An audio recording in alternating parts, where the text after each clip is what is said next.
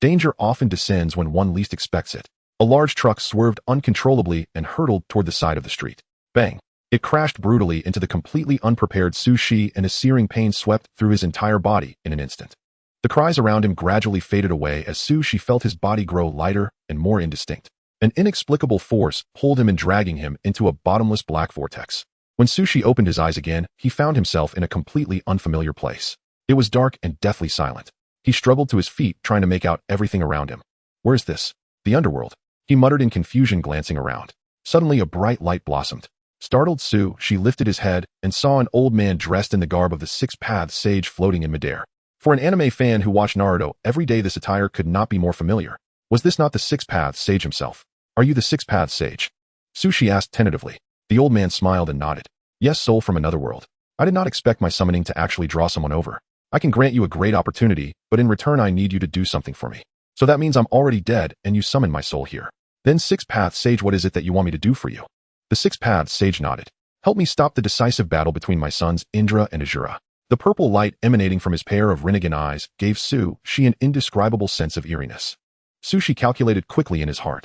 Well, I'm already dead right now. It doesn't seem like I can help you much. Wait, can you resurrect me? Would this count as transmigrating? Then give me some abilities, like the power of the Six Paths or something. There are so many powerhouses in the Naruto world, I'm afraid I'll be swatted to death in passing. The Six Paths Sage smiled faintly. Naturally, I have already prepared a body for you. That body carries a trace of my Six Paths power. Although it is only a small portion, most of the Six Paths power must be passed on to the reincarnations of Asura and Indra. It is still unimaginable strength. Go now, child. Looking at the Sage of Six Paths' serious expression, she could not shake the feeling that he was being duped, as if he had boarded a pirate ship. Inwardly, he thought, am I being tricked into free labor? Yet the thought of entering the Naruto world made Sushi's blood race. That was the Naruto world. Of course he wanted to see it for himself. All right then, I'll take this job. A beam of light burst forth from beneath his feet, wrapping around Sushi and making him feel dizzy, as if he had been spun hundreds of times on the spot. Couldn't you let me transmigrate a bit more comfortably? Damn it. Sushi had no idea how long he remained unconscious. When he finally came to, it felt as if he were lying in a girl's arms. Could it be that someone like him who had never had a girlfriend got such a benefit the moment he transmigrated? Summoning jutsu, Geto statue. Nagato, you can't use that jutsu. As soon as he opened his eyes, Sushi saw the colossal Geto statue suddenly manifest overhead. His heart lurched. That's the Geto statue. Six Paths Sage, are you setting me up? Am I Yahiko? A minor character who dies as soon as he appears. Sushi glanced down at his own hands and sensed that something was wrong. When Nagato fought Hanzo of the Salamander, Nagato looked about 16 or 17. If Sushi were Yahiko, he should also be around 16 or 17. Yet these hands were far too delicate, at most 14 years old. Moreover, despite being covered in many scars, they were clearly a girl's hands. He frantically groped between his legs, and his face instantly turned unspeakably ugly. Six Paths Sage, get out here. How could you trick me like this? If you're going to give me a body, at least make it male. What's the meaning of giving me a little lowly body? Unable to accept the fact that he had become a lowly, his heart filled with fury. His longtime little companion was gone. In the future, how was he supposed to flirt with girls? His Hinata, his goddess, his white moonlight. What was to become of all that? Sushi truly wanted to curse someone. Six Paths Sage, get out here. He liked lolis, yes, but becoming one himself was another matter entirely. He simply could not accept it. Yet what was done, he could only accept this cruel reality. Sushi took a deep breath and silently resolved, since things have come to this, I should focus on staying alive first. Watching Nagato and Hanzo fighting fiercely in the distance, he could not help but complain inwardly. Could they not just talk things out? Must they really fight to the death? Would it not be better to sit down over tea and have a good conversation? But when he looked at Yahiko lying nearby, Sushi abandoned that notion. Clearly this was not a situation that could be negotiated. When someone is bent on slaughtering your entire family, how could you possibly sit down and talk things through? Body flicker technique. Before the smoke had fully dispersed, Hanzo of the Salamander had already vanished without a trace, clearly cowed by Nagato's sudden and overwhelming display of power and choosing to flee. Nagato threw back his head and howled at the sky, his voice filled with unwillingness and grief. Yet in this tense atmosphere, she felt an inexplicable hint of dark amusement. Nagato's body was pierced through by metal rods, yet he stubbornly remained alive. So this was the might of the Uzumaki clan. Nagato's appearance was somewhat bizarre, with so many metal rods impaled into his body and still not dying. The Uzumaki clan really was a bug in the system, every one of them monstrously resilient. Suddenly a wave of intense sorrow surged up from deep within the body. Was this the original owner, Meilin's emotion? To Sushi it was as if he were watching a television drama unfold. Meilin's memories flooded in like a tide, granting her a deeper understanding of this world. In an instant she could comprehend Japanese, learn ninjutsu. The sensation was both wondrous and exhilarating. Have you ever suddenly found yourself able to understand Japanese in a single instant and to master ninjutsu in the next? That was exactly how it felt, utterly incredible. So this body is called Maylene, and she is actually Yahiko's younger sister. No wonder it feels so sorrowful. Sushi could feel waves of grief surging through the body, filled with despair and sorrow. Tears streamed uncontrollably down her cheeks, and her fists clenched tight of their own accord. Maylene, I will live in your stead and avenge Yahiko for you, he vowed silently. Konan, take Yahiko and Maylene away. Our enemies will appear again soon. We must leave first. Sushi looked at Nagato's Rinnegan. Perhaps his ideology had already begun to change, from seeking peace through gentle means to enforcing peace through violent suppression. Sushi felt a deep, bitter sorrow for the fates of Yahiko, Nagato, and Konan. Like pieces on the board of destiny, they were repeatedly manipulated by others. Even Nagato, after his death, could not escape having his powerful Rinnegan stripped away. In the world of Naruto, Sushi believed that the tragedy Nagato endured was pushed to the very extreme. In that case, let me be the one to protect Nagato and Konan, he swore silently. Whether it was the influence of this body's original emotions, or simply his own fondness for Nagato, Sushi made this vow in his heart. If I cannot protect them, then at the very least in the years we have I will give them as much happiness as possible. Not long after Sushi and Nagato left, a group of shinobi appeared, each wearing a forehead protector bearing the leaf symbol. Shortly after Sushi and Nagato departed, a group of shinobi slipped onto the scene, their heads adorned with Konoha forehead protectors. Who would have thought Hanzo of the Salamander would fail and let them escape, someone remarked. A man wrapped head to toe in bandages struck his cane heavily against the ground instantly, leaving a deep hole in it, making others silently wonder what terrifying power he possessed. Search. You must find them and kill them on sight. Yes. The others replied, scattering in all directions to begin their hunt. The man slowly unwound the bandages over his right eye and opened it. 3 tomo spun slowly within, exuding an indescribable eeriness. No one can escape this eye. They are nearby. Nagato and Konan, there's a cave up ahead. Let's go hide there, Sushi, now Maylene, suggested. Maylene's small face flushed red as she remembered that she was a rough 20-something man at heart, yet now had to address a 16 or 17-year-old boy as her older brother. The awkwardness was hard to ignore. But when she thought of Nagato's future godlike power, able to capture the 8 tails and 9 tails with ease, that awkwardness melted into a willing admiration. Only occasionally, when reminded that she had become a lowly, did a wave of shame wash over her. All right, Maylene, let's go inside and hide, Nagato agreed. Racked by excruciating pain, he could barely stand. His feet were severely burned, leaving him extremely weak. Maylene, meanwhile, wanted to test her own abilities. She gathered chakra into her palm, and a gorgeous rose quietly bloomed there. She held the rose, giving it a gentle shake. So this is my Kekkei Genkai. Why is it just a flower? Where's the promised, overwhelming power? Maylene was dumbfounded. What use was this flower? Was she supposed to eat it? But when she carefully sensed the chakra contained within it, she was pleasantly surprised to discover that the rose could actually explode, possessing formidable explosive power. Maylene could not help but laugh. Had she become a female version of Deidara? Next, she condensed 2 more flowers, a rose, a lily, and a cherry blossom. She could form 3 distinct floral shapes in total, each harboring a different kind of power. Maylene held the 3 flowers in her hand, lily, rose, and cherry blossom. Lowering her head to gaze at them, the corners of her lips unconsciously curled upward as she whispered softly, "It's unbelievable that I've actually gained such power." She felt a surge of pride in herself and a quiet, bubbling joy. Nagato, give me your foot. My lily can suppress the pain. Her gaze shifted at once to Nagato's feet, where the terrifying burns were laid bare. In the modern world, such injuries would be classified as first-degree burns, the sort that could drive a person to the brink of despair, demanding long-term rehabilitation and costly medical treatment. But in this world of shinobi, apart from a few medicalnin, there were no anti-inflammatory drugs, no fast-acting medicines. Burns like these were unquestionably a troublesome problem, truly difficult to treat. Thankfully, she was here. Maylene explained. Nagato, don't worry. Look at my lily. Although it can only temporarily suppress the pain in this world, it already counts as an extremely practical ability. As she spoke, she gently waved the lilies in her hand. A faint fragrance spread out, dissolving into chakra that enveloped his feet, numbing and suppressing the pain. Nagato was deeply astonished by Maylene's ability. Maylene, when did you gain this ability? He asked. Nagato, I awakened a Kekkei Genkai while I was unconscious, she replied. I can condense 3 flowers, each with a different power. Among them, the lily has healing properties. Its effect is limited and can only alleviate pain a little, but at least I can finally help you, Nagato. Inwardly, Maylene calculated this ability was simply a blessing for women. Whether minor wounds or the discomfort of monthly pains, a single lily could easily resolve it. Nagato spoke up. Shaolin, I appreciate your kindness. This is the product of the 6 paths, power mixed with chakra. I neither need treatment, nor is it something that can be simply treated. For me, Yahiko's death is far more unbearable than my own pain. I will definitely make Yahiko's dream come true and restore peace to the shinobi world. No matter the price, even if I must use violence, I will not hesitate. Maylene's nose stung with emotion. Nagato, we will definitely achieve it. What an astonishing declaration, a voice drawled. The air above them twisted with spatial distortion, a vortex swirling open to reveal a masked head protruding from within. Who are you? Maylene demanded, gathering rose petals in her hand and shooting them sharply toward the vortex.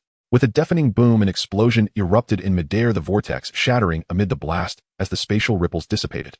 Is it over? Nagato asked warily. Not yet. Mi-Lin above you. Konan flicked out paper shuriken, stepping forward to shield Nagato, and Mi-Lin behind her. A bead of cold sweat slid down Mi-Lin's forehead. Others might not know, but she, familiar with the storyline, understood all too well that the masked man was none other than Uchiha Obito. Space rippled again, and the mysterious man appeared once more, a playful smile tugging at his lips as he regarded Mi-Lin and the others as though savoring a splendid performance. Not a bad ability, he mused. Mi-Lin's heart stirred at his words. Obito's appearance here should mean he had come to approach Nagato of Akatsuki. Perhaps he could take them away from this place. Outside, shinobi were swarming everywhere. You cannot escape. I'm here to help you, the mysterious man said. There are many shinobi behind you hunting you down. How do you plan to escape? Mi-Lin quietly released a breath of relief. Old Man Earth, hurry up and take me away. This place is far too dangerous. She had finally been resurrected. Even if she now inhabited a little lowly's body, she had no intention of dying here. Still, she had to admit this ability was wonderfully useful. Its explosive effect was almost on par with Deidara's C2. It was far more convenient than Deidara's clay. No hand seals, fast, long-lasting, truly the perfect tool for killing and arson. Nagato spoke in a guarded tone. Why do you want to help us? What is your objective? After all, he had been through a share of hardships.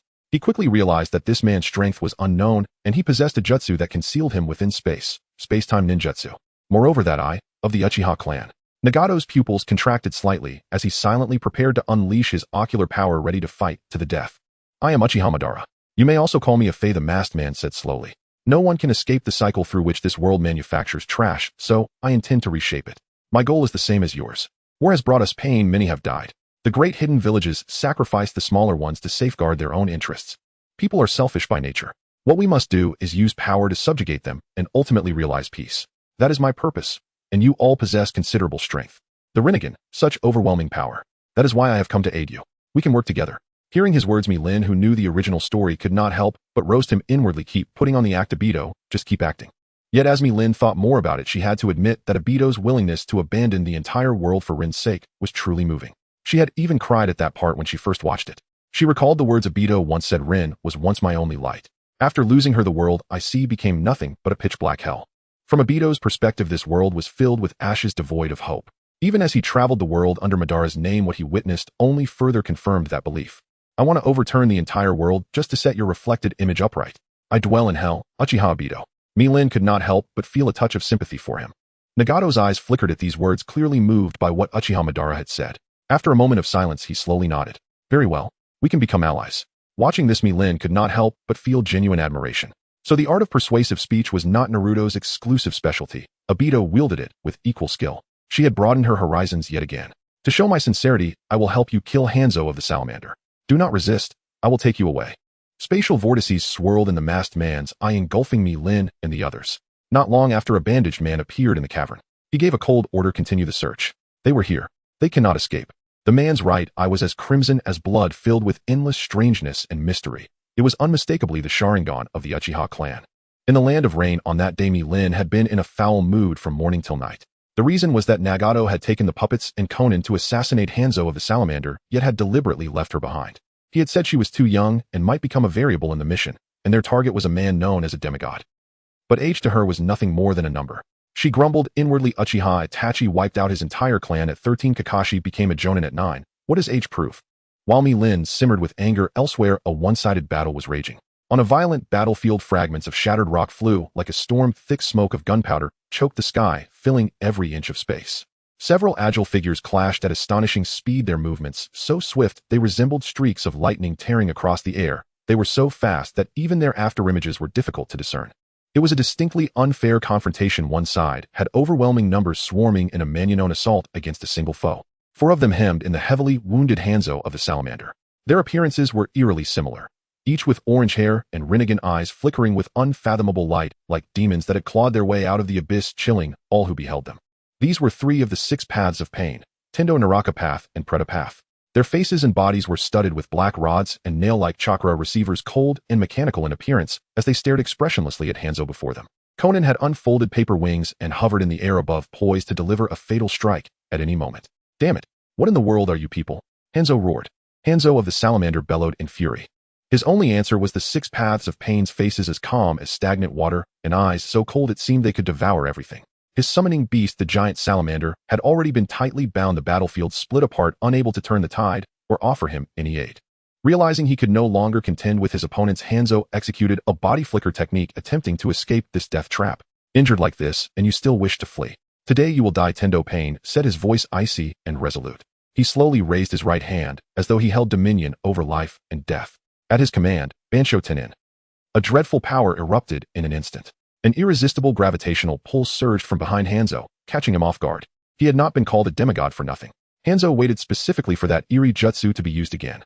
He quickly adjusted his posture, using the powerful pull to shoot toward his enemy, like an arrow loosed from the bowstring, intent on launching a final decisive counterattack. Fire-style exploding flame formation. With Hanzo's furious shout, blazing flames erupted along both his arms. Clearly he had plastered countless explosive tags there, as if intending to engulf the entire world in fire. Yet Tendo had long since seen through his intent. This hidden move had been reserved precisely for this moment. He extended both arms toward Hanzo of the salamander. Shinra Tensei. A colossal repulsive force slammed into existence. What? Hanzo gasped in horror. The massive force blasted him away like a kite, with its string cut hurling him into a distant boulder with bone-crushing impact. The rock shattered, instantly, fragments raining down. A violent explosion followed at once. Countless explosive tags ignited like furious sparks, setting everything around ablaze, in an instant carving out one gaping crater after another in the ground. A scene as shocking as it was apocalyptic. Elsewhere on the battlefield, 3 other paths of pain were entangling Hanzo's subordinate, Ibuse the salamander.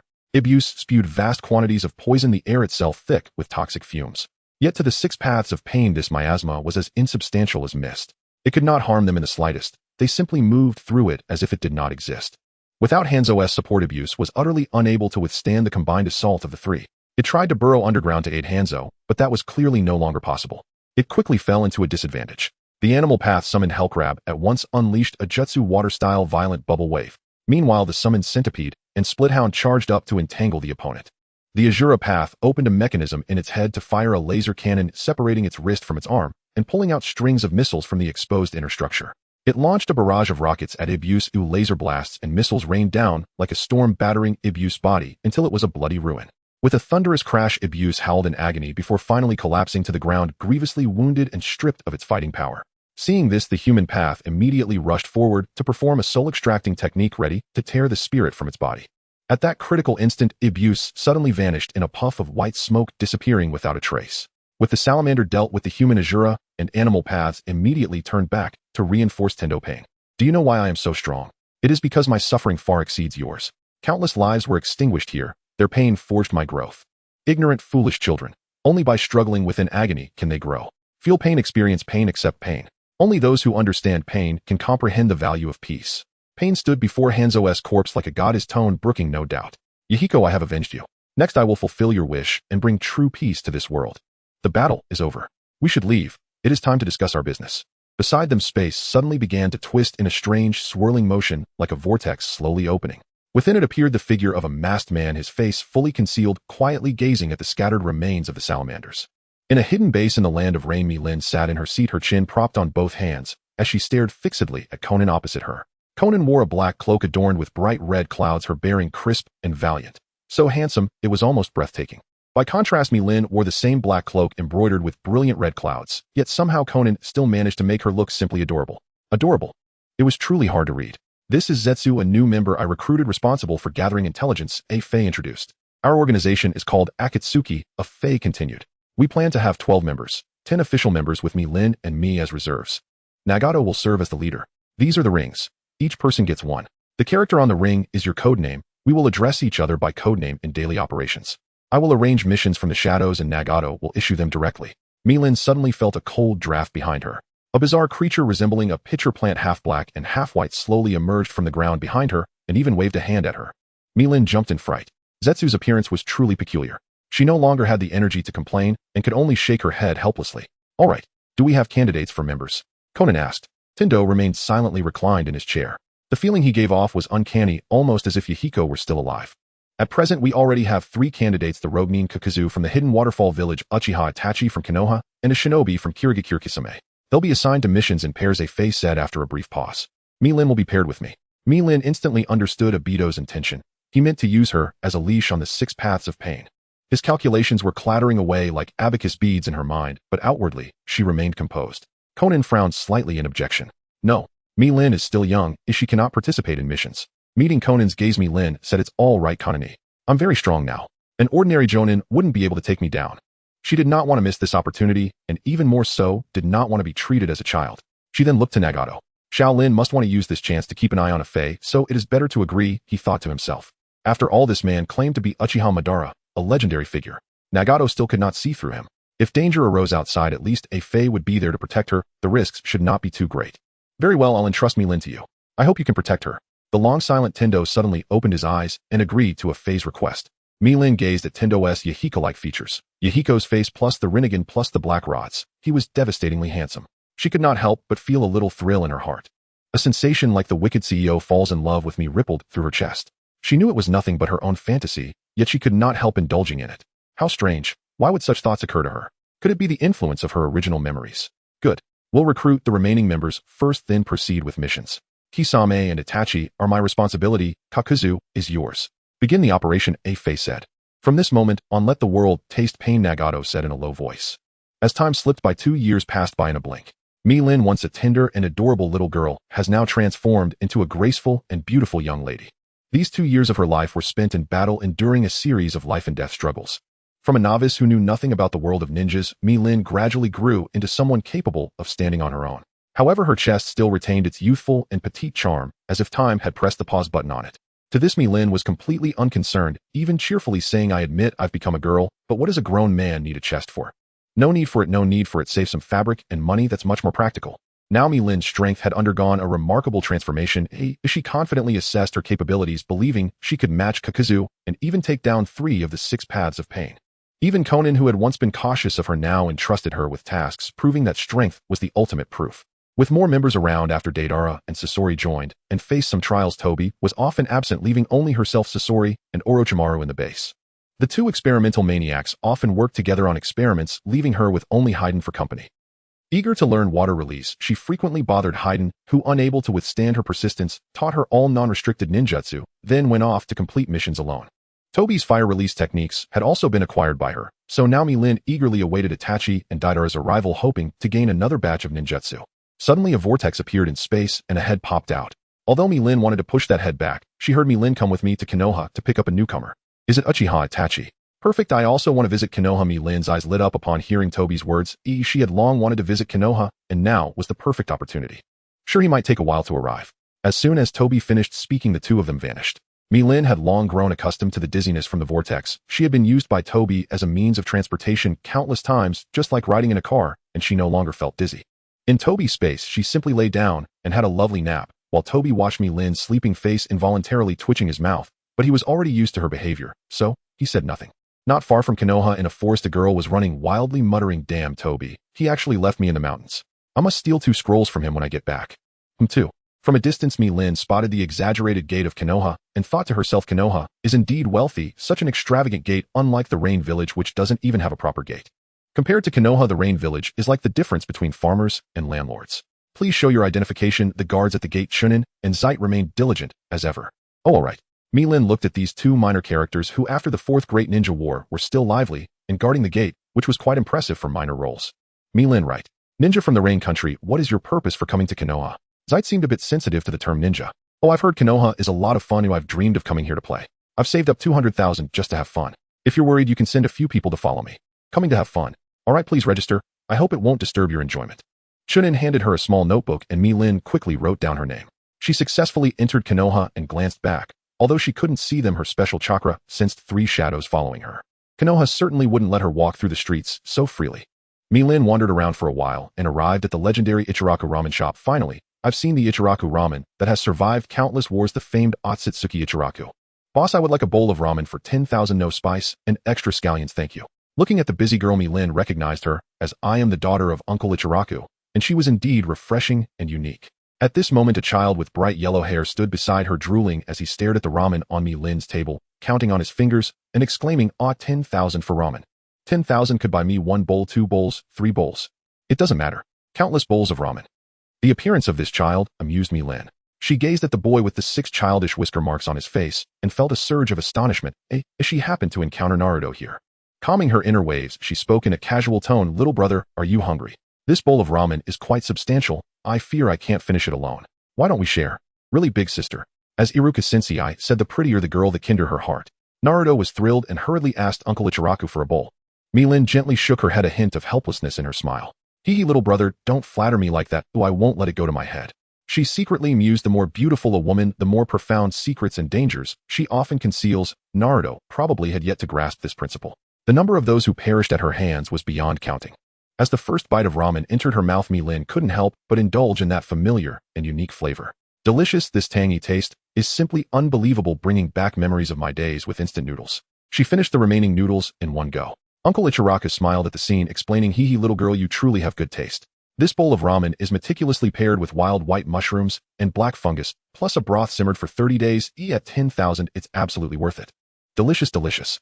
I feel that even if I were to die now, I would be satisfied. Thank you, sister. Naruto was so moved. Sister, you don't dislike me, and even shared ramen with me. You truly are a good person. Milin smiled at Naruto, suddenly feeling a bit awkward from being dubbed a good person. She gently patted Naruto's head. So little brother, would you like to be my guide in Konoha? I'm not familiar with this place. Really? Sister, you're not afraid of me. Everyone in the village calls me a monster and no one wants to play with me. Naruto was excited upon hearing Milin's willingness to play with him.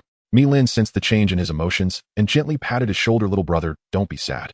Everyone has their own worth and significance. Don't negate yourself because of others' opinions. Her words were like warm sunlight illuminating the shadows in Naruto's heart. At that moment, Milin's gaze was drawn to a scene behind her. A boy was carrying a child, and they were chatting and laughing together. In an instant, little stars sparkled in Milin's eyes as she spotted her idol Itachi. If Nagato was her favorite character, then Itachi represented another kind of admiration in her heart. Especially the scene where Itachi used Susanoo to seal Nagato with the Tensigen, it was simply breathtakingly cool. Itachi seemed to have sensed Milin's gaze. He turned his head and met her eyes. Milin excitedly waved at him, and Itachi, feeling a bit puzzled, pointed to himself. Milin nodded. Then Itachi waved back at her, responding to her unusual enthusiasm. Milin and Naruto strolled through the streets, unaware that the day was fading. Milin noticed the exquisite ring on her left ring finger emanating warmth. She gently twisted the ring with her right hand, and immediately a voice from a fae came through. Xing Chun, it's time to act. Milin couldn't help but twitch her lips slightly. It was so soon, and she hadn't had enough fun yet. Reluctantly, she bid farewell to Naruto. Like magic, she pulled out a green frog wallet from her sleeve. Indeed, it was a vivid, lifelike frog wallet which she handed to Naruto. Little Naruto's sister has to leave urgently. I'm giving you this frog wallet as a keepsake. You must take good care of it. We will definitely meet again in the future, believe me, we will. Milin's smile was warm and resolute. By the time Naruto came to his senses, Milin had vanished like a shadow. He clenched his fist slightly, silently vowing, Sister, I will work hard to gain the recognition of the whole village. I will not let your kindness go to waste. Milin skillfully evaded several Umbu's pursuers and found a secluded corner. Choin Hisakura body flicker technique. She quickly formed 3 hand seals and instantly appeared outside the village beside a fae. This was the last of the 3 ninjutsu she mastered, the Sakura body flicker technique. Roses symbolize the power of attack, lilies represent healing and recovery, while Sakura signifies speed and evasion. Although Sakura moves extremely fast, it is slightly inferior to the Flying Thunder God technique, as it focuses more on evasion rather than attack. The ability of Sakura is to leave a Sakura mark on any substance, then achieve instant teleportation through hand seals, which is quite similar to the Flying Thunder God technique. When under attack, Milin can also transform into scattering Sakura petals, reconstituting herself after the attack, and nearly ignoring all attacks except for fire techniques. Where did that woman go? How did she suddenly disappear? 3 Umbus suddenly appeared at the spot, where Milin vanished, looking bewildered. I'm a sensory-type ninja, but there's no trace of that woman in Konoha. We must report to Lord Hokage quickly, one of the Umbus said urgently. A fae, is it really here? Milin glanced around, and saw towering trees surrounding her, shrouded in darkness, causing her to feel a tinge of doubt. Uchiha Itachi wanted to test the strength of our organization, so he specifically came to you. A fae said, shaking his head helplessly while sitting on a branch. For some reason, Milin felt that a fae was quite amusing at that moment. Come out, since you're here, there's no need to hide anymore. A fae called out loudly. From the darkness, a figure slowly emerged. It was Uchiha Itachi. A crimson gleam of Sharingan suddenly appeared, instantly capturing the attention of both. So you are a member of the Akatsuki organization. Come, let me see your strength, Itachi said, slightly spreading his feet and adopting a combat stance. Hey, don't be so nervous. I'm just a probationary member in the Akatsuki with very weak strength. Milin playfully stuck out her tongue, then scattered a handful of rose petals into the sky, adding a touch of romance. Come on, Uchiha Itachi, let me see your true strength. Oh my, it seems like those explosive petals have appeared. A fae watched with great interest as Milin battled Itachi. Fire release wind fairy flower claw red. Itachi quickly formed hand seals, unleashing a series of scorching attacks akin to fireballs from his mouth. These fireballs rolled through the air resembling enraged fire dragons. Hidden within each fireball were sharp shurikens glinting with cold light. Facing Itachi's fierce onslaught, Mi-Lin appeared unfazed. She smiled, gently waving her hands slightly, and the petals in the air seemed to respond to her summons, instantly transforming into countless sharp blades that charged towards the fireballs. The petals in the air exploded under Mi-Lin's control, the powerful airflow instantly scattering the fireballs. With another wave of her hands, more petals converged from all directions, clearly intending to drown the entire battlefield in a sea of petals.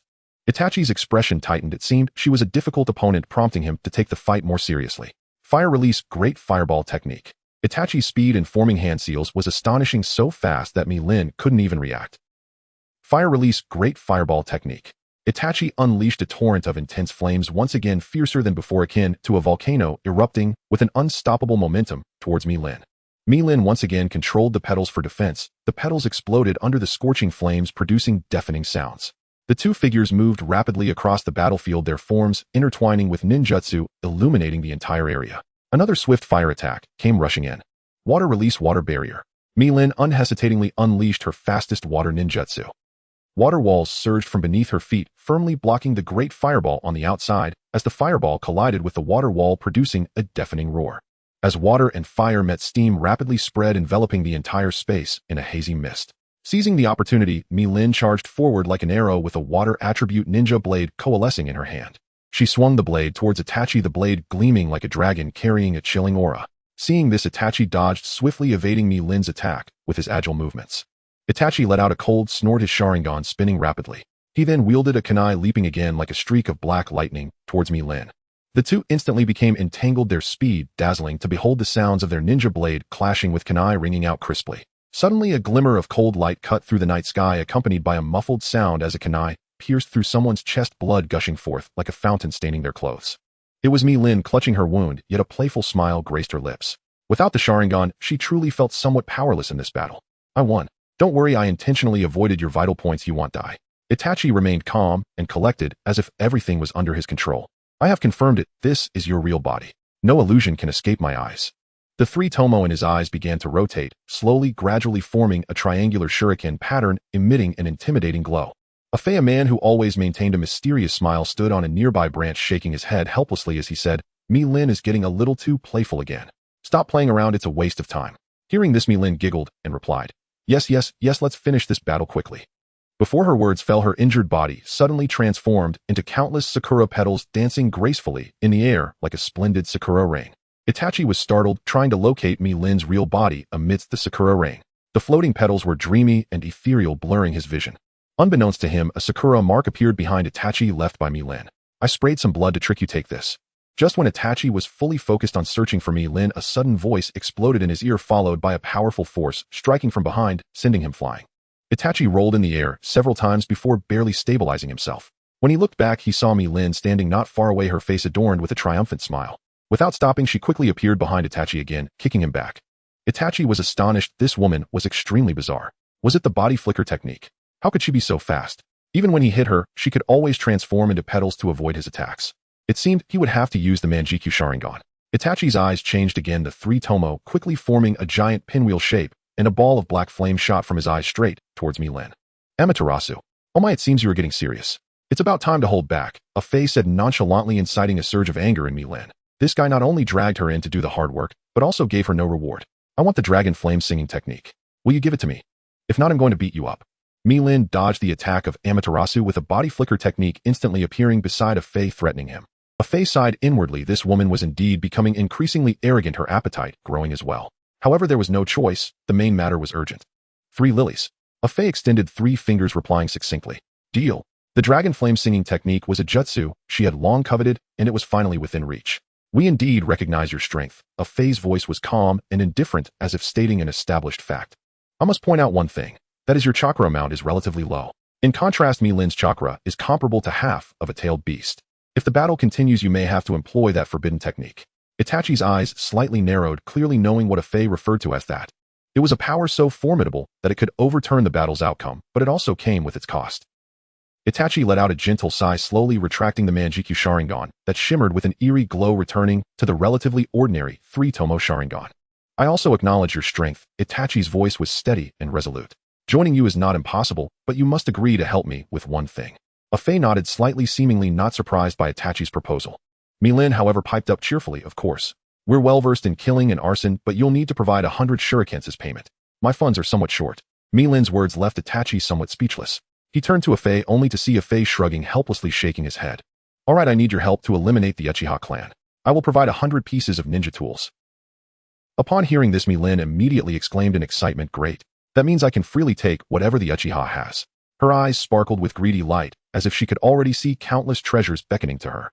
Itachi inwardly cursed, is the Akatsuki really so short of money? Do they have to take advantage of such small gains? Let's set the time for tomorrow evening. Itachi said, I'm counting on you. After saying this, a powerful chakra fluctuation suddenly surged from Itachi. Immediately after, crows burst forth from his body, swirling and flying in the air, as if bidding farewell to Itachi as he departed.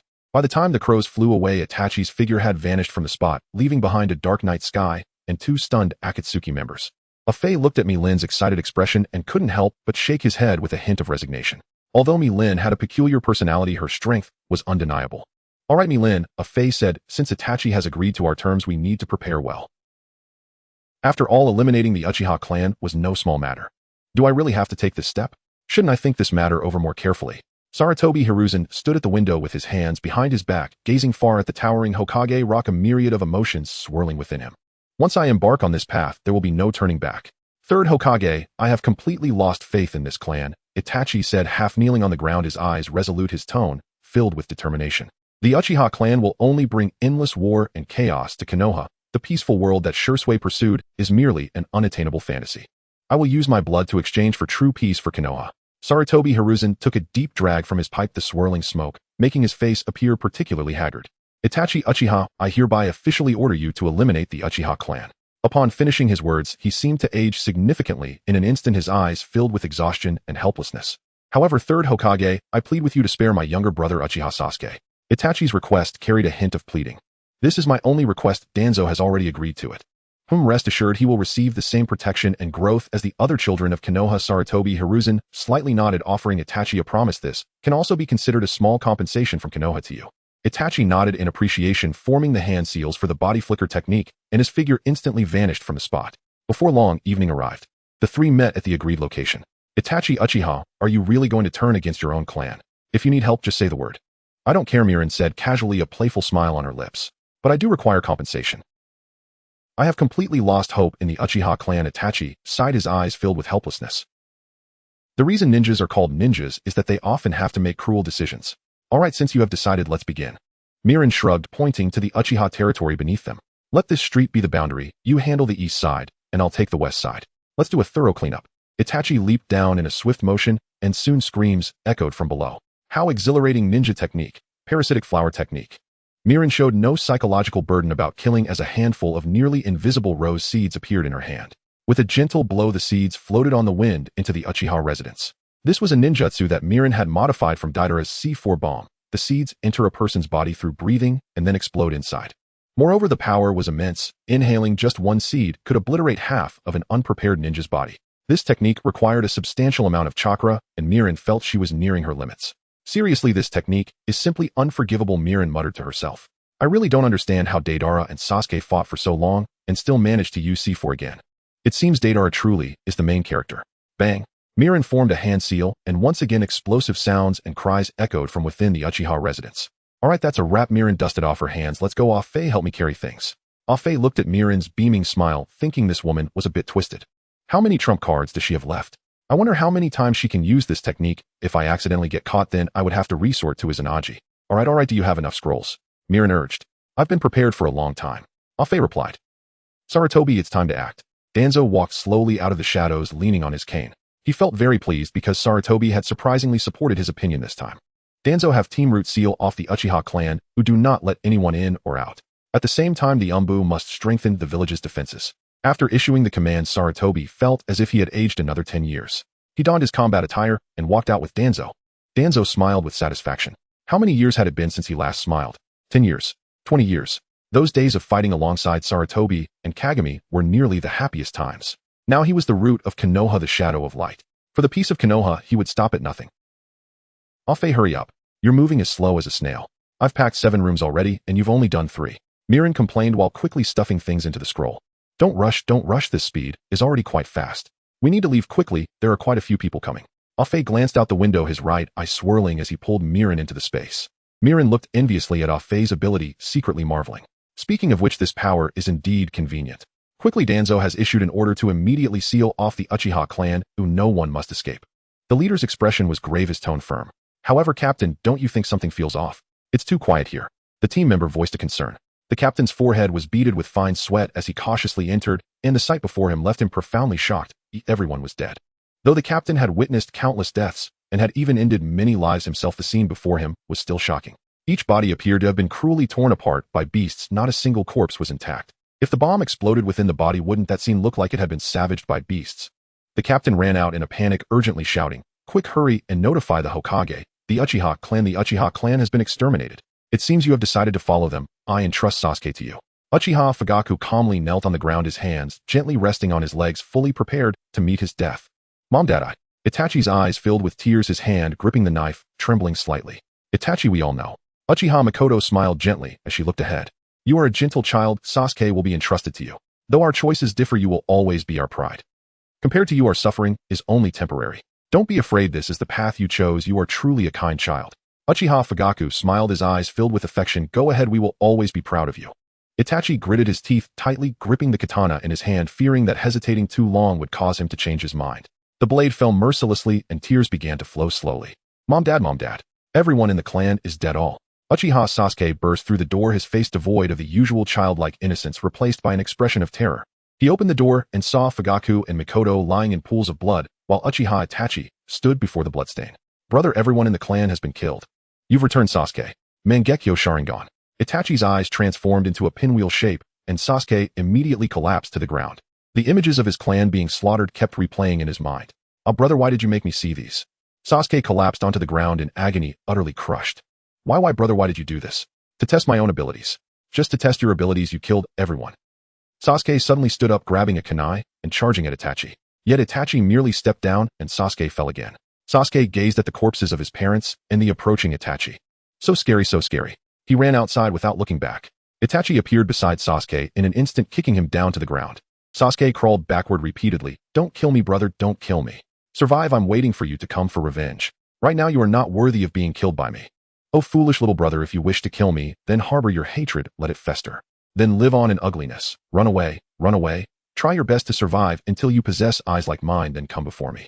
Itachi's words carried a hint of ease and mockery, as if all of this was merely a game. "Lord Hokage, I have completed the task you assigned to me. I will join the Akatsuki organization and closely monitor their every move." Itachi, dressed in a black cloak and wearing an exquisite mask, knelt before Sarutobi, his tone resolute. "Then I will trouble you with matters regarding Sasuke." Sarutobi slowly opened his eyes, a complex emotion flickering in his gaze, as if he had made a certain resolution at that moment. "Itachi, Konoha owes you a debt." His words were filled with helplessness and guilt. "Uchiha Itachi, I hereby issue and shrank wanted order against you for the murder of the heroes of Konoha, the Uchiha clan. However, please remember that the gates of Konoha will always be open for you. Uchiha Sasuke, as the sole surviving heir of the Uchiha clan, will be under the village's careful protection." Upon hearing this, Itachi's lips curled into a reassuring smile. "In that case, I can rest easy." As his words faded, his body gradually became blurry, eventually transforming into a crow that soared into the sky, disappearing from sight. Sarutobi clasped his hands behind his back, gazing out at the scenery, his heart filled with mixed feelings. "Alas, I hope all that I have done is the right choice." His silhouette appeared particularly lonely in the afterglow of the sunset. "You are really slow, Itachi. These 30 ninja tools are the price I pay for waiting for you." Millen crossed her arms and shot Itachi an annoyed glance. She was a woman who valued wealth above all else, and was always thinking of how to take advantage of others. "A lily." Itachi's voice was deep and powerful, as he was well aware that his body was no longer what it once was, and ominous signs had quietly surfaced. After learning of Millen's unique ability, he developed a strong interest in the lily that could suppress pain. It seemed that he needed to engage in a long-term transaction with this Millen. "Deal." Millen readily agreed to Itachi's request, completely unaware of how precious her ability was. In her eyes, those lilies were merely ordinary plants. Little did she know that during battles with enemies, a single lily could become the key to determining victory. It could allow the injured to temporarily forget their pain, thereby unleashing greater combat power. Itachi took out a scroll from his pocket, quietly calculating in his mind. If one lily could sustain him for 2 days, how many could he exchange for 1,000 shurikens? He did not want to miss this rare opportunity. If Millen knew what Itachi was thinking at this moment, she would surely be shocked. She had never seen such a deep-minded Itachi.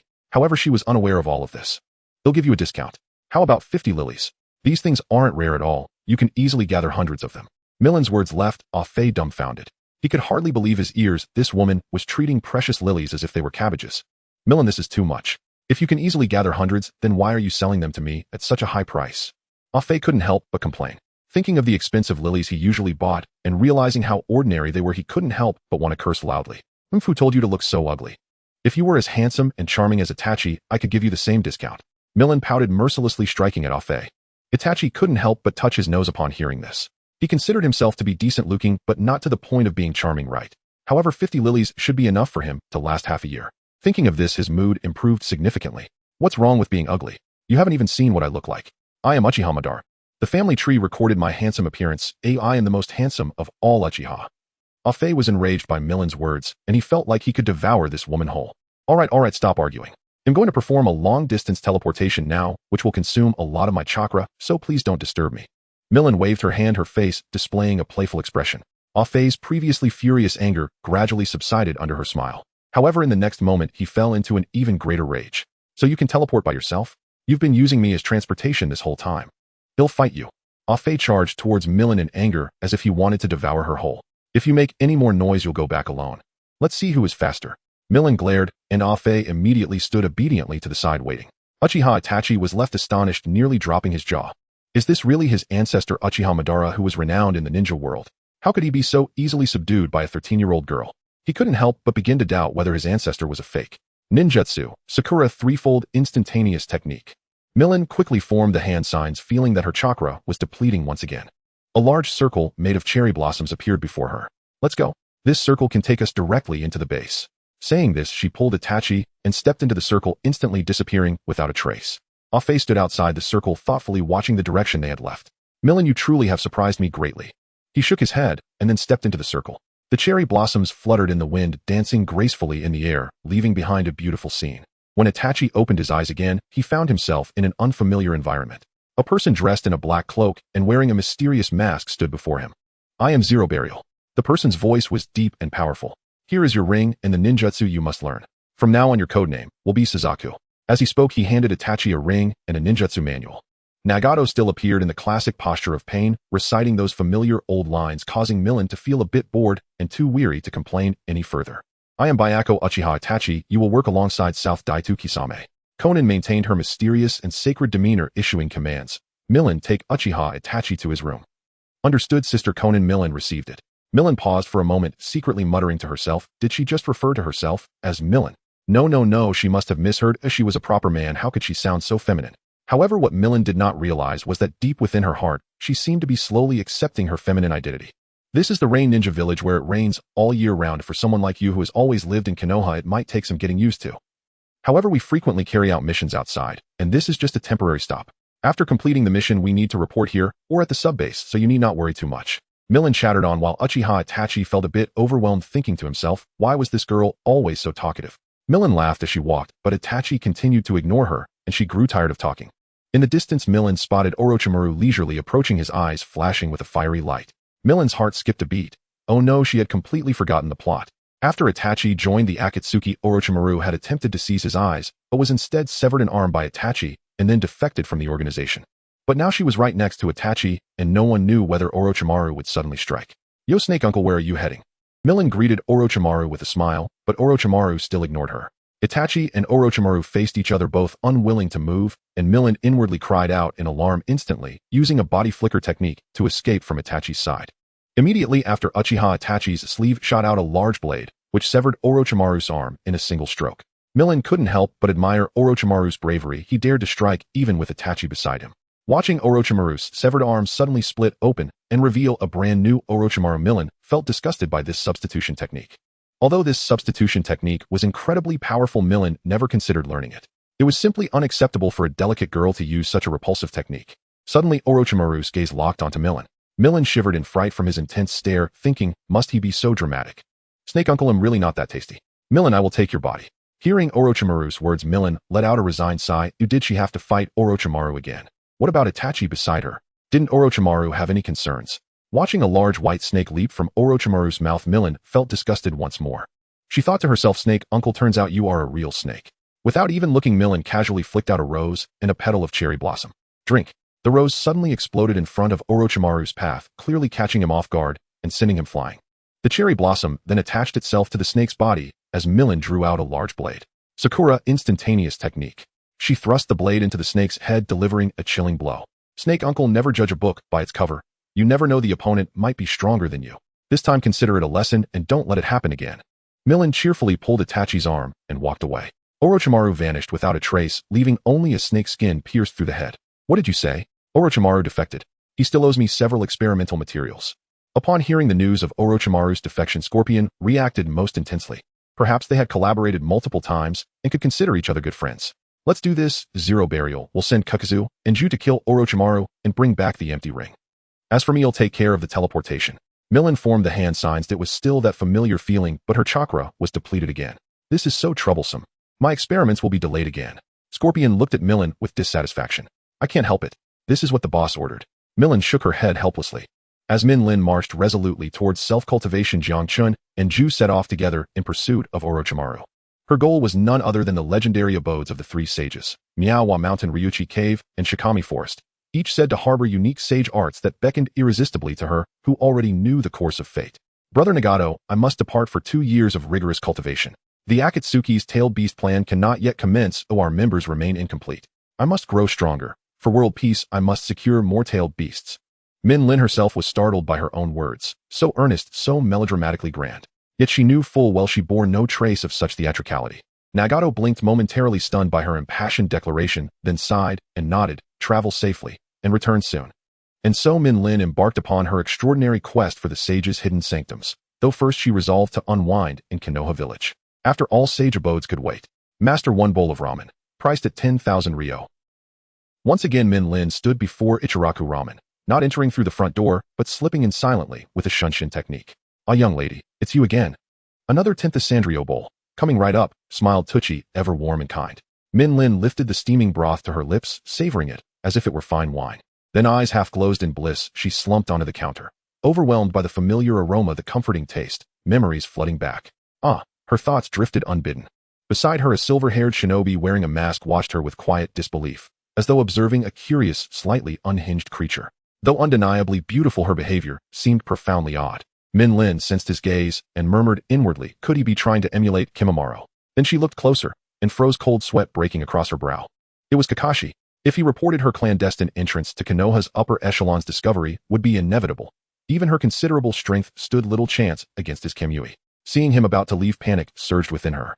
She needed to detain him. Now? An idea struck her. Drinking prowess was legendary. Why not invite him for a few rounds? At the edge of Konoha, bathed in the amber glow of sunset, an unexpected encounter quietly unfolded. Kakashi, the famed copy ninja, elegant and enigmatic, was preparing to depart. Hey handsome, I've got my eye on you. Come join me for a drink. Her voice trembled faintly with urgency and shy eagerness, catching him completely off guard. He glanced down at the open page of Ika Paradise, where the ink seemed to shimmer before his eyes. If a beautiful woman invites you to drink, she likely intends to intoxicate you. A wry smile flickered at the corner of his mouth. This girl is rather intriguing. Since Rin's passing, a quiet melancholy had settled over his life. He rarely engaged deeply with women. Yet now, confronted by Min Lin's spontaneous warmth, he felt a long-dormant spark of excitement and curiosity. Gently closing the book, he smiled. Very well. Since you're so insistent, I'll share a drink with you. Min Lin suppressed a triumphant grin and swiftly retrieved a sake bottle and cup from a nearby table, offering the bottle to Kakashi. You take the bottle. I'll have just this one cup. No objections. She blinked up at him, wide-eyed and expectant. None at all. Kakashi accepted the bottle with amused interest, his gaze lingering on her. Cheers. With Min Lin's exuberant cry, they raised their vessels, the golden liquid catching fire in the dying light. Min Lin drained her cup in one swift motion, cheeks flushing rose-pink, while Kakashi savored his sake with serene composure.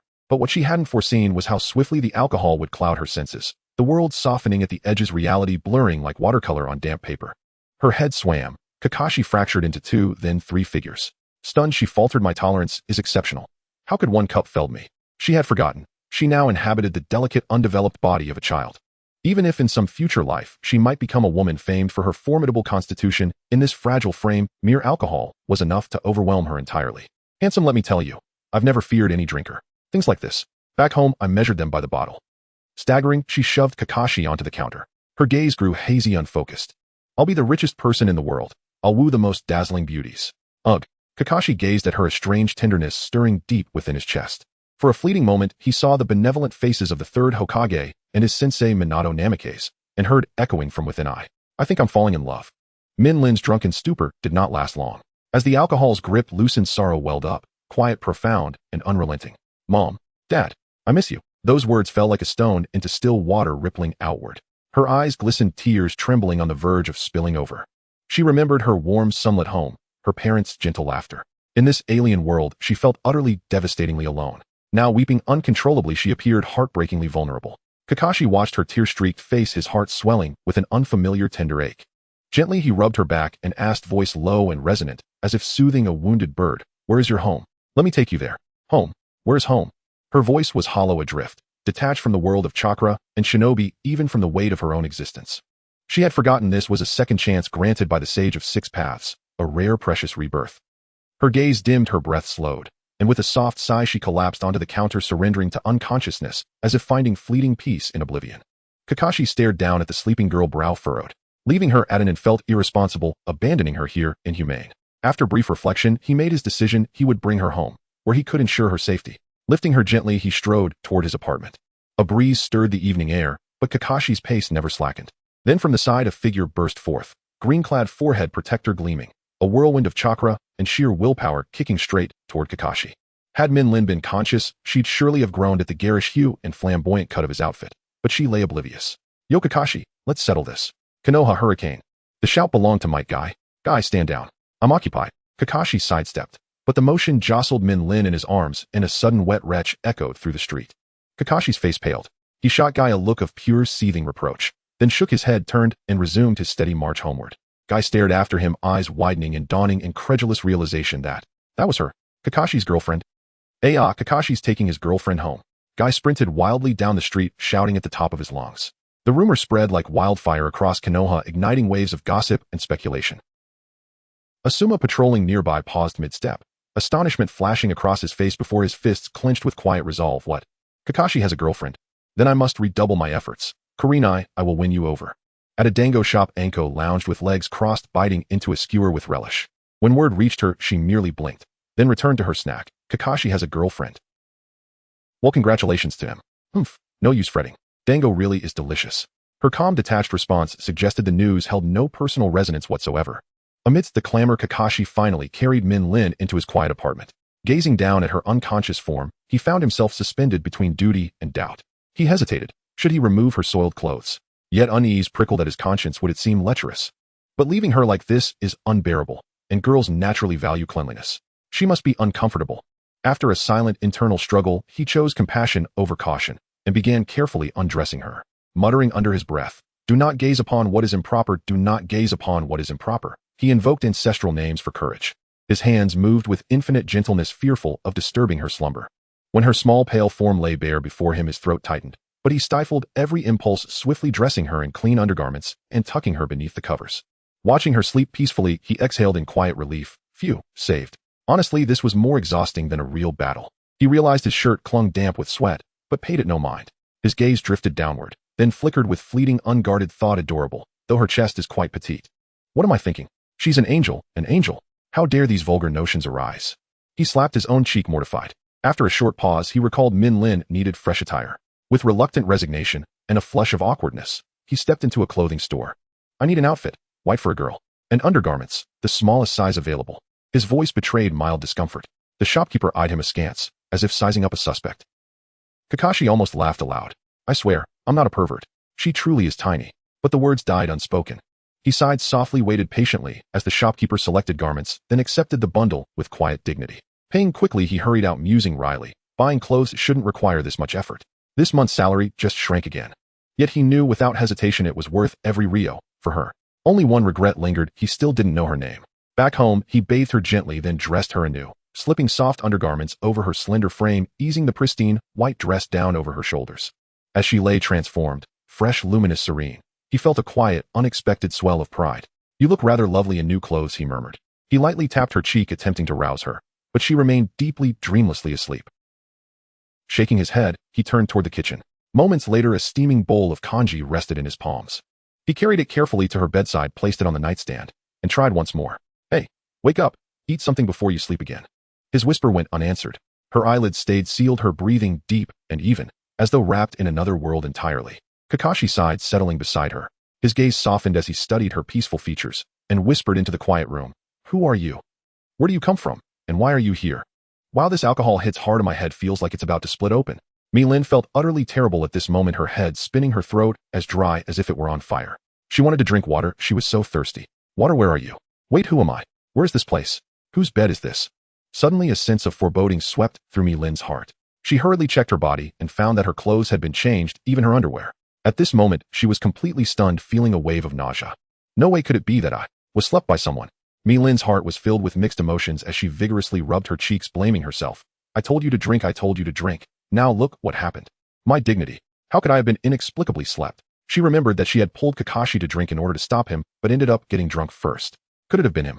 Mi-Lin clenched her fists, filled with regret, feeling like she had lost everything. Can I come in?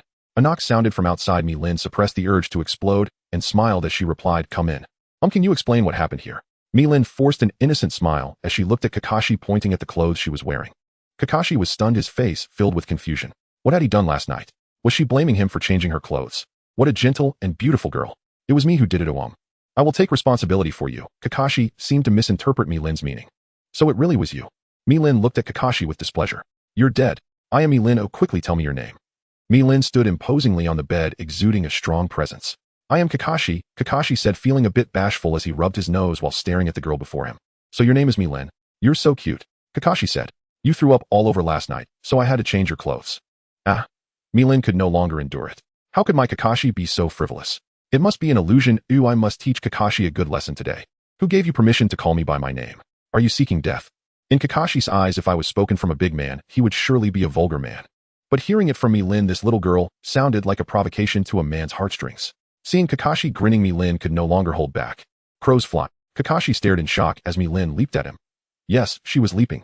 Mi-Lin straddled Kakashi, her fists clenched, wearing a sly smile. Hee Kakashi, how do you want to die? Mi-Lin punched Kakashi's face repeatedly. Is Kakashi's in here? I'm coming in. A voice from outside called, and Irika slowly opened the door. Seeing Kakashi lying on the floor with a beautiful girl sitting on him, Irika's mouth dropped open in shock, unable to believe his eyes. Mr. Kakashi is actually. Sorry, I interrupted you. I'm really sorry. Irika quickly bowed in apology and stepped outside, shutting the door behind him. Oh no, we've been discovered. Oh, I need to leave quickly. Mi-Lin reluctantly lowered her fists. Kakashi wore a bitter smile, thinking, why is it always me who gets hurt? Just wait, Bill settle the score with you later. Ninja art, Sakura instantaneous technique. Mi-Lin formed a hand seal and instantly vanished without a trace from Kakashi's side, leaving behind a flurry of cherry blossom petals and a stunned Kakashi on the ground. She's actually a ninja, how careless of me. But this scene is really beautiful. Kakashi bent down, gently picking up a handful of cherry blossoms from the ground, taking a deep breath, as if the air still carried the fragrance of the blossoms. It's so breathtaking. I have already memorized your chakra. In a forest not far from Konoha village, Mi-Lin was bathing by the river, yet a strange feeling rose in her heart. Unknowingly, she seemed to have been assimilated by this female body, becoming both cleanliness-obsessed and beauty-loving. Hataki Kakashi, I will remember you. After washing up, Mi-Lin put on the clothes Kakashi had bought for her. Looking at her reflection in the river, she found the clothes indeed looked great. He must have put a lot of thought into it. While bathing, Mi-Lin suddenly realized her dignity was still intact. Kakashi's beating seemed a bit unjust. However, upon further reflection, he had seen her naked, and she didn't know if he had taken advantage of her while she was unconscious. Thinking of this, a surge of anger rose in Mi-Lin's heart. She clenched her fists, deciding that the next time she saw Kakashi, she would definitely give him another lesson. Sitting by the river, Mi-Lin took out the food she had bought from Konoha village and began to savor it. Just then, 3 figures quietly observed her from the woods. Come out, all of you. Mi-Lin, sensing the 3 hidden presences nearby with her unique chakra, called out. As soon as she finished speaking, 3 burly men jumped out from the woods. Hand over all the money on you and strip off all your clothes, then toss them here. The scar-faced leader glared fiercely at Mi-Lin, the kunai in his hand spinning incessantly. If you don't want to get hurt, you'd better behave yourself. Hey big brother, this woman is really beautiful. Oh, why not let her come over and play with us? The second man leered at Mi-Lin. Second brother, we are moral robbers. Oh, we only rob money, not women, understand? The third man suddenly knocked the second brother on the head, glaring at him fiercely. Third brother is right, we are robbers, not lechers. We must be professional. The scar-faced man looked at the third brother with appreciation, as if he saw hope for their career as robbers. Hey, just because you're not a lecher doesn't mean you can make me strip. That's too much. What's with that gratified expression? Are today's robbers really that dedicated? Do they think it's easy to bully a girl? Big brother, I was wrong, we are robbers, not lechers. The second brother sincerely bowed in apology to Mi Lin, leaving her both amused and exasperated. These robbers are quite dedicated. Mi Lin's mouth twitched slightly. All right, now hand over all your money. The scar-faced man resumed his fierce demeanor. You three brothers are quite amusing.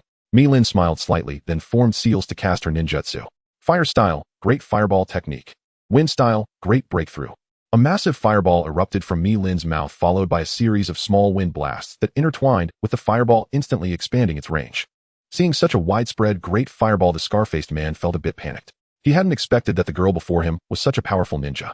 Looking at his two brothers behind him, he secretly made up his mind that even if it cost him his life, he couldn't let the great fireball harm them.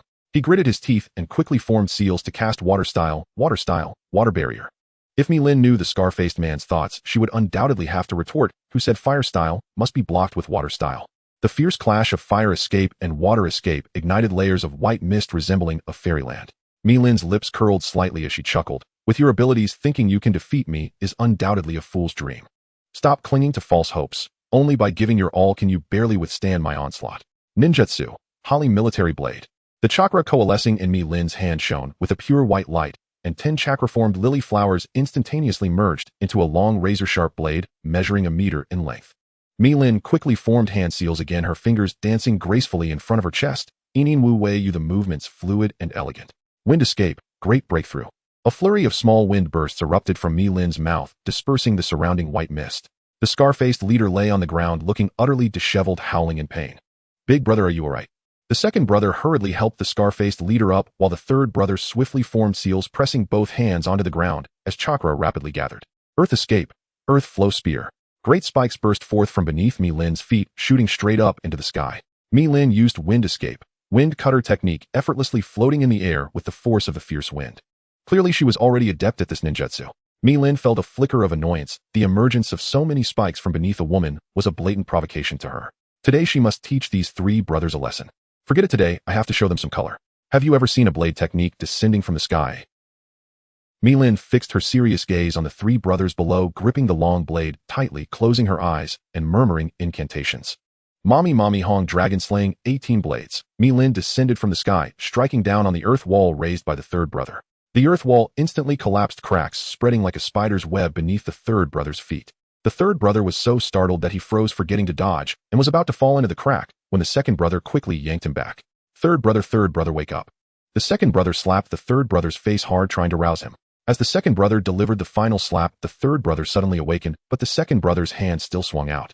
Second brother, why are you hitting me? Mom said before she died that you can't hit me. The third brother covered his cheek with both hands, pouting, looking resentfully at the second brother.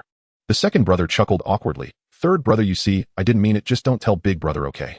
He tightly gripped the third brother's hands, swaying them back and forth like a couple bickering. Watching the passionate antics of his second and third brothers, Mi Lin couldn't help but feel a bit of an eyesore. This is a fight, do you understand? This is a life and death struggle, a deadly contest. Are you still going to fight or not? Mi Lin slapped her forehead, quickly giving herself 2 slaps as a reminder not to be led astray by these 3 brothers. Little girl with so many ninjutsu dueling with us brothers is just cheating. The third brother stood defiantly with his hands on his hips, angrily pointing at Mi Lin. Mi Lin looked at the third brother's sudden outburst with resignation, pulling out a tissue to wipe the sweat from her forehead. Then let's duel with physical skills. I'll take on all 3 of you just in time for your leader to wake up too. Mi Lin pointed the long blade at the leader lying on the ground, saying, if you keep pretending to be dead, I will really take you down. She mimicked a blade shape with her right hand, tracing it along her neck. The leader lay on the ground, squinting his eyes at the blade tip, gliding over him, cold sweat pouring down. This woman is serious. As Mi Lin's blade tip slid over his abdomen, nearing his groin, the leader even felt the chill of the blade tip, causing him to clench his legs tightly. His facial expression froze instantly, and he hurriedly opened his eyes. Mi Lin twirled the long blade in her hand, her smile devilishly cunning, still pretending to be dead. Big sister, I was wrong, please spare me. The leader lay on the ground, practically begging at Mi Lin's feet. Then let's have a proper fight. Mi Lin's eyes sparkled with excitement. Just write that my physical skills are not that great, it's perfect for practice. Mi Lin suddenly kicked, sending the leader flying, then she swiftly turned, delivering a fierce kick that sent the scar-faced man crashing into the arms of the third brother. The third brother was so impacted by the leader that he spat out a mouthful of saliva, looking utterly miserable. Oh my god, are you trying to kill me? The third brother's bizarre words once again made Mi Lin chuckle. She thought to herself, these 3 brothers are indeed amusing, reminding her of the adorably clumsy Xiong heir. Mi Lin suddenly flashed, appearing behind the second brother, gripping his wrist tightly and pulling back sharply, shouting, ninjutsu, 1,000 people crash. The second brother felt as if 1,000 fists struck simultaneously on his back, his eyes rolled back, and he collapsed to the ground unconscious. This 1,000-people crash is a unique ninjutsu created by Mi-Lin in Rain Ninja Village. To put it plainly, it is an upgraded version of Iron Head skill with astonishing power. Mi-Lin, like lightning, quickly charged towards the scar-faced man, the blade in her hand gleaming coldly as she slashed down vertically. The scar-faced man was taken aback, hastily trying to defend with a kunai, but the immense force nearly made him lose grip on the kunai. Seeing this, the third brother nodded slightly, leaping into the air like a nimble swallow darting towards Mi-Lin. The dagger in his hand drew a splendid arc across his chest, slashing horizontally towards Mi-Lin's back. However, with a gentle wave of her left hand, several pure, white lilies instantly coalesced into a white short blade, successfully blocking the third brother's attack. Oh, not bad at all. Mi-Lin's lips curled into a faint smile, a smile as warm as the sun in spring, captivating the leader, who marveled inwardly, my goodness, am I seeing an angel? Big brother, what are you waiting for? Hurry, I can't hold on much longer. The third brother's scream jolted the leader from his daze. He quickly drew a kunai from his bag, thrusting it fiercely towards Mi-Lin's eyes. Mi-Lin raised her left hand, effortlessly flipping the third brother, while her left-hand short blade precisely blocked the scar-faced man's sudden thrust. The third brother twisted in midair, his dagger reversing to stab into Mi-Lin. To his astonishment, Mi-Lin's body seemed like a phantom. The dagger merely passed through her illusory form. The third brother was terrified, rolling backward, fearing that Mi-Lin's blood would splatter onto him. The leader widened his eyes, unable to believe that the girl before him transformed into a flurry of gorgeous cherry blossoms, gently falling through the air, before finally coalescing back into an unscathed Mi-Lin. However, a small hole appeared where the third brother had just stabbed. Mi-Lin looked at the hole on her body, feeling a bit regretful. If we're going to fight, why ruin the clothes that I just got? Nevertheless, she quickly regained her composure, smiling. Come on, let's continue. Although she was reluctant to admit it, her physical skills were indeed her weakness. She couldn't even beat a jonin. Mi-Lin couldn't help but envy Deidara from the Fourth Great Ninja War, who charged into the ninja army, taking out a large number of ninjas with physical skills. It was truly breathtaking. A cherry blossom gently landed on the shoulder of the scar-faced man, transforming into a delicate mark. The scar-faced man pulled out a long blade from his bag, only to find that Mi-Lin had vanished without a trace. You big fool, you've lost. Mi-Lin's voice echoed behind the scar-faced man. He turned around abruptly, only to see his snow-white arm gently pressed against his face, feeling so ecstatic that he almost fainted. In reality, Mi-Lin had appeared behind him, delivering a powerful slap that knocked him out cold. And do you know that I hold grudges? Mi-Lin revealed an evil smile, her fingers forming a scissor shape, snapping playfully as she chuckled. Be careful now. Oh no, don't come over, don't move, I'll do it myself. The second brother, frightened, backed away repeatedly, only to be blocked by a large tree behind him. He gritted his teeth, bumped his head against the tree, and slowly slumped down. Am I that scary? Why are you so terrified? Mi-Lin grumpily lifted the second brother's leg, dragging him over to stack him beside the scar-faced man and the third brother. Mi-Lin continued to sit on the rock, savoring her rations, patiently waiting for the three brothers to wake up. To be honest, she really wanted to recruit them as her little brothers. People like these, silly yet pure-hearted, were rare in the ninja world. As night gradually fell, the three brothers began to wake up. As soon as the second brother woke up, he hurriedly reached for his groin, relieved when he confirmed everything was intact. He felt his eyes moistening, silently thanking the Sage of Six Paths and the Grim Reaper. Hey, do you want to be my little brothers? Here, I can fulfill any ninjutsu you want.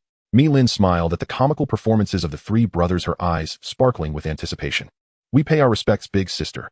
The three exchanged glances and simultaneously knelt, bowing deeply, their voices firm and powerful. Mi-Lin smiled. It was the first genuine smile she had since arriving in the world of Naruto, radiant like blooming cherry blossoms. Today is yet another sunny day, and Mi-Lin has just stepped out of the small cottage embraced by blooming flowers, only to find dark clouds gradually gathering around, obscuring the bright sun completely. She suddenly recalled yesterday afternoon when her younger brothers were left in tears in the flower house she had unexpectedly created. Last night they recounted their pasts, making Mi-Lin reminisce about those twisted and intricate stories, much like the winding paths on the Lust Plateau, full of twists and turns. This made her hum the popular song The Mountain Road Twists 18 times, as the essence of the lyrics resonated perfectly with her mood. The one known as Scarface Jinwon, along with his two brothers, Inwon and Taiwan, had names that sounded quite peculiar. When Mi-Lin heard these names, she merely chuckled a few times, secretly mocking the uniqueness of these names. Jinwon, Inwon, Taiwan, each of you tell me your chakra attributes, so I can teach you the appropriate ninjutsu according to your strengths. Mi-Lin placed her left hand on her hip and pointed at Jinwon, playfully beckoning him to start. You go first. Me. Jinwon pointed at himself in surprise, grinning sheepishly. Big sister, my chakra attributes are water and earth. Mi-Lin smiled slightly, turning her finger toward Inwon. What about you? Sister, my chakra is wind attribute. It's the same as the wind release. Great breakthrough you use, I can do that technique too, hee. Inwon struck a proud pose, revealing a set of pearly white teeth. Mi-Lin helplessly rubbed her head, thinking to herself, I've really taken in a live treasure this time. All right, put away your charming pose. What about you, third brother? Big sister, I have an earth attribute. I can only do that one technique. I can't do anything else. Looking at Taiwan's innocent smile, Mi-Lin thought he resembled Bear too, from Bears Can't Sleep, silly, yet endearingly lovable. Sitting on a rock with her chin resting on her hand, Mi-Lin pondered quietly. To her surprise, she had taken in a younger brother with dual attributes. From the fight and conversations yesterday, she found that the eldest brother was steady and calm, the second brother, one a bit flamboyant, while the third brother was a simple and adorable fellow. Thus Mi-Lin snapped her fingers and took out a scroll from behind her, summoning technique. As the smoke cleared, 6 small scrolls appeared before her. Here you go, big brother. These two are water release, water chaos, and earth release, earth spear. These 2 ninjutsu are one basic technique from her brother Mi-Yin and another famous skill from Jiaodu. Mi-Lin did not choose these randomly. These 2 techniques, 1C rank and 1A rank, complement each other well. Furthermore, these 2 ninjutsu have simple hand seals and can unleash powerful effects with relatively short training time. Second brother, since you have a flamboyant personality, these 2 wind release ninjutsu, wind pressure and wind bullet, are the most suitable for you. Mi-Lin turned her head to look at the third brother standing aside. Taiwan, these 2 earth release ninjutsu, heart decapitation technique, and yellow spring swamp, practice them well. Mi-Lin felt a stir in her heart, wondering if she should learn the spiraling sphere as well. After all, she was a person who had opened her golden finger. Deciding to go for it, Mi-Lin confidently began attempting to compress her chakra into a small ball and then make it spin. She worked hard to compress her chakra to the maximum, eventually condensing it into a perfect spherical shape. Looking at the spinning, spiraling sphere in her hand, Mi-Lin's eyes widened in surprise. Her talent was actually this high. She managed to master it in less than an hour. As she observed Jinwan practicing not far away, a mischievous idea surged within her. She smiled and waved at Jinwan. Jinwan, come here for a moment. Sister has a big treasure to show you. The honest Jinwan, completely unaware of Mi-Lin's sly smile, hurriedly ran over. Big sister, what's the rush? I'm busy training ninjutsu. Jinwan scratched his head in a comical manner, thinking Mi-Lin genuinely needed him for something. Still wearing that sly smile, Mi-Lin quietly pressed her right hand hidden behind her against Jinwan's abdomen. Spiraling sphere. Jinwan was gently pushed by Mi-Lin and fell flat on his back, staring blankly up at Mi-Lin standing before him. Mi-Lin was even more stunned, thinking to herself, how could my spiraling sphere be this weak? I clearly didn't do anything wrong. Could it be because I lacked the protagonist's halo? Mi-Lin held her forehead, smiling wryly, feeling quite embarrassed. She truly didn't know where she had gone wrong. Watching Naruto and Jiraiya execute their spiraling spheres with such fluidity, why couldn't she do the same? It was truly perplexing. Big sister, why did you push me? Jinwan got up from the ground, scratching the spot Mi-Lin had pushed, looking confused. Mi-Lin felt awkward. She couldn't just say she had failed in her ninjutsu experiment, could she? Hee, I'm just testing if your stance is steady. What's so strange about that? As the big sister, I obviously need to assess my younger brother's strengths. Mi-Lin said this with a flushed face, thick-skinnedly uttering words she didn't even believe herself. Besides practicing ninjutsu diligently every day, your stance must also be solid. Do you hear me? Mi-Lin tugged Jinwan's ear with her left hand, forcing him to bend down to listen to her lecture. There was no choice. Her body was too petite, only reaching Jinwan's chest height. Yes, big sister, I understand. Jinwan quickly nodded in agreement, completely oblivious that this was merely Mi-Lin's excuse to cover up her failure. A voice called out from afar. Big sister, help. This snake is going to bite me. Taiwan was dodging a giant python's attack, causing Mi-Lin to break out in a cold sweat. This snake was as large as the giant snakes summoned by Orochimaru. Initially, when she saw it, Mi-Lin thought Orochimaru had come. The third brother Taiwan was stumbling and dodging the giant snake strikes while hurriedly forming hand seals. Earth release, earth flow spear. Taiwan pressed his hands to the ground and 3 enormous earth spears shot up from the ground, pinning the giant snake firmly in place, unable to move. You big oaf, well done. Mi-Lin slowly approached the giant snake, placing her hand on its head, feeling its condition. The giant snake calmed down, allowing Mi-Lin to touch it. Mi-Lin sensed a powerful chakra gathering in the giant snake's eyes, and before she could retract her right hand, she felt herself being propelled away by an invisible force. Mi-Lin rolled gracefully in midair as she wouldn't mistake this attack. It was definitely Shinra Tensei.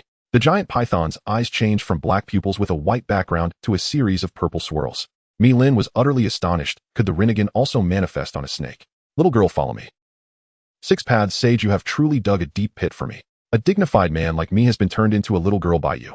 Mi-Lin glared at the towering Akatsuki, Yuki, her heart itching, wishing she could pinch him. So little girl, how do you feel now? The 6 Paths Sage looked at Mi-Lin.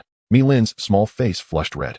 Although it was her own body, every time she saw this appearance while bathing, it felt like she was teasing herself into committing a crime.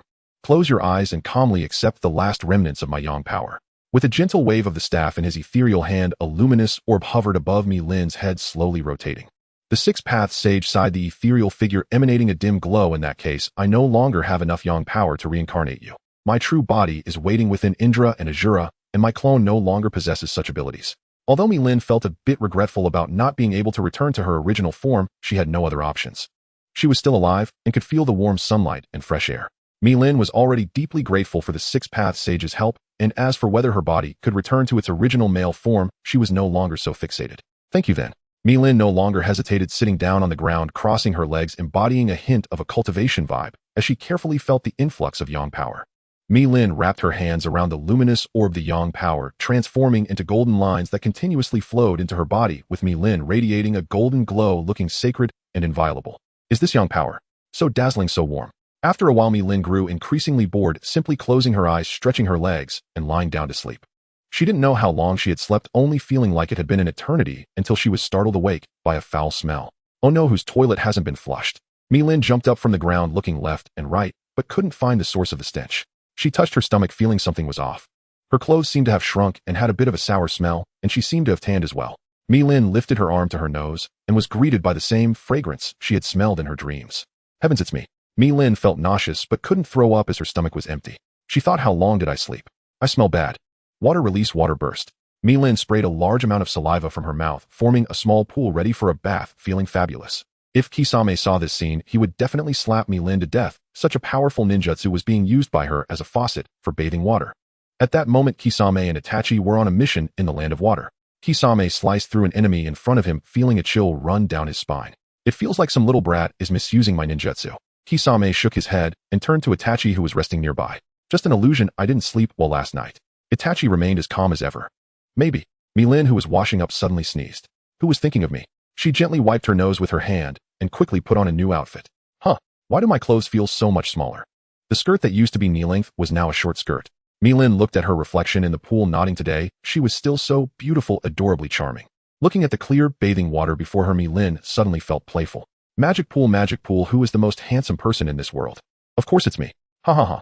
Mi-Lin stepped out of the cave, gazing at the sun before her, filled with longing. She didn't know how long she had slept, stretching her body, feeling completely refreshed. The drowsy Jin-Wan saw Mi-Lin come out, extremely excited. Mi-Lin noticed that Jin-Wan seemed a bit different, looking more haggard than before. How to put it? He had become quite ugly. This made Mi-Lin, who always cared about appearances, feel a bit disdainful of him. Such a short time had caused such a big change. Big sister, why did you take so long? You've been in that cave for 2 years. The three of us have been taking turns guarding the cave, waiting for you to come out. Jin-Wan's familiar tone with that strange style, but this time Mi-Lin couldn't smile. How long have you been waiting for me? Mi-Lin's face turned pale, unable to believe as she stared at Jin-Wan. Big sister, I've waited for you for 2 years. Jin-Wan smiled foolishly, completely unaware of Mi-Lin's pale expression. I slept for 2 years. That means I haven't contacted Akatsuki for 2 years. Mi-Lin fiercely slapped her forehead. Nothing could be worse than this. It seems I have to hurry back. Jin-Wan, bring Yin-Wan and Taiwan. We are leaving to my territory. First we will go to Konoha. At the 7th training ground, a warm, yet slightly humorous scene was unfolding. Kakashi-sensei, do you have someone you admire? Sakura looked curious, her eyes sparkling with gossip.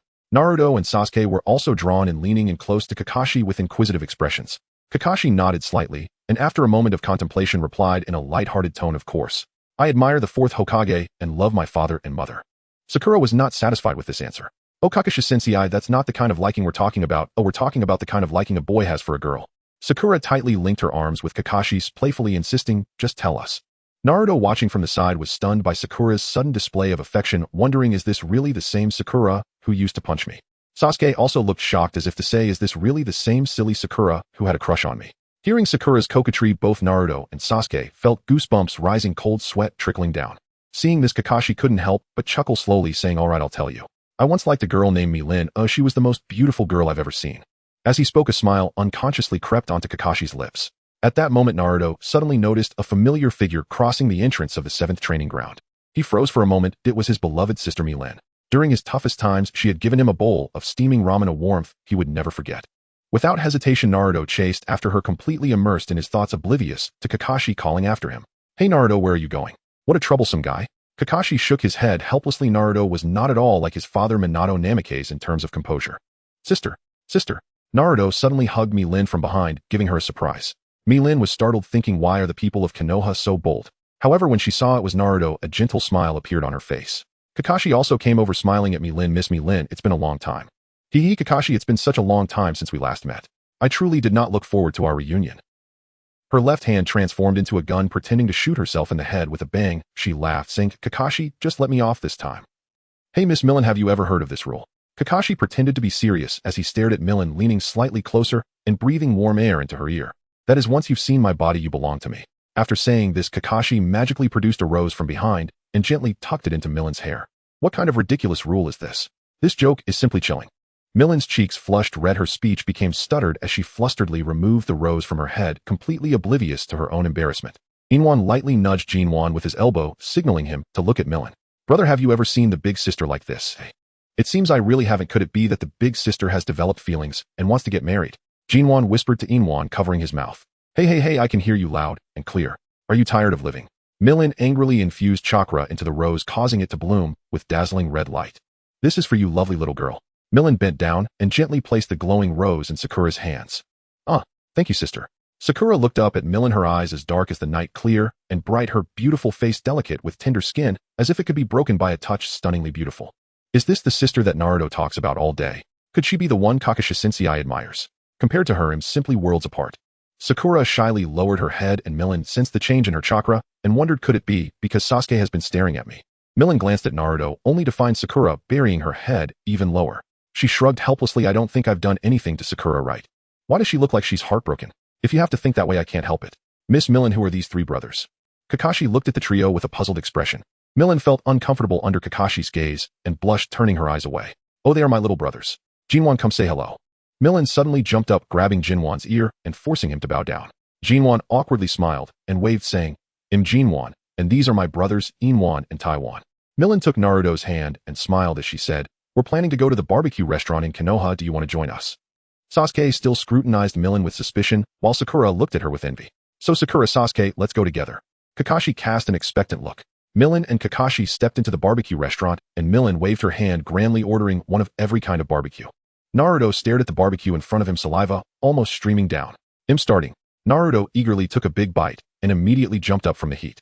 Millen quickly handed Naruto a glass of water, smiling as she said, take your time eating, there's plenty more. The gentle Millen was simply too adorable. Kakashi was completely immersed in her smile, his gaze becoming dreamy. Millen seemed to notice Kakashi's stare and touched her cheek, wondering if there was something written on my face. What are you looking at? Millen pretended to be fierce and said to Kakashi, I'm just admiring your beauty. Kakashi said seriously. Millen didn't have the heart to pursue whether he was joking or not, just thought he must have a screw loose. Miss Millen, as far as I know, you are not from Konoha, right? Could you be a spy sent from another country? Kakashi said with a smile, tapping his fingers on the table while looking at Millen with eager anticipation. Millen secretly gathered her chakra. If Kakashi made a move, even with his Kamui, she wouldn't be afraid. Oh dear, I was just joking. How could such a beautiful Miss Millen be a spy? Kakashi shook his right hand, appearing to joke, yet it made Millen feel a wave of irritation. Millen really wanted to pull down Kakashi's mask to see what his face was made of. She felt her perception must be off. How could her Kakashi become so mischievous? It must be that I was dazed from sleeping for 2 years. Yeah, Kakashi Sensei, how could my sister be a spy? Naruto glared at Kakashi, his angry little face, making Millen find him quite adorable. Upon hearing Naruto's retort, Millen felt a surge of guilt. In truth, I'm not that nice. My kindness is just a whim, and many have died at my sister's hands. My purpose in coming to Konoha is to get the 9 tails within you. Hey Naruto, didn't you hear Kakashi Sensei? I say, he was joking. Sakura angrily punched Naruto on the head, causing a bump to rise, but quickly dissipate. The 9 tails. Last time someone was always watching, so I couldn't act. Millen observed the interaction between Naruto and Sakura while secretly keeping an eye on the 9 tails situation. It seems that the seal set by Minato is indeed very powerful. It looks like I will have to wait until Kakashi leaves to obtain the 9 tails chakra. I'm tired, I will head out first. Millen yawned and stretched. Naruto, this is for you. Millen gathered chakra and cherry blossoms bloomed in her hands, eventually twisting into a beautiful flower crown. Wow, so beautiful. Naruto, hurry and thank Sister Millen. Sakura, seeing the flower crown, was envious and secretly sighed in her heart. Having a sister is really wonderful. Thank you, sister. Ew, I will treasure it well. Naruto smiled foolishly, placing the flower crown on his head. Alright, it's time to say goodbye. Millen pulled Jinwan, pushing all 3 brothers Jinwan, Inwan, and Taiwan out of the restaurant, their figures disappearing into the night. Big sister isn't your target, that bearded little brat. Why are you leaving now? Inwan asked Millen with confusion. Hearing this, Millen frowned. She vaguely sensed an unknown gaze watching her, but couldn't determine where it came from. Could it be Sarutobi Hiruzen? Danzo, what do you think of that girl? A low voice echoed in the darkness. Do not act within Konoha. Wait until they leave the village, then let the Umbu handle it. Danzo calmly analyzed. Just as Millen had anticipated, Sarutobi Hiruzen was using the telescope technique, closely observing every move of Millen and her group. Upon returning to the inn, Millen immediately affixed the interference seals she obtained from Orochimaru around her room. Ju said that these things are highly effective. At first, Millen only half believed it, thinking she wouldn't need to use them, but now they were indeed coming in handy. Danzo, it seems they have discovered our surveillance and blocked my perception. Sarutobi Hiruzen exchanged glances with Danzo and nodded. Immediately summoned the Umbu, urgently send out 3 teams to surround the inn, ensuring no one can enter or exit. Sarutobi Hiruzen commanded Danzo, then added, also have Tsunade and Mito come to see me. After receiving the order, Danzo silently retreated into the darkness, his figure instantly disappearing without a trace, leaving Sarutobi Hiruzen alone sitting in the chair. Millen's unique chakra perception ability told her that more than a dozen individuals with a significant amount of chakra had surrounded the entire inn. The corners of her mouth lifted slightly. It seems that things would soon come to a conclusion. Millen carefully sensed the location of the cherry blossom mark within her body, faint yet unmistakably present. This had to be the doing of that old third-generation master. Haha, thinking you could hide from me. Not so easily. Ninjutsu, cherry blossom, instant movement. Millen swiftly formed hand seals, and in the next breath, she materialized inside Naruto's room. Gazing at Naruto sleeping peacefully on the bed, she whispered softly, "Forgive me, little Naruto. I'll take half of the Nine Tails chakra. But don't worry, I'll make it up to you thoroughly." She gently pulled aside his shirt, revealing the 8 trigram seal upon his abdomen. Such a seal poses no obstacle for me. My cherry blossoms permeate all things, even this barrier. As she spoke, a single cherry petal coalesced in her palm. Guided by her will, it drifted slowly into the heart of the 8 trigram seal. Millen carefully surveyed this space, gloomy, damp, thick with suffocating weight and endless oppression. It would demand a tremendous expenditure of chakra merely to move freely here. Ninjutsu, cherry blossom, instant movement. This time the technique left her face ashen and her breath unsteady. She'd hoped to accelerate her pace, but instead it drained her chakra alarmingly. She sank down to rest, quietly drawing chakra to replenish her reserves. After sustained effort, her chakra stabilized, and color gradually returned to her cheeks. Rising to her feet, she brushed dust from her robes and prepared to begin her grand undertaking. Glancing around the chamber, she frowned. So this is where the Nine Tails is confined. It's little better than a sewer. How pitiful for my beloved Kurama. She strode deeper into the gloom until at the far end a massive iron gate loomed shut. A faint knowing smile curved her lips. "Nine Tails, I've found you." At that moment, Kurama's thunderous roar echoed from afar. "Brat, daring to disturb my peace. You've got guts." From behind the gate emerged an enormous fox head, its scale rivaling the stone carvings of the Hokage monument atop Mount Myaboku. Truth be told, Millen recoiled inwardly at Kurama's colossal form, thinking, my tiny frame wouldn't even fill one of his fangs. Yet she met Kurama's threat with utter nonchalance. "Kurama, such a volatile temper. No wonder the 4th sealed you inside, Naruto." Kurama narrowed his eyes, scrutinizing her from head to toe. "Brat, how do you know my name? And that scent, revolting. It's Madara's. You're his messenger." Millen shook her head, sighing. "I'm no envoy of Uchiha Madara. I simply wish to claim your chakra." "You dare covet my chakra? You haven't the standing, not even a whisper of worth."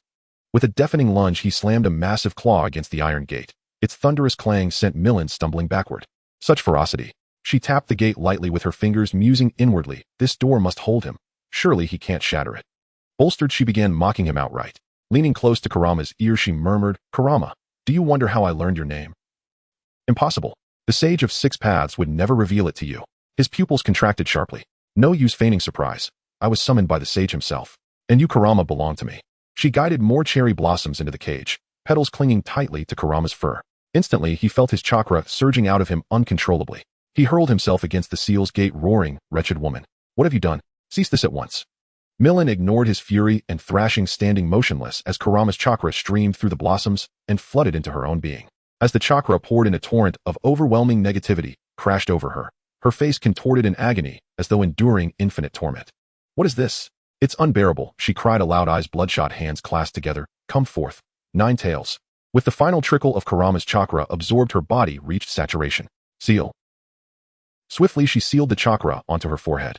There a radiant lily bloomed, a mark as elegant and potent as the Een seal itself. When the ritual concluded, Millen's face was deathly pale. Panting heavily, her white robe soaked through with sweat, she grinned. "Thank you, Kurama. After all, you'll regenerate chakra endlessly. Such an immense reservoir, almost overwhelmed me."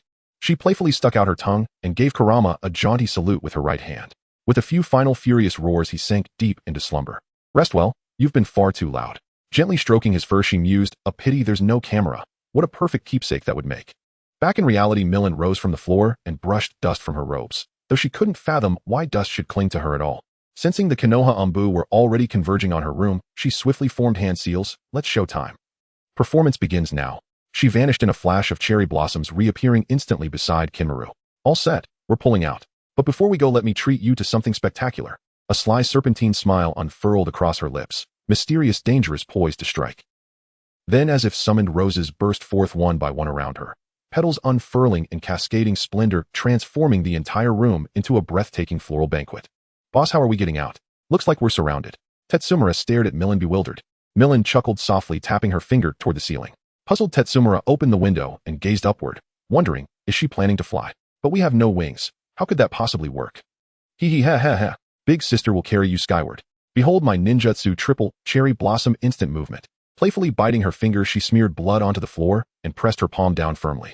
Then she paused and shook her head, muttering, "Oh dear, what an embarrassingly dramatic gesture. Clearly I've watched too much Naruto. My brain's gone utterly theatrical. Quick, Kimura Jinmaru Tetsumura, inside now. They're about to breach the door." Millen urged the brothers urgently. Once the three had stepped into the glowing circle, Millen lingered just outside, gazing tenderly at the sea of roses. How exquisite. I wonder, will they bloom even more gloriously when they explode? Unit 1, stand by. Prepare to breach. The squad leader barked orders into his radio. Affirmative, Captain. Clad identically, the were indistinguishable save for their masks, each carved with its own enigmatic expression.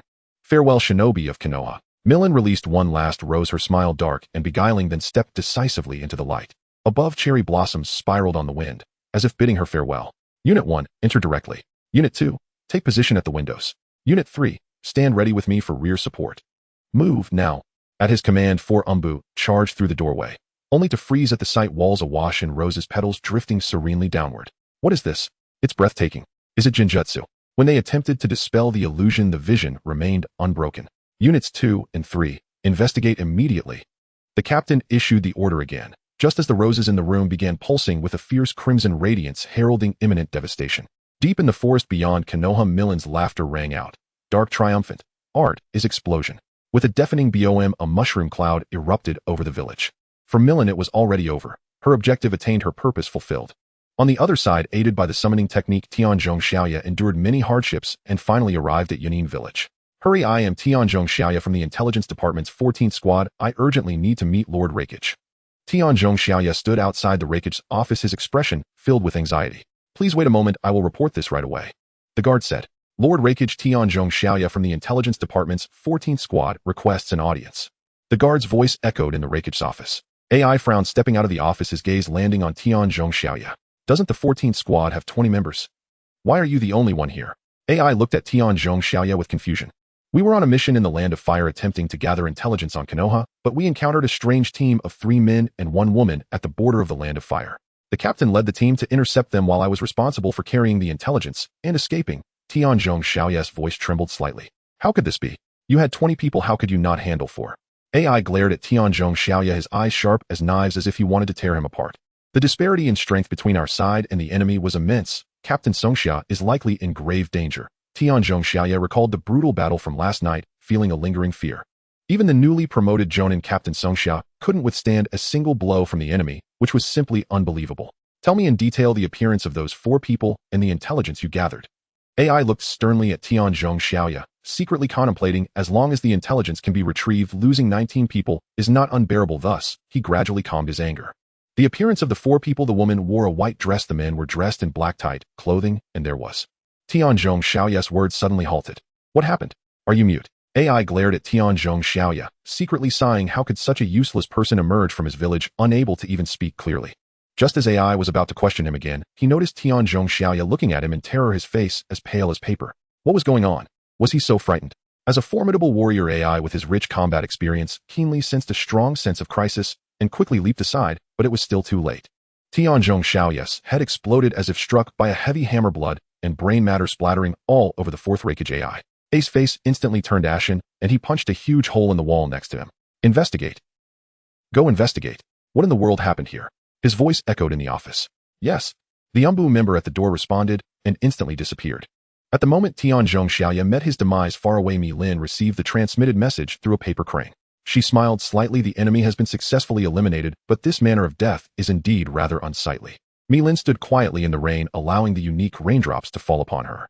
It had been a long time since she felt the unique rain of the Land of Rain. While Mi Lin was resting, Nagato suddenly opened his eyes, sensing a familiar chakra approaching the village of rain ninjas. He already understood. Xiao Nan and Xiao Lin have returned, he said softly. Mi Lin stood quietly in the rain, knowing this was Nagato's Rain Tiger Free technique, where he infused chakra into the raindrops for enemy detection. Nagato must have sensed her arrival. Big sister, it seems the rain contains chakra. Being drenched in it might not be good. Inwan approached Mi-Lin with a raincoat using his large hands to shield her from the rain. Mi-Lin raised an eyebrow surprised at Inwan's keen perception. Even Jiraiya, a powerful figure, had not sensed the rain tiger-free technique, yet it was detected by Inwan whose strength was close to that of a Jonin, making her both amused and speechless. Thank you, Inwan. Mi-Lin tightened her raincoat, feeling the chill brought by the cold wind. Mi-Lin understood Inwan's intentions. From the beginning he had feelings for her, but she could never like men, so she could only express her apologies to him. Big sister, as long as you give me a kiss, that would be enough. I'm not greedy. Inwan once again posed his classic gesture, a hint of expectation on his face. Huh. Inwan, do you crave my kiss so much? Then here, take this. Mi-Lin pulled out a scroll from her pocket and slowly unfurled it. This is my favorite wind release wind cutter technique. I'll teach it to you today. Mi-Lin handed the ninjutsu scroll to Inwan, whose previously filled with anticipation gaze instantly dimmed, but quickly returned to normal. Thank you, big sister. Inwan smiled as he carefully took the scroll and placed it into his pocket. Be careful. They are coming. Mi-Lin looked up at the sky, seeing a shadow rapidly approaching. The Kimaru brothers stared at the increasingly enlarging shadow, beads of cold sweat appearing on their foreheads. What could that be? It completely immobilized them. 6 figures descended from the sky, accompanied by a cloud of dust. The 6 paths of pain have arrived. 6 Rinnegan eyes fixated on Mi-Lin, their piercing gaze sending a chill down her spine. Cold sweat trickled down Mi-Lin's forehead. The pressure brought by those eyes was overwhelming. Big sister, we will hold them off. You run. The Kimaru brothers hurriedly shielded Mi-Lin behind them. Although they knew they might not be able to delay for long, every second they could buy would give Big Sister a better chance of escape. I have grown beyond the mortal realm in the infinite suffering of existence, transforming from a mortal into a god, said the Deva Path, to Mi-Lin, uttering a perplexing statement. Mi-Lin felt somewhat speechless. Nagato was like a middle schooler immersed in his own world, uttering these brainwashing phrases every day. Nonetheless, these phrases are truly invigorating. Welcome back, Star. I await your arrival at the highest tower. The Deva Path Pain ignored the encirclement of the 3 brothers, and the 5 behind him followed closely, heading towards the highest tower of the village of Rain. The Deva Path turned back his Rinnegan, glaring intensely at the Kimaru brothers like a poised serpent, causing them to shudder. Let them wait here. Someone will come to take them to their rooms later. It's fine if this one is my brother. Mi-Lin patted Inwan's head. Although Inwan felt elated, it was strangely like being petted like a pet. Mi-Lin then quickened her pace, slowly heading towards the highest tower. She took off the raincoat Inwan had draped over her and pulled out a uniform with a black base and swirling red clouds. Long time no see, Akatsuki. Mi-Lin caressed the uniform, her eyes filled with nostalgia, draping it over herself, instantly transforming into the cold and beautiful star of Akatsuki. The outer path awaits you above. Soon you will meet the new member of Akatsuki. His name is Deidara, and he possesses abilities similar to yours. Nagato, how much pain is in your heart? Creating the Deva Path from Yahiko must have hurt you deeply. Mi-Lin extended her hand, gently touching the face of the Deva Path. The cold sensation caused her heart to tremble. Shaolin stopped dawdling. The outer path is waiting for you upstairs. The Deva Path's words pulled Mi-Lin back from her thoughts. Her earlier touch reminded Nagato of Yahiko, further solidifying his resolve. The dead have passed while the living continue to live. Mi-Lin pushed open the door to the rooftop, revealing a familiar figure before her. She smiled slightly and softly said, Nagato, Shaolin, long time no see. Long time no see, Shaolin. Nagato's face was exceptionally pale, the Rinnegan constantly eroding his vitality. Though he was no longer as emaciated as when he attacked Konoha, he still appeared quite frail. Shaolin hurriedly ran towards Mi-Lin, suddenly leaping into her embrace, holding her tightly, tears welling in her eyes, moistening them. Shaolin, where have you been these past 2 years? Why didn't you contact us? I almost thought that I and Nagato would lose you again. Promise me, sister, that no matter where you go in the future, you must keep in touch with us. Mi-Lin quietly nestled in Xiaonan's embrace, silently returning the hug, feeling that long-lost warmth. Xiaonan, can you let go now? I'm having a bit of trouble breathing. Mi-Lin said, her face flushed, trying to break free from Xiaonan's hold. I got too excited. Xiaonan laughed, awkwardly, quickly releasing Mi-Lin. After being saved, Mi-Lin took deep breaths of fresh air. We lost contact with you shortly after you left, which really scared us. Over the past 2 years, I had Xiaonan and the human path constantly searching for your whereabouts. A few days ago, I heard that Konoha had exploded with cherry blossoms falling in the air, and I guessed that you had returned. Nagato's voice carried a hint of fatigue, but more so it was filled with relief. Nagato, I was in a mysterious ruin sleeping for 2 years and my strength hasn't increased at all. I'm sorry for making you worry so much. Mi-Lin naturally wouldn't reveal the events involving the Sage of Six Paths, so she fabricated a lie about sleeping in a ruin, who in reality her body couldn't bear the power and was forced into slumber for 2 years. It's good that you're back. Everything else doesn't matter. Nagato looked at Mi-Lin affectionately, even though his Rinnegan appeared somewhat intimidating. Today everyone from Akatsuki is present, and I'd like to introduce a new member to you. His abilities are similar to yours, and I believe you will get along well. The God of the Way is waiting for you downstairs, Shao, and you should come along too. Nagato's words carried a hint of authority, yet also revealed his care for Mi-Lin. Xiaonan left behind a shadow clone and followed the God of the Way to the gathering place of Akatsuki. Mi-Lin and Xiao-Nen arrived at the Akatsuki gathering place and saw the outer path statue from afar. However, at this moment the statue had not opened a single eye, as if it too was in slumber. What's this? The boss brought in a newcomer again. But we're already full. Deidara glared at the slowly approaching Mi-Lin with an annoyed expression, his tone filled with dissatisfaction. Haiden looked at Deidara mockingly. Every day you keep going on about art. If you say it too much, it's just copying Mi-Lin's. Later let Mi-Lin show you what true art is. A great evil god, please allow me to pray in my heart. If Mi-Lin knew Haiden's thoughts, she would certainly laugh out loud. In fact, the so-called art was something she had seen herself, but Haiden was unaware of it. Newcomer, shouldn't you show some respect upon seeing your seniors? Deidara became even angrier when Mi-Lin seemed indifferent to him. This is the Akatsuki star. I believe everyone is familiar with her, so I won't need to elaborate. The god of the way spoke like a deity, very arrogantly, yet no one stepped forward to criticize him. In this world where strength was paramount, everything seemed so natural. Hey newcomer, do you want to experience my art? Deidara jumped out holding a C2 bomb, casually draping his arm over Mi-Lin's shoulder. You brat keep going on about art every day.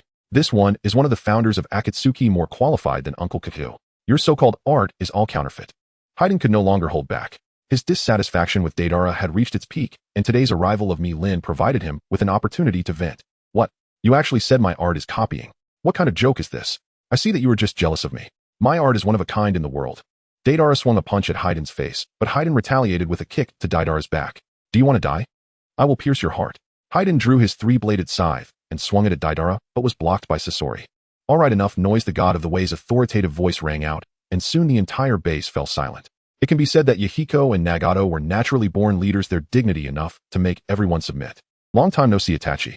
Your complexion looks even worse. Mi-Lin walked straight up to Itachi, forming a lily flower with her right hand and offering it to him. Mi-Lin, long time no see. Uchiha Itachi accepted the lily without any pretense, directly swallowing it. His pale complexion gradually turned rosy. Thanks, this has helped me a great deal. After the meeting, come to my room. I have some things to give you. Mi-Lin looked at Uchiha Itachi seriously, not allowing him any possibility of refusal. Obito and Zetsu quietly observed from the side, puzzled about where Mi-Lin had been these past 2 years. Even they had not detected her whereabouts. It seems they need to be more cautious of this woman in the future. The threat she posed was even on par with Nagato. Today we are gathered here mainly to see the differences in abilities between Star and Qinglong. Do you have any objections? The god of the way pointed to Mi-Lin and Deidara, signaling them to step forward. Boss, I can't perform here. The space here is too limited, severely restricting my art. Deidara jumped up in dissatisfaction, pointing at the still dazed Mi-Lin. Come with me. I want you to witness my art. Thus Mi-Lin followed Deidara to a canyon not far from the rain village. Oh, this is going to be a good show, Zetsu said in his usual odd tone. You aloe vera. How dare you mock me? Deidara glared angrily at the sarcastic Zetsu, wanting to blow him up with a C3 bomb. Me? Aloe vera. I hate being called aloe vera. Just wait. Zetsu also got angry, not wanting to be insulted like that. If you want to fight, then fight quickly. Stop with the nonsense. After this I still need to go back and take a shower. Mi-Lin had no words for the silly Deidara. It seemed that unless she defeated him, he would never respect her. Mi-Lin's fists cracked as she quickly formed hand signs. Ninjutsu, floral beast. Suddenly many roses bloomed beneath Mi-Lin's feet, and all the roses coalesced into a gigantic phoenix. Mi-Lin leaped onto the phoenix's back and soared into the sky. Wow, Deidara-senpai, Mi-Lin-senpai's phoenix is much more beautiful than your big bird. Obito stared dumbfounded at Mi-Lin riding the phoenix as it soared upward, thinking that today he might finally understand all of Mi-Lin's abilities. Are you trying to die?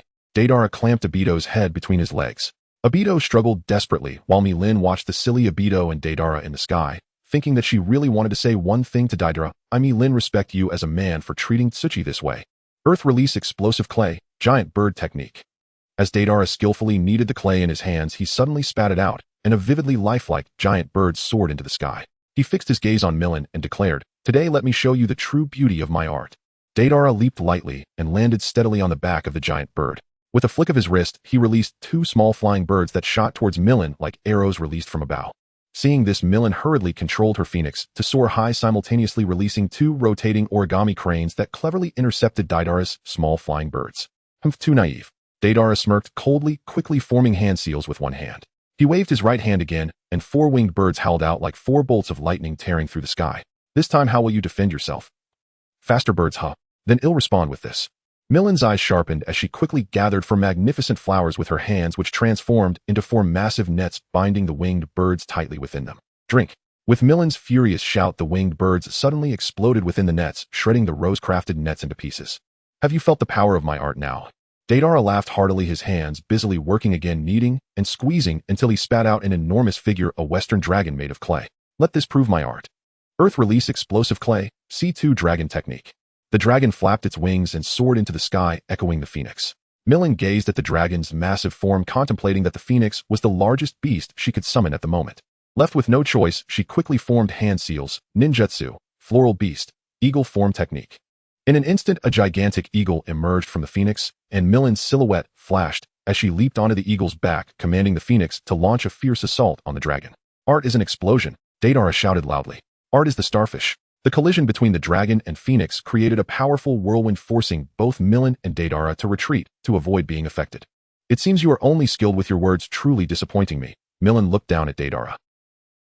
While mocking, she threw out a multitude of origami cranes which flapped their wings and flew towards Deidara. Stinky woman, don't get cocky. Try this. Deidara spat out a large number of flying birds, half intercepting the origami cranes and half continuing to attack Millen. Millen realized Deidara was a tough opponent. If she didn't use other abilities, she might struggle to win with just roses. My roses can transform endlessly. What can your clay do? The rose that had condensed into an eagle suddenly scattered in the air, transforming into countless rotating petals, which quickly condensed into sharp little needles that shot towards Deidara like a torrential downpour. However, Deidara transformed into a clay clone, allowing Millen's assault to miss. Millen squinted her eyes, surprised by the delicacy of Deidara's clay abilities, but she remained calm. Relying on her special chakra, she sensed that Deidara's real body was hiding behind a nearby large tree. With a slight smile, she said, "This time you can't escape. Drink." Millen suddenly exerted herself, and a gust of wind rushed towards her. At that moment, a winged bird exploded beside her ear, blasting her into pieces. Her arms and legs scattered on the ground. Art is an explosion. Ha. Deidara laughed heartily, as if victory was already certain. At that moment, cherry blossom petals filled the air, drowning Deidara's smile in a pink ocean. Millen's body transformed into countless cherry blossoms, swaying in the wind, scattering fragrant aromas. The sunlight filtered through the petals, casting golden rays, adding a touch of softness and romance to the battle. Deidara gazed at the cherry blossom rain before him, his eyes wide in astonishment. This is true art. I'm hitting your left side. A playful voice from the cherry blossom thicket rang out, followed by a hand formed from the cherry blossoms, delivering a hard slap to Deidara's right cheek. Oh, I'm sorry, I misspoke, but should have been your right side. Millen's voice echoed in the air again, causing Deidara to fume with rage. Stinky woman, if you have the guts, come again. Deidara roared as he threw a few C2 clay bombs into the cherry blossom thicket, sending petals flying everywhere. Then this time it'll hit your right side. Millen's voice resonated in the air. Deidara hurriedly protected his right cheek, only to get slapped on the left side again. He covered his cheek, feeling a burning pain, and thought to himself, this woman is ruthless. Are you convinced? Just asking if you're convinced. The cherry blossoms once again formed the upper half of Millen, playfully gazing at Deidara. Earth release exploding clay. C3 Earth spider technique. Deidara shouted defiantly as enormous spiders surged in from all directions, surrounding him. Stinky woman, I have seen through your tricks. When you attack, you will definitely condense a physical form. Let's see how you escape this time. Deidara pulled out a clay ball from his pocket and began to chew rapidly, then launched a few winged birds that began to circle above his head. Deidara is going to lose. Itachi, who had been silent for a long time, suddenly said to Kisame beside him. Kisame slightly nodded, leaning against a nearby tree with his sword, seemingly waiting for the battle to end. It seems I won't be able to witness all of Millen's strength. Afei sighed with a hint of regret, then used Kimui to leave the gorge with Ju, as the victor and loser had already been determined. Oh, is that so? Then I shall take action. As Millen's words fell, several fists appeared on Deidara's face again. Deidara was instantly flustered. This was completely different from his previous assumptions. He had thought Millen would reveal her true form when attacking, never expecting so many fists to appear. Incoming. Dozens of fists aimed at Deidara's face. Deidara forced a bitter smile, his expression grim. Don't hit my face. Ouch, ouch, stop, my face can't take this, it'll be disfigured. Wait, don't do that. Oh. In the fading sunlight, only the sounds of rushing fists and Deidara's exaggerated wails intertwined could be heard. A nice bath, how delightful. In her battle with Deidara, Millen realized her abilities were lacking. Although her roses far surpassed Deidara's explosive clay in practicality, they fell short in explosive power, a case of each having their strengths. As night fell, Millen suddenly recalled that she seemed to have promised Itachi to give him something. She had prepared lilies for Itachi for 3 years. How would Itachi thank me? Would he use his Amaterasu to seal something in a scroll for me, or ask for more ninja tools? It's truly a dilemma. Millen, can I come in? A voice came from outside the door. Oh, please wait a moment. Millen hurriedly tidied her clothes and opened the door, only to find Itachi standing alone outside. She felt puzzled. Where did Kisame go? Was the explosion incident in Konoha you're doing? Itachi's brow furrowed, his gaze piercing as he stared at Millen. Suddenly, he grabbed Millen's hands and pinned them behind her back, pressing her firmly against the door. Millen cried out in pain and thought, After all these years of thinking of myself as a man, I actually got pinned against the wall by a man today. So what if I did? Those guys in Konoha are all no good. Uchiha Itachi, do you think you can deceive me? You're just a spy. I'm going to tell Brother Nagato. Milan broke free from Itachi's grip. How dare this Uchiha Itachi question me like this? It made me furious. Suddenly, the 3-Demo Sharingan in Itachi's eyes began to spin rapidly, forming like a giant pinwheel. Tsukuyami.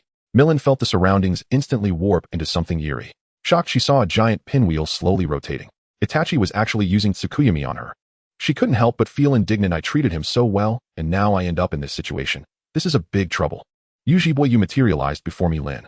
Her eyes flew wide, her hands weaving seals with the speed of lightning, yet to her astonishment the world around them lay utterly silent. No ripple of resistance answered. She staggered back a step, her heart seized by terror. Lin had always relied on a unique constitution to be immune to illusions, yet now that safeguard seemed to have failed her. Could it be the distinctive nature of the Yudu ocular art that rendered her defenses useless? Stop, don't. Lin cried in panic, pleading, as you closed the distance. Yu's right hand like an iron pincer clamped around Lin's throat and lifted her with casual ease. Lin grimaced. Being short really was a handicap. I surrender. Don't. Lin raised her hands high, her face a mask of terror. She was truly frightened, yet you made no sign of relenting. His fingers continued to squeeze her windpipe. Breath grew shallow, the world narrowed to black around the edges as she nearly lost consciousness. You snorted coldly and flung her aside. Lin lay panting on the ground, each breath ragged, as if she had been plucked from death's grasp. Gratitude for survival flooding her chest. Saved. You nearly choked me to death. Lin glared viciously at his impassive face. In the next instant, Lin found herself pinned upon a cross. Yu's voice whispered in her ear, "This is my Yudu space. Here you cannot die, but you will endure a week of my punishment. Hey Ujiboyu, just you wait. When I get out, I'll be a force to be reckoned with." Lin tried to feign composure, yet when the long blade in Yu's hand plunged forward without mercy, her face drained of color. "Oh, you're serious? Don't stab my kidney." Yu's face betrayed no emotion. The tachi slid through flesh as if cutting tofu, sinking effortlessly into Lin's body. "What is 100-7? You asked suddenly. Lin stared at him bewildered. What sort of punishment was this? I'll ask again, what is 100-7? Yu's voice carried a hint of impatience. 93, Lin answered reflexively. 93-7. The blade slid in again, this time sinking a little deeper. "It hurts like hell. I told you not to stab my kidney. Can't you hear me?" Lin writhed on the cross in agony, her struggles accomplishing nothing. You raised the blade anew. 93-7 equals what? A strange song drifted to Lin's ears. Ashi yo, sono shikomi yo, boku no naka and I Darika iru no, kawarita yo, kono sekaida. She froze. A song he favored in another life. Was she hallucinating? Mother, I can hear unravel. Could it be? Did you travel through time like I did? You frowned at the remark, wondering silently if his severity had driven her mad. Remembering the troublesome nature of Lin's abilities, he shook off any notion of mercy and pushed the thought aside. Lin declared excitedly that if the occasion were appropriate, she would belt out the tune of Unravel at the top of her lungs. Had she not once joked, she would sing the nonsense refrain aloud. But at this moment a blade threatened her life, and there was no mood for song. 86, you said coldly. He plunged the blade deep again. What is 86-7? He asked, his tone frigid. Mathematics had always been Lin's weak point. This interrogation felt like torture. That should be 7. She stammered after thinking hard, uncertain of herself. Answer quickly. You glared with venom, the tachi cutting into her once more before being cruelly withdrawn. Seeing him raise the blade again, Lin was terrified to the bone. Wait. I said wait. It's 79. I told you, stop stabbing my kidney. Lin poured out her grievances. She felt more pitiful than Kaka, she being struck for right answers, wrong answers, and slow answers alike. At least Kaka, she had only been felled in a single blow. Ujiboyu, why do you waste your ocular power to keep stabbing me? What do you hope to gain? Lin ground her teeth. Despite her wounds, she managed to stay lucid. She would not admit that arithmetic had kept her conscious. It was in her mind, the strength of her will alone, that sustained her. The moon hung blood-red as ever crows circled in the sky, and the laments on the earth were bitter and piercing, stirring pity in anyone who heard them. Lin lost count of how long she had been trapped in that space. Yu's blade had stabbed her repeatedly until she could no longer tell which blow this was. In the original tale Kaka, she was left incapacitated after 7 days under Yu's gaze. Now here, she was a girl surviving so long. It felt like a miracle. Because of Yu's Udumi, Lin had to accept herself as a girl in this reality, and she felt both the urge to cry and the urge to laugh at the absurdity. Stop stabbing me. I'm sorry. I won't do it again. Lin pleaded with a doleful face. You checked the time and, thinking it about right, and moved by a flicker of pity for so pretty a girl in tears, decided to stop. A dizzying sensation swept over Lin, as if she were reliving the first time she rode the A-Fei Shinwei. It dawned on her that Kaka, she had not been stabbed into unconsciousness, but turned dizzy. She had been made to faint by a different force. How infuriating. Exhausted, Lin collapsed to the floor with a face that said she had been toyed with, yet she stubbornly crooked her mouth and gave you a foolish smile. Well played. You frowned and stepped forward, tapping Lin's hand with a twig. Was she unconscious? There was no choice. He could hardly leave a girl there. Reluctantly, you lifted Lin by the feet and dragged her into a room, dumping her in a corner. Lin's heart broke her. You had a calculating darkness to him. Night remained serene and intoxicating. Where am I? Have I not escaped? You do. Lin asked, looking around. Small houses surrounded her. It was clearly a village. Am I dead? Have I traversed worlds again? She touched her face and was startled to find it smaller than before. Her chakra felt pitifully small within her body. Bandits moved without mercy. Search. See if anyone else is here. One raised his blade and severed a head, then licked the blood from the metal with his tongue. I like to hear children wail. Seeing that bloody scene, Lin was shocked. Was this another shift of plot? If so, she considered herself adept at such games. Lin scrambled up and hid inside a small hut. The situation was perilous. The bandits were armed. Killing them would be difficult. You searched the house ahead. I'll search here. A bandit opened a door near where Lin hid and found it empty. Her heart tightened. Danger was imminent. The door creaked open slowly. Lin forced a bitter smile and said, "Hi. Actually, I'm a bandit too." Ha ha ha. Third man, here's a little girl. Lucky you. The bandit grinned wickedly and hauled Lin up with one hand. Her struggles were useless. A foreboding rose in Lin's chest. Did they possess the strength of Gangsho that made their grip so steady? This was not Yudu space. You would never do such a thing to her, would he? The bandit groped her brazenly, and Lin felt the first true malignance directed at her. She bit down hard on the intruding hand. Where was she? How had she ended up here? Bitch, how dare you bite me? The bandit snarled, slashing his blade across Lin's throat. A burning pain flared in her neck. The world blurred. Was she about to die? She felt a fierce unwillingness. This could not be the end. Third man, why'd you kill her? How are we going to have fun if she's dead? She's still hot. Let's use her while we can. The room filled with their leering laughter. Lin startled awake and felt her neck. There was no cut. She remembered dying in that vision. Though it felt surreal, it had been hauntingly convincing. She sat up to find her back soaked in sweat. A dream, so vivid it felt like a warning. Was it telling her she must atone for those she had killed in her past? Lin looked toward the distant sun through the window, overwhelmed by an inexplicable emotion. Was fate demanding she pay for the lives she had once taken? Lin felt as if she were going crazy, haunted by the same nightmare for several consecutive nights. In her dreams, she transformed into various figures. An elderly man, an innocent child, and even an infant in swaddling clothes. Each falling victim to brutal slaughter without exception. Each night the manner of death was starkly different. The gruesomeness of being torn apart by 5 horses, the decisiveness of a throat slit, the boldness of a beheading. Lin could vividly feel the terror and despair as these dreams seemed to transcend mere illusion, resembling horrific events she had personally endured. However, she was puzzled as to why she had not experienced a single moment of peaceful sleep over the past few days, yet her skin still retained an astonishing glow and elasticity. Could it truly be because of the 6 paths power contained within her? The physique of an immortal was indeed enviable.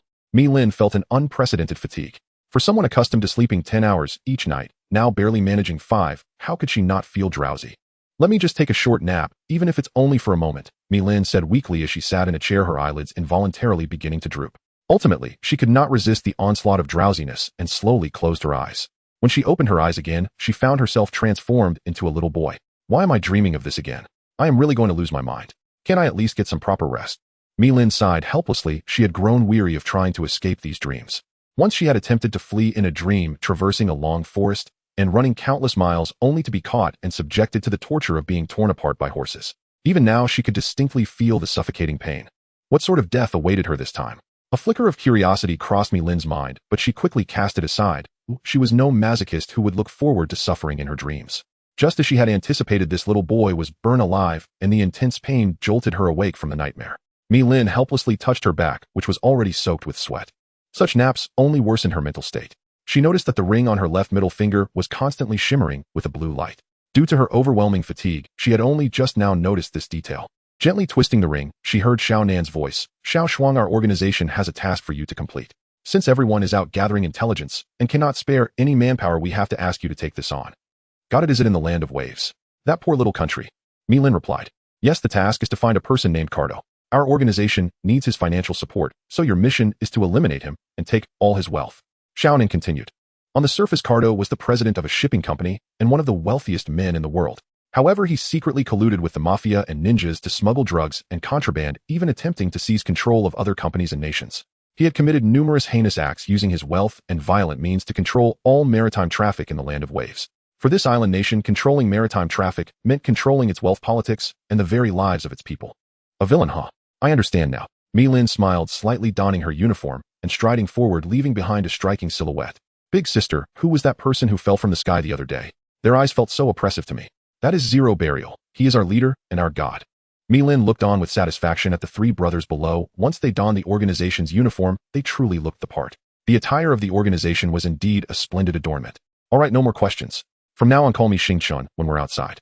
Since you don't have rings, you can refer to yourselves as gold, silver, and iron. Now let's set off. Mi-Lin felt more exhausted than ever. Several days of nightmares had left her mental state tense.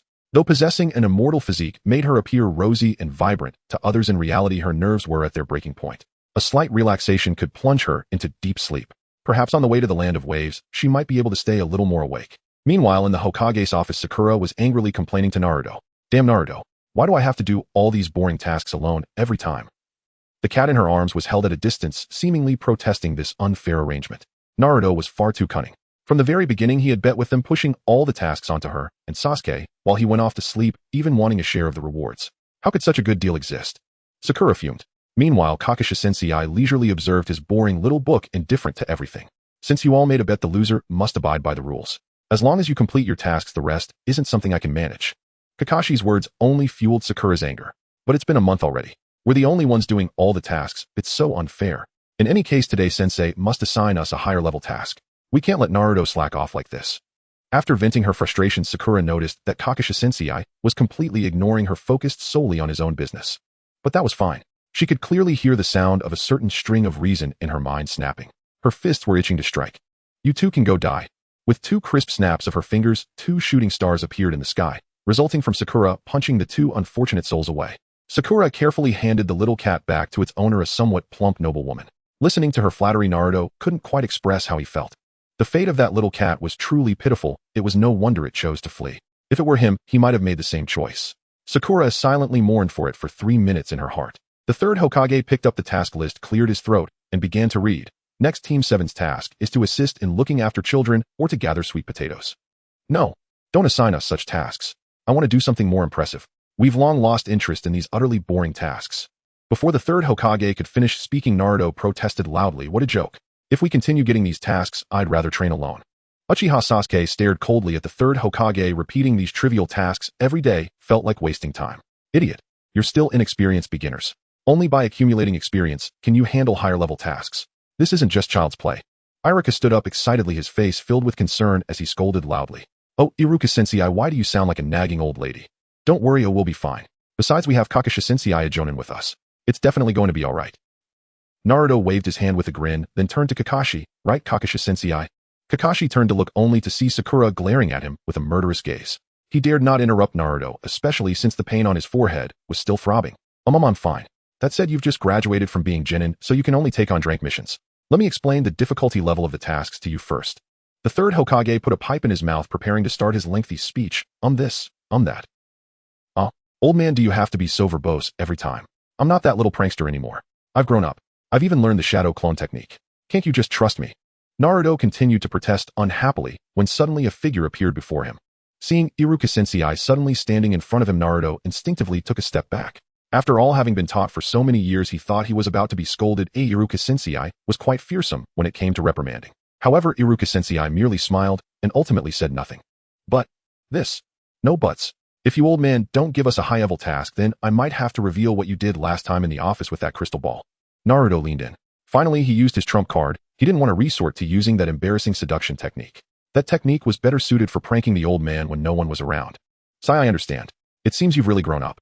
Then I'll assign you a crank task now. The third Hokage looked at the curious crowd beside him and immediately agreed.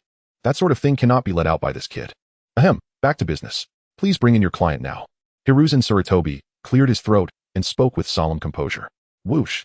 As the door slid open, a sake bottle appeared first, tilted precariously against the frame, followed by a gruff, slurred voice. What's this? Just a bunch of brats. Especially that shortest one. Can he even handle it? His tone dripped with disdain. Hiruzen flushed with quiet embarrassment, covering his face with one hand as he glanced helplessly at Tazuna, the very man he'd warned not to drink before this meeting, yet who now stood, swaying, reeking of sake. Naruto erupted in fury, fists clenched, ready to lunge forward and pummel the drunken man, only to be snatched mid-leap by Kakashi, lifted aloft like a squawking chick. Kakashi shot him a weary, exasperated look. Naruto was always so impulsive, truly exhausting to manage. WHYD, you stop me. Naruto glared up defiantly, suspended in midair. He's our client. Do you want us to fail the mission? Kakashi sighed, long-suffering. I am Tazuna, the legendary bridge builder. Until my bridge is complete, you must protect me with your lives. Tazuna ignored Naruto's murderous glare entirely, delivering his introduction with unshaken pride, then belched loudly and drained another generous gulp of sake. Understood, Mr. Tazuna. You may rest assured. Kakashi turned to the three genin. Now head home, prepare your gear, and meet tomorrow morning at the main gate of Konoha. Don't be late. After a pause, he added thoughtfully, what time exactly? 8. No, 10 o'clock. Yes, 10 is safer. You're the one who'll be late, Sakura retorted, already walking out the door without looking back, followed closely by Naruto and Sasuke, leaving Kakashi standing alone, utterly flustered.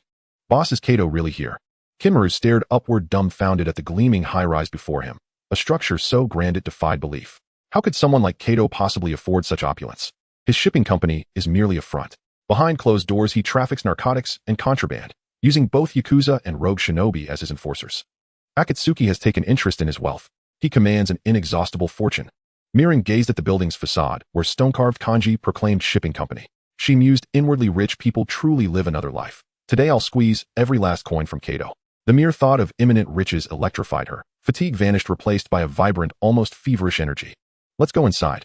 She seized Jimaru's hand. His heart hammered wildly. Mother, I'm falling for her. Stepping through the entrance, Mirin blinked in surprise. There stood a receptionist. Even the Hidden Leaf has receptionists now. How advanced. The receptionist smiled warmly as the four entered. May I help you with something? Oh, yes, we're here to see Kato. Is he available? Mirin forced a polite smile. Who are you? To see our CEO? Impossible. In one fluid motion, she drew a katana from beneath her desk and slashed sideways. Mirin stared, speechless. Why such fury over a simple inquiry? Jimaru blurred forward, seized the blade mid-swing, and reversed its arc, plunging it back into her chest. She collapsed before Mirin's eyes, blood splattered across Tetsumara's uniform. Brother, watch where you swing. That's Akatsuki issue gear, and now it's ruined. Tetsumaru shuddered, brushing crimson droplets from his sleeve. Why did you kill her? I hadn't even asked where Kato is. Mirin twisted Jimaru's ear as she strode upstairs. 3 brothers, endless headaches. Where is Kato? She wrenched the katana from a fallen guard's body. He lay gasping, barely clinging to life. Spare me. He's upstairs. Blood bubbled from his lips, his words dissolving into a ragged whisper. Upstairs. Then let me grant you mercy. The guard watched helpless as the blade pierced his eye. His final thought, I wanted to see tomorrow's sun. A pocket watch clattered to the floor. Mirin picked it up, opened it, and saw a photograph, 2 adults and a child laughing, radiant. She fell silent. Then softly, home. I'm sorry. For peace, your father and husband gave their lives. Let's go. We have what we need. Kato is above. Mirin ascended, face, stony footsteps resolute. She reflected, I too had parents, though I may never see them again. So be it. Let fewer deaths pave the way to peace. Climbing floor by floor is exhausting. Let's just blast straight through. Roses bloomed from her palms, vivid, velvety, dangerously beautiful. Ninpo rose gun. Petals coalesced into a pistol. She fired upward. Petal bullets detonated, tearing a jagged hole through the ceiling. Dust billowed like storm clouds. That power is rather awkward, isn't it? Boss, this technique belongs in open fields. Look, this whole floor's about to collapse. Tetsumaru dodged crumbling concrete, glaring reproachfully. Ah, now we can fly straight up. Mirin chuckled sheepishly, then seized Jimaru and Tetsumaru under each arm and shot skyward, graceful and effortless as a hawk taking flight. Kato had been enduring relentless misfortune lately, assassins appearing daily, his life reduced to chaos. Today he'd finally hired 2 wandering shinobi, only for them to demand 100 million ryo on the spot. Unbearable. Boom. A blinding flash erupted in the room. Light so intense it seared the eyes, air thick with raw power. Kato choked, stunned by its sheer magnitude. The building trembled violently. Then, crack. A massive crater tore through the floor beside him. Sweat drenched his brow. If that strike hit me, would I still be breathing? 4 silhouettes dropped through the breach.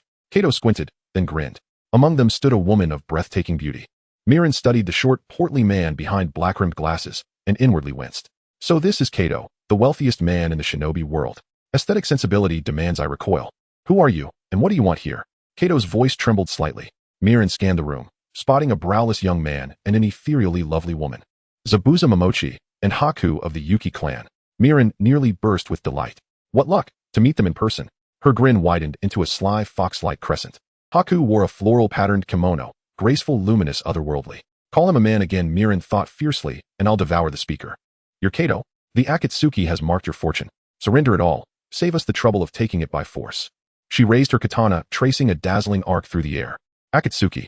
Never heard of it. Want my head? Dream on. Kato roared, turning to Zabuza.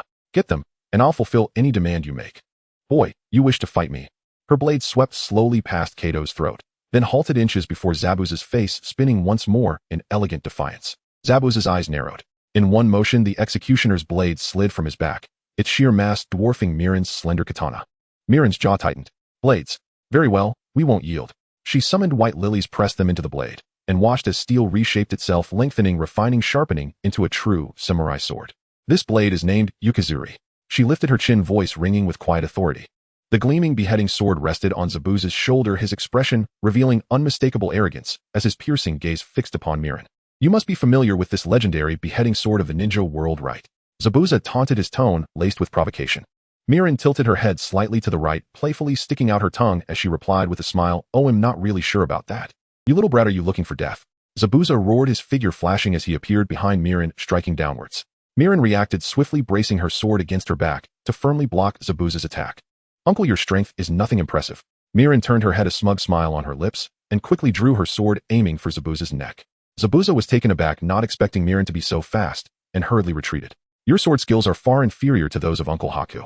Miran chuckled lightly, her few words leaving Zabuza alarmed while also stirring memories of his past. As a seasoned fan of Naruto, Miran clearly understood Haku's status in the Naruto world. Although he had met his end shortly after joining Akatsuki, Miran still held great respect for him. Haku had bravely chosen to endure the attack to protect Itachi, ultimately falling beneath the beheading sword. Such courage and loyalty deeply impressed Miran. Who are you really? Zabuza's pupils constricted as he recalled the betrayal of the sword's former owner Haku, who had joined another mysterious organization. The four individuals before him wore clothing identical to what Haku had donned when he died. He had also heard that nearly everyone in that organization was a shadow-level powerhouse. While shadow-level powerhouses were not to be underestimated under Miran's interference, the average combat power of Akatsuki had significantly dropped. The Yamashita brothers were barely on par with Jonin, and combined they would probably be no match for Zabuza. However, Miran did not share that view. She doubted the Yamashita brothers could hold their own against Kakashi. "It seems you have become aware of my identity." Miran licked her lips slightly, then quickly pulled back, thinking, "Oh dear, why did I just make such a disgusting gesture like Orochimaru?" She swung her right hand, sending a flurry of sword energy to strike forcefully against Zabuza's massive blade. "Zabuza Momochi of the Mist Ninja 7, am I right? Will you choose to surrender, or shall I send you to the afterlife myself?" Miran's slightly curved smile appeared in Zabuza's eyes like a smile from hell, filling him with an unprecedented dread. Sweat poured down Zabuza's forehead. He had never felt this nervous before. The smiling girl before him resembled a hungry beast eager to devour him whole. Even when facing the fourth Mizukage, Zabuza had not felt such immense pressure. He understood that this girl truly had the means to kill him effortlessly. "All right, I surrender." Zabuza helplessly tossed the beheading sword to the ground, raising his hands above his head to signal his capitulation. Miran, satisfied, touched her cheek and smiled, saying, "Now that's obedient. Saves me the trouble of fighting." Her gaze shifted from Zabuza to Kato, her eyes gleaming with cunning. "Will you choose to hand over your valuables, or continue to resist?" Miran twisted her neck, her fingers cracking as if ready to spring into action. I'll hand it over. Kato was terrified, realizing that the formidable Zabuza had surrendered after just a few exchanges. He understood that money could be earned again, but life was only given once. Thus Kato led Miran to a place resembling a basement filled with heaps of gold and silver treasures and various ornaments dazzling to behold. Excitement sparkled in Miran's eyes as she cheered, I'm rich. This trip was definitely worth it." Kato awkwardly chuckled, cautiously suggesting, "My lady, with so much money here, you can't possibly take it all by yourself. Why not leave it with me for safekeeping?" He thought to himself, "As long as you agree, Do you think I'm a fool?" Miran shot Kato a look of disdain, saying, "This money is all mine now, you don't need to worry about anything else." Kato silently wept inside. All of this was his hard work. But at this moment, he could only helplessly accept reality. This glimmering gold must be kept safe. Miran deftly pulled out a dazzling piece of jewelry and casually tossed it to Kato. "These are all my treasures, every single one belongs to me." She smiled mischievously. If Kakuzu knew about this, he would surely go crazy with joy. Miran quickly formed hand seals, and a massive light circle appeared on the ground. The scattered coins seemed to be drawn by an invisible force, gradually fading from view. "Ninjutsu, Sakura double transfer," she whispered softly. Kato's eyes widened as he watched the money vanish into thin air, disbelief etched on his face. "My heart feels like it's bleeding," he exaggeratedly exclaimed. Miran clapped her hands, her face beaming with pride, as if to say, "If I had a phone, I would definitely take a picture to flaunt how I stole hundreds of billions today. I'm so happy." In high spirits, feeling cute and happy, she suddenly realized that Kato and Zabuza had already vanished. "Forget it, let them be. After all, the mission is completed," she shrugged nonchalantly. "Sister, the boss ordered us to kill Kato. What do we do now that he has escaped?" Jinmaru suddenly recalled Konan's orders, feeling somewhat anxious.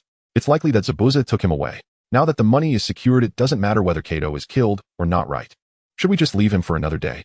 Mirin stroked her chin and pondered for a moment before saying. She thought to herself that since they would inevitably run into Kakashi in the Land of Waves, they might as well stay a few more days and have some fun. Not far from Kato's company, Zabuza secretly regretted that he might not have checked the calendar before going out. His agreement with Kato was to kill the bridge builder Tazuna, but unexpectedly a group from Akatsuki had emerged and he had been defeated. Now attempting to assassinate Tazuna, he encountered Kakashi the copy ninja from Konoha. His luck was simply terrible. Alright, let me show you my strength. Naruto shouted excitedly as he dashed forward, throwing 2 shuriken directly at Zabuza. Zabuza merely tilted his head slightly, effortlessly dodging the shuriken, thinking, why is this little brat so bold? Has my title Zabuza Momochi been forgotten by everyone? Team 7 form a protective formation around Mr. Tazuna. Kakashi's expression grew serious, knowing that to deal with such an opponent, he would likely need to use his Sharingan. With that, he pulled up his forehead protector, revealing his golden left eye, which opened slightly to reveal a 3-demo Sharingan. Today I will finally witness the power of the Sharingan. Zabuza struck a dramatic pose, sending chakra into the water from his feet, quickly enveloping the forest in thick fog. From within the fog came Zabuza's chilling voice: 8 locations. Throat, spine, heart, lungs, liver, kidneys, carotid artery, and subclavian artery. Which vital point do you want me to pierce? Kakashi released the suppressed killing intent, causing Sasuke Uchiha's heart to tremble. Was this the killing intent of a jonin battle?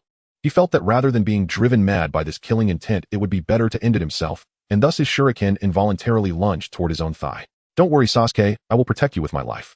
I won't let the enemy harm my comrades. Kakashi suddenly turned his head, speaking to the trembling Sasuke Uchiha behind him, leaving a steadfast and reliable figure.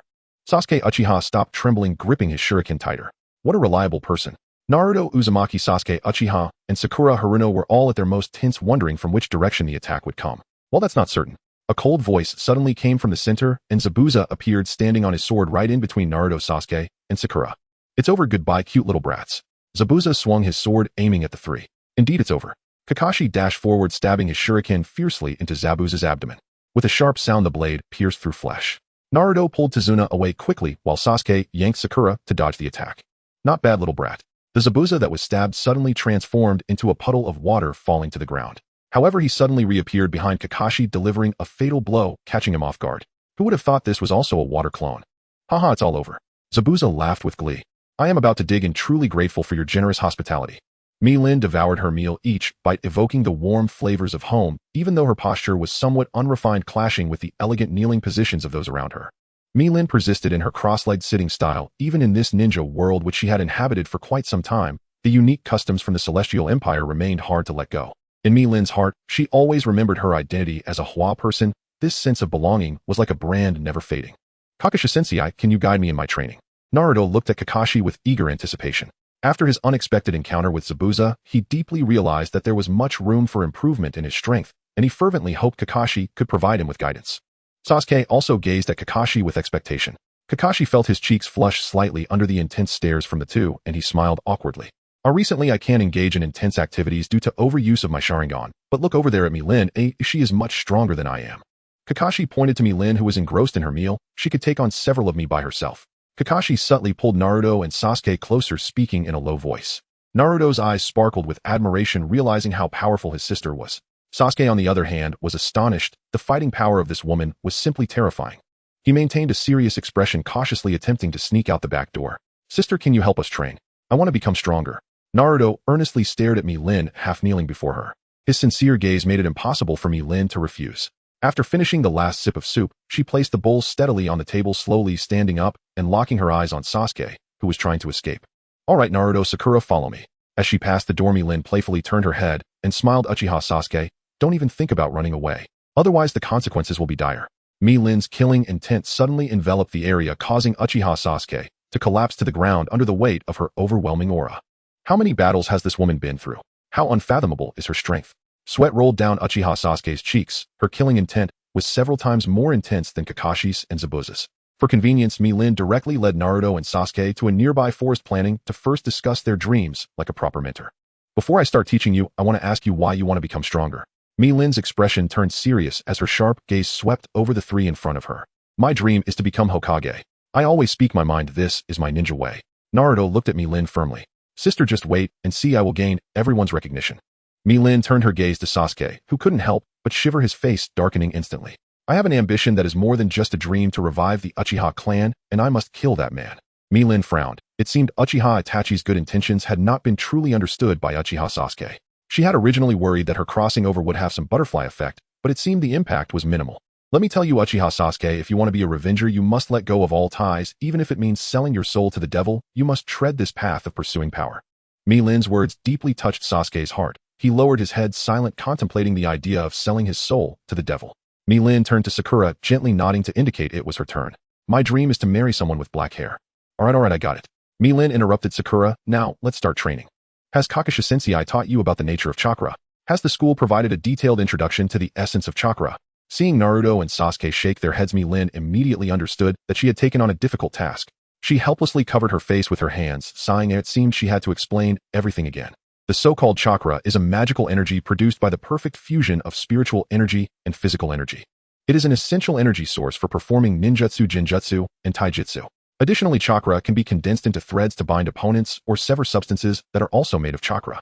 In short, chakra is the indispensable energy for performing ninjutsu. Understood. Facing Milin's explanation, Uchiha Sasuke seemed to fall into contemplation, lowering his head and beginning to ponder deeply.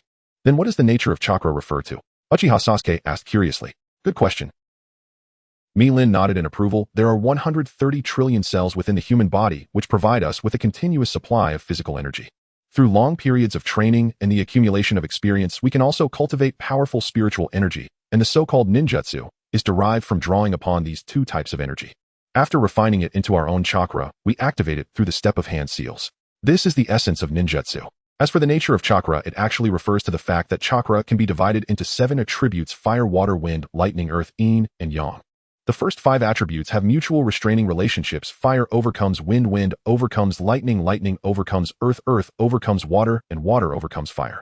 The nature changes of yin include the Nara clan's shadow binding technique and the Yamanaka clan's mind technique, while the nature changes of yang include the Akimichi clan's expansion technique and medical ninjutsu.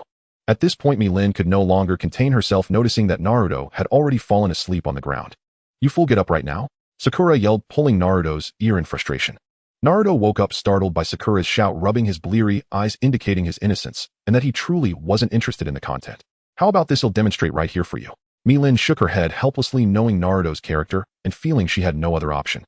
My chakra attributes are wind, water, and fire, so I can easily infuse these attributes into my chakra. As she spoke, a gust of wind swirled in her hands, which then instantly transformed into a water sphere. After the water sphere burst, it became a blazing flame. The three were astonished by Milin's performance, not expecting chakra could be manipulated in such a way.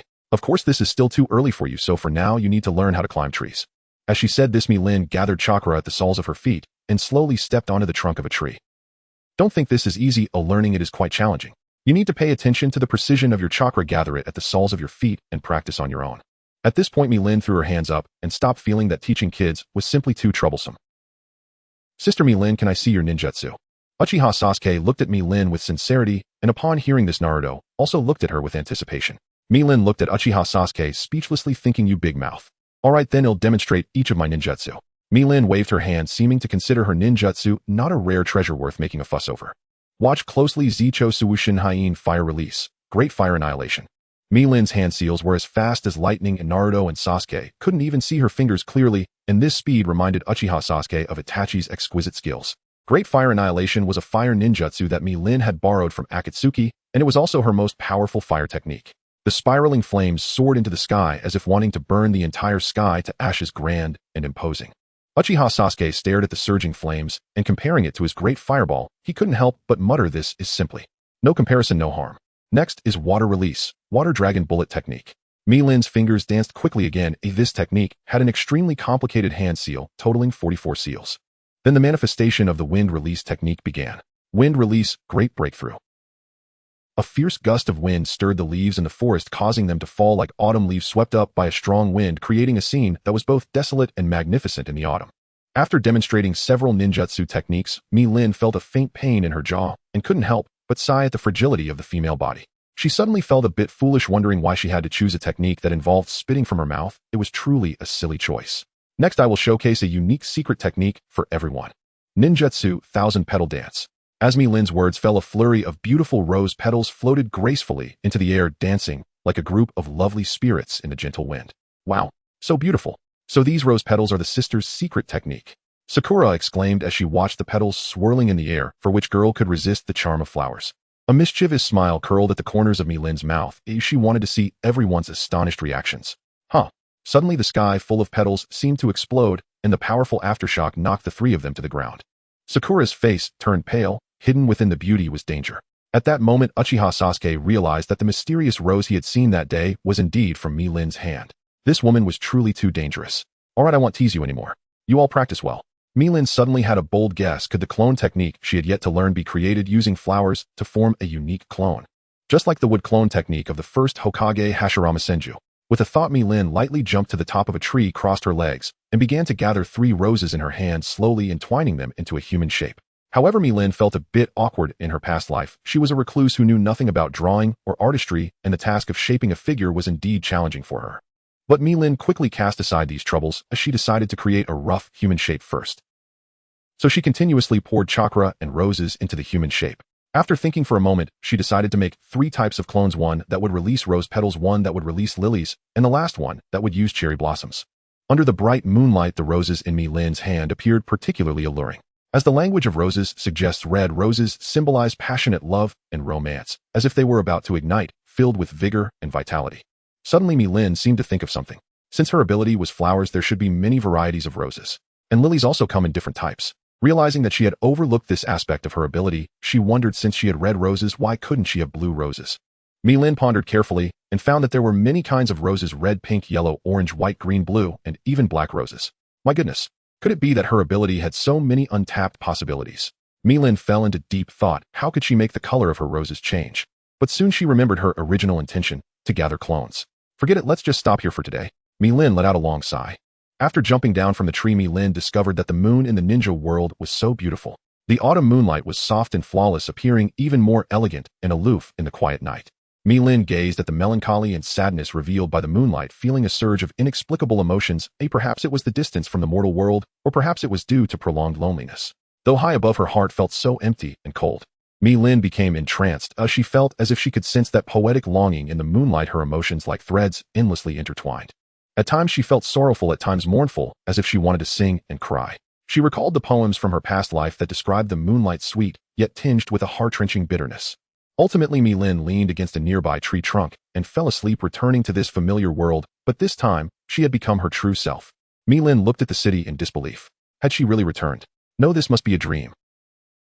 She glanced around at the crowd, and she could confirm that she had indeed been to the ninja world, for she could clearly feel the chakra flowing within her body. Was she really going to experience death again? No, I don't want to die. I want to live. Right, my parents are waiting for me. I must survive. Mi-Lin trembled as she picked up her phone, her expression twisted and grim. I absolutely will not die. I want to live. Run. Hurry and escape. Once I get home, I'll be safe. Mi-Lin shouted, attracting strange looks from those around her. Is this person crazy? Someone murmured, but Mi-Lin could not care less. She just wanted to escape this dreamlike scene as quickly as possible. Alas, what a pity, such a young child. How did she go mad? An elderly lady walked slowly past Mi-Lin, leaning on a cane, shaking her head and sighing. Mi-Lin looked at the elderly lady with a fierce expression. An unexpected strength surged within her. With one hand, she grabbed the lady's throat and tossed her aside. Why do you have to do this? I just want to go home. Mi-Lin's expression remained unchanged as she threw the elderly lady away, thinking to herself, perhaps due to excessive killing in the world of Naruto, her heart had become numb. A crazy person is killing. Everyone run. A terrified shout echoed through the crowd. Everyone worked together to subdue her. Don't let her escape. A middle-aged man stepped forward, pointing at Mi-Lin and loudly calling for help. Try pointing at me again. Mi-Lin coldly stared at the middle-aged man, her indifferent gaze making him shiver involuntarily. Everyone, let's go together, capture her, and take her to the police station quickly. Before the middle-aged man finished speaking, he suddenly found himself unable to make a sound. Looking down, he was shocked to see that his head had somehow separated from his body, spinning in the air before crashing heavily to the ground, blood gushing from his severed carotid artery like a fountain, splattering all over Mi-Lin. At this moment, Mi-Lin was laughing, a chilling smile resembling that of Asura, sending shivers down spines. Run? He is a monster. This monster actually used his hands to sever someone's head. Die? Ha ha ha. Oh, please don't kill me. Help. Minutes later, the street became deserted, leaving behind a ground full of corpses. Mi-Lin's expression was one of disbelief, staring at her own hands. She had never imagined she would kill someone. Why did it come to this? She didn't want to kill, but it had already happened. Right, my parents, I need to call them. Mi-Lin tightly gripped her bloodstained phone and dialed the number. Please pick up. If I really came back, you must be there. Mom and Dad, I beg you. I just want to hear your voices. However, no one answered on the other end of the line. In anger, Lin threw her phone hard to the ground. Looking at the shattered phone, her expression turned sad again. What if her parents called back? C-Team, prepare. Shoot the target dead. A young SWAT officer climbed to the rooftop with a sniper rifle. After a brief adjustment, everything was ready. He saw the young person who was both crying and laughing through the scope, hardly able to imagine that this young person had taken the lives of over 10 people. The SWAT officer took a deep breath, his right finger firmly pressed the trigger.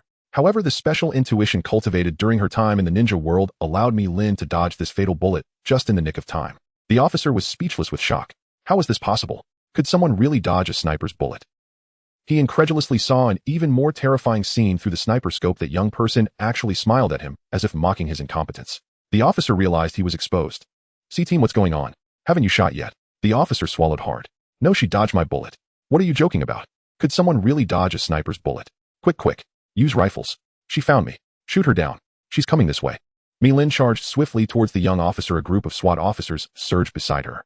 Gunfire erupted, and after the shots rang out, Lin collapsed in a pool of blood, her eyes wide open, filled with unwillingness and regret. All she wanted was to hear her parents' voices and see them. The moon in the sky was so beautiful, she loved it. The suspect has been neutralized. Lin gazed at the sky, her heart filled with reluctance and longing. Her eyelids gradually drooped, and her consciousness slowly faded. It turned out that her heart had already fallen into endless darkness. Who? The heavy gasps echoed in the tranquil air. Lin suddenly opened her eyes, her chest rising and falling violently, as if she had just awoken from a nightmare. She placed a hand on her forehead, her gaze hazy as she looked at the sun that had risen high in the sky, with sweat trickling down her cheeks and dripping onto the grass. I died again. Lin lay on the soft grass, helplessly waving her hand to brush away the sweat from her forehead, filled with confusion. Why was she so out of control in her dream, randomly killing people and ultimately being shot dead by the police? What was the reason behind this? She longed for a peaceful sleep, but she did not know when this had become a luxury. Was this a punishment for her excessive killings? Big sister, so you are here. Second brother has been waiting for you all night. Taiwan ran over, sitting beside Lin and handing her a bright red apple. Lin accepted the apple in silence and took a big bite, muttering to herself, who eats apples for breakfast in the morning? She wanted noodles, as that was the delicacy in her heart. Big sister, old man Dezina is going to build a bridge. Should we follow him? Taiwan asked, seriously pointing at Dezina, who had just walked out. That old man just has a death wish, sigh. There's no helping it, since we promised him. Let's go together. Lin stood up, dusting off the dirt from her skirt, reciting the poem in her heart. I wave my sleeves, not taking away a single cloud. Taiwan stared blankly as Lin followed Dezina away, momentarily dazed. His task was to eliminate Kato, but what did this old man have to do with them? Lin simply feared trouble. Kato was like a slippery mudfish, fast and elusive, not even a ninja, but able to run swiftly. Yet she knew that as long as she followed Dezina, Kato would definitely appear. Having read the original work, Lin firmly nodded. No, it wasn't because she was lazy. Lin gazed at the mountains before her. Every time she faced this continuous range, she would listen closely to the silent symphony that had endured for millions of years. This majestic, solid language shocked her, requiring a soul's reverence. The wind seemed to understand the mountain's solitude, whipping through the dense forest. Lin loved freedom. If she were to be controlled by others, she would rather choose to commit suicide than live a life of servitude. She felt the wind caressing her, as if yesterday's gloom had been swept away. She tucked her windblown hair behind her ear and suddenly recalled her hairstyle from her past life. So with her left hand, she conjured a lily to pin her hair back, appearing fresh and unadorned. Lin approached the water's edge, watching her beautiful reflection. The lily on her head accentuated her freshness, and she felt secretly delighted. Every day was beautiful. Recalling yesterday's events, she seemed to have said she would not strike again, yet due to her misunderstanding of the situation, she wasted 1,000 books and knocked out Zabuza instead. She couldn't help but laugh. It seemed Zabuza wouldn't be appearing for a while, which meant Kato wouldn't show up either. Therefore, she would just go ahead and execute her plan from last night. Lin sat on a rock not far from the bridge, conjuring a rose in her hand. She concentrated hard, attempting to change the color of the rose.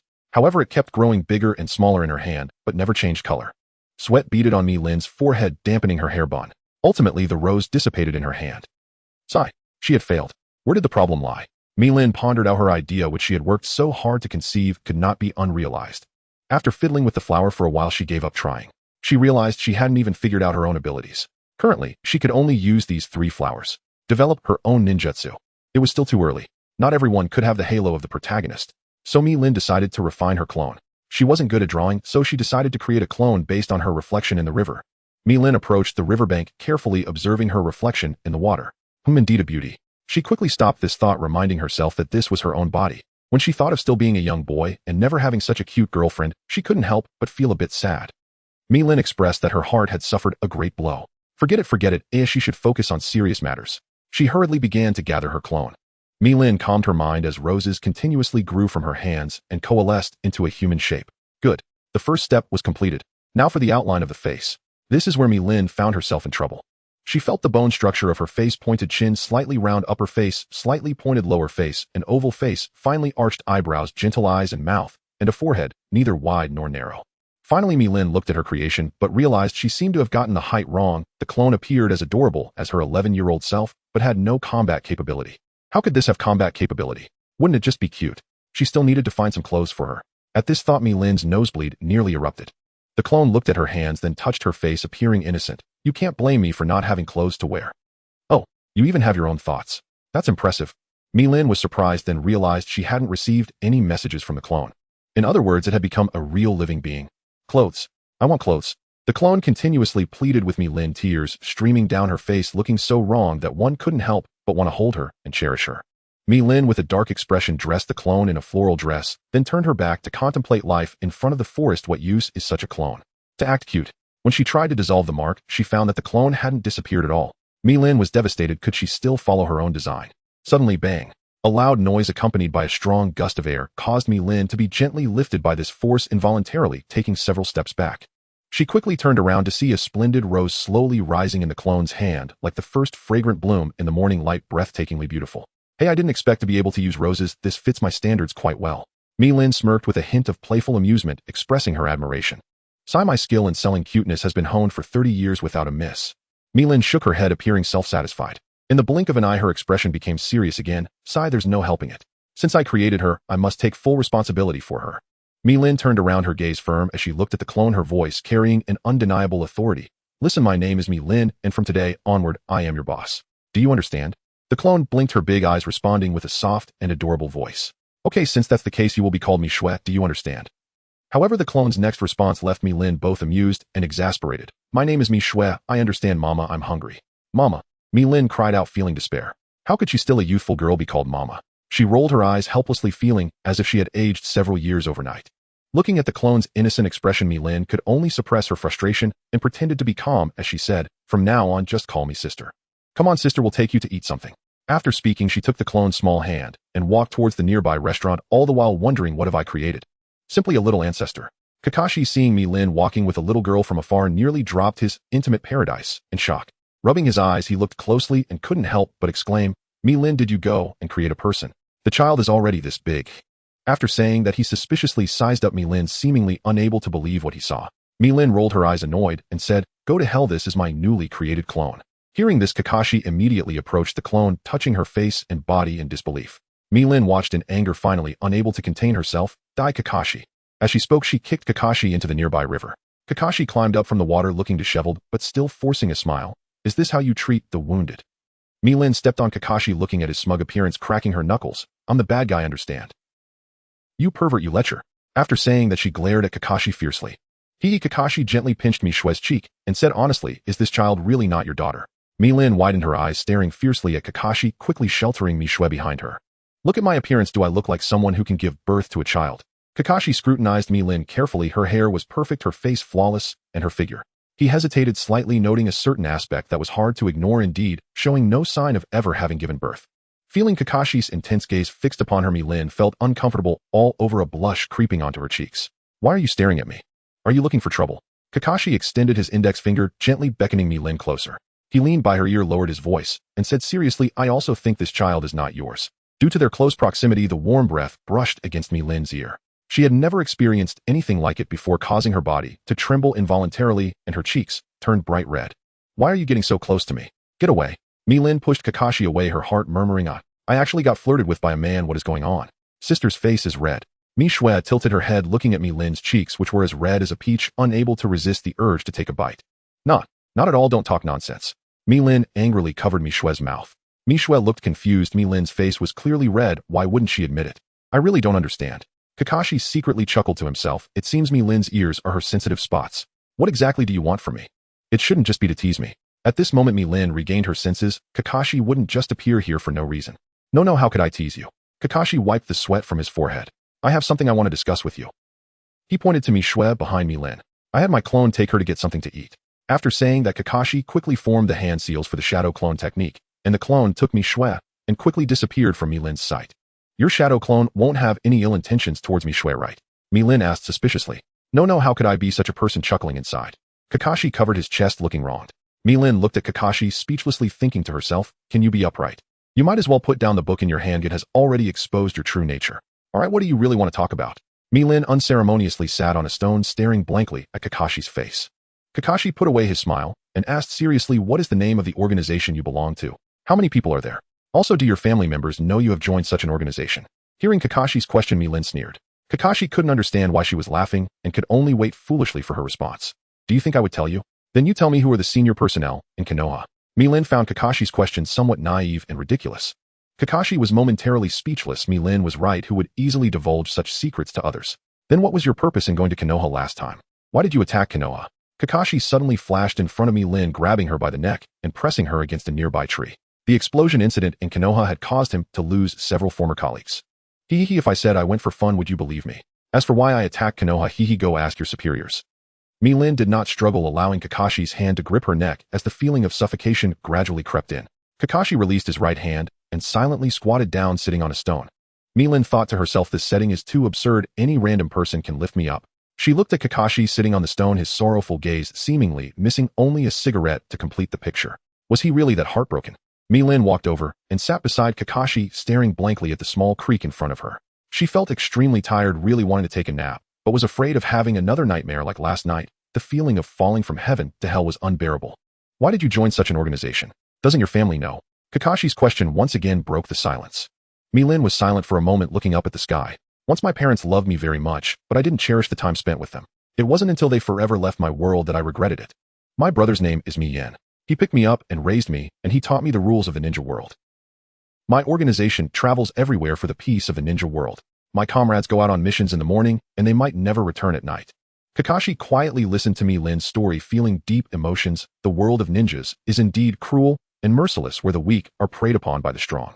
Later, the organization gradually grew stronger and possessed great power, causing those in higher positions to fear our ability to overthrow them, so they united to eliminate us.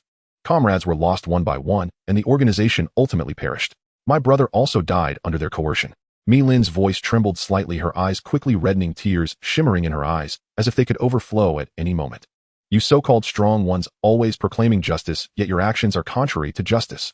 The parents of one of my brothers were brutally murdered by Konoha ninjas. They were just innocent civilians. How could you be so cruel? You pride yourselves as great nations and the protagonists of the world, distancing yourselves from killings, yet you are merely mediocre beings pursuing peace.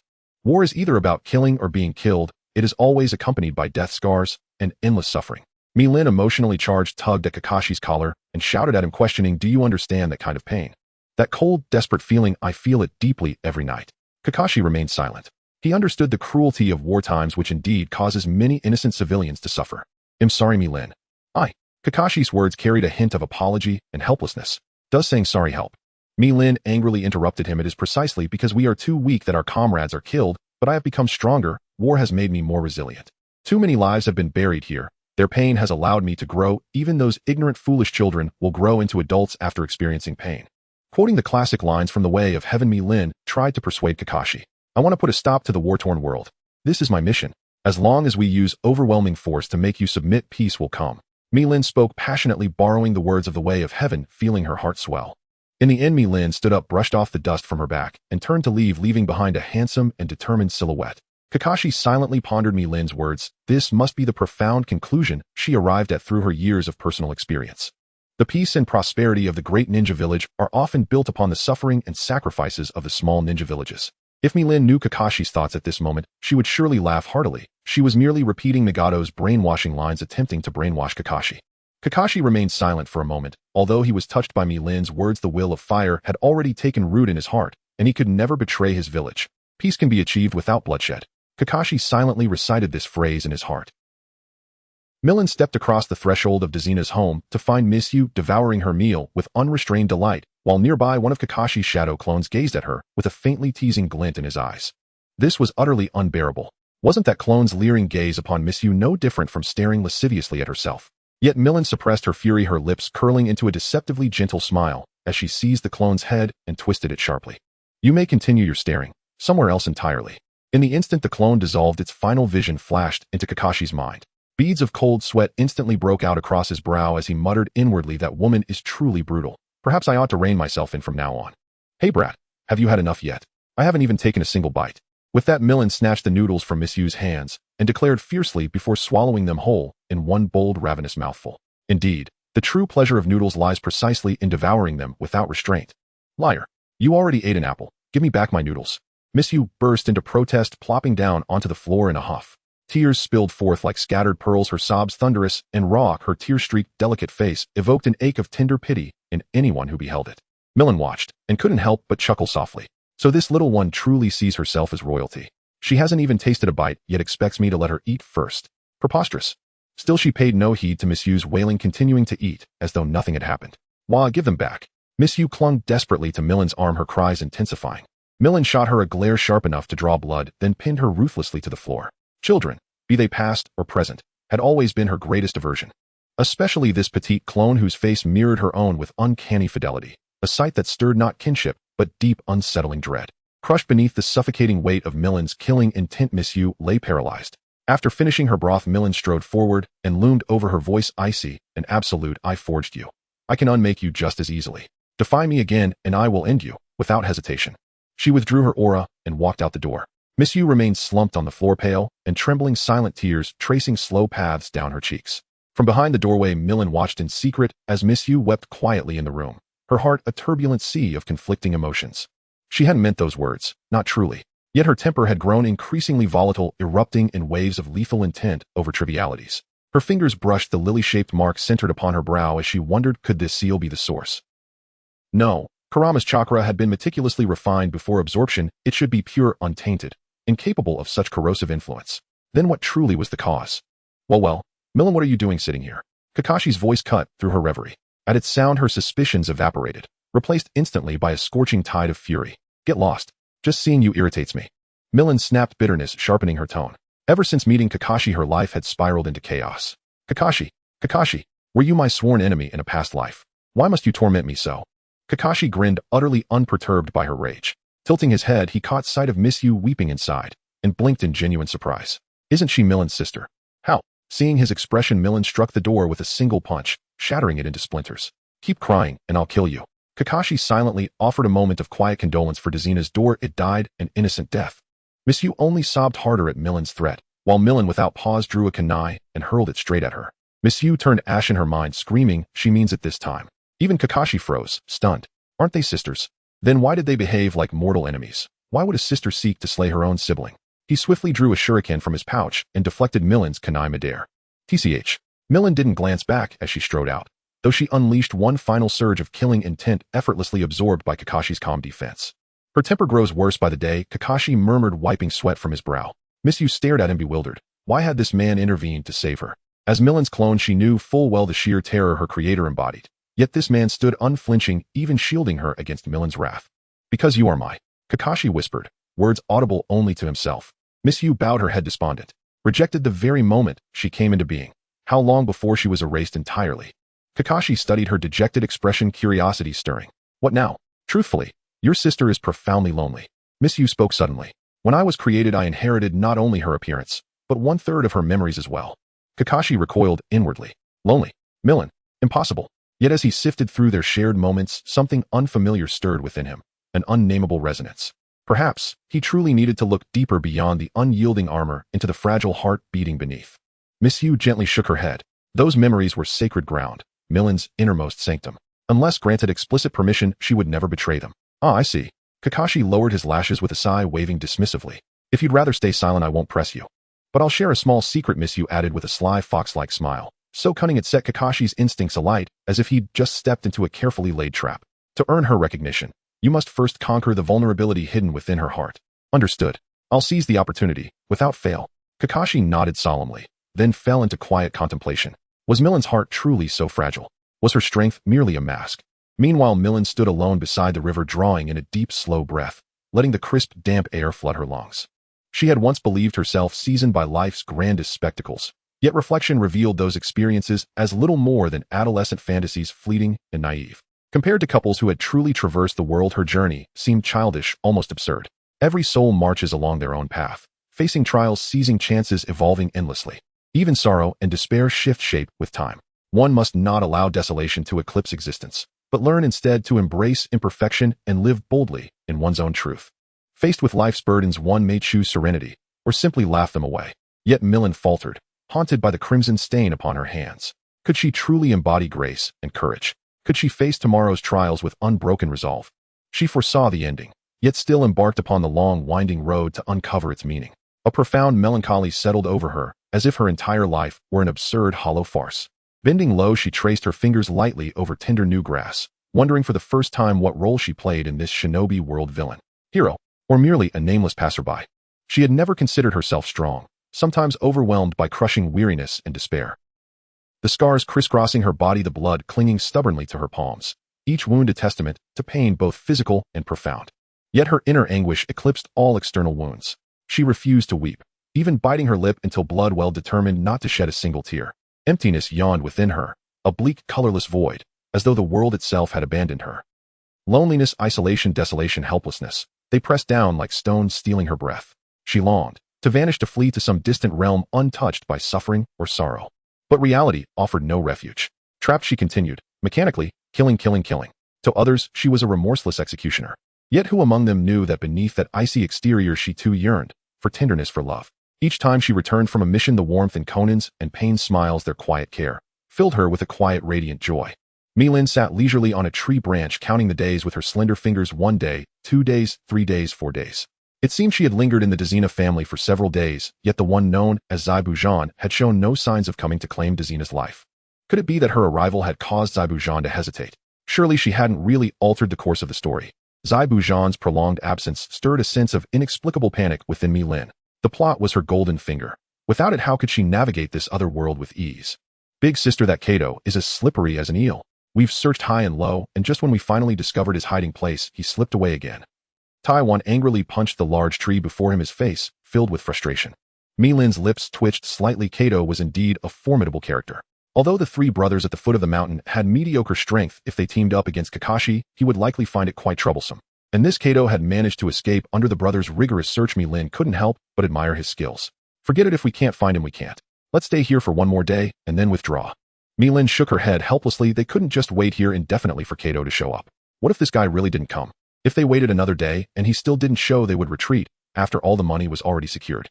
But this is our first mission, and if we fail like this, I really can't accept it. Jinwan clenched his fists tightly, dissatisfaction evident on his face. However, since the big sister had spoken, there was no choice but to follow orders, and he reluctantly gave up. All right. Milan waved her hand and gracefully leaped down from the tree. She thought she should check on Mishue. Ever since Mishue started following Kakashi, Milan felt Kakashi had been trying various ways to tease her.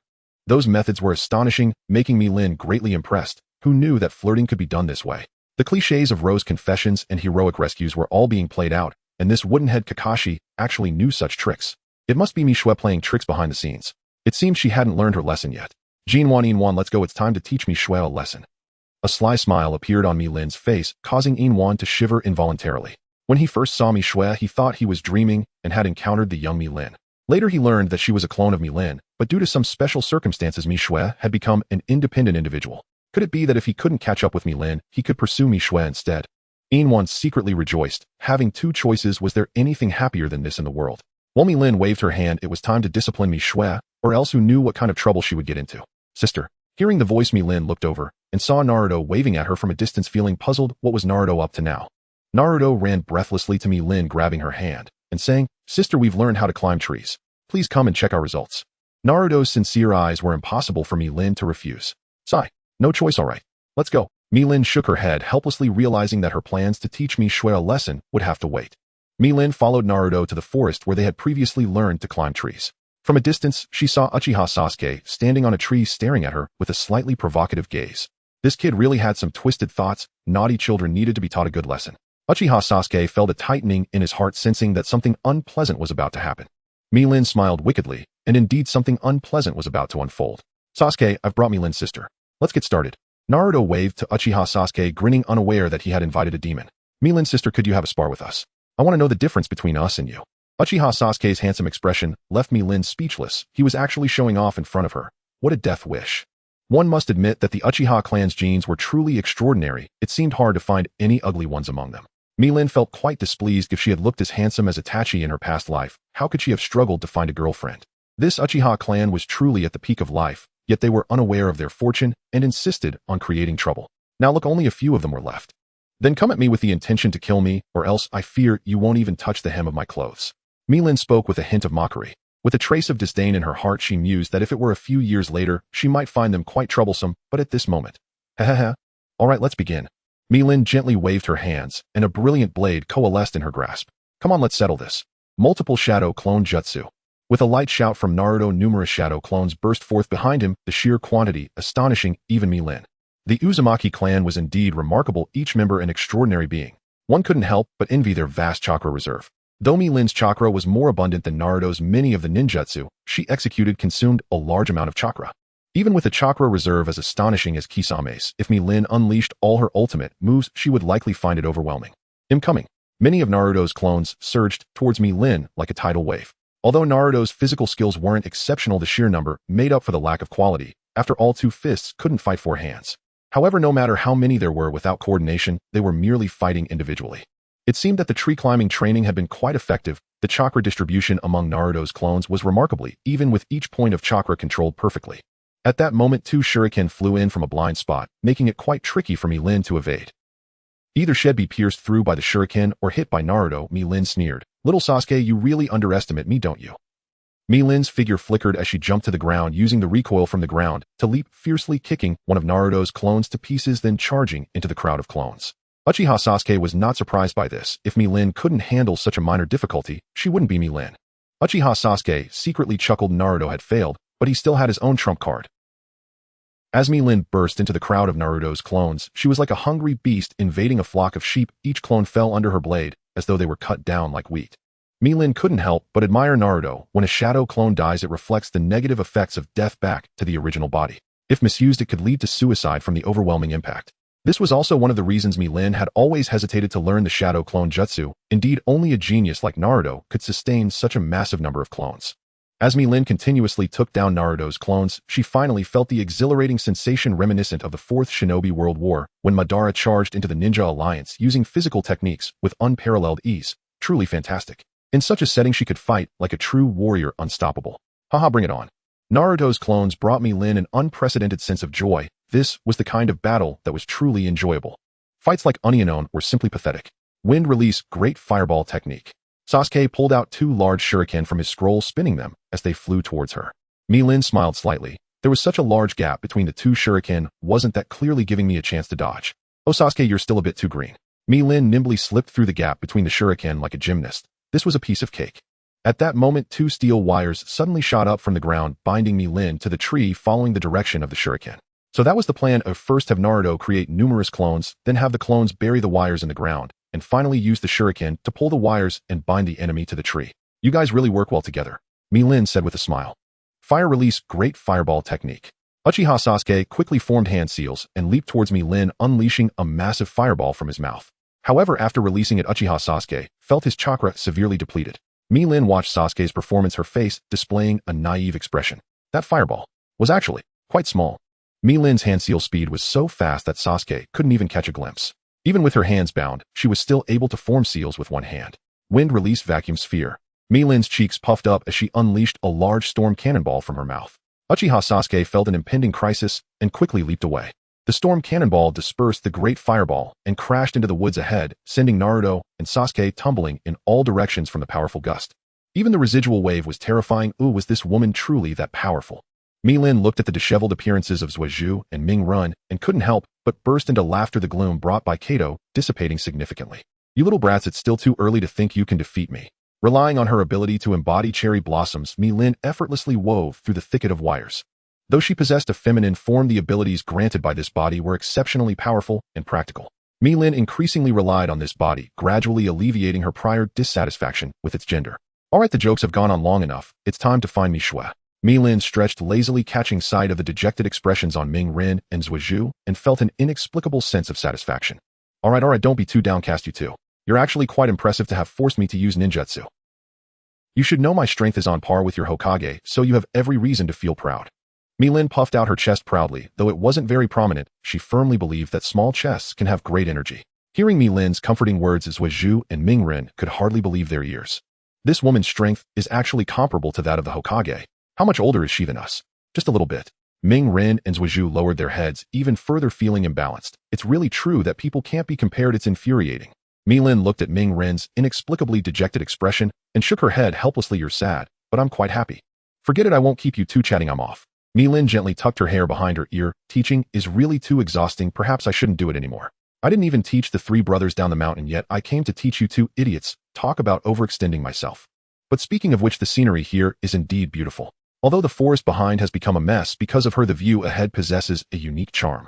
Withered yellow leaves fell one after another, gracefully landing on the water's surface, resembling countless little boats drifting away in the gentle breeze. Mi-Lin took a deep breath of the fresh air, feeling the fatigue brought by last night's nightmare dissipate instantly. She gently stroked her chin, thinking of the brothers down the mountain who had gone to the Daizuna household ahead of time, as she wondered how things were going and felt compelled to check. Mi-Lin moved lightly, weaving and jumping through the woods. Zhuozhu and Ming-Ren watched the shadow that was gradually receding, amazed and speechless. Is climbing trees really this fun? It's just like flying. So learning to climb trees is also for better escape. Look, Mi-Lin, elder sister runs so fast. Mi-Lin stood quietly outside the Daizuna household, silently observing Mi-Shue, Kakashi, and Sakura playing games in the room. Mi-Shue is truly fortunate. Thinking back to when she was 11, she was still struggling to survive, having to draw her sword to fight for herself. In contrast, Mi-Shue was like her other self, but all the loneliness, desolation, bloodshed, and brutality were shouldered by Mi-Lin, while Mi-Shue only needed to quietly enjoy happiness and joy. Mi-Lin tightened her uniform. After donning this attire, her conviction became even stronger. What's so fearsome about cold-bloodedness and bloodshed? She firmly believed that Nagato could bring her peace. Miss Mi-Lin, are you outside? Daizuna's daughter Tsunami heard the commotion outside and poked her head out from the window. Mi-Lin smiled and waved at her. Tsunami looked at the beautiful woman before her with a smile, having heard she was a powerful ninja. But in Tsunami's eyes, she appeared more like a pitiful person in distress. One night, when Tsunami got up to use the bathroom, she saw this woman alone in the darkness, hugging her legs and crying, her pale face evoking sympathy. From Kakashi, she learned that this woman's parents were gone for some reason, and the only brother who adopted her lost his life in the war. Truly pitiful. Would you like to come in for a cup of tea? Tsunami invited warmly. Mi-Lin was momentarily taken aback. Tsunami was truly beautiful. Her clear big eyes were unforgettable, and her hands were remarkably lovely. With long, plump, fair fingers, her nails shimmering with a soft blue hue, her hands were slightly rough due to labor, yet her skin remained as tender and white as a water lily with faint green veins visible. Mi-Lin looked down at her own hands, delicate and small, as white as jade and slightly cool to the touch. She secretly admired her hand, thinking the Sage of Six Paths truly has a good eye when choosing people. A thank you for the kind offer, but I don't want to go in and ruin everyone's mood. She gently turned her steps, carrying a hint of melancholy and solitude, her silhouette elongated in the sunset, appearing particularly desolate. The spring breeze should be gentle as silk, yet it seemed unable to penetrate the icy barrier in her heart. Even the warmest breeze felt like a piercing cold wind. Just as Mi-Lin was immersed in sadness, a figure resembling an aloe slowly emerged from the ground. Mi-Lin, Zero is urging you to hurry. We have a new mission to execute. You Aloe, you always scare me when you appear. Can't you change your approach? Mi-Lin joked. Aloe. Do I really look that scary? Zong replied, puzzled. We need you to gather intelligence about the Nine Tails in Konoha village. The Nine Tails? Understood. Mi-Lin's lips curled upwards slightly, secretly pondering, isn't the Nine Tails just within reach? This task seems truly effortless. Then I'll be off first. Zong slowly sank back into the ground. Akatsuki wanted her to find 10 rogue ninjas to test Mi-Lin's strength, but Mi-Lin's power had already equaled Nagato's, surpassing his control. Akatsuki's request was indeed difficult, as where else could such powerful rogue ninjas be found aside from the Akatsuki organization? Looks like I can go for a stroll in Konoha village again. Mi-Lin secretly rejoiced. A petal lightly brushed against her cheek. She picked it up gently, realizing it was a lilac flower. The wind blew through the lilac flowers, and the 24 flower-scented winds had blown through, indicating that spring was about to pass. As a girl, Mi-Lin didn't have much fondness for lilac flowers, as they heralded the arrival of summer and signaled the end of spring. She loved flowers even more, especially the scene in spring, where all flowers bloom in vibrant colors, their smiles brighter than the sun. The petals of lilac flowers scattered in the wind, and the entire sky seemed enveloped in a purple sea of blossoms. Mi-Lin gently inhaled the faint floral fragrance in the air, knowing that such tranquil moments would not last long. She reached out into the air, and the lilac petals danced in her hands. How she wished her heart could flutter away like these petals in the wind, gaining freedom. Mi-Lin relaxed her brow, allowing the gentle breeze to brush against her face, feeling the rare comfort and ease. She adjusted her uniform, deciding to go find Kato first, then head to Konoha village. Though she yearned for such a tranquil life, her heart wouldn't allow her to succumb to it. Today that magnificent bridge is about to reach its moment of completion, and your hard work is soon to be crowned with a perfect ending. Thus in this final critical moment, Dezina deeply bowed to Kakashi with heartfelt gratitude, his body bending nearly at right angles to express his sincerest thanks. Is such a grand gesture really necessary, just to express gratitude? It's quite amusing, really. According to the story's progression, I suppose Zabuza should make his appearance today, seeking revenge. Today I've decided not to intervene. I'll just watch to see if Kakashi and the others will follow the plot and take action. Mirin pondered whether she should step in to save Mizuki. Rest assured, Mr. Dezina, with me here, you will be safe. Kakashi confidently responded. Kakashi-sensei, Naruto is still asleep in the room. Should we wake him up? Sakura pointed inside, looking quite embarrassed. No need. Let him rest a bit longer, he trained hard last night. Kakashi waved his hand at Sakura, signaling her not to disturb Naruto, while also giving a gesture to Sasuke. Sasuke nodded and casually closed the room door. TCH trailing behind. He muttered quietly. Kakashi's gaze fell on Mirin, who was sitting cross-legged on the windowsill, pondering whether she would head towards the bridge. Mirin beckoned to Yuki, who reluctantly extricated herself from Kakashi's embrace and obediently stood beside Mirin.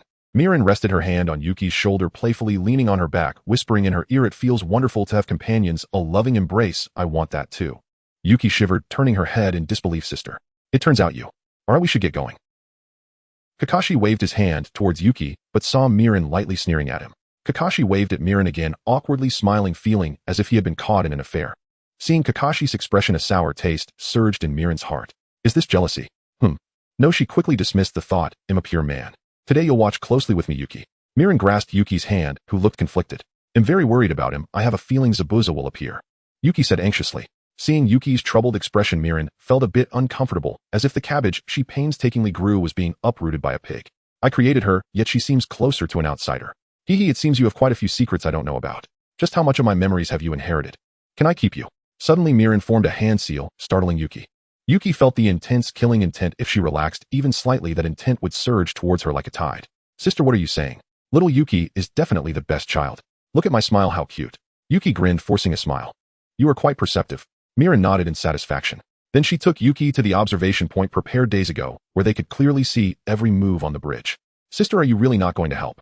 Yuki looked anxiously at the still incomplete bridge, knowing from her memories that Kakashi would engage in a fierce battle here with Zabuza.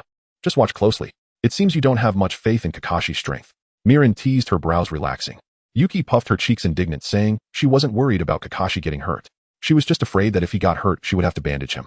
Seeing Yuki's cute appearance, Mirin silently thought, if you like Kakashi so much, why not go with him? But as my clone, you think you can leave? No way. At that moment, 4 shadows appeared at the bridge's entrance, and Mirin squinted, trying to discern whether Kakashi had arrived. Then where is Zabuza? Before Mirin could figure it out, a cold wind suddenly blew across the bridge, stinging Kakashi's face. Soon after, a thick fog enveloped the area, quickly rendering visibility to nil. He's actually still alive, quite unexpected that he showed up so soon. Kakashi shook his head helplessly, murmuring that he would have to take action again. There's a risk of injury every time, but this time he really didn't want to get hurt again. Kakashi-sensei, is this the guy's mist concealment technique? Sakura and Sasuke protected Dezina behind them, readying themselves in a formation. Bang! For Zabuza, figures suddenly emerged around them, wielding large swords, their gazes sharp, like venomous snakes, making Sasuke tremble. Little brat, are you scared? Zabuza sinisterly laughed, swinging the large sword towards Uchiha Sasuke. Now's the chance, Sasuke. Kakashi was quick-witted, drawing his sword and swiftly cleaving the Zabuza before him in two. Uchiha Sasuke smirked arrogantly, I'm just trembling with excitement. Saying this, he accurately plunged his kunai into Zabuza's chest. However, the Zabuza before him instantly transformed into a puddle of water, a water clone. Where exactly is Zabuza? Mirin sighed helplessly. Even standing here, she couldn't see the battle clearly. The mist concealment technique used by Zabuza was utterly baffling. Apart from sensing a few chakras, visibility was completely obscured by the fog, making it impossible to properly observe the fight. To actually see through my water clone, that little brat has made considerable progress. Haku, it seems your rival has arrived. Zabuza, wielding his sword, reappeared before Kakashi. It should be. Haku, wearing a mask, looked sacred and untouchable. The sense of threat he posed to Sasuke sent shivers down his spine. That guy from the Mist Village's assassination unit looks just like Zabuza's accomplice, standing together like this. Kakashi warily watched the masked youth before him. Oh no, masked girl dressed in a skirt with a chest should probably not be a man. That guy actually has the audacity to stand out in the open. Uchiha Sasuke coolly retrieved a kunai from his pocket, saying, leave that guy to me. To play such tricks, I absolutely despise these supernatural pretenders. That young man is no ordinary character. Even if the water clone possesses only 1/10 of his actual power to resolve things so easily. But I'm ready now. Go. Yes. Haku glided on the bridge like ice skating, executing a 360-degree spin, slamming the shuriken towards Sasuke. Although Sasuke was a bit flustered, he quickly regained his composure, blocking Haku's attack with his kunai. Though I don't really want to kill you, it seems you won't back down. What nonsense are you talking? As expected, Haku seemed to have made up his mind, glancing at the surrounding water. But next you won't be able to keep up with my movements, and I already have 2 advantages. 2 advantages? What? First is the water around us. Haku turned to look at his left hand. Second is that I can block your attacks with just one hand. In other words, you can only defend against my assaults now. Haku raised his left hand, swiftly forming seals with one hand. What? This guy can also form seals with one hand like Sister Mirin. Sasuke stared at Haku's left hand in shock. The speed of the seals was fast, though slightly inferior to Mirin's. Kakashi watched in disbelief as everything unfolded before him, single-handed seals. He had never seen such a thing, and his expression turned grim. If Mirin knew what Kakashi was thinking, she would have slapped him, saying, "When I was using one-handed seals, were you blind, Kakashi?" Secret technique: 1,000 killing water flight. The water on the ground floated into the sky, transforming into numerous ice shuriken hovering in the air, ready to descend and pose a huge threat to Sasuke. Quickly remember the training content, channel the chakra to your feet all at once. Countless shuriken descended from the sky, and Sasuke adeptly dodged the attacks using the elasticity of his chakra. "Now you can only defend against my attacks," Haku said with a triumphant smile. In just 2 short exchanges, Bai was forcefully knocked to the ground by a kick from Sasuke. Zaibujan was taken aback, not expecting Bai's speed to fall short of Sasuke's. Bai whispered, "I understand, Mr. Zaibujan." Taking a deep breath, her gaze firm, she declared, "I will give it my all." Secret technique: magic mirror ice crystal. Before her voice faded, countless ice mirrors instantly surrounded Sasuke. "Now let's see if you can keep up with my speed." Shui Wuyue Bai flickered, skillfully stepping into the mirror, leaving Sasuke dumbfounded in place. The show is about to begin. Mi-Lin keenly sensed the familiar chakra rapidly approaching. Indeed, Naruto was on his way. "Sister, look at Uchiha Sasuke. He can't possibly defeat that girl. I want to help him." Mi-Shue looked at Mi-Lin with tears in her eyes, filled with worry for Kakashi, but her sister firmly forbade her from intervening. She truly couldn't understand why her sister, who liked Kakashi so much, was being so harsh on him. "No, there's going to be a good show soon. You just behave and watch with me here." Mi-Lin tightly gripped Mi-Shue's neck, rendering her unable to move. "Can you really keep up with my speed? Come and try." Bai moved freely among the ice mirrors, continuously launching sharp senbon at Sasuke. "Damn, is this a clone?" "No, it's not a clone." Sasuke's heart sank as he realized that to escape these mirrors, he would have to shatter them, but his strength was clearly insufficient. He helplessly looked at Kakashi, hoping for assistance, but Kakashi was tightly entangled by Zaibujan. "Kakashi, if you dare to save that little brat, they'll kill the old man behind you immediately," Zaibujan coldly threatened. Kakashi cast a trusting glance, but Uchiha Sasuke was in tears, thinking, "I really can't win. Oh, what use is your trust to me? Prepare to die." Bai was about to end Uchiha Sasuke's life with Senbon, but her attack was interrupted by a shuriken suddenly flying in from above. "Vortex Naruto is here." Naruto made a handsome entrance, looking quite pleased. What an unexpectedly surprising ninja indeed. I must say that shuriken was thrown beautifully. However, my Bai is not so simple. Zaibujan seldom praised, but while Naruto's arrival surprised him, it didn't pose a significant threat. "Great. Naruto is here. As long as he attacks alongside me from outside, these mirrors will surely shatter. Naruto, hurry." Just as Sasuke began to speak, Naruto had already dashed into the ice mirrors. "How did you sneak in, you underachiever?" Sasuke was momentarily speechless. "Of course I'm here to save you." Naruto wiped his nose and used the shadow clone technique. Although the number of clones was impressive to Bai, it seemed like mere child's play. Naruto tried to break the mirror in front of him, but was blocked by countless senbon. "You can't break it, give up." Countless senbon rained down, grazing Sasuke's cheek and skin. "Ow." Sasuke's face was injured. Mi-Lin was watching intently when suddenly the 3 brothers appeared on the bridge, looking confused at the standoff between Kakashi and Zaibujan. Kakashi was stunned, wondering what was happening. Zaibujan was also bewildered. Why hadn't that woman left? Why was she staring at him? Mi-Lin sighed in exasperation, thinking to herself how she had brought about this mess, gathering such foolish little brothers and making such silly clones. "Where is Kato, Zaibujan?" Jin-Wan attempted to appear more imposing, but his scarred face came off as more of a threat. Zaibujan covered his face, inwardly regretting that these people weren't here for him, yet they looked so furious. He should have just dealt with Kato earlier. "I really don't know." Zaibujan innocently shrugged. This time, he hadn't accepted Kato's employment, he simply sought revenge against Kakashi. "Tao di Zaibujan, do you think I don't know about your past? Stealing needles at 3, touching the neighbor's chickens at 4, peeping at the widow next door, bathing at 5. Silver One angrily pointed at Zaibujan. "This person is truly wicked. When he was a child, he didn't even have food, yet he stole and misbehaved."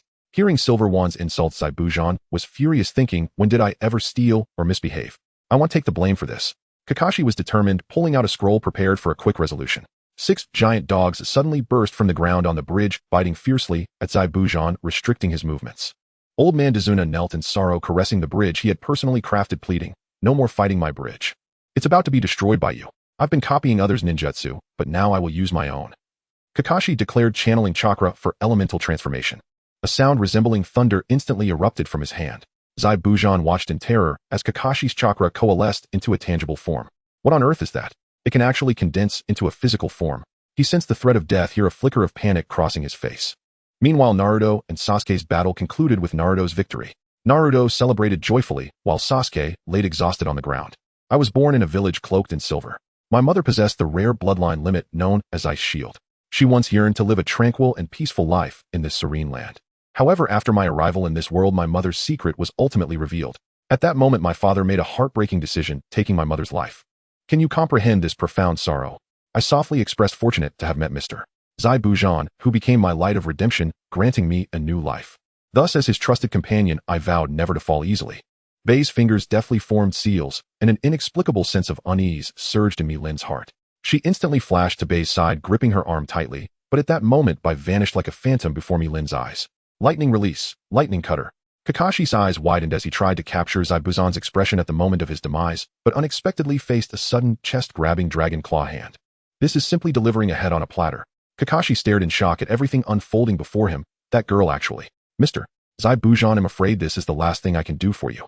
Bei's chest bled profusely, the crimson hue glaring like the rising sun. She tightly grasped Kakashi's right hand, refusing to let him escape. Lin's face turned as pale as paper, feeling the lingering warmth in her palm from just moments ago. The girl named Shui Wuyuebai was already gone. She had surpassed Lin's speed with her conviction, writing her own legend in the final moment. Ha, Kakashi, who was it that just said I was doomed? Die. Zaibujan swung his great sword horizontally, yet Bai continued to grip Kakashi's right hand tightly. In Kakashi's eyes, it seemed Zaibujan intended to take them both down with his blade. Kakashi hurriedly scooped up Bai and dodged gently, placing her down. He recalled those boys and girls from his past, realizing he had failed to uphold his promise to protect that girl. Overwhelmed with guilt, he gently closed the girl's wide-open eyes, which were still open at her death. He was angry and regretful, pondering why he hadn't cherished his companions more. Naruto quickly drew 2 kunai from his bag and shot them at Zaibujan, who did not evade, slowly closing his eyes as tears silently fell. He silently recited in his heart, "By my Bai." The sound of kunai piercing flesh echoed as they drove forcefully into Zaibuzan's hands, which fell weakly at his sides, his mind echoing Bei's past words. Mr. Zaibujan, your heart must be very lonely, isn't it? You saved me. From now on, I will be your tool. Wherever you go, Mr. Zaibujan, I will follow closely. Let me feel the loneliness in your heart. What a lively scene it is. If I don't take action soon, my disappointment in you will be unprecedented. Kato, surrounded by a large group of ninjas, appeared arrogantly on the opposite side of the bridge, looking down at the fallen Bai with a smug expression. By the way, this woman had some grievances with me before causing me to lose a hand. Kato playfully poked Water Moon Bei's face with his foot, declaring that this woman had finally ended her own life, and this was the fate of opposing me. Kakashi's expression was as gloomy as water. That despicable guy. His chakra was seriously depleted, and facing such a large army of ninjas filled him with panic. However, this matter should still be left for Zabuza to handle himself. Get your filthy foot away, you scum. Zabuza glared with wide eyes, his gaze seemingly ready to coagulate blood. He bit through the bandages binding his mouth and turned to Naruto, shouting, "Kid, lend me your kunai." Naruto gently tossed the kunai, which traced a splendid arc in the air before landing steadily in Zabuza's mouth. "Kato, I want your life." Zabuza charged at Kato like a raging beast, blood splattered across his face, resembling Asura emerging from hell. "Scum, I am the demon Zabuza. After dying here, I will truly become a ghost. Ooh, what else do I have to fear? You will go to hell with me." The kunai in Zabuza's mouth shot towards Kato's neck like lightning, but was rescued just in time by a wandering ninja nearby. "Kill him for me." Kato pulled out a handkerchief and wiped the cold sweat from his forehead. He had nearly died at Zabuza's hands just now. Several katana plunged fiercely into Zabuza's body, creating a shocking scene. Mirin felt that at this moment Zabuza was showing his most masculine side. Blood gushed from Zabuza's wounds like a fountain, yet he gritted his teeth and swiftly moved to Kato's side, plunging the kunai deep into Kato's heart. "Die with me, scum." Seemingly exhausting all his strength, Zabuza collapsed to the ground, his gaze hollowly fixed on Bai in the distance. "Farewell. Bai. Thank you for everything along the way. I'm sorry. This time you are no longer my tool." Zabuza struggled to support his body, pulling out each knife embedded in him. "Kill him. He killed our employer. Who will we get money from?" "Flowers in bloom. I stand among the flowers." My eyes seem to be crying. Mirin stepped closer to Bai, filled with guilt. "I'm sorry I couldn't save you." As Mirin walked, roses fell and took root, quickly spreading across the entire bridge. Kakashi looked on in confusion, completely baffled by what Mirin was saying. Her strange words sounded like a foreign language to him. "Roses come with love." Mirin gently picked up Water Moon Bai and placed her in Zabuza's arms. I asked the goddess of love for blessings. Mirin closed her eyes and silently prayed. You foul woman, what are you babbling about? I can't understand anything. Mirin raised her hands, and the roses on the ground instantly surrounded the wandering ninjas. Do you wish to witness the beauty of heaven? Zabuza's love is far more illusory than paradise. Why is your sorrow what turned heaven gray? Have you seen heaven? I haven't, so I ask you to help me witness it. Mirin's eyes, which were slightly closed, suddenly opened, scattering a handful of rose seeds from her hands. Ninja art, parasitic flower technique. The wandering ninjas expected a powerful jutsu, only to find that nothing happened, and they couldn't help but feel embarrassed and angry. Foul woman, do you want to die? Let me show you the taste of my blade. The two lead wandering ninjas boasted as they brandished their large blades, completely unaware that the Grim Reaper's scythe was quietly poised at their necks. The big sister is using that move again. Hurry and find something to cover up. I don't want to get splattered with blood again. Yinmaru found a cloth from behind to cover himself and Iranmaru tightly, while Goldmaru pouted and reluctantly hid behind Yinmaru. To him, blood was a symbol of a warrior. Kakashi stared blankly at the trio below, filled with confusion. Didn't they say nothing would happen? Why cover up? She'll listen. The Grim Reaper is calling. Huh? What is this? What the hell is this? The wandering ninjas finally felt something was off with their bodies. Bang, bang, bang. Their bodies exploded one after another. In the end, it's the beautiful bloom. The heads of the wandering ninjas burst like watermelons, blood and brains splattering everywhere, and Mirin, who was closest, got completely drenched. Even Kakashi, who had experienced numerous battles, felt nauseated by Mirin's technique, which could no longer be measured by ninja arts. It was simply a forbidden technique, and a dangerously powerful one at that. Demon. Sakura's face turned pale, kneeling on the ground, as if all her strength had been drained. Kakashi found it almost impossible to associate this stunning girl with the blood-soaked image before him resembling Asura. He couldn't help but ponder how many brutal battles this girl had endured, and how much innocent blood her hands had been stained with. Zabuza knelt on the ground, staring helplessly at the snowflakes drifting down from the sky, murmuring by. Is that you? Are you crying for me? If possible, I wish I could accompany you to that eternal realm. Unfortunately, I can no longer do so. My only destination is the endless dark hell. He gently caressed Bei's face, and then slowly lay down, gazing vacantly at the sky, his heart filled with endless regret and sorrow, tears silently slipping down his cheeks, silently expressing his reluctance and affection. Is everything really an unchangeable fate? Mirin silently closed her eyes, filled with sorrow and helplessness, knowing she was powerless to change it all. Sister. You. Miyuki gently tugged at Mirin's right hand, innocently pointing at the fainted old man Dezina beside them, seemingly asking if they should attend to him. Uchiha Sasuke trembled as he raised his right hand, filled with helplessness and despair, murmuring, Does no one notice me? I feel I can hold on a little longer. Sasuke, you're awake. The pale-faced Sakura suddenly jumped into Sasuke's arms, unexpectedly knocking him unconscious again. Sasuke, what's wrong? Wake up. Sakura urgently called out. Mirin, I will never allow you to use this cruel jutsu again, but it's utterly inhumane. Kakashi's face was serious as he fixed a stern gaze on Mirin's eyes. Mirin simply smiled back, seemingly unfazed by Kakashi's words. Kakashi, can you hug me?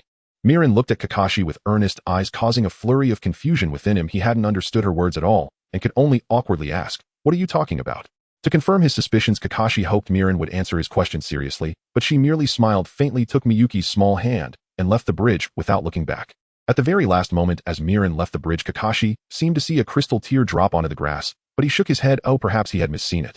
Sister, why don't you say anything to Kakashi? Miyuki asked in a tender voice, aware that this language was called English, but the people here seemed to understand none of it. Mirin gently wiped away the tears at the corners of her eyes, sighing inwardly, some words cannot be spoken, oh, once they are said, more will be lost. After all, she does not belong to this world. Sister, you. Miyuki seemed to want to say more, but was gently silenced by Mirin. Mirin forced a smile and asked, Would you like to know what nightmare I had yesterday? Sister. Miyuki's sympathetic eyes quickly swept over Mirin's smile, but she knew her sister disliked others looking at her with pity, although she, as her sister's doppelganger, could not bear even a bit of her sister's pain. Sister, you're covered in blood, go wash up. Miyuki said with concern. Okay. Mirin gently nodded and turned to leave. Sister, you're so pitiful. Miyuki silently sighed in her heart. Yesterday, I received a clear command from Ju. Lady Mi Lin ordered me to go to Mu Yi Cun to gather intelligence. Therefore, you three brothers should return to the organization for now. Provide Lady Mi Lin with a concise report on matters relating to the Nine Tails. Mi Lin issued the order in a voice that brooked no contradiction. Though the three brothers at the foot of the mountain longed to accompany her, Mi Lin had already made plain she would only bring Mi Shui. They could do nothing but depart, their hearts full of discontent and unwillingness. Let us go. Kakashi and the others have probably already returned. How about we drop by Kakashi's house on the way? Mi Shui looked toward Mu Yi with eager expectation. Though Mi Lin's past in Mu Yi remained vivid in her memory, she longed all the more to experience it for herself. We should hurry. Mi Lin reflected on what she knew of the unfolding events. It seemed the Chunin exams were about to commence. In Muyi Cun Kakashi knelt half-bowed before the Sandaihua Ing, delivering a detailed account of the mission. You mean that girl called Mi Lin is a member of some mysterious organization? Yuan Fei Rijan exhaled smoke slowly, hands clasped behind his back as he sank into thought. Was she responsible for the last assault on Mu Yi as well? Indeed. In this mission she employed an extraordinarily grotesque technique, so unnatural it might be called a forbidden art rather than a mere ninjutsu. Kakashi recalled the horrifying scene of bodies rupturing and still felt chilled. Such a technique violated the most basic moral bounds of humanity. Bodies detonating, limbs scattered all about. Uchiha.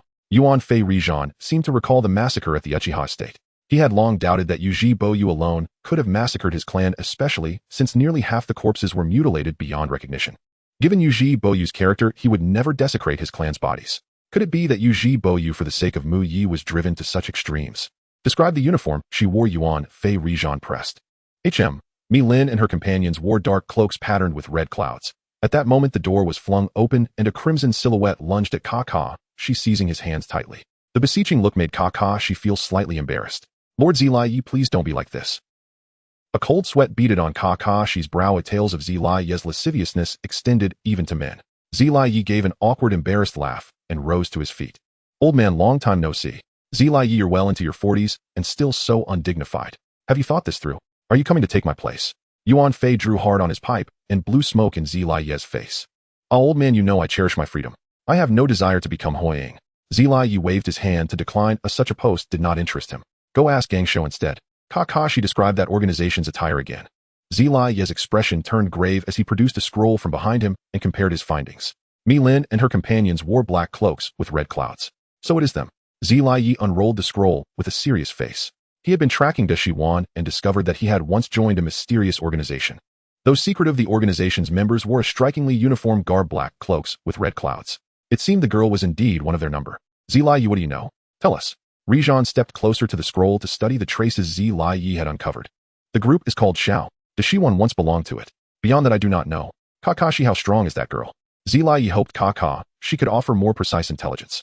Hearing Zilayi's words, Kakashi fell into thought her prowess was fearsome. Without the use of this pair of eyes, he might not stand against her. Her strength is exceptional. Her individual combat ability likely rivals the Kage rank and may even surpass it. To speak plainly, in Muyi Cun, there are few who could match her, perhaps only the Sandai, Hua Ingzi Lai Tuansong, and Gangsho, who is not presently in Muyi. I see. This matter is indeed troublesome. Achoo! Who is talking about me? Mi Lin rubbed her nose and wondered what was happening. Was she catching a cold, or was someone thinking about her? The forest wind whispered and swept by. Mi Lin keenly sensed a powerful and familiar chakra bearing down upon her. Sister, your old acquaintance seems to have arrived. Mi Shue playfully snatched at a snake that darted up from behind, complaining these snakes are disgusting. Suddenly, a great maw descended from the canopy. With reflexive speed, Mi Lin hauled Mi Shue clear of the gaping mouth strike. The serpent clearly meant to swallow them whole. Heh, Deshiwan, long time no see. Mi Lin's face darkened, the expression on her features sent a flicker of fear through Mi Shue. This was the look her sister wore when about to unleash slaughter. Mi Lin, don't get worked up. Ooh, I'm not here to fight you today. A voice from the shadows of the trees grated on Mi Lin's nerves. The forest's dim hush slowly yielded to sunlight, which painted a crimson halo atop the treetops. Straight shafts of light pierced the canopy and reached deep into the woodland's heart. On the forest floor, ferns and bracken grew thick and small creatures darted in and out. I have a job for you. Are you interested? The reward is the triple raisin shuriken. Deshiwan's offered reward tempted Mi Lin, but she was not quick to trust him. That he would dangle a technique like the triple raisin shuriken as payment hinted at the mission's peril. Sensing Mi Lin's hesitation, Deshiwan smiled. Rest assured, this task will be child's play for you. What sort of task? Tell me. My agents report that the Muyi ninjas will soon hold the Chunin exams of villages both great and small will send representatives. The Feng Ying will also attend. I believe this presents the perfect opportunity to strike at Muyi. I want you to borrow the Feng Ying's head for a while. Mi Lin's heart jolted. Was he joking? Ask her to kill the Feng Ying. Was he out of his mind? The notion was absurd and terrifying. Don't be so quick to refuse. For you this mission is effortless. Deshiwan extended a long tongue to lick his lips, eliciting Mi Lin's disgust. This fellow. Well, for the sake of the raisin shuriken, she would agree. Pay a deposit first. Do you want the whole corpse, or only the head? Mi Lin's blunt question left Deshiwan baffled and amused. He tossed a scroll casually. Mi Lin unfurled it, and found to her surprise the exact training method for the triple raisin shuriken. All of it is yours, Mi Lin. I trust you to complete the task well. I want the whole body. Deshiwan paid no heed to Mi Lin's scruples and handed over the raisin shuriken knowledge. If you place such trust in me, then let us have a pleasant cooperation. Mi Lin accepted Orochimaru's commission purely out of boredom. She initially planned to take Shui on a delightful journey through Konoha, but little did she expect to get embroiled in such troublesome matters. The Chunin exam. Konoha's destructive plans. Konoha, you are truly synonymous with misfortune. Looking at the vast desert before her, Lin frowned and said to Orochimaru, Lord Orochimaru, let's talk about the matter of compensation. Why do I feel that the compensation for the Rashomon technique seems a bit insufficient? Originally, I should be enjoying delicious food in Konoha, staying in the most luxurious hotel, and perhaps chatting with the beautiful women of Konoha, but now I'm stuck in this hellish desert eating sand. Orochimaru said that taking this path would definitely lead to Raza, but if Raza suddenly changed his mind and didn't take this path, wouldn't I be suffering in the desert for nothing? Sister, I don't want to stay here anymore, Shui said, her face covered in dust, pulling on Lin's hand. She hadn't bathed in this desert for 3 days. Lin felt that this clone of hers was more feminine and cleaner than herself. Despite living in the desert for 3 days and being dirty, she still felt fine, fragrant, and cute. I really don't understand how a clone could be cleaner than the original. The desert winds howled and sandstorms could strike at any moment. Lin and Shui had been hiding in this cave for a day, fearful of being swept away by the strong winds. Being as adorable as she was, if the wind carried her away into someone else's arms, they surely wouldn't return her. Peering outside, Lin saw nothing but monotonous yellow devoid of any trees. The vastness of the desert made Lin feel weary, as if she could never escape. As dusk approached, the desert before her took on a golden hue, with countless folds of sand rising like frozen waves stretching all the way to the golden horizon in the distance. Why on earth did they build the wind country in the desert? Lin deeply missed the days when she could drink water and enjoy watermelon freely.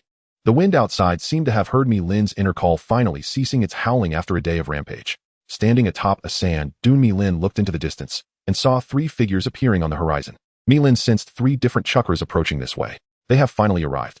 Just when I was about to give up, they finally showed up. So Raza, I will give you a complete corpse. Masahiro Nakamura, we need to reach the borders of the land of fire before the storm hits again. Raza's deep voice made Masahiro and Nakamura perk up. They had been traveling all day and were now feeling extremely exhausted. Ding, ling. Lin wore the unique hat of the Akatsuki organization, and the bells on it chimed with a clear and pleasant sound which echoed beautifully in the desert. Nakamura and Masahiro quickly positioned themselves in front of Raza, adopting a combat stance, vigilantly watching Lin and Shui as they approached. Who are you? Nakamura sensed that the woman in the black and red cloud-patterned outfit before him was quite dangerous. 3 handsome uncles, we are travelers heading to Sunagakure. Could you lend us something? Shui's sweet voice made Nakamura's imagination run wild. The 2 identical sisters before him made him feel an impulse to embrace and cherish them. Oh, little girl, what do you want to borrow? Raza asked curiously, completely unaware that these seemingly harmless little girls were actually demons cloaked in pure appearances with their claws hovering over his head. Uncle Shui wants your lives, can you hand them over to me? Lin drew a katana from her robe and in a swift motion decapitated Masahiro, who was watching from the sidelines. Poor supporting character who didn't even survive 2 episodes. Masahiro's head flew through the air before finally landing beside Raza's feet. At that moment, Raza realized that these 2 little girls were not harmless at all, but rather ferocious beasts that could take his life if he wasn't careful. Masahiro. Nakamura grabbed a kunai and charged at Lin, who was momentarily dazed, while Shui conjured a katana from roses to block Nakamura's attack. What can I say? Truly deserving of being the weakest among the 4 great nations, the strength of the Jonin in the Wind Country is rather lacking. Shui effortlessly blocked Nakamura's attack. I thought I was dealing with a cute little bird, but it turns out to be a hungry beast. How foolish for I and the Kazekage. Raza removed his hat and placed his hands on the desert. Suddenly the golden sand erupted beneath Lin's feet, catching her off guard. With no other options, Lin had to leap into the air. Countless grains of gold surged from the ground, attempting to bury her in this desolate desert. Is this the power of the Kazekage? Lin recalled how Orochimaru found it easy to defeat the Kazekage in the original story, wondering why it felt so arduous for her. She suddenly remembered that Orochimaru had ambushed the Kazekage to succeed. She had indeed been somewhat arrogant. After all, as the leader of Sunagakure, he must possess some strength. However, in Lin's eyes, this level of strength was still insufficient. If this is all the strength you have, then hand over your life to me obediently. 2 small birds flew out from Lin's hands, swiftly soaring above Raza's head. Raza sensed a great threat from these 2 strange birds and waved his hands, causing the golden sand above to envelop them. The 2 sand spheres floating in the sky suddenly exploded. Lin's blast, severing the connection between the sand and Raza. Raza's expression gradually darkened. This girl was extraordinary. She was capable of cutting off his connection with the sand. You can go to hell. Lin gracefully leaped down from the air, and beneath her feet bloomed a vast sea of giant roses, a technique she had uniquely created based on the first Hokage Hashirama's Sunjust flower tree world arrival. Though it couldn't grow roots and draw chakra from everything like Hashirama's would release, Lin's technique relied solely on her own chakra supply, covering an extensive area. Ninjutsu, flower bouquet barrier. Oh no, sister is unleashing a big move. I can't go crazy with you. Ninjutsu, flower beast.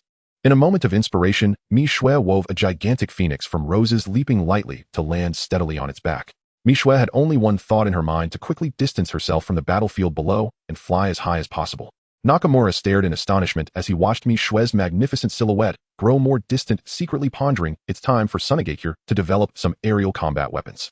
Flying this high is simply invincible. Mi Lin chuckled softly. Sorry, Sunagakure should have developed aerial weapons a long time ago, just like the future 5th Kazekage Gaara. Otherwise they would be toyed with by Deidara. Suddenly Nakamura felt a chill beneath his feet. Looking down, he realized he was tightly surrounded by a thicket of roses. A flash of surprise crossed Nakamura's eyes. What a good person solving the long-standing desertification issue of Sunagakure for me. I'm willing to do it for any price. Mi Lin looked bewildered. What's going on? Just as Nakamura tried to break free from the bindings of the roses, he was violently pulled back, several thick rose vines coiling around him like a giant python, completely consuming Nakamura. Raza, riding the golden sand steed worth hundreds of thousands, witnessed Nakamura's tragic fate and felt a sense of relief in his heart. If he hadn't used the golden sand to lift himself up in advance, he would have likely met the same fate as Nakamura, with his brain splattered and a gruesome end. Damn it, I will kill you. Raza roared, manipulating the massive waves of sand that cascaded down like a waterfall grave. Have you ever seen the magnificent sight of a waterfall flowing straight down from 3,000 feet? At this moment, the sand like a waterfall descended from the sky with overwhelming force, ready to destroy all that stood in its way. Mi Lin gently waved her hand, and countless vines instantly wrapped around her, forming a massive cocoon. Let it be over, ha ha ha. Looking at Mi Lin being crushed beneath the golden sand, Raza laughed triumphantly. This is the power of my Kazekage. Indeed, it seems to be over. Mi Lin suddenly poked her head out from beneath the golden sand, a cold smile on her lips, as if everything was under her control. 2 vines tightly wrapped around Luo Sha's feet, deftly dragging him into the vibrant rose bushes. With a crisp command from Mi Lin, the roses in the bushes seemed to come to life, quickly spinning around to envelop Luo Sha, resembling a magnificent rose cocoon. You shall not die a good death. On the day you perish, I will personally crawl out from the abyss of hell to greet you with the most sinister of smiles, ha. Luo Sha's eyes were bloodshot, his face twisted like a demon escaping from hell, utterly terrifying. Rest assured that day will never come. Mi Lin's voice was gentle and clear like a mountain spring, but to Luo Sha it sounded like a death decree from hell, cold and merciless. I will personally send you into that endless darkness. Before Luo Sha could finish his words, he was submerged by countless vines, disappearing without a trace. Mi Lin's complexion was slightly pale as she quietly observed everything before her. Although this technique was powerful, it had also taken a significant toll on her. Will I go to hell? Perhaps. But before that, there are many things I must do. A faint smile graced Mi Lin's lips. This was solved easily, how effortless. The vines slowly loosened, revealing Luo Sha's lifeless body, which had once been a symbol of strength in Sha'in village, now lying in this scorching desert, a corpse devoid of warmth. To be more thorough, Mi Lin delivered a final blow to Luo Sha's heart, with a kunai ensuring he would never resurrect.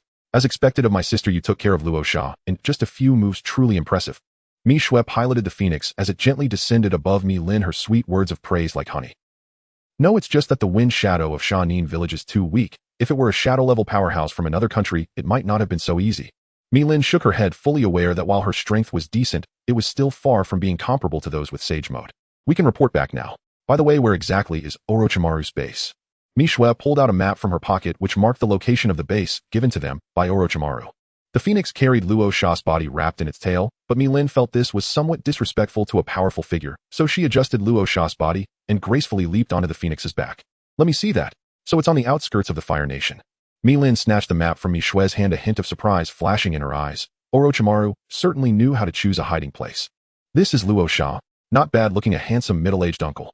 Mi Shui curiously patted Luo Sha's cheek, only to be met with a hand full of dust. She shook her hand in disgust, muttering, does he not wash his face every day? Or is it that people living in the desert all have such dirty faces?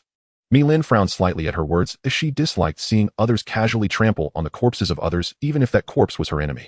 Noticing Mi Lin's displeased expression and the approaching killing intent, Mi Shui quickly forced a smile and obediently moved aside to count circles. However, they had not noticed that in the spot where Mi Lin had fought, a green aloe quietly emerged. It seemed to thoughtfully observe the direction in which Mi Lin had left, secretly astonished by her formidable strength. Had it not hidden deeply enough, it might have been pulled into the attack range. Feeling the need to learn more about Mi Lin, it quickly followed the pace of the phoenix. The phoenix was exceptionally fast, but it was not too quick.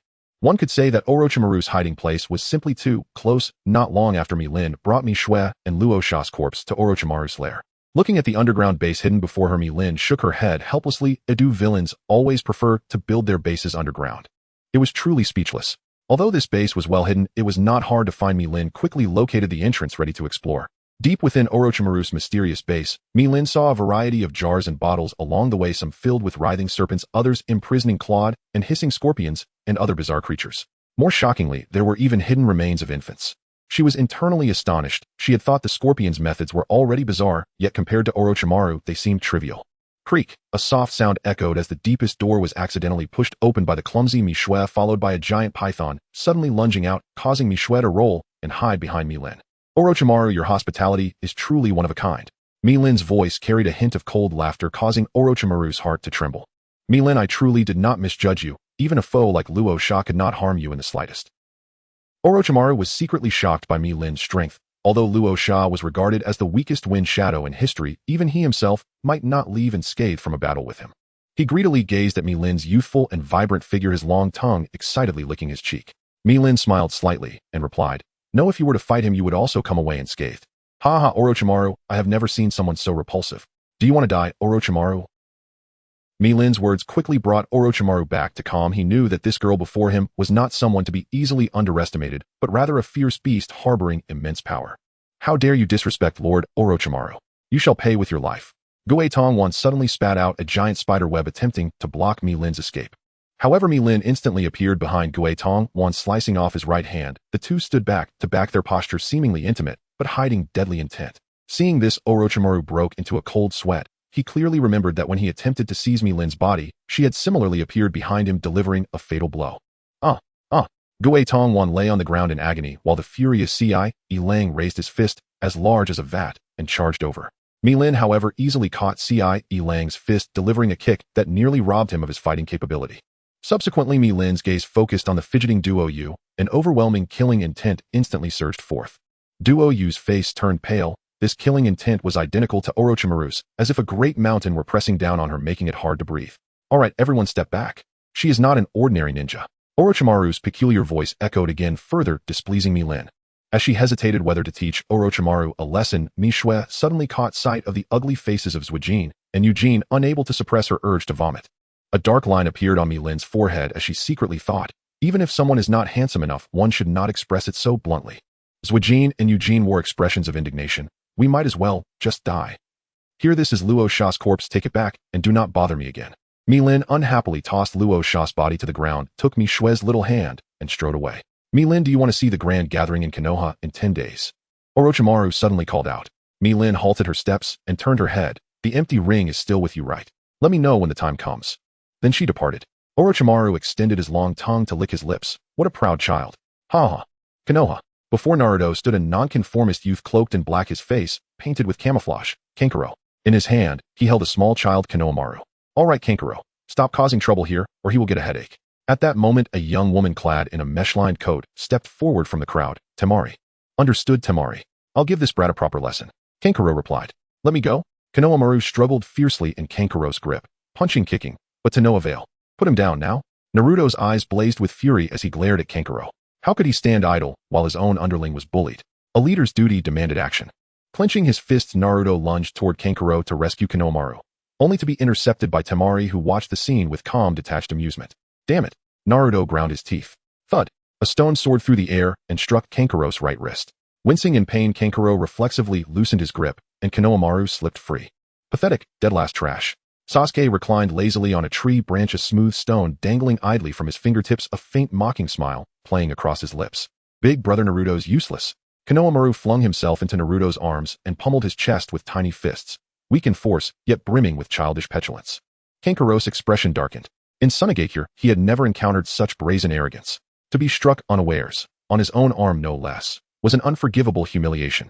He drew the bandages coiled across his back, preparing to strike. That insolent fool would learn, the hard way, just how much weight his name truly carried. Kankuro, are you planning to summon the crows? Temari watched him warily. This was Konoha, not the deserts of Suna. Killing here would be reckless beyond measure. Danzo stood nearby, smirking silently. Kill in Konoha. Then allow me to invite you both for tea, in my base. His words remained unheard by the others. Kankuro, you're putting me in serious jeopardy. Temari's voice hardened with authority. Sasuke stiffened. Someone had snuck up behind him, yet he swiftly regained composure. My sister. Never mind. Today I'll spare you brats' lives. Kankuro sighed, resigned. He could not defy Gaara's orders, and left with a scowl etched deep upon his face. Sasuke dropped lightly from the branch, gazing after Gaara's retreating figure. Lately shinobi from distant villages had converged upon Konoha. What hidden purpose brought them all here? Elsewhere the sisters Mirin and Misaki savored their meal. Sigh. Slow down, Misaki. If you don't finish all this, well, you'll be in deep trouble. Mirin spoke with a gentle smile, yet her gaze held a quiet, unmistakable threat. Misaki's lower lip trembled. But why do I feel like crying? Big sister, I can't eat anymore. Misaki's face crumpled into a pitiful, tearful grimace. Mirin studied her expression and inexplicably found it faintly amusing. You ordered it yourself. Wasting food is unthinkable. Mirin glanced at the sizzling grilled meat before her. Its aroma was rich, yet after days in Konoha, even such delicacies had lost their luster. She herself could barely stomach another bite, let alone Misaki. But, Misaki tried to protest, only to be cut off. What you bought you must finish, even if tears streamed down your cheeks. Mirin's gaze froze. A shadow slipped silently into the yakiniku shop, and her body tensed instinctively. Kakashi. How had he ended up here? At the same moment Misaki caught sight of Kakashi, and sprang upright, voice trembling, Kekkei Sensei. Kakashi turned puzzled. Little one, do we know each other? He mused inwardly. Has my title, the copy ninja, truly spread so far that even 12-year-olds recognize me? Misaki's cheeks twitched. She'd nearly forgotten. She was posing as a genin from Takigakure participating in the Chunin exams. Her fellow exam candidates. Dispatched mid-journey by her own sister. Mirin meanwhile had disguised herself as a low-ranking Konoha shinobi, merely strolling through the village for leisure. Misaki touched the forehead protector strapped to her head and offered an awkward smile. The copy ninja of Konoha, Kakashi Sensei. Your legend precedes you. Kakashi stroked his silver hair, mildly surprised. So his reputation had reached even children. Then Sensei, could I possibly have your autograph? Misaki beamed with genuine delight, making refusal impossible. Kakashi accepted the pen she offered and smiled gently. Where shall I sign, little one? Without hesitation Misaki rolled up her sleeve. Right here. Kakashi studied her hand thoughtfully. It did resemble Misaki's, but he knew the real Misaki had departed Konoha alongside Mirin. How then could she be standing here? Mirin's pulse quickened. Had he seen through her? Kakashi took the pen and inscribed Hatake Kakashi in bold, elegant characters across Misaki's forearm. I must be going, little one. You're here for the Chunin exams, aren't you? May fortune favor your path. With that he accepted the grilled meat from the waiter and strode out of the restaurant. As Kakashi vanished beyond the doorway, Mirin exhaled, a long shuddering breath of relief. That was too close. If exposed, I'd flee Konoha like a fox with its tail between its legs. Misaki, we leave. Now. Mirin knew they had to vanish from the yakiniku shop instantly. Was Misaki's meal unfinished? Irrelevant. Their lives hung in the balance. She seized Misaki's hand and bolted into the streets, only to round a corner and collide, accidentally or perhaps deliberately, with Gaara himself. Temari dropped her fan in shock and rushed to steady Gaara, scanning him for injury. Gaara frowned. Where is my absolute defense? That impact nearly forced Shikaku from my chakra reservoir. You'll die for this. Gaara's voice dropped to a venomous growl. Sand erupted from the gorge strapped to his back, coiling around Mirin in an instant. Sand coffin. He clenched his fists, tightening the sand until it crushed inward. Yet no blood spilled. No chakra signature betrayed a clone or substitution technique. Shunshin. Impossible. Gaara shook his head. He had observed her closely. Her forehead protector bore the emblem of Takigakure. Genin did not master Shunshin. So, where was she? Looking for me. Mirin's voice echoed coolly from directly behind him. Gaara's pupils contracted. When had she moved there? Gaara, watch out. Kankuro cried urgently, sending his crow puppet diving toward Mirin, only for her to sidestep effortlessly. Ninjutsu, slap of annihilation. She flashed behind Kankuro and delivered a thunderous slap, launching him like a cannonball into a narrow alley, knocking several teeth loose in the process. How utterly dull, Mirin muttered, curling her lip. Fighting children is just bullying. Far more entertaining to spar with their fathers. 1 star, wind release, cutting whirlwind. Temari snapped open her iron fan, unleashing a violent gust toward Mirin. Was using ninjutsu inside Konoha even acceptable? Wouldn't that mar the village's serene beauty? So Mirin chose not to block it. She swayed her hips lightly and glided past the gale with effortless grace. Temari paled. This is disastrous. I've lost my composure entirely, provoking chaos in Konoha itself. Mirin stifled a yawn. Sleep had grown ever more elusive, yet even brief rest summoned grotesque, unsettling dreams. Exhaustion tugged at her, but slumber dared not claim her. Let's go now? With a flash of Shunshin, she seized Misaki and vanished from the scene. Konoha's prison cells were not on her itinerary, leaving Gaara and his companions stranded, bewildered, windblown, and utterly speechless. Phew. That was truly nerve-wracking. Ew, I almost got caught by those guys from the Umbu. Milin looked nervously at the Umbu members leaping across the roof. Their speed might be elusive to ordinary people, but to her it seemed like slow motion. Sister, why are we running? Aren't we here as ninjas from Takigakure to participate in the Chunin exams? Mishue asked with a puzzled expression, still unclear about what she was doing after running for so long. Milin's face flashed with embarrassment. Yes, why were they running? On the eve of the Chunin exams, the covert battles between ninjas from various countries were usually overlooked by Konoha as long as no lives were lost. She helplessly patted her own head, feeling increasingly confused lately, surely due to several nights of sleeplessness. Afraid to sleep at night and unable to relax during the day, as soon as she closed her eyes, she would fall into all sorts of bizarre dreams. If it weren't for her possessing a celestial physique, she would probably be sporting 2 huge dark circles under her eyes like Gaara. What a waste of effort. Mi-Lin shook her head helplessly as she was only worried about a surprise attack from Konoha, fearing that Jiraiya might enter sage mode. Now that she thought about it, she was quite cowardly. Even if she stood boldly here, they wouldn't dare to act against her in Konoha, would they? With that thought, Mi-Lin patted her chest and finally sighed in relief. Hey, you guys sneaking around here are the female ninjas from Takegakure plotting something shady. Suddenly a figure dressed in tight green attire, looking like a green sprite that had jumped out of the forest, landed before her. Who are you? Mi-Shue asked with her hands on her hips, looking haughty as she pointed at Rock Lee. She had already encountered quite a bit of trouble since arriving in Konoha, and now this person wanted to pick a fight. Good question. I am Rock Lee, a disciple of Might Guy, the taijutsu genius from Konoha. If you know what's good for you, surrender. Rock Lee said with a thumbs up, revealing a set of pearly white teeth that made Mi-Lin feel a twinge of envy. Still a genin at almost 15 years old. How embarrassing. Mi-Shue blurted out, making Mi-Lin laugh as she thought to herself that she didn't even have a genin headband. You little brat, what did you say? At that moment, 3 little ones wearing the headbands of the Rain Village appeared around the corner. If judged by strength, they could indeed be called little brats by Mi-Lin, but in terms of age, she was actually the same age as them. Alright Ranyu, you were here to participate in the Chunin exams, not to cause trouble. Shiyu reminded Ranyu not to act impulsively, while casting a provocative glance at Mi-Lin. Mi-Lin helplessly rubbed her forehead. Initially, she wanted to ensure their safe exit from Konoha, since they were all from the same village. After all, she remembered that these 3 unfortunate souls had been taken down by Gaara shortly after entering the forest. Do as you wish. Mi-Lin shook her head, took Mi-Shue's hand, and dashed out of the alley. Just before leaving, she seemed to hear the sound of steam as Lee opened the second gate. Mi-Lin silently prayed for Lee in her heart. Sigh, brother, good luck. A few seconds later, youth truly means to fight. Lee emerged from the alley, stretched, and lamented, there's really no one here who can fight. I should go find Niji. Shiyu, are you alright? Mom, I want to go home. The people in Konoha are too scary. Mei's eyes brimmed with tears. Konoha was terrifying. A mere genin had such speed and strength it completely shattered her worldview. Mi-Lin thought, young man, you were eliminated too early. You haven't even witnessed the scene of 3 genin battling Uchiha Obito, otherwise it would surely frighten you to death. Mei, how can you say that? The leader has high hopes for us. We must pass this exam and not let the leader down, Shiyu said, stroking his swollen cheek with determination in his eyes. Nagato, no, you are just cannon fodder sent to appease Konoha. When have I ever had expectations for you? At this moment, an announcement came through the speakers. All candidates please enter for the written exam at Building 23 on Konoha Avenue. Is Konoha's technology already this advanced? I remember it used to rely on birds to deliver notices. Following the announcement, Mi-Lin arrived at the legendary Building 23 on Konoha Avenue. Looking at the modest structure before her, she couldn't help but wonder, can this really be called a building? Here, this is the information we brought to participate in the Chunin exams in Konoha. Mi-Lin handed the materials from her backpack to the gatekeeper, thinking it was better to adhere to the rules and avoid revealing any flaws. Takegakure, Suki, and Yang. Alright, please proceed to the waiting room inside. The gatekeeper politely handed the materials back to her, and his single-handed gesture made Mi-Lin feel slightly embarrassed. When did the people from Konoha become so polite? After Mi-Lin entered the room with Mi-Shue, the sharp-eyed Mi-Shue immediately spotted the unknown match between Naruto Sasuke and Lee, insisting on dragging Mi-Lin to watch Lee's monkey show. To Mi-Lin, it did look a bit like watching a monkey show.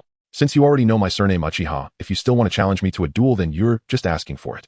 Uchiha Sasuke flicked his hair coolly, looking mockingly at Lee. There are many geniuses in this world. Some are born geniuses, and some become geniuses through hard work. For you, the Uchiha clan might seem like born geniuses, but in the one who becomes a genius through effort. Let me see your strength, Uchiha Sasuke. Lee's words made Mi-Lin ponder. Indeed, there were many geniuses in this world, but how many could truly survive and shine? In contrast, those who started from obscurity and eventually reached the pinnacle through their efforts were even more admirable. Lee beckoned with his right hand, provocatively enticing Uchiha Sasuke to attack. After hearing Lee's words, Sasuke, contrary to his usual overconfidence, became serious and activated his family's dojutsu, Sharingan. Since you say that, then let me show you my strength. I'll end this battle within 5 minutes. Mi-Lin watched with great interest as Sasuke used his transformation technique, while she leisurely sat nearby eating snacks and enjoying the show as if it had nothing to do with her. Sasuke swung his tightly clenched fist and charged forward like a ferocious beast.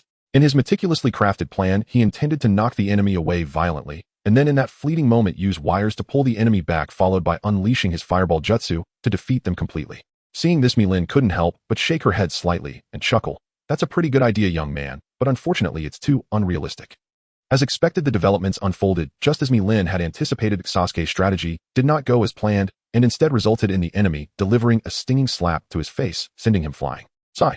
This poor boy, the path he chose for transformation ultimately proved to be the least promising one. Sasuke's face instantly swelled up high as if his entire visage was about to be disfigured.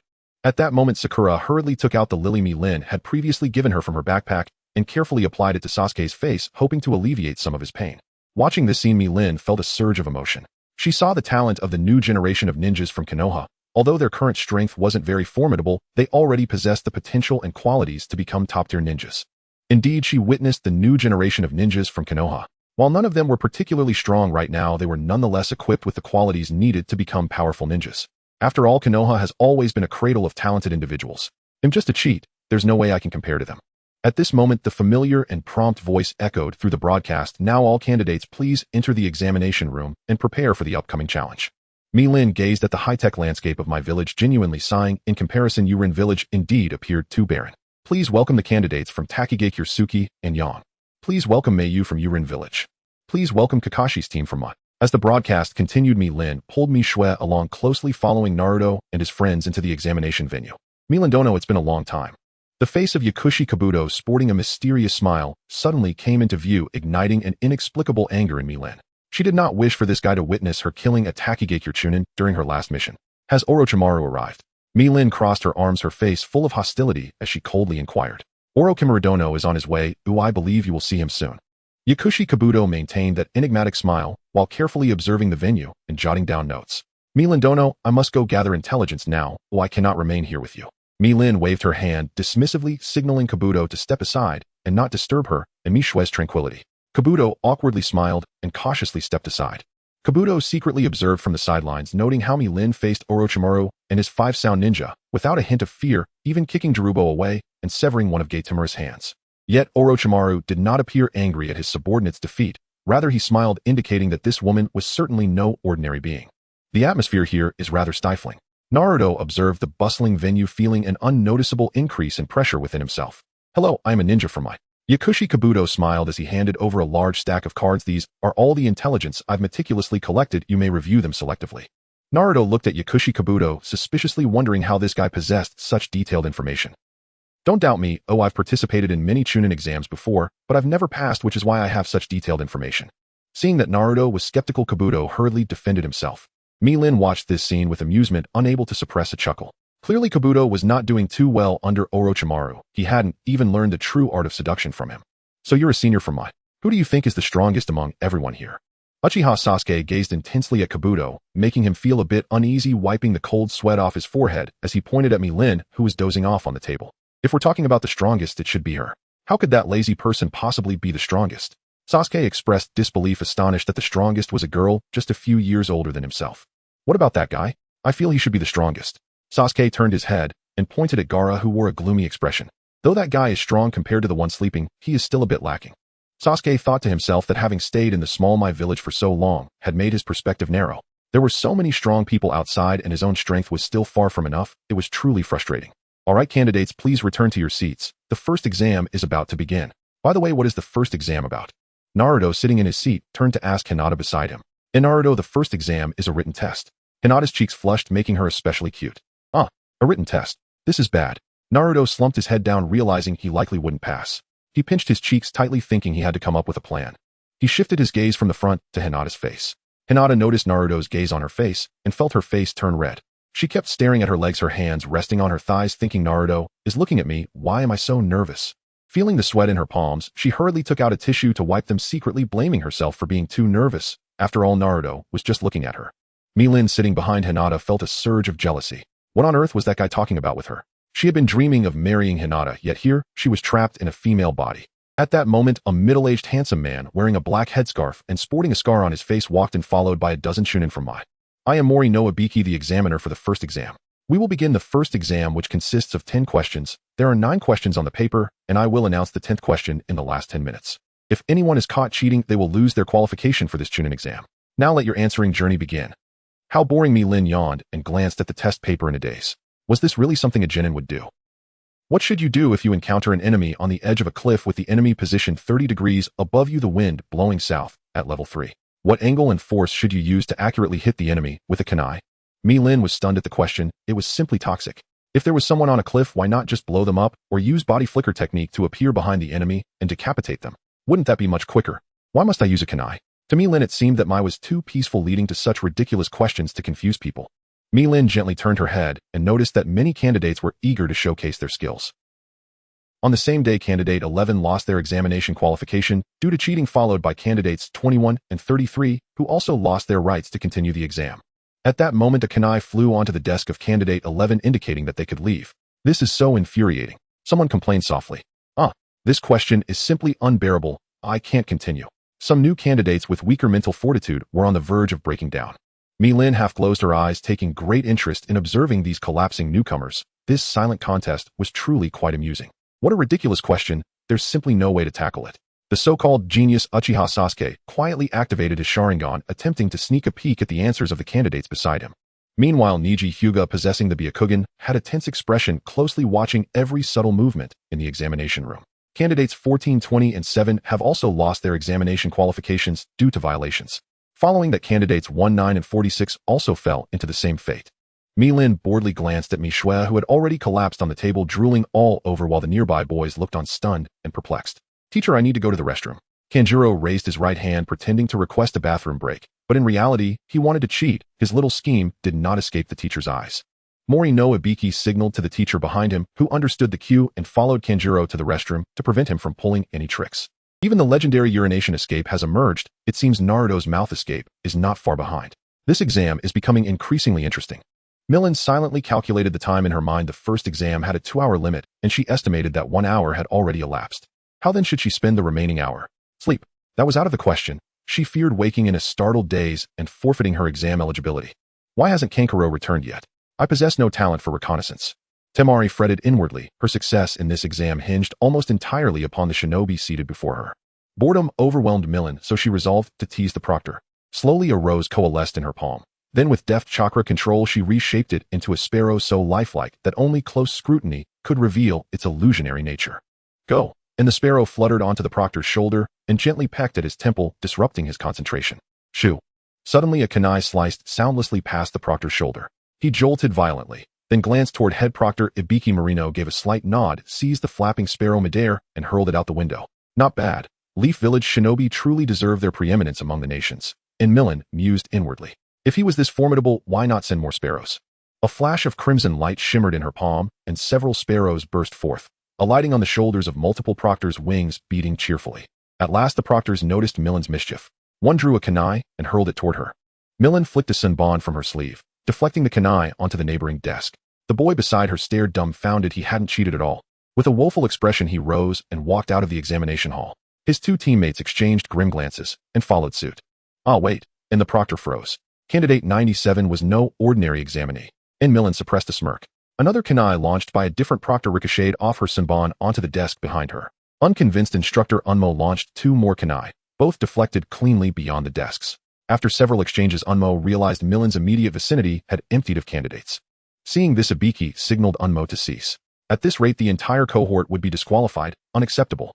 Ibiki judged the allotted time nearly exhausted and prepared to announce the 10th question. He counted the remaining examinees, roughly 100, and surmised this final test would eliminate most of them. The weakest have been weeded out. Excellent. Now the 10th question begins. You may choose to answer, or not. A faint knowing curve lifted Ibiki's lips. The decisive moment had arrived. Time to test their resolve. And, Sensei, may I ask, what is the difference between answering and declining? Shikamaru raised his hand, curiosity gleaming in his eyes. Patience, children. Before revealing the 10th question, I must add several rules. Rules designed to crush even the strongest will. The instructor spoke with theatrical mystery. And so, the climactic trial was about to begin. How utterly fascinating. This Chunin exam had already proven worth every effort. Mi-Lin flashed a grin at the nearby proctor. This exam was drawing to its close. And, you hold the right to accept or decline the 10th question. Ibiki smiled warmly. In creak, and the door swung open. Kankuro stood frozen in the doorway, blinking at the vibrant, chaotic hall. What on earth had transpired here? Well, lucky boy, has your puppet game ended? Ibiki's scarred face loomed before Kankuro, sinister and imposing. So, he'd seen through Kankuro's crow ruse from the very beginning. In, return to your seat, boy. Ibiki instructed. In, now you decide. Will you take the 10th question, or not? In, do we even have a choice? Temari slammed both palms onto her desk, her gaze sharp, and unyielding as she confronted Ibiki. Ha ha ha. Declining voids all previous answers, meaning disqualification for both you and your teammates. A ripple of nervous laughter spread through the hall. Was there truly any choice? Of course they'd attempt the 10th question. However, before choosing one more rule applies. Ibiki added.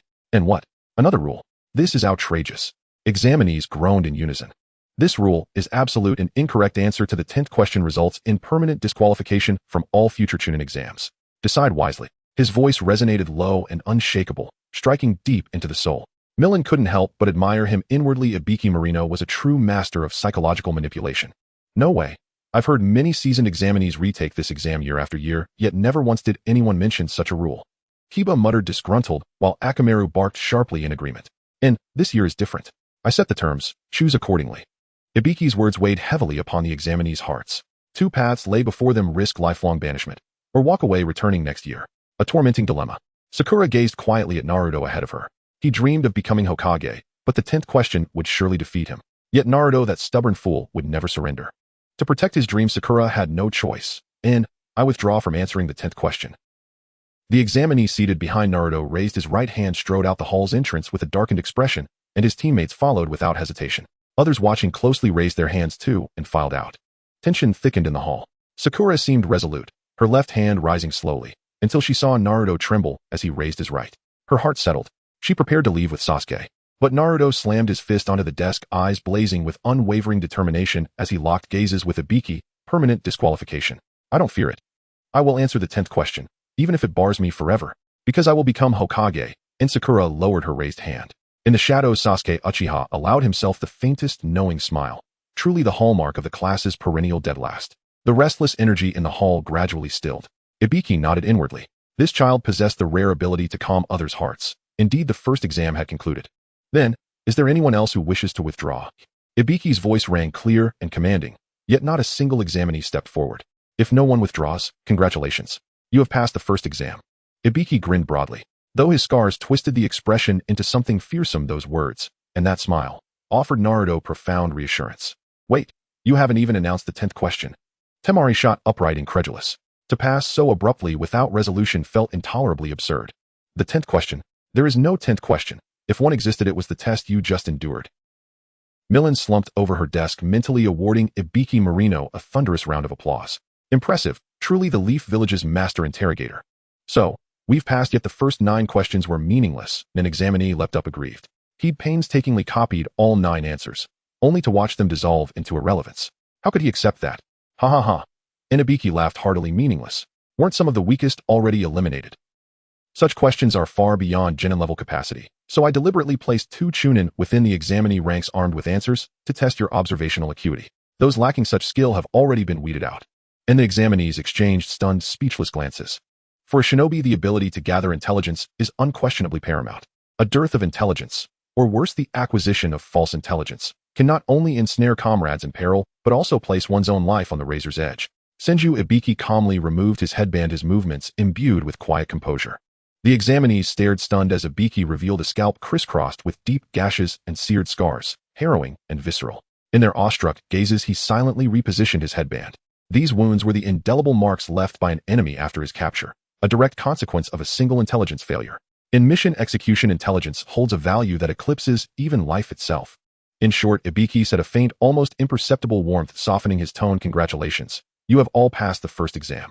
Yeah, I told you. I knew I'd pass.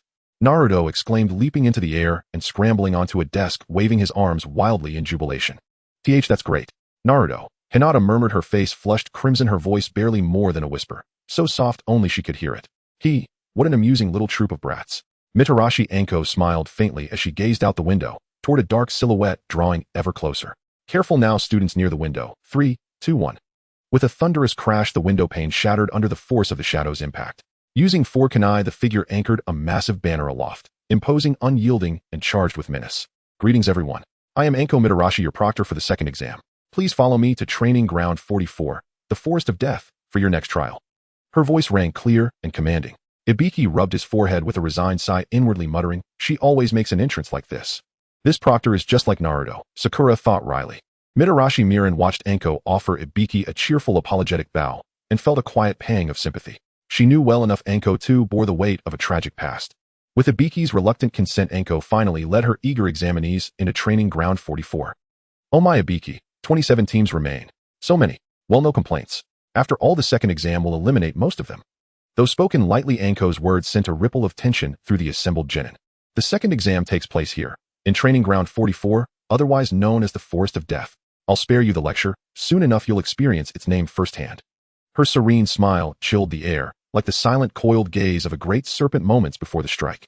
Mirin gazed upon the towering expanse of forest before her, a spark of anticipation kindling in her eyes. The second exam. Now this promises to be entertaining. Training ground 44, the Forest of Death. Humph, I'm not afraid. Naruto struck a ridiculous pose, provoking raucous laughter from the crowd. Meanwhile, Mizuki remained adorably blank-faced, so utterly endearing that Mirin nearly swept her into an embrace. Yet catching sight of Mizuki's disguised features, she restrained herself. Is that so? Then you're quite the headache, aren't you? With a flick of her wrist, Anko sent a kunai slicing past Naruto's cheek, severing the hair of a student behind him. Brats like you usually fall first, and now you've spilled blood so exhilarating it sets my pulse racing. Anko traced a fingertip gently across the fresh blood on Naruto's cheek, her eyes gleaming with feverish delight. Here, take this kunai. A grass ninja retrieved the weapon with his tongue and extended it toward Anko's shoulder. Instantly sensing murderous intent, she drew the kunai and pressed its tip against his throat. Please refrain from radiating such hostility. I grow rather unhappy when provoked. And when I'm unhappy, well, I might just feel compelled to kill. Anko's sweet serpentine smile reminded Mirin unmistakably of Orochimaru, whom she deeply admired. Even her signature lip-licking gesture was replicated with uncanny precision. Now please collect your death contracts. Anko withdrew a stack of documents from her vest and distributed them among the examinees. Mirin accepted hers and scanned the page, where in bold imposing characters the title, Konoha Tyrant Contract, loomed ominously. I, the undersigned, willingly accept the challenge of the Chunin exams, undaunted by storm or tempest, unwavering in resolve, and solemnly affix my signature to this covenant. First and foremost, I hereby enter into a binding life and death pact. Should I perish during these exams, my village shall neither accuse nor retaliate against Konoha. Secondly, the top performers of this examination shall each receive one complimentary voucher for Ichiraku Ramen, redeemable at the esteemed Ichiraku Ramen stall in Konoha. This grand event is proudly sponsored exclusively by Ichiraku Ramen. A rose bloomed softly in Mirin's palm, yet her thoughts lingered bemused. Is this ramen voucher serious, or merely a macabre jest? At that moment, she half wished to reduce the entire Forest of Death to ash. Mizuki, by contrast, wore nothing but wide-eyed curiosity and exhilaration. Anko's expression hardened. Since none of you wish to withdraw, allow me to outline the rules. This exam unfolds in teams within this forest, centered on scroll acquisition and survival. She tossed a scroll lightly in her palm, the very prize for which they would soon battle. Deep within the Forest of Death stands a towering pagoda. You must reach its base within 5 days, or forfeit your eligibility outright. Each team may collect one scroll from this point, inscribed either with the character Heaven or Earth. To succeed, your team must possess both scrolls, the Heaven and the Earth, and present them together at the pagoda. Only then shall your passage be confirmed. Anko extended her long tongue, moistening her dry lips, her smile curling into something cold, predatory, and deeply unsettling. Yes, that means you'll compete fiercely, perhaps even draw blood. In the end, only 13 teams, or fewer, will emerge victorious. Good luck, and try not to die too quickly. Fascinating. Utterly fascinating. So, may I act without restraint? Mirin closed her right eye for a fleeting instant, a subtle shift that tightened Mizuki's breath. One moment placid calm, the next. Hey Hinata, what are you doing all alone, lost in thought? Naruto, oblivious to mortal stakes, clutched his contract and dashed haphazardly about, grinning foolishly. And Naruto, Hinata, ever observant, noticed the fresh wound Anko had left behind, and hurriedly pulled medicine from her pouch. But the moment she turned, Naruto had vanished. Naruto, all right. Examinees step forward to receive your scrolls. To prevent teams from seeing each other's scroll types, instructors had erected a small canopy to shield the distribution point. Mizuki, you go fetch the scroll. Yes, sister. Mizuki bounded into the canopy and emerged clutching their team's scroll, marked unmistakably with the character Heaven. Sister, we got the Heaven scroll, she cried, brandishing it triumphantly before Mirin's eyes. You fool. Mirin shook her head, exasperated. What a teammate, utterly maddening yet impossible to dislike. They're the Heaven team, we're the Earth team. Memorize their faces. We'll hunt them down later. Nearby, 3 nameless genin conferred in low tones, and unanimously resolved to pursue Mirin's team. Mirin smirked. Fine. Let Grandpa entertain you for a while. All right, follow your proctors to your designated entry points. Prepare to enter the forest. And once more, I wish you all tremendous fun. Anko's sinister grin lingered a heartbeat longer. Then she dissolved into shadow, vanishing from view. The second exam begins now. Millen gently took Xiao Shue's delicate, slender right hand and strolled leisurely through the dense forest, as though they were not here to take an exam, but rather to observe this forest of death. Oh dear, I'm utterly exhausted. If I were to nap, right here surely no one would get hurt. Millen mused a brief slumber within this forest of death should pose no danger. So long as no one drew near, even her restless thrashing in dreams would not spiral into uncontrolled violence. Yet she truly dreaded those nightmares. Why was it always her who perished in them? And each time the manner of death differed wildly, even heaven itself would find such torment unbearable. Hey, we found you. Two shadowy figures leapt from the trees, fellow examinees. Hand over your heaven scroll, and perhaps we'll spare your lives. Nakano Shin gazed mockingly at the two girls, one grown, one still a child. Clearly ignorant of shinobi world fundamentals, they dared wander so brazenly through the forest, mere novices, their skills barely beyond amateurish. Shin, just kill them and seize the scrolls. Takeda slowly stroked the kunai in his palm, his face twisted into a bloodthirsty snarl that sent chills down the spine. By the way, where's your third teammate? Millen scanned her surroundings. Teams typically operated in threes, but her senses detected no third presence nearby. Could that missing one be a master concealed in plain sight? Two of us are more than enough to handle you. Jia has already gone to assassinate Uchiha Sasuke. Takeda's mocking grin irked Millen. She'd hoped to meet a hidden master, a worthy opponent to truly save her. Instead, she faced nothing but brittle, inept amateurs. Sister, Xiao Shui senses a tremendous chakra ahead, the girl murmured, pointing forward, wholly ignoring Takeda, Shu, and Nakano Shin. It must be Shikaku. I can feel it. Millen's expression hardened as she gazed southwest. The One-Tail's chakra raged unchecked across the land. Don't ignore us. Fire release, great fireball technique. Enraged, Takeda formed the seals and expelled a blazing fireball from his mouth. Takeda, you're too reckless. The scroll could burn to ash. Nakano Shin frantically checked the scroll's condition. Such foolish opponents were rare. Next time wouldn't come so easily. Boom. A thick haze billowed forth. Annoying clowns disrupting things, eliminate them. A voice cold as the abyss pierced the air, Nakano Shin swallowed hard. These girls were no docile lambs, but ferocious wolves. Damn it, where are you, Looking for me. A voice echoed behind Takeda's Shu, just before his body plummeted into the abyss. A katana sliced cleanly across his throat. Firelight glinted off the blade. Sparks flew, blood scattered like crimson blossoms, staining the earth with dread. Damn you, Takeda. I'll kill you. Nakano Shin yanked out a handful of kunai and hurled them wildly at Millen. Millen vanished from Nakano Shin's sight in an instant. A sharp, unyielding edge pressed against his throat. He instinctively gulped. Farewell. Go plead my sins before the gates of hell. A searing pain flared at his neck. Then darkness swallowed him, robbing him forever of tomorrow's sunrise. Millen closed her eyes in silent mourning. They were merely 15 or 16.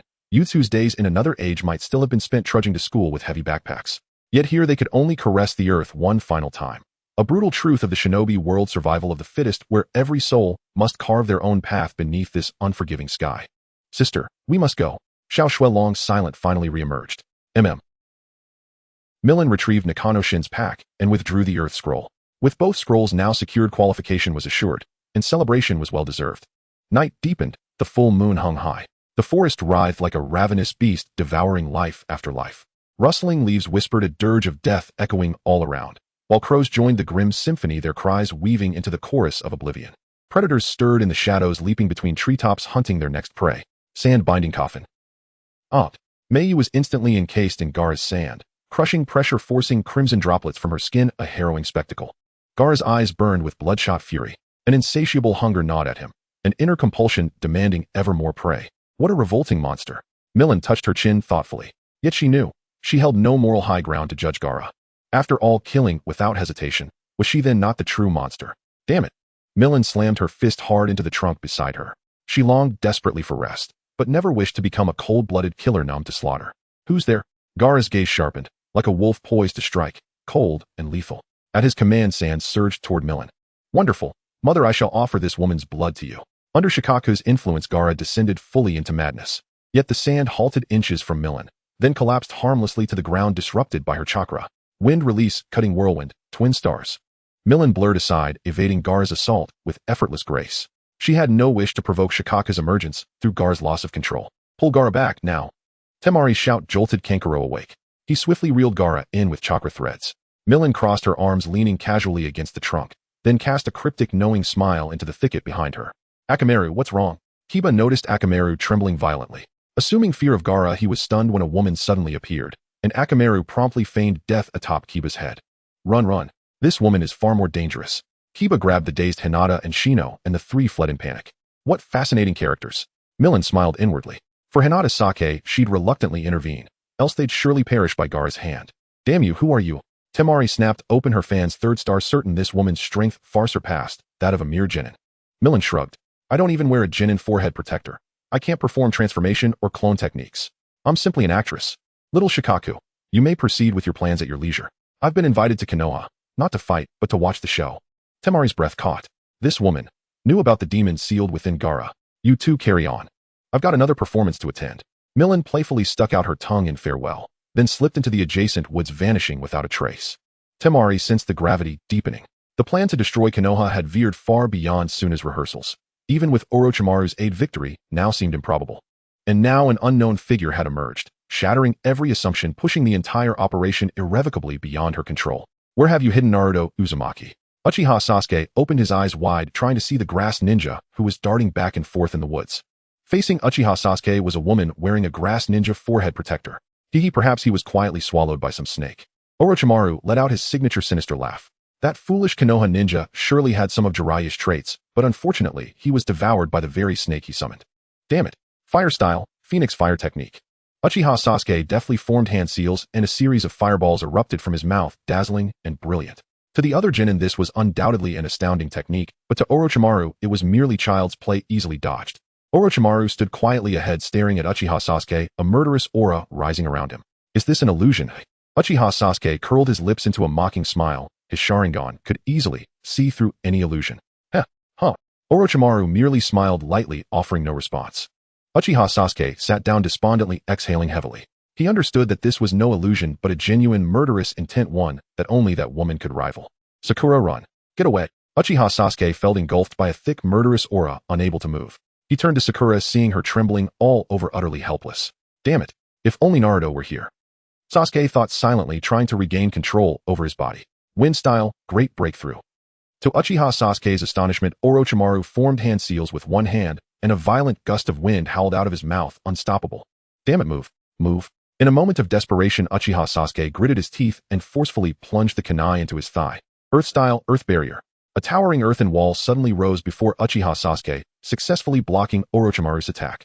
At the same time, a murderous aura equal to Orochimaru's surged from behind the earthen wall, pressing towards him. Orochimaru's expression turned wary, and he unconsciously took a step back, his gaze as cold as a venomous snake. Miyu. Orochimaru, are you in such a hurry to end this game? I haven't had enough fun yet. Miyu lightly snapped her fingers, and the earthen wall slowly lowered, revealing Orochimaru's unforgettable face. Sasuke thought someone has come to save the day. My kunai was used for nothing. Miyu, you're becoming more interesting. I've also discovered quite a nice vessel. Orochimaru licked his cheek with his signature tongue, his gaze playfully directed at a tree not far behind Miyu. What does that gaze imply? Is it directed at me or at Sasuke? When facing a powerhouse of shadow level, one cannot afford to let down their guard for even a moment. In that case, I won't disturb you while you feast. I rather like those little guys, don't let them die, Sean. Before Mayu's words fell, she formed a character seal and instantly disappeared from her spot, as if she had never been there, everything as though it had never happened. That speed can rival Minato Namake's. Orochimaru's pupils constricted sharply. Mayu's maneuver left him in awe. He clearly remembered how during the competition for the 4th Hokage, Minato defeated him with the Flying Thunder God technique. That sense of despairing speed remained vivid in his mind. Just as Orochimaru was lost in thought, Miyu had already returned to Miyuki's side. Sister, are you okay? Miyuki asked with concern. I'm fine, don't worry. Mayu's expression was somewhat grim, and the kunai in her hand traced a beautiful arc in the air. Sister, just tell me. Miyuki urged anxiously. She really wanted to know how those 3 little guys were doing, believing they would be fine. This is the first time. Mayu's figure flickered and instantly appeared behind Miyuki the kunai, leaving 3 shallow cuts on Miyuki's face, blood flowing slowly down the wounds. Miyuki turned in terror, only to see Mayu's cold and frantic face. A gentle breeze brushed against her face, and a sharp pain radiated from the wound. Miyuki quickly broke free from Mayu's grasp, jumping out of her attack range. The evening wind gently lifted Mayu's long hair, and the forest rustled softly under the caress of the wind, when suddenly a loud explosion shattered the tranquility. Sister, wake up. Don't be controlled. Miyuki gathered a great sword in her hand, aiming it at Miyu. Although she had always been bullied by Miyu, she was her creator and didn't wish for her sister to remain trapped in an illusory world. Miyu murmured indistinctly, yet her actions were unhesitant as roses began to rise at her feet, then shot towards Miyuki under her control. I can't win. Miyuki anxiously watched the approaching roses, quickly forming a solid wall of roses in front of her to block the advancing flowers. The power and scale are on completely different levels. Miyuki wiped the cold sweat from her forehead, using the roses sprouted from her right hand to fend off the vines that were about to ensnare her legs. Hep! Roses exploded in the air, and the entire death forest seemed to tremble under the force of this powerful shockwave. The examinees felt as if an earthquake were occurring. What on earth has happened to Lady Mayu's roses?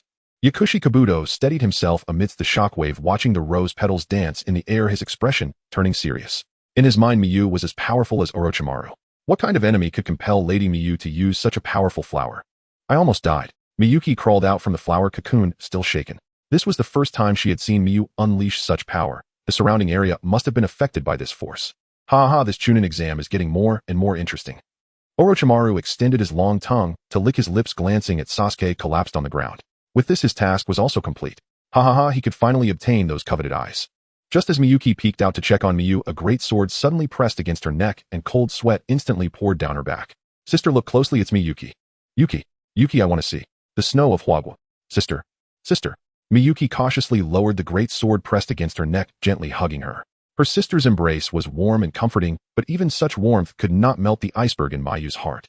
Her sister must be very lonely and isolated. Miyuki, sister, please sleep for a while. Miyuki clearly remembered that Miyu had not slept well for a long time. She feared that nightmare, so she had been holding on without sleeping until now.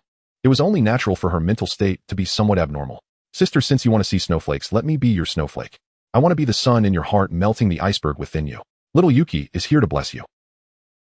Am I back in this place once again? Mi-Lin quietly gazed at the street that was once so familiar to her, and though this was merely a reunion in a dream, her heart was filled with an indescribable joy. How will I leave this world this time? Mi-Lin chuckled self-deprecatingly, gently caressing her cheek, only to be surprised to find that she still retained her feminine appearance. Two familiar figures quietly passed by Mi-Lin from behind, and she turned her head in disbelief, her gaze closely following them. Dad, Mom. Mi-Lin suddenly rushed forward, tightly embracing her father from behind, tears cascading down like a fountain. I miss you both so much. Daughter, you must be mistaken. I don't have such a beautiful daughter, only a disappointing son. Suwon raised both hands, his expression filled with innocence. He truly had not been involved with anyone outside. He really did not recognize this girl, but for a moment he could not react. You Suwon, so you have been fooling around outside and even produced such a beautiful daughter. Why don't you just ascend to heaven? Chen Wanling placed her hands on her hips and then sharply grabbed Suwon's ear. No. Uncle and Auntie, I was just joking. In fact, I am Suzai's girlfriend. Mi-Lin hurriedly wiped away her tears, reluctantly pretending to be Suzai's girlfriend. My son's girlfriend. You are not lying to me, right? With my son's character, how could such a beautiful girl possibly like him? Chen Wanling scrutinized Mi-Lin with a doubtful gaze. Could this oddly dressed girl really be her son's girlfriend?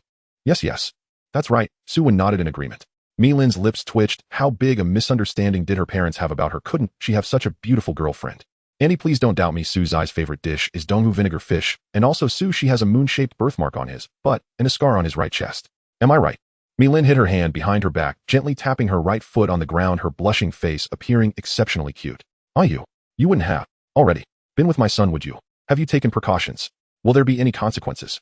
Seeing her mother's curious expression, Mi-Lin felt that pretending to be Suzai's girlfriend was indeed a wrong decision. Annie, Sushi, and I haven't done that yet. Please don't ask. Mi-Lin laughed awkwardly. She was only pretending, yet her mother took it seriously. Oh, you even know about the birthmark on his, but what else haven't you done? Don't worry, Auntie is open-minded. When we get home, I'll let that silly boy propose to you. Chen Wanling chuckled, lightly patting Mi-Lin's arm. Everyone understood, right? Hee.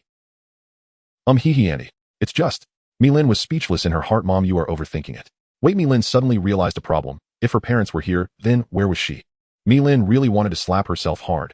How could she forget such an important matter? At that moment, a truck suddenly turned the corner, and Mi-Lin's gaze fixed fiercely on it. That was her nightmare. She vaguely remembered the moment she was knocked away. Could it be?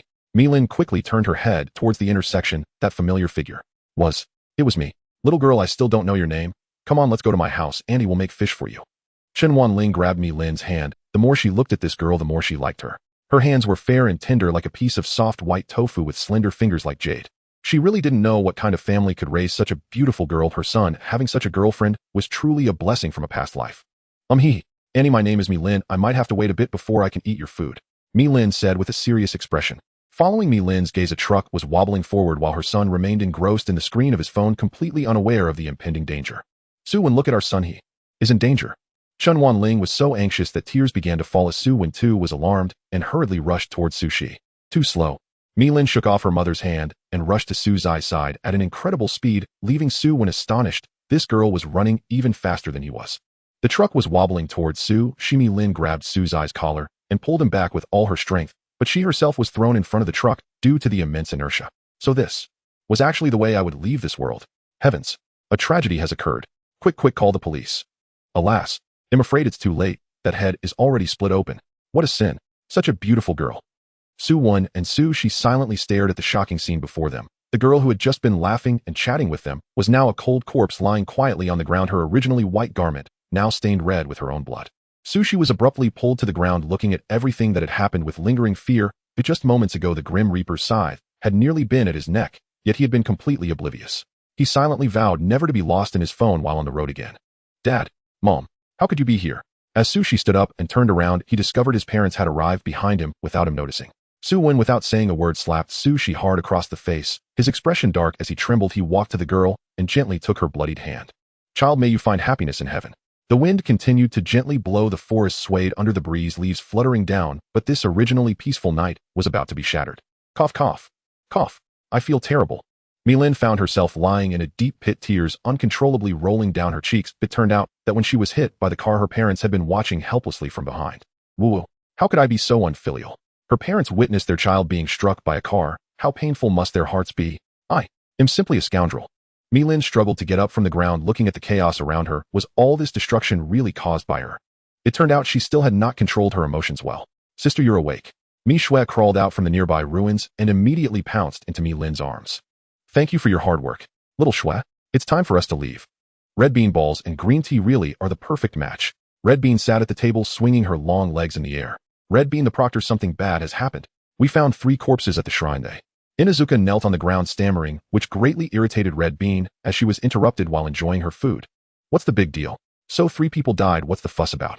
Red Bean expressed her dissatisfaction, with Inuzuka feeling that Konoha had become excessively peaceful, even making a big deal out of a death.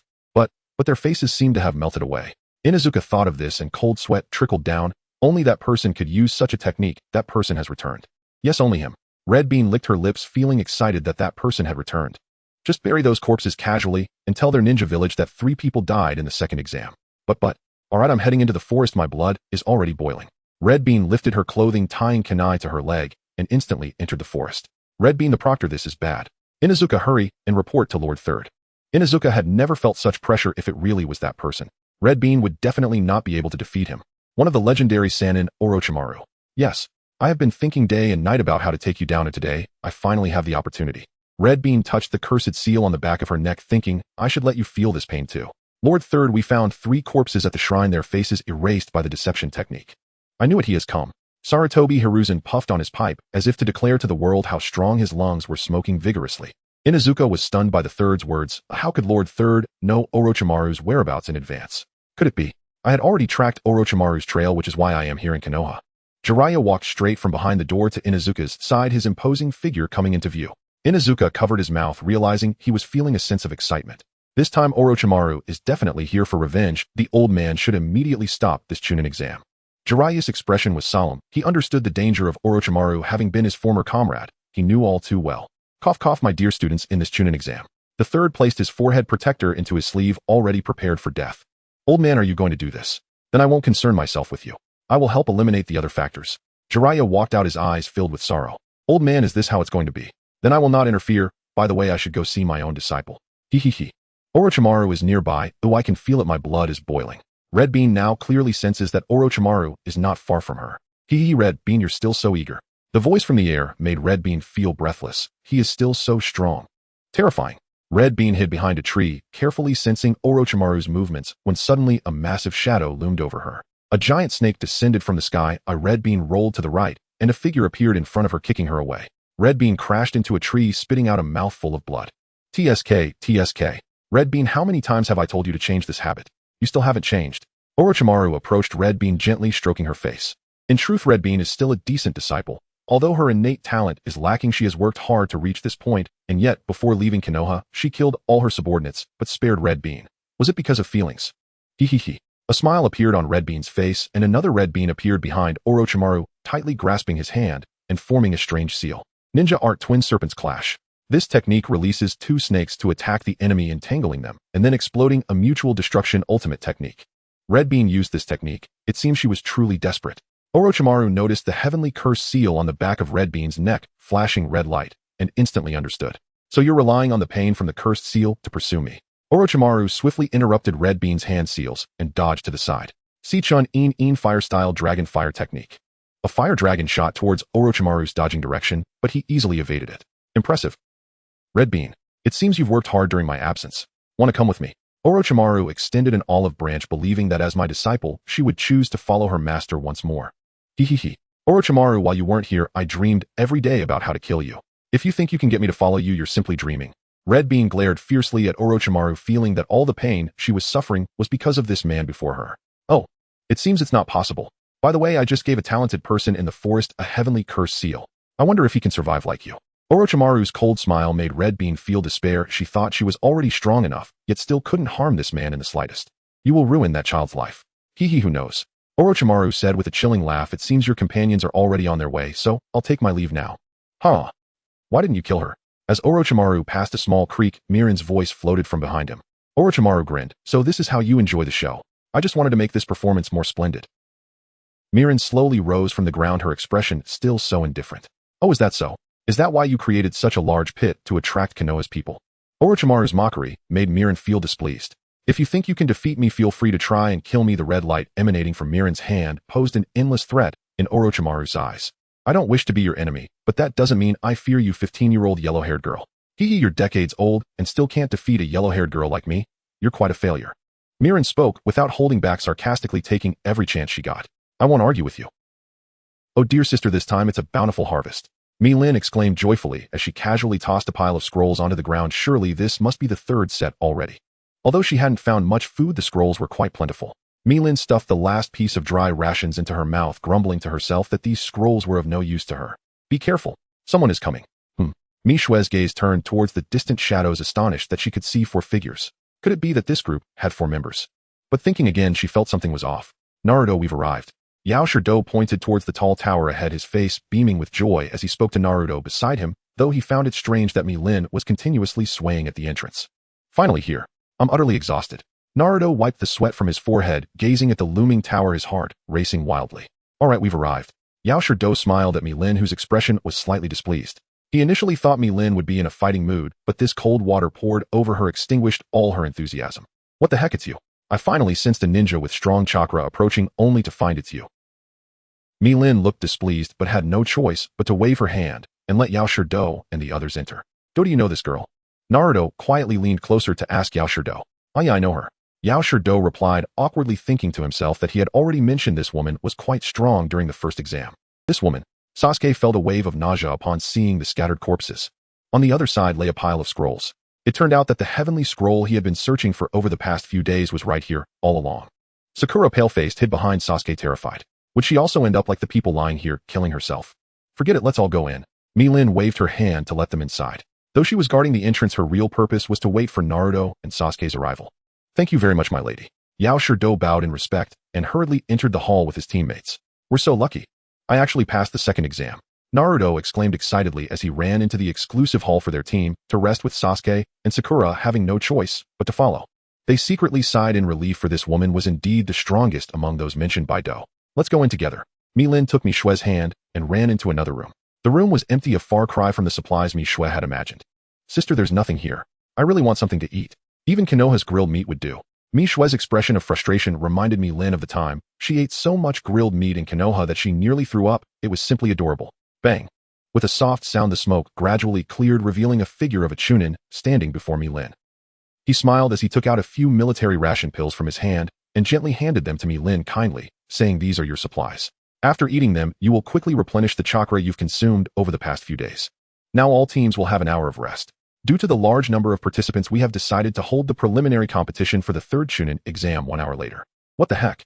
Just these 2 small pills, what's so good about them? Mi-Shue puffed her cheeks, angrily, looking utterly adorable in Mi-Lin's eyes.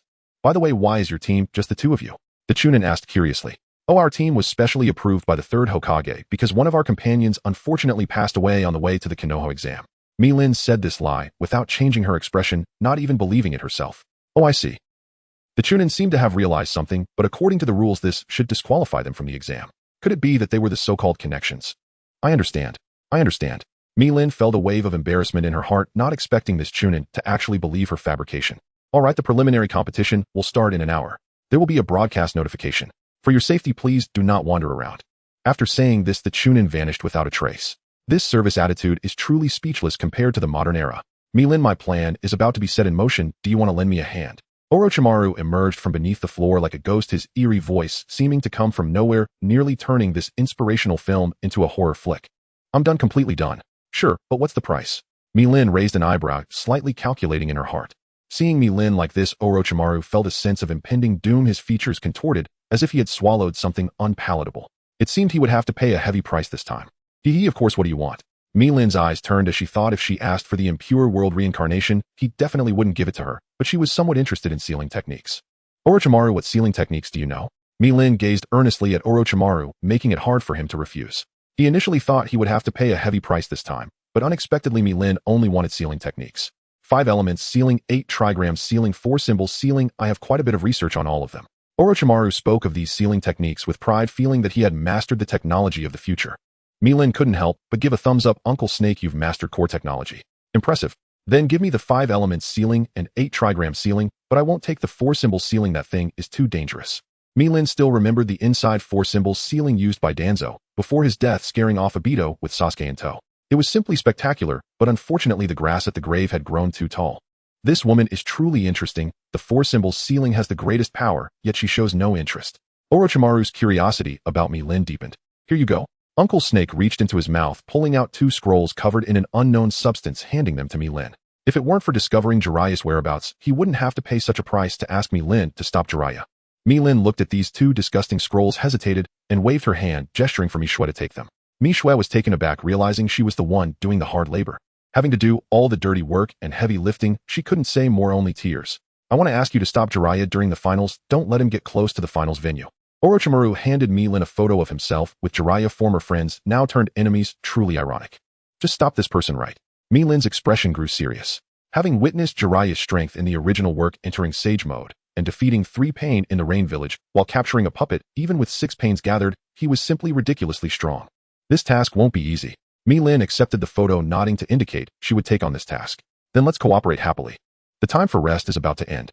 Please proceed to the hall as the pre-selection round is about to commence. May everyone find immense joy in the pre-selection." The voice from the broadcast made Mi-lin roll her eyes. The dark humor of Mai was indeed unique, leaving one both amused and exasperated. "Xiao Shui, let's go." Mi-lin grabbed the still-dazed Xiao Shui and slowly dragged her towards the hall where a bustling crowd had already gathered. How interesting, quite a number of chunin from Mai have arrived. As Mi-lin wove through the crowd, she noticed several jonin from Mai. The strength of Mai was indeed formidable, gathering so many elite ninjas for a mere chunin exam. "What if I blow this place up? Wouldn't that be fun?" "All candidates, please take your positions. The pre-selection is about to begin. Please remain in your spots and do not move around. The exam information will soon be revealed." Kakashi, listening to the broadcast, quietly said to Naruto and Sasuke, "Later, it will be a personal match on Ionon. If you find yourself unable to win, remember to concede immediately, otherwise it may endanger your life." Seeing Kakashi's serious expression, Naruto and Sasuke couldn't help but gulp. Could it really be as terrifying as Kakashi-sensei said? Now announcing the exam rules, the pre-selection will utilize a Onion duel format. The winners will advance to the 3rd round of the Chunin exam. Now for the first match, Ian from Tekinen Village will face off against Yakushi Kabuto from Mai. Mi-lin didn't expect to be called up for the first match, and her opponent was Yakushi Kabuto. Life was indeed a drama, filled with surprises. She had long wanted to spar with Yakushi Kabuto, but if he transformed into the mode of the White Snake Sage, she might not be able to defeat him. However, if she could defeat him now, it would be something to brag about in the future. "My lord." Yakushi Kabuto sighed, having originally planned to enjoy the finals this year, only to encounter Lady Mi-lin in the first match. Mi-lin leaped into the arena, beckoning Yakushi Kabuto with her finger, signaling him to come down quickly. "I concede. I give up on this Chunin exam." Yakushi Kabuto shook his head helplessly, raising his right hand and bowing to concede. "Sai, why are you like this?" Mi-lin lowered her head in exasperation. She just wanted to have a fight, but she didn't expect Yakushi Kabuto to be so easy to tease. She wasn't a bad person. Was it really necessary? Xiao Shui murmured from the side, "You're the bad person." Well, the result of this match is that Ian from Tekinen Village wins. Is that even allowed, Kakashi was in shock, hardly believing his eyes. Seeing the eager expressions on Naruto and Sasuke's faces, he inwardly cursed. All his previous words had fallen on deaf ears. For the second match, Uchiha Sasuke will face off against Chidori Armor. Please have the contestants come forward. The broadcast didn't even give Mi-lin a chance to comment, swiftly and efficiently arranging for the second battle. She was still dazed on the field. How did it already start? Mi-lin turned her head displeased and walked off the stage, pulling Yakushi Kabuto's hand as they headed to the audience area. "Good luck, Kabuto." Orochimaru maliciously drew a cross on his chest, wondering what kind of fun Kabuto would be subjected to. It was truly something to look forward to. Lin, am not a pervert. At this moment the curtain of the second exam has risen. All candidates please take the stage. Sasuke, you must give it your all. If you lose to someone like this, I won't let you off easy. Naruto, full of fighting spirit, didn't care about the opponent he might face next, and he only learned about the dual order on the wall thanks to Sakura's reminder. Uchiha Sasuke, go for it. Xiao Shui shouted loudly to cheer for Sasuke, leaving him puzzled about when his reputation had become so renowned. Even people from Konan village knew. The second match officially begins. I must say encountering me means your good luck has come to an end. Chidori Armor laughed arrogantly. Let me witness the power of the Uchiha clan. Lin was bewildered. Both were my ninjas, why must they fight to the death? It was truly exhausting. Sasuke, let's see how you handle this. Kai's abilities just happen to counter yours. Once your chakra runs out, you'll have to resort to that power. Disguised as the leader of the sound ninja, Orochimaru wore a sinister smile. Unconsciously his long tongue licked his lips, but every move he made was closely observed by Hondo. Lin, you should retract your tongue, your identity is already exposed. Lin sensed a powerful chakra approaching her, and smiled faintly. The third Hokage was indeed still vigorous. Even at an advanced age, the strength of his chakra remained formidable. Little girl, you are a ninja from Konan village, right? I heard that Konan village has changed its village chief. The smiling face of Sarutobi Hiruzen made Lin feel at ease, as expected of the Hokage of my truly admirable. Yes, we have indeed changed our village chief. Lin revealed a mysterious smile. Since she was already playing the role of a Konan ninja, she might as well continue the charade. Oh really? Then I can rest assured. Sarutobi Hiruzen laughed heartily, giving Lin a warm feeling like sunlight, making her involuntarily think how nice it would be to be my person. Lin quickly shook her head. Oh, what was she thinking? She was one of the founders of Akatsuki, born as a star of Akatsuki and dead as the ghost of Akatsuki. Lin kept her distance from Orochimaru to avoid excessive contact that might expose her identity. It seemed she wasn't suited for undercover work. Facing her opponents directly fit her character better. Uchiha Sasuke, do not use your Sharingan under any circumstances. You know the consequences if you do. Kakashi said from behind Sasuke, do not make me intervene. I understand. Uchiha Sasuke walked onto the stage from below, his face slightly pale. Not only could he not use the Sharingan, but even using chakra caused his wounds to throb. It seemed he could only rely on taijutsu to win this battle. What? Are all Uchiha clan members this pretty? Chidori Armor's arrogant demeanor left Lin speechless. Such a minor character usually wouldn't survive more than 2 episodes. You'll soon experience the powerful retribution of the Uchiha clan.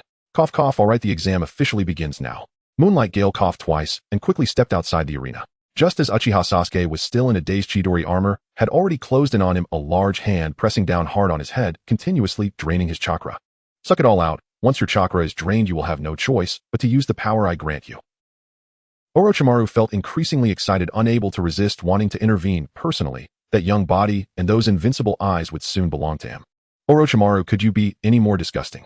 Your saliva is dripping onto the floor.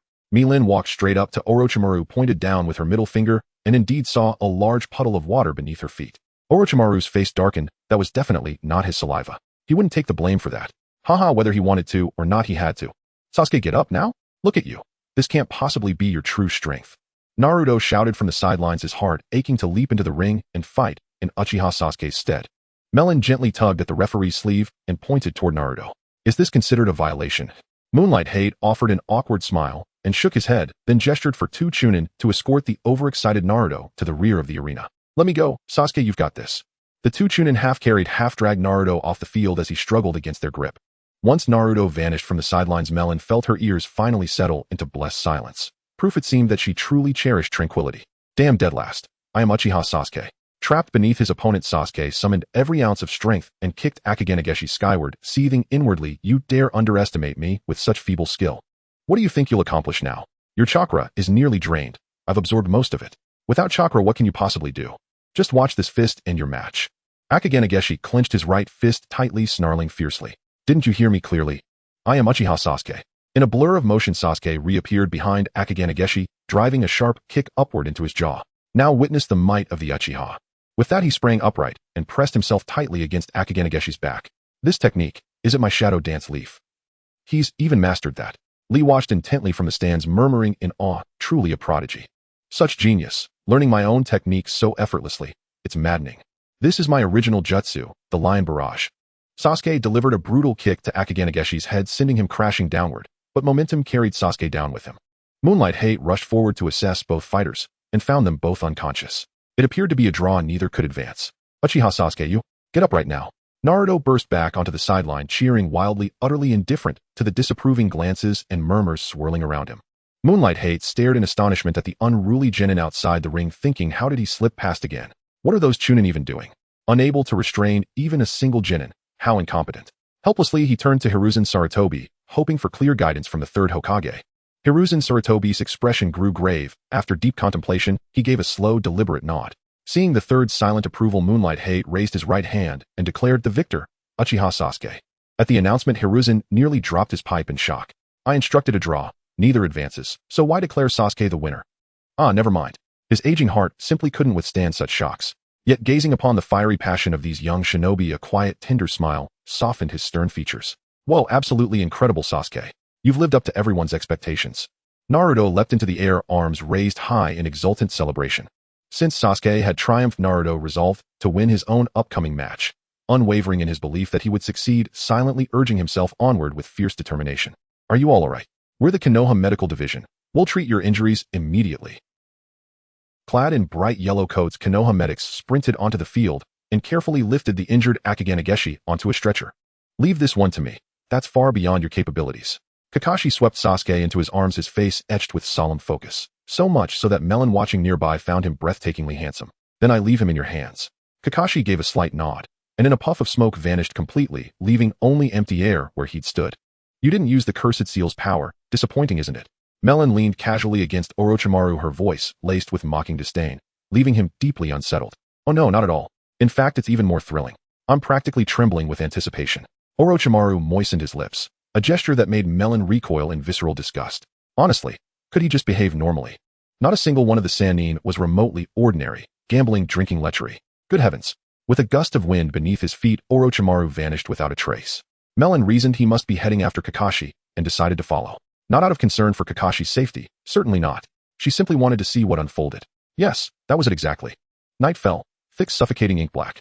Somewhere nearby an insect wailed its mournful cry, the wind howled like a specter piercing straight to the heart. The shrine loomed unervingly in the dark, yet at its center a faint light flickered. Upon the altar sat Sasuke, expressionless and still, while Kakashi traced eerie arcane characters nearby. The altar's edges blurred into obscurity, swallowed by ceaseless wind. Night itself hung heavy, as if congealed blood, cold and rotten, oozing across the heavens and drenching the world in gloom. It is complete. The evil sealing talisman. Kakashi pressed his palms together and swiftly formed the hand seals: tiger, rabbit, snake, horse, goat, rooster, tiger, rabbit, snake, horse, goat, rooster, tiger, rabbit, snake, horse, goat, rooster, dog, rat. Seal, evil sealing talisman. The cryptic symbols on the ground surged to life, racing up Sasuke's back and coiling around the cursed seal on his nape, forming a radiant array that locked the seal's power in place. Sasuke writhed as though 10,000 ants gnawed at his flesh, agonizing pain threatening to drown his consciousness. This ritual is merely symbolic. Whether the seal holds depends entirely on your willpower. Kakashi's final words struck Sasuke like a thunderclap, prompting him to kick his legs once, roll his eyes back, and collapse into unconsciousness. He's fainted. Kakashi, you've grown stronger. I never imagined you'd master sealing techniques, yet already you're winded by such a simple sequence. Long time no see, Kakashi. That voice, this presence, it was. Kakashi whirled around, instantly chakra flaring in his palm as he braced against the encroaching darkness. Those eyes were never meant for you. From the shadows emerged a figure who chilled Kakashi to the bone. Though his chakra reserves were depleted, the sheer pressure emanating from that eye was overwhelming. If he wished to protect Sasuke, there was only one option left. You know precisely what I seek. Those eyes.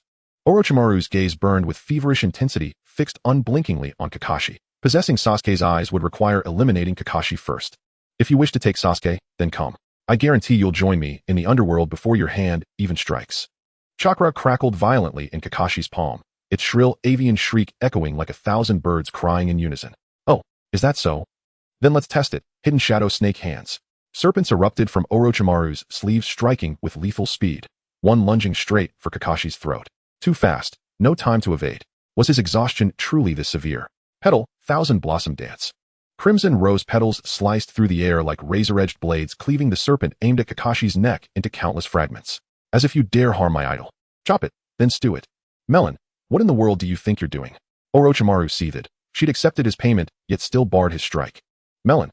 Kakashi turned sharply, spotting the petite girl in her crimson, cloud-patterned coat. How had she arrived here? The one on the ground is yours to deal with, but he is off limits. Her tone was commanding, yet impeccably courteous. 5-5 split. Long time no see. So, another 50-50 draw, huh? Kakashi was puzzled, wondering why Millen always referred to him as 50-50. What could it possibly mean? Millen, I paid the bill. Are you really going to stop me? Orochimaru leisurely drew the Kusanagi sword from his mouth, twisting his wrist. The sword danced brilliantly, revealing a chilling intensity in his gaze. At this moment, Milan's heart raced. Uncle Snake's technology was undoubtedly formidable. He single-handedly tackled the clone Great Pillar, improved the Edo Tensei that could resurrect the dead, and became a beauty master in the ninja world. To Uncle Snake, she had just one thing to say: Uncle Snake with core technology in hand, the world is mine. You want Uchiha Sasuke's body? Oh, I won't interfere. But if you intend to kill him, then I must intervene. Milan felt she could boast a little. After all, Uncle Snake was an all-knowing being. Orochimaru chuckled lightly. I am a ruthless character who managed to redeem myself by the end. Shouldn't you worship me? Hee ha ha, is that so? I hope you can deliver on your word. Orochimaru retracted the sword back into his mouth. His smile was rather grim. He, like me, is a madman pursuing power. Even if you seal him, he will eventually come looking for me. Orochimaru staggered away, and Milan watched him retreat into the darkness, pondering, is power really that important? To die together with him? I must be foolish. Kakashi recalled with trepidation those snake-like eyes, which were simply spine-chilling. Suddenly, he remembered there was someone behind him, and quickly drew a kunai, pointing it at Milan's neck. Milan, how come you're here? As you can see, I'm just here to have some fun in Konoha. Milan's mischievous smile made Kakashi's head ache. As a jonin of Konoha, he should have captured her, but what's wrong, Kakashi? Are you reluctant to catch me? Or perhaps, do you like me? Kakashi adjusted his forehead protector, wondering how the conversation had veered so far off topic. Capturing her and liking her were entirely different matters. Moreover, this girl was so formidable that he questioned whether he could even defeat her. Forget it, as long as you don't cause trouble in Konoha, do as you please. Now I need to take Sasuke home, so you're free to do as you like. Kakashi said lazily, his dead fish eyes seeming to pierce through the mundane world, the pride of a single noble unrivaled by anyone. Alright, I actually have something to do now, so farewell. Milan waved goodbye to Kakashi. The farewell under the setting sun carried a hint of sadness. Milan slowly walked into the darkness, appearing somewhat forlorn. Kakashi thought to himself that he must have misjudged. How could a woman who treated killing as a commonplace have feelings of sadness and loneliness? It must be that he had exhausted too much chakra, causing his eyes to play tricks on him. Kakashi hoisted Sasuke onto his back and walked towards home, completely unaware that Milan was sitting on the shrine rooftop, quietly watching him leave. Milan silently bid farewell to Kakashi with her gaze. Perhaps she was truly feeling a bit lonely. Show yourselves, I've already sensed your presence. From the very beginning, Milan had keenly sensed 4 chakras lurking nearby, but they had not dared to reveal themselves due to Kakashi's presence. Now she decided to take the initiative. Behind the shrine's pillars, 4 figures in black cloaks wearing masks emerged like ghosts from the darkness, emanating not only a ruthless aura reminiscent of the underworld, but also a chilling intent to kill. Huh? You think you can take my life with just you lot? Milan's words carried a hint of mockery as her killing intent enveloped the black-clad figures, making them feel an unprecedented pressure. Lord Danzo wants to see you come with us. The leading figure in black tried to maintain his composure, conveying Danzo's orders. He understood that if he could not bring Milan back, his fate would be exceedingly grim. However, from Milan's gaze, he could tell she would not comply willingly. Danzo, it seems old grudges and new ones shall be settled today. Alright, I will go see you. Milan's answer took the black-clad figures by surprise. You actually want to go see Lord Danzo with us? The Umbu members were flabbergasted, utterly unable to decipher what this woman was plotting. Lead the way, you need not guard against me. If I truly wanted to attack, you all would already be dead. Milan shook her head helplessly, secretly mocking Danzo's subordinates for being so inept. No wonder Danzo could never defeat Hiruzen. The root team in front was strategizing how to subdue Milan, while Milan, following behind, was contemplating how to create some trouble for Danzo. The two groups seemed to be on parallel tracks, never intersecting. As the root team arrived at the desolate outskirts of Konoha, the cold wind howled, stinging Milan's cheeks. Choosing this location for the base was indeed a wise decision by Danzo. This way. After some maneuvering in the trees, an entrance appeared on the ground, and they led Milan inside. Milan shook her head helplessly again. The methods of the root were indeed somewhat despicable. She recalled Danzo's words before he died in the storyline: you are the Konoha basking in sunlight, while I am the root in the darkness. At that moment, Danzo's image seemed to grow significantly in her mind. Perhaps in the world of Naruto there is no absolute good or evil. Wherever there is light, there must be shadows, and shadows are not necessarily the evil that people speak of. Tap, tap, tap. Milan's footsteps echoed heavily on the stairs, as if announcing to those hidden in the dark, I have arrived to show yourselves. Tap. As Milan descended the final stair, figures around her began to multiply. She grinned, secretly pleased. These people were underestimating her too much, as she was so excited she could almost jump up. Akatsuki's star right. Danzo emerged slowly with a cane, his eyes filled with mockery. He had not expected this woman to be so brave yet foolish, coming here so easily. Danzo, today we shall settle old and new grievances together. Milan carefully observed the man before her, his right hand wrapped in bandages, even his right eye was covered. She knew well that the only ones who could truly trouble her were those few Sharingan eyes. Oh, then how do you plan to settle the score? Danzo's tone carried a hint of amusement. Milan gently drew the gleaming katana from her sleeve, pointing it directly at Danzo, pondering to herself, if I truly must battle this man, I must be cautious of the mysterious Sharingan in his right eye. Wind release, great breakthrough. Danzo shouted, suddenly unleashing a gust of wind from his mouth, causing the shuriken in his hand to gain a life of its own, propelled by the wind, and racing towards Mi-Lin at an increased speed. Hey, Danzo is indeed a master of wind release, far surpassing my own skills. Although I can also perform wind release, I can only use it in a singular manner and cannot integrate it as seamlessly as Danzo does, combining ninja tools and ninjutsu perfectly.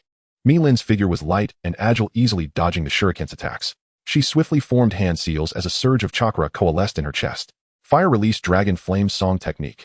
Accompanied by her soft chant, fire dragons burst forth from her mouth, rampaging within the enclosed base, while members of the root team perished under the onslaught of these fire dragons. Danzo looked on with a pained expression.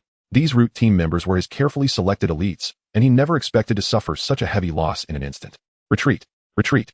I will deal with this woman. Danzo hurriedly signaled for the root team members to withdraw, but Mi-Lin was faster. With a swift motion, she severed the heads of 2 individuals. Danzo was infuriated, his eyes nearly bursting with rage. If this continued, all his men would be slaughtered by her. Reluctantly, he removed the bandage from his right eye, and a flash of green light crossed Mi-Lin's vision, carrying an unprecedented threat. Mi-Lin recalled that Danzo's eye only possessed the ability to suggest it did not hold any other divine techniques. With this in mind, she couldn't help but let out a sigh of relief, feeling somewhat reassured. Come on, let's settle the score for what happened before. Mi-Lin shouted with fervor. Wind release, vacuum wave. Danzo shouted loudly, sending wind projectiles towards Mi-Lin like bullets. Wow, this humanoid machine gun is really fierce. Flower shield. Mi-Lin, seeing the overwhelming number of wind projectiles, was taken aback. She pressed her hands against the ground, quickly forming a flurry of rose petals to block the incoming wind blasts. Fire release, Hozinka no Jutsu. Mi-Lin noticed the narrow passage within the base and devised a plan. She purposely unleashed a wide-ranging, but less powerful ninjutsu, intending to win through sheer quantity. However, Danzo effortlessly intercepted her Hozinka with large trees. Mi-Lin was startled to realize that the bandage on Danzo's right hand had been unwound without her noticing. Now you shall die. Would release, violent gun tree. Danzo sneered, and countless tree trunks surged forth from his right hand, lunging at Mi-Lin like hungry wolves. As the trees advanced, even Danzo was engulfed in the chaos. Mi-Lin was horrified, her face paling as she quickly utilized body flicker technique to escape. To dare unleash such a powerful wood release technique in the village of Konoha, Danzo certainly had enormous audacity. Danzo, stop hiding. I know you're not dead. Mi-Lin vigilantly scanned her surroundings, but she could no longer sense Danzo's chakra. This eye technique, Izanagi, is indeed formidable. Rapidly devising a countermeasure in her mind, she did not wish to be caught off guard by the cunning old fox Danzo. Oh dear Lord Danzo, what are you playing at? Playing hide and seek. Haha, I won't play along. Mi-Lin deliberately raised her voice, attempting to draw out Danzo's whereabouts. You truly live up to being a member of Akatsuki, able to remain unscathed under such fierce attacks. In the darkness, Danzo slowly stepped out, his Sharingan in his right hand, causing Mi-Lin to feel an intense discomfort. I thought Deidara's method of installing mouths and tongues on his hands was already enough to make one nauseous, but Danzo's actions were even more exaggerated, having installed so many Sharingan on his hands. Mi-Lin noticed that one of the Sharingan on Danzo's right hand was closed, clearly indicating that he had just used the Izanagi technique. The commotion here was quite loud. It wouldn't be long before someone noticed. Mi-Lin thought to herself that it would be best to retreat for now, leaving the matter of Danzo for another day. If he continues to rely on Izanagi, this battle may never end. Enough. Mi-Lin gently lowered her hands, which had just been poised to form seals, and began to prepare for her withdrawal. What's this? Are you surrendering? Danzo provoked. Surrender? How could that be? I am about to showcase my art. Before she could finish her sentence, a gigantic phoenix burst forth from Mi-Lin's hand, radiating a dazzling red light, divine and inviolable. However, if the vines on its body were removed, it might appear even more perfect. Art is an explosion. Mi-Lin laughed heartily, and then used cherry blossom body flicker technique to escape, realizing she might have overdone it this time. Boom. A brilliant red light erupted in the sky, illuminating the entire area like daylight. The residents of Konoha were awakened from their slumber, rushing out of their homes to marvel at this rare sight. However, if it weren't for that mushroom cloud in the sky, it might have been even more harmonious. The deafening explosion echoed, marking this night as an unforgettable one. Kakashi was jolted awake by the explosion, his heart racing as if it would leap from his chest. He had been utterly exhausted these past few days, yearning for a good night's sleep, but he never expected it to be so difficult. Rubbing his forehead, he wondered what trouble Mi-Lin had stirred up this time. The commotion was tremendous. Mi-Lin thought, I also want to sleep. Even if I'm tired, I wouldn't dare to sleep easily. I truly envy those who can sleep soundly. Kakashi dared not delay any longer, quickly getting dressed and rushing towards the direction of the explosion. Upon arrival, he found many colleagues already gathered there.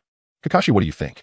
Guy, usually full of energy, had also turned serious, clearly aware that this incident was closely tied to the girl named Mi-Lin. Although no bodies had been found nearby, the severity of the situation was evident. The ground was littered with rose petals, which looked like the work of Mi-Lin. Milin thought of course you wouldn't see the bodies. The members of the root team have been blown to smithereens. Actually, I've met her before. Kakashi's words drew the attention of those around him, and he awkwardly endured their piercing gazes. Kakashi, quickly tell us more. Jiraiya stepped up to Kakashi asking sternly. Today, while sealing Sasuke's curse mark at the shrine, Orochimaru suddenly appeared before me, and it was Milin who saved me. Kakashi still felt uneasy recalling the snake that had coiled around his neck. Had Milin not appeared in time, he would have had to resort to using his Sharingan. Jiraiya gazed seriously at the ruins before him, pondering whether Milin was an enemy or a friend. If he could bring her into Konoha's camp, it would greatly enhance Konoha's strength, allowing him to pursue Orochimaru without worry. Lord Jiraiya, there has clearly been a battle here. It seems Milin must have fought someone. Either she unleashed such a powerful ninjutsu while fleeing in panic, or she aimed for a quick victory. Asuma brushed the wind scars on the ground, and as a ninja of wind and fire attributes, he could sense the immense power contained within this mark. If he encountered such an opponent, he would probably have to choose to escape. From what I know, Milin is extremely powerful. Even Orochimaru couldn't deal with her. I suspect it was the latter. Kakashi stated earnestly after some contemplation. He picked up a flower petal from the ground, sniffing it at his nose. The lingering fragrance of the rose petals indicated that Milin had not left this place for long. Milin thought, Kakashi, are you a dog? Your nose is so sharp. It's hard to say whether she's an enemy or a friend. This Chunin exam is truly full of twists and turns. Jiraiya stroked his chin, secretly deciding that he couldn't afford to be idle during this time and needed to investigate thoroughly. When Milin returned to the high tower of the Death Forest, the preliminary rounds of the Chunin exams had already concluded and Konoha village had announced a 5-day recess. Milin had eagerly hoped to witness Naruto's performance. Now that wish would end only in regret. Surely Konoha's hospital must be bustling at this very moment. The village itself lay in eerie stillness like the hush before a storm. Calm on the surface, yet churning with unseen currents, its uncanny atmosphere sending shivers down one's spine. Temari, the plan to destroy Konoha is about to commence. I have received a classified order from the 4th Kazekage. We shall launch a joint assault on Konoha alongside Orochimaru. Maki's voice trembled with barely concealed excitement. This fertile vast land of fire was soon to fall into the hands of Sunagakure. This operation permits no margin for error. Summon Gaara at once. Maki's expression hardened into grave solemnity. The mission's success hinged upon flawless execution. Even the slightest misstep could spell total collapse. Gaara played a pivotal role in this plan. His failure was simply unthinkable. Kankuro nodded in silent agreement and strode out to fetch him, only to find Gaara's room completely empty. A chill of foreboding swept through Kankuro. Of course, Gaara would not let slip the chance to confront that emerald-clad shinobi. His most likely destination then could only be Konoha's hospital. Terrible. If Gaara kills a Konoha shinobi over personal vendetta and is discovered, the entire plan will unravel. Who's there? Maki's sharp instincts detected the faintest rustle beyond the door. If it were a Konoha spy, Sunagakure's fate would be sealed. With resolve hardening in his chest, Maki swiftly formed hand seals and expelled a razor-sharp wind blade from his mouth, ripping the roof clean off, yet striking no one. Strange, I distinctly sensed someone outside, yet they vanished without a trace. Looking for me. A warm breath brushed against the nape of Maki's neck, a suffocating, paralyzing proximity. Someone had slipped behind him undetected, utterly unimpeded by his guard. Damn you, kill me if you must. Maki squeezed his eyes shut, resigned to his end. He only prayed Temari and Kankuro would survive. Rest easy. I am not here to take your life. In a certain sense, I am your ally. Milin released Maki, her inner thoughts laced with quiet scorn. Sunagakure's shinobi truly were pitifully weak. To imagine they could conquer Konoha, such a notion was sheer delusion. Hearing Milin's words, Maki's taut nerves finally loosened. Had she truly intended to kill him, he would not even have had time to raise a hand in defense. Captain, Gaara is gone. Kankuro burst in, breathless with urgency, only to find Maki drenched in cold sweat, standing rigid beside a young woman clad in bizarre, unfamiliar attire. Could she be? I sent out the little panda myself. You needn't worry. He'll return shortly. Oh, and there was an eavesdropper outside. I've already dealt with him. Milin gestured idly toward the doorway. Maki rushed to open it and found Moonlight, High Chief Examiner of the preliminaries, lying unconscious on the floor. Maki felt a wave of helpless disbelief. Moonlight Hate, the elite jonin of Konoha, defeated so effortlessly. Even he himself would struggle to subdue such a foe. Yet this woman possessed power bordering on the incomprehensible. The cleanup is yours. By the way, I knocked out that older Kunoichi. She's resting in her room. Milin stretched languidly as if the entire feat had been little more than a casual gesture. Yes, please go safely. Maki and Kankuro wiped the cold sweat from their brows. This woman was utterly inscrutable. Before Maki's eyes, Milin dissolved into nothingness, utterly silent, utterly vanished, leaving behind only the chilling stillness of an empty room. It was as though no one had ever stood there at all. Her speed left Maki trembling, not with rage, but with primal awe, as memories surged of that golden figure from long ago, a blur of demonic velocity. Back then, the shinobi world observed an unspoken rule: upon sighting the yellow flash, retreat was mandatory. No battle, no pursuit, no penalty for abandoning the mission. Now he faced another whose swiftness rivaled Konoha's legendary yellow flash. Was it reverence he felt? Or fear? Go ahead, kill me if you dare. Millen sat serenely upon the windowsill, offering Gaara a faint, knowing smile. Lee remained motionless on the bed, still deep in unconsciousness. Though Tsunade would later heal him, Gaara's presence now cast a shadow over Lee's survival. His fate hung suspended in uncertainty. Sand coiled slowly around Lee's body under Gaara's control. Millen lifted her gaze to the full moon above. The night's beauty was truly extraordinary. If you lack the will to strike, then leave. Your brother and sister await your return. I understand. The sand slid gently from Lee's limbs, flowing back into Gaara's gourd. Shikaku's power was wondrous indeed. The grains moved as though imbued with sentient life. A radiant rose bloomed in Millen's palm, its vivid petals reflecting like jewels in her irises. Indeed, her own blossoms were always the most exquisite. Tink, tink. A delicate chime rang softly in the breeze, a melody both tender and timeless. Two figures glided through the dense forest just beyond Konoha's borders, their black cloaks adorned with crimson cloud motifs shimmering eerily beneath the moonlight. They traversed the thick woods near Konoha, wind sighing through the branches. Itachi, our path now leads us into your homeland. Do you feel anything particular returning here? Kisame Hoshigaki carried his massive sword with effortless swagger, trailing closely behind Itachi Uchiha. He'd noticed his younger comrade's prolonged silence and found himself growing unusually quiet and kind. Feelings? Perhaps only sorrow for the fate awaiting these people. Itachi's voice remained crystalline and distant like wind across frozen tundra. Moonlight carved deeper the furrows beside his lips, silent testimony to his worsening condition. Boom. A thunderous explosion shattered the forest's hush. A shockwave rippled outward, scattering petals skyward, brilliant ephemeral fireworks against the consuming dark. Well, it seems Zirazang dispatched starlight to Konoha for quite the spectacle. Kisame stooped, plucked a petal from the air, and chewed it thoughtfully.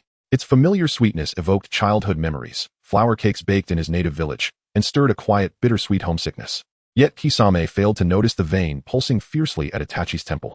The village he had guarded so fiercely, now shattered again by Millen. Frustration burned hot within him, edged with fury. Kisame, we must infiltrate Konoha's heart. Relax. As long as Zirazang's mission succeeds, nothing else matters. Kisame obeyed Itachi without question. Millen often wondered how to handle him. Within Kisame's heart, Itachi was nothing less than a celestial guardian, serene, infallible, eternally trustworthy. Itachi adjusted his straw hat, only to discover one of its bells had been torn away by the earlier gust. He cherished the crisp, clear chime. The sound had always soothed him. Hence his hat bore two more bells than those of his fellow Akatsuki members. When he'd first requested them from Konan, Kakuzu had vehemently objected, forcing Itachi into a fierce duel just to claim them. Now one bell lost. He felt a pang of genuine grief. Millen, you will pay for this. Xiao Shui, it seems, will be staying in Konoha for a few days. Qinxing, are you there? This is Zhuke and Nandu. We're about to arrive in Konoha. The voice from the ring startled Mirin. It was Itachi's. Mirin nearly slapped herself. She'd completely forgotten that after the Konoha destruction plan failed, Itachi had already returned to the village. Everything felt like utter chaos. Her intelligence on the Nine Tails should have already reached Zerozong via the three brothers, but she had no idea why Itachi, Uchiha, and Kisame had come to Konoha. Clearly yet another wave of complications awaited her. Time slipped away, swiftly, silently, like dew sliding off a lotus leaf into water, instantaneous, decisive, irretrievable. Mirin stood before Itachi Uchiha, holding Xiao Shui's small hand. Her expression remained calm, but inside panic surged wildly. Hee. Itachi, ohayou gozaimasu. Long time no see. She forced down her terror and managed a strained smile. Itachi opened his eyes, and Mirin saw her own reflection sharp and unblinking within his pupils. Her heart lurched. This is disastrous. That explosion, was it your doing? Blunt, brutal, unrelenting. This man bore no resemblance to the revered Itachi she'd once idolized. Ninpo, darkness travel technique. His hand seals blurred with astonishing speed. Even Mirin, famed for her own sealing dexterity, couldn't help but marvel. Yet curiously she felt no effect. Itachi slapped his forehead. Frustrated, he'd momentarily lost his composure. Of course Mirin's bloodline limit rendered her immune to ordinary genjutsu. With no choice he snapped his eyes wide open. His tomo spirals whirled violently. Tsukuyami. That familiar vertigo struck again. Heavens. Mirin spun violently, vomiting the moment she entered the Tsukuyami realm. The sensation was unbearable. Mirin, last time's punishment was clearly too lenient. You blew up and in, now you've caused this much mayhem. Why don't you just fly straight to the heavens? A chilling glint flickered in Itachi's gaze. Mirin muttered inwardly, I've watched every episode of Naruto. How did I miss that this devoted brother-obsessed prodigy was also a master manipulator? As long as you don't stab me, I'll negotiate anything. Mirin fought desperately for her life, pleading for mercy. Do you truly believe you have a choice? She stumbled backward, only to hit the wall. Itachi planted both hands beside her head, caging her in. Mirin touched her racing heart, trapped in an Itachi wall hug. Her pulse thundered. Oh no, is this the traction? Bah? Kakashi is infinitely cooler than Itachi. Ba ba ba. Wait, I'm male for crying out loud. She clutched her head. Am I even male or female? Mirin grabbed her hair and rubbed it fiercely, her appearance instantly disheveled. Itachi observed silently, wondering, has my ocular power grown stronger? She hadn't even acted yet, and already Mirin seemed on the verge of collapse. Women were utterly inscrutable. Very well, he'd spare her. Itachi released the Tsukuyami. Dizziness crashed over Mirin once more, and she crumpled helplessly onto the floor. Kisame remained motionless, his expression blank, as if whispering, I'm new here. I won't get involved in elders' affairs. Itachi Uchiha, you show no mercy toward women. Even Uchiha Izumi must be turning in her grave. Just as Itachi turned to leave, hearing Izumi's name made him erupt, instantly reappearing before Mirin and kicking her skyward. Dizziness still swirled in her mind when searing pain exploded across her chest. Unbearable, excruciating. Hee, is that so? Did I speak falsely? You slaughtered your entire clan, your parents, your beloved, for the sake of your younger brother. You are nothing but scum. Unflinching Mirin met his Mangekyo Sharingan Hiden, its overwhelming power undeniable, yet she refused to yield, determined to challenge its very supremacy.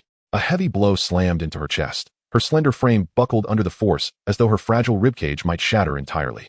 Itachi Uchiha, are you truly serious? Xiao Shui watched from afar, detached like a bystander at a spectacle, yet seeing her original self suffer so grievously, she could not remain idle. Do you have any right to speak here? Itachi hadn't noticed Xiao Shui earlier, but now confronted with her identical visage, his fury reignited. With one backhanded strike, he sent her flying, then refocused ruthlessly on Mirin, resuming his assault without pause.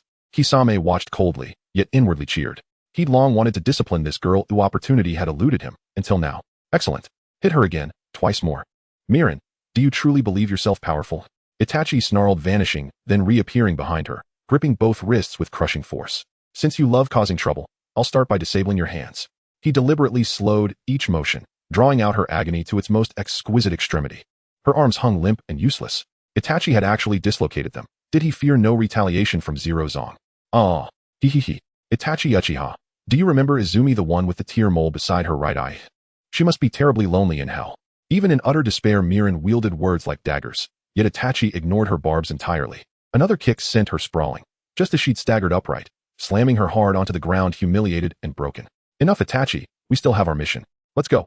Kisame urged departure, muffling laughter. She's been punished enough. Without glancing back, Itachi followed Kisame into the dusk, leaving Mirin alone on the cold earth, writhing in silent agony. Should. Mirin had never known such torment, spiritual wounds and physical agony gnawing relentlessly at her will. She gasped for air, as if a demon's monstrous hands were throttling her throat. Her chest heaved violently. She gulped ragged breaths, sweat streamed from her brow, dripping onto the soil. She shook her head fiercely. Don't sleep. Sleep means death. But exhaustion dragged her down. Summoning her last strength, she propped herself upright, arms dangling uselessly. Leaning against a towering tree, she gazed up at the star-strewn sky. All she'd ever wanted was someone to talk to. No one would listen to her complaints here. No one would tuck her in with warmth when she was weary. No one would tend her wounds, or shield her from harm. A pitiful, monotonous existence. Mirin laughed bitterly. Kakashi, where are you? Right now I'm in so much pain. Can't you just hold me? Xiao Shui watched her heart breaking. Sister.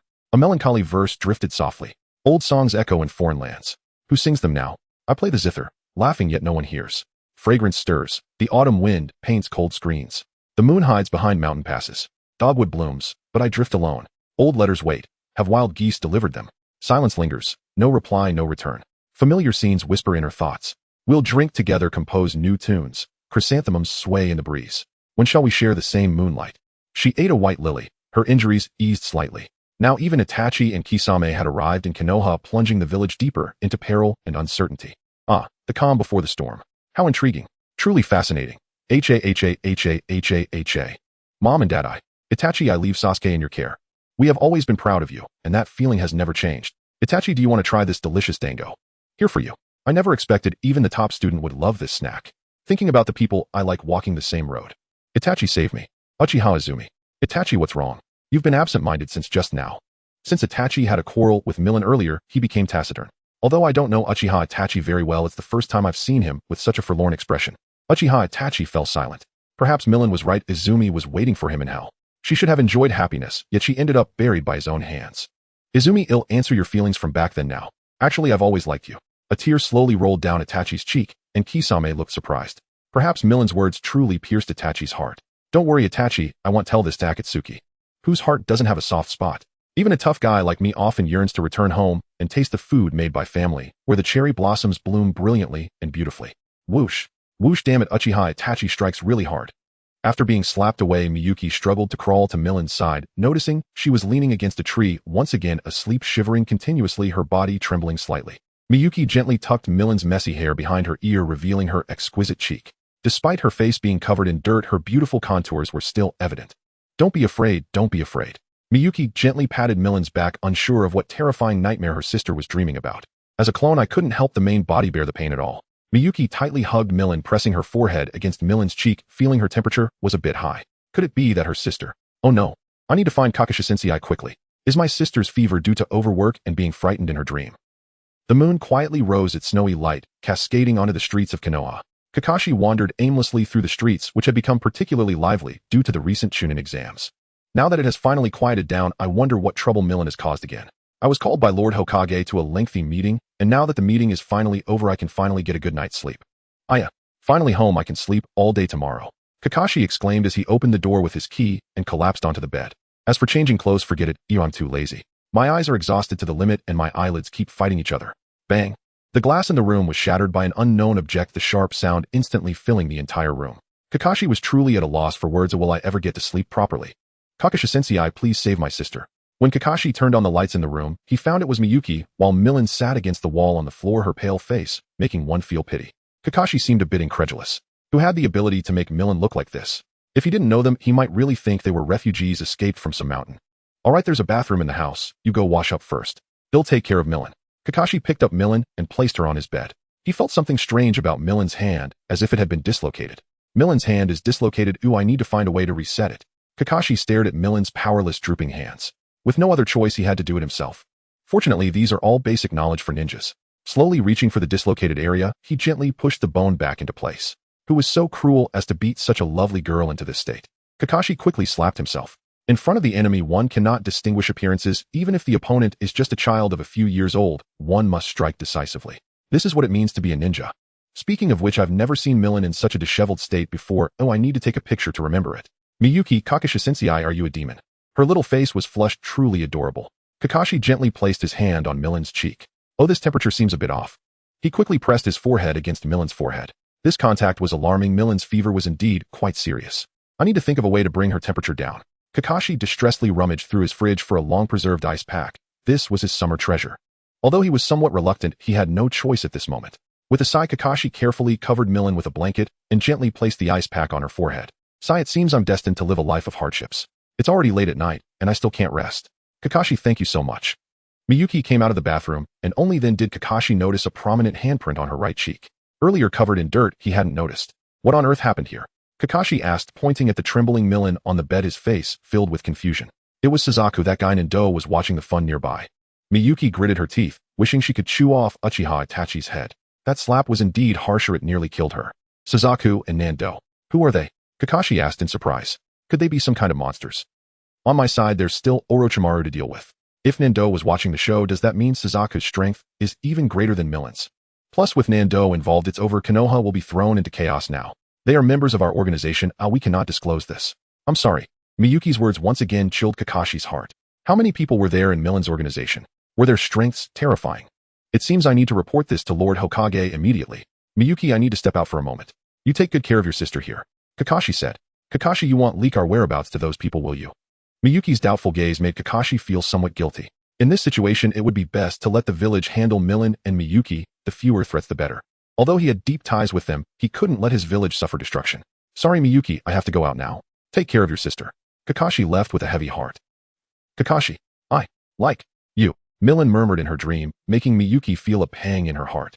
That person went to call others to capture us. Sister, we must leave here quickly. Kakashi knelt partially before Sarutobi Hiruzen, his expression calm, as if he were a bottomless lake. The third Hokage Millen is currently at my home. Her condition is dire, she has been injured, her arms dislocated, and she is running a high fever. She is resting in my house now. Sarutobi Hiruzen slowly exhaled a puff of smoke, a serious look in his eyes. Faced with the potential threat to Konoha's swift action must be taken to eliminate the danger at its root. Kakashi, please elaborate on the situation. His voice was deep and powerful, conveying authority. Kakashi took a deep breath and recounted the events. Millen was brought to my home by her sister Miyuki. Millen's injuries are severe, reportedly inflicted by the Suzaku of her organization, while Miyuki informed me that this mysterious organization sent both the Suzaku and Nandu to Konoha to carry out a secret mission. Upon hearing this, Sarutobi Hiruzen furrowed his brows, a sense of ominous foreboding rising within him. Miyuki, Suzaku, Nandu. Where did these unfamiliar names and faces come from? Third Hokage, the strength of Suzaku surpasses that of Millen. Should we not enhance the village's defenses? Sarutobi Hiruzen nodded. Currently, during the Chunin exams, Konoha is shorthanded with most ninjas dispatched on missions. Faced with this sudden threat, he felt anxious. Very well, Kakashi, I appoint you as the captain of this operation. Take 10 Umbu members to apprehend Millen and Miyuki.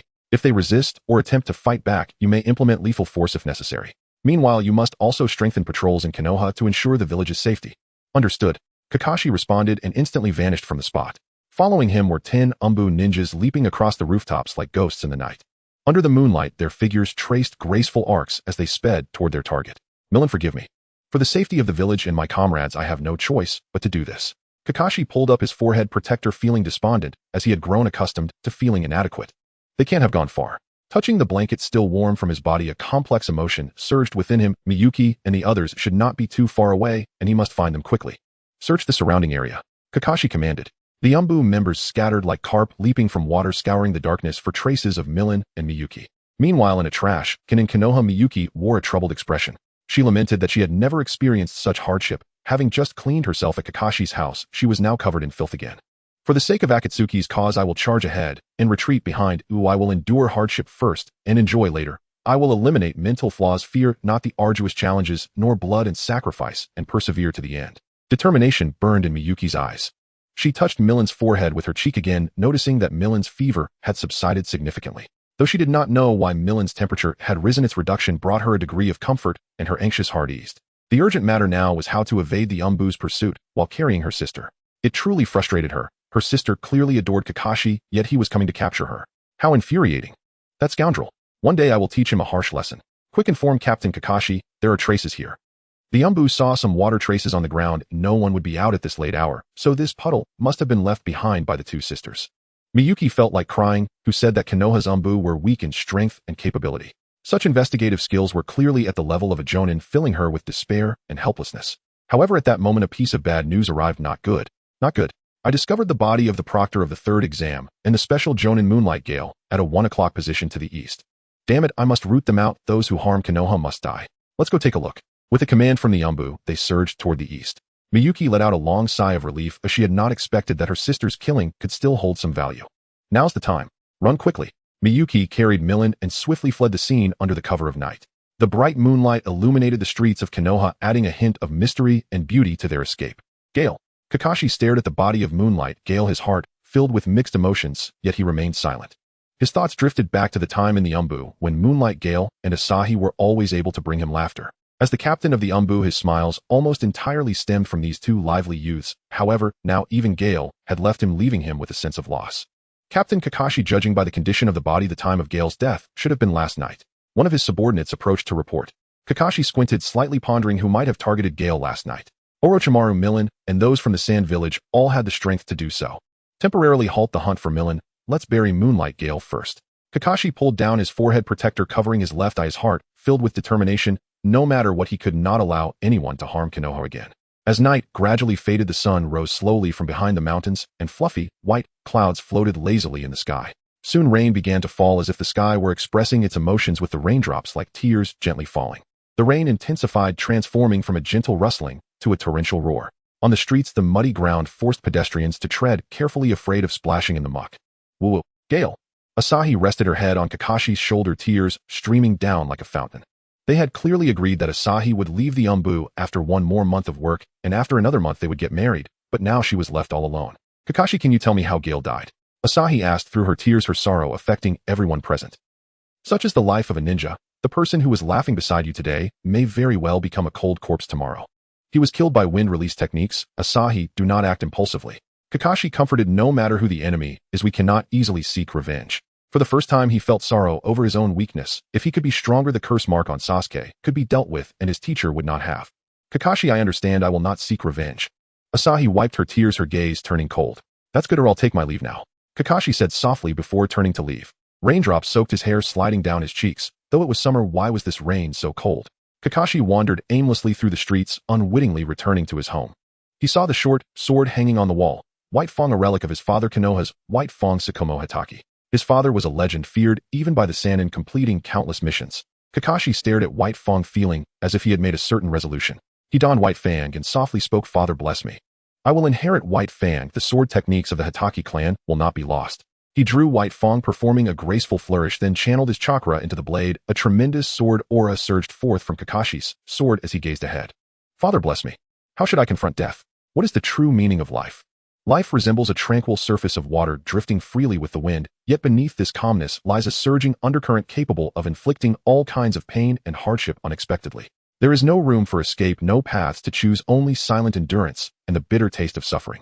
The blooming of flowers symbolizes the beginning of life, while their wilting signifies its end.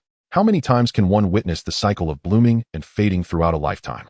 My roses are so vibrant, yet human life seems to hold little importance in its own eyes. The darkness within the human heart expands and spreads, magnified by each act of injustice. Just like Konoha, if Amegakure could possess the strength and might of the Leaf Village, perhaps I would not be here, perhaps I would have long since returned to the Nether in that disaster. Milin slowly extended her hands, calloused and marred by the thorny vines. At her age, she should be sitting in a bright classroom, writing diligently, enjoying the care of her classmates and the expectations of her teachers. Yet now she continuously tastes the flavor of blood, engaging in slaughter. The hardships she endured over those 3 years have transformed into her strength. She had once quietly wept beneath the covers, wishing to give up. However, the determination of Nagato and Konan to grow stronger pierced her heart like a sharp sword. From now on there will be no more Sue, she only the star of dawn, Milin. The sins committed by humanity, the disasters caused, the rules defied, and everything destroyed will all be judged by her. Let all the world weep for her. Milin stood amidst a sea of flowers, the thorny roses continuously scraping her body, leaving her battered and bruised, her gaze hollow and devoid of spirit like a soulless doll. She seemed unable to feel pain, extending her right hand to reveal it filled with blooming roses. The vines seemed to sense her thoughts, continuously tightening and wrapping around her, the thorny tendrils climbing her body like a great cocoon enveloping her. Despite revealing her delicate cheeks and exquisite collarbone, the scars on her body could not be concealed. Is this the flower's punishment for me? Milin calmly felt the tearing sensation coursing through her. No, this is the flower's blessing for me. In the moment of Milin's days, all the roses withered on their branches, replaced by blue flowers. In Milin's astonished gaze, these blue flowers bloomed so brilliantly. What a blessing in disguise. Milin slowly opened her eyes, and the blood-soaked hell before her gradually faded, revealing rocks long exposed to the elements. Mishue lay deeply asleep on the rocks, completely unaware of Milin's awakening. Perhaps too exhausted, Milin gently caressed Xiao Shue's cheek, but it did not rouse her. "You've worked hard these past few days. From now on, let me protect you." As if sensing the coldness of her fingertips, Mishue's exceptional reflexes compelled her to open her eyes, the light within fading swiftly before she let her eyelids droop again and sank back into a deep slumber. "Sister, Xiao Shue, I love you. Xiao Shue is truly adorable." The blue rose floated from Milin's palm. "I am not a slave to reincarnation. I hold the power of reincarnation in my hands. This flower that can resist all illusions, the blue rose. Though somewhat lacking the kaleidoscope Sharingan, can no longer harm me." Milin thought the ability of the blue rose might be insufficient, yet her celestial physique could withstand most illusions. The blue rose merely adds another layer of protection for her. Now I have the courage to face Uchiha Itachi's Tsukuyami. The night remained deep, and a sudden wind through the forest brought a chill, playfully blowing away Milin's hair, swirling it around her waist-length locks. Flowers symbolize beauty. Each flower represents a soul. Is your soul drifting here among them? The blue ocean spread out from beneath Milin's feet, transforming the forest into a fairy tale world. In this realm there is you and there is me. The human heart may conceal certain dark corners. At times individuals will betray their companions for personal gain and desires, even sacrificing the future of others for a moment's pleasure. In ancient Rome, nobles built magnificent arenas for entertainment.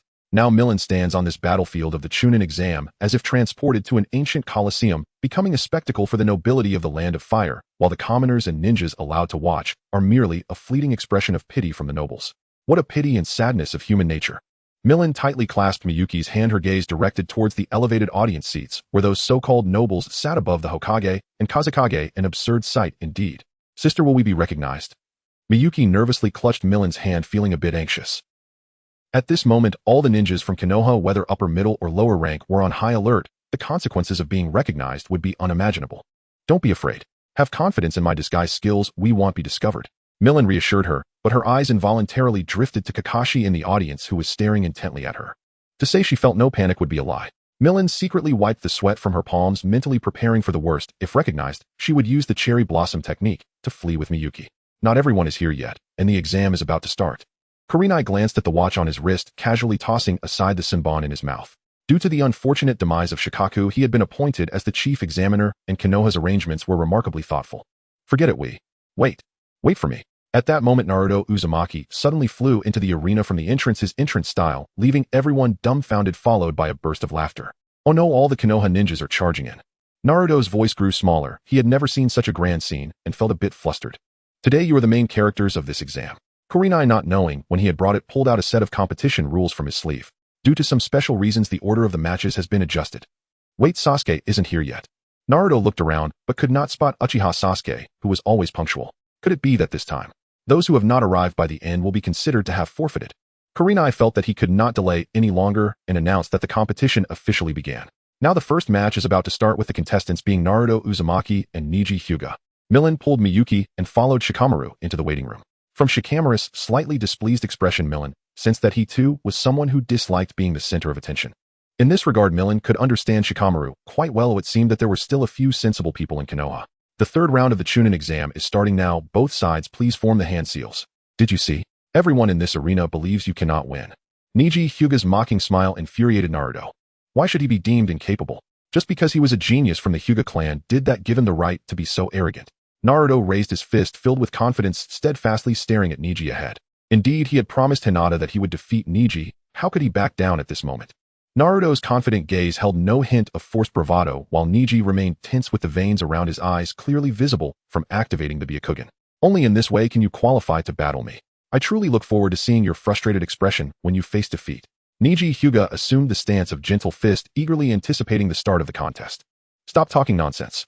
A gust of wind suddenly swirled beside Naruto, stirring dust that enveloped both of them. Hurry and make your move. The first round of the match officially begins.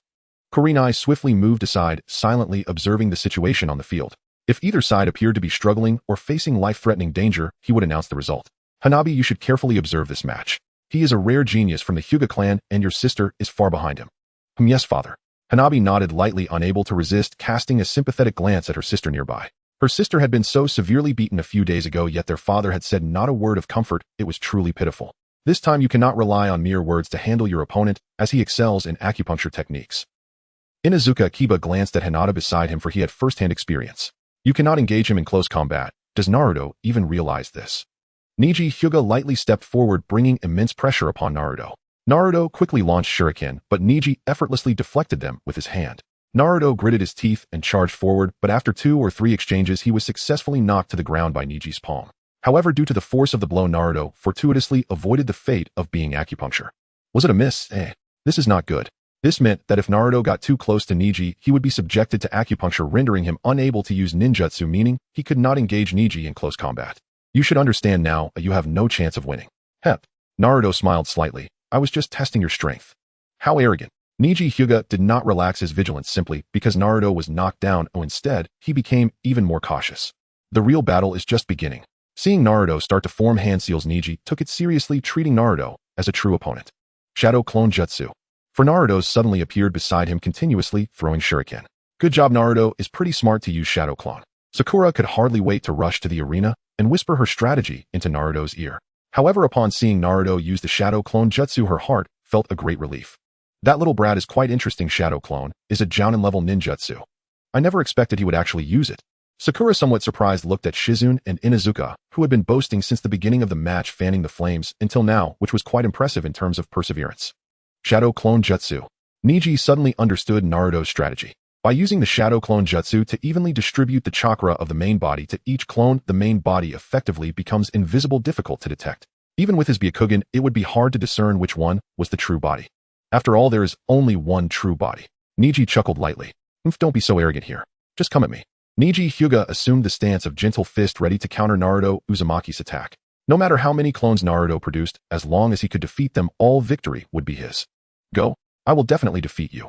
Naruto's 4 clones, armed with shuriken, simultaneously attacked Neji from 4 directions. But it was futile. The Byakugan could observe the opponent with a 360-degree view.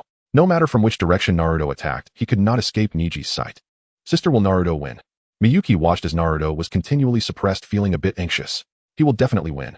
Millen smiled and said, when I first created Miyuki, Naruto was my very first friend, so I care for him especially. I also believe he will definitely win. Miyuki nodded, feeling slightly relieved of her worries. Neji gracefully carved an elegant arc in the air, performing a series of Thomas spins. His movements were swift and precise, as if dancing in the sky. Suddenly he kicked out with force, and with a loud bang Naruto's two shadow clones exploded into puffs of smoke. Immediately Neji's figure flashed as he once again employed the gentle fist technique, swiftly taking down the other two clones, the entire process flowing seamlessly. The audience fell into silence, astonished by the formidable power of the Byakugan from the Hyuga clan. Even with shadow clones attacking from all directions, Neji effortlessly dodged and counterattacked. Does this guy have eyes on the back of his head? Naruto stared wide-eyed, unable to believe what he was witnessing. This tactic was personally taught to him by the pervy sage, and he never expected Neji to dodge them all. You want to be Hokage? That's nothing but a pipe dream. Almost nothing can escape the inside of my eyes. A person's talent is determined from the moment of their birth. Neji's words carried a hint of aggressive momentum, and the clarity of his white eyes and the tension in his veins made Naruto's heart race. Why do you always jump to conclusions? Naruto shouted defiantly. Haven't you always believed that as long as you work hard, anyone can become Hokage? Yet those who can actually become Hokage are few and far between to face reality. Only those destined to be Hokage can achieve it. It's not something you can just decide to become. This is fate, accept it. No one can fight against destiny. The only equal fate is death. Neji's words pierced Naruto's heart like a sharp blade. Yet it felt as if he heard Beethoven whispering in his ear, no, I dare to fight against fate. The audience was left speechless by Neji's remarks, struggling to comprehend how a mere 11 or 12-year-old child could possess such profound awareness. That look in his eyes. He is indeed still resenting the main branch. Hinata's father Hayashi frowned, sighing inwardly. But what of it? What if I die, eh? Naruto clenched his fists, meeting Neji's gaze with unwavering determination. I will not give up easily. Shadow clone technique. Once more Naruto formed hand seals, and numerous shadow clones appeared around him, rushing towards Neji like a tidal wave. Even death cannot halt his advance. No way. So many shadow clones. The amount of chakra. Is this kid really a Genin? The disguised Kazekage Orochimaru pointed at Naruto in astonishment. He never expected Naruto to create so many shadow clones without using the Nine-Tails chakra, which indeed shocked him. This kid works hard among all the Genin in Konoha. He has the most chakra. Sarutobi laughed heartily, praising Naruto's performance. That kid Naruto is quite impressive. To be able to use shadow clones to this extent. Neji smirked. But no matter how hard you try, all your efforts are futile against me. Neji's veins tightened as he confidently declared, come. Everything before my eyes is in vain. All the shadow clones surged towards Neji, but if Naruto truly faltered, he might indeed be defeated by Neji. Bring it on. Neji unleashed a flurry of gentle fist strikes, while Naruto's clones could only passively endure the blows, unable to even touch Neji's clothing. Damn it. I can't even land a hit. Naruto's heart raced anxiously as he pondered how to deal with Neji. Neji's taijutsu was simply too overwhelming for him to reach his opponent. Child's play. Million chuckled as she watched the audience marvel at Neji's taijutsu. You should see Madara's taijutsu. That shadow moving into the ninja alliance, that figure of despair, that is true strength. Sister's taijutsu is pretty average too. Miyuki tugged at Million's hand, pulling her aside. At that moment, Kakashi's gaze was fixed on the shadows in the waiting room, feeling that these two individuals were Million and Miyuki. Their heights and builds were similar, and they both had airports. It couldn't be wrong. Million, while your intuition is spot on, but what does airport mean? Just as Naruto was momentarily distracted, Neji quietly sensed Naruto's true body, closing in an instant to strike at Naruto's pressure point. Fearing being hit at the pressure point, the real body seldom attacks, which instead makes it easier to expose itself when it does. The real body is you. Neji's grim expression instilled fear in Naruto. I told you long ago this is useless, Neji sneered. Naruto, you mustn't lose. Hinata clenched her hands, silently praying for Naruto, believing he would win. Ha ha ha. Naruto suddenly burst into laughter, leaving Neji utterly confused. What are you laughing at? You idiot. Didn't I tell you not to jump to conclusions? Naruto replied with a grin. Then he transformed into a puff of smoke, revealing it was merely a shadow clone. The real Naruto suddenly appeared from behind and landed a punch on Neji's face. What? You lured me to the shadow clone. But you're still too naive.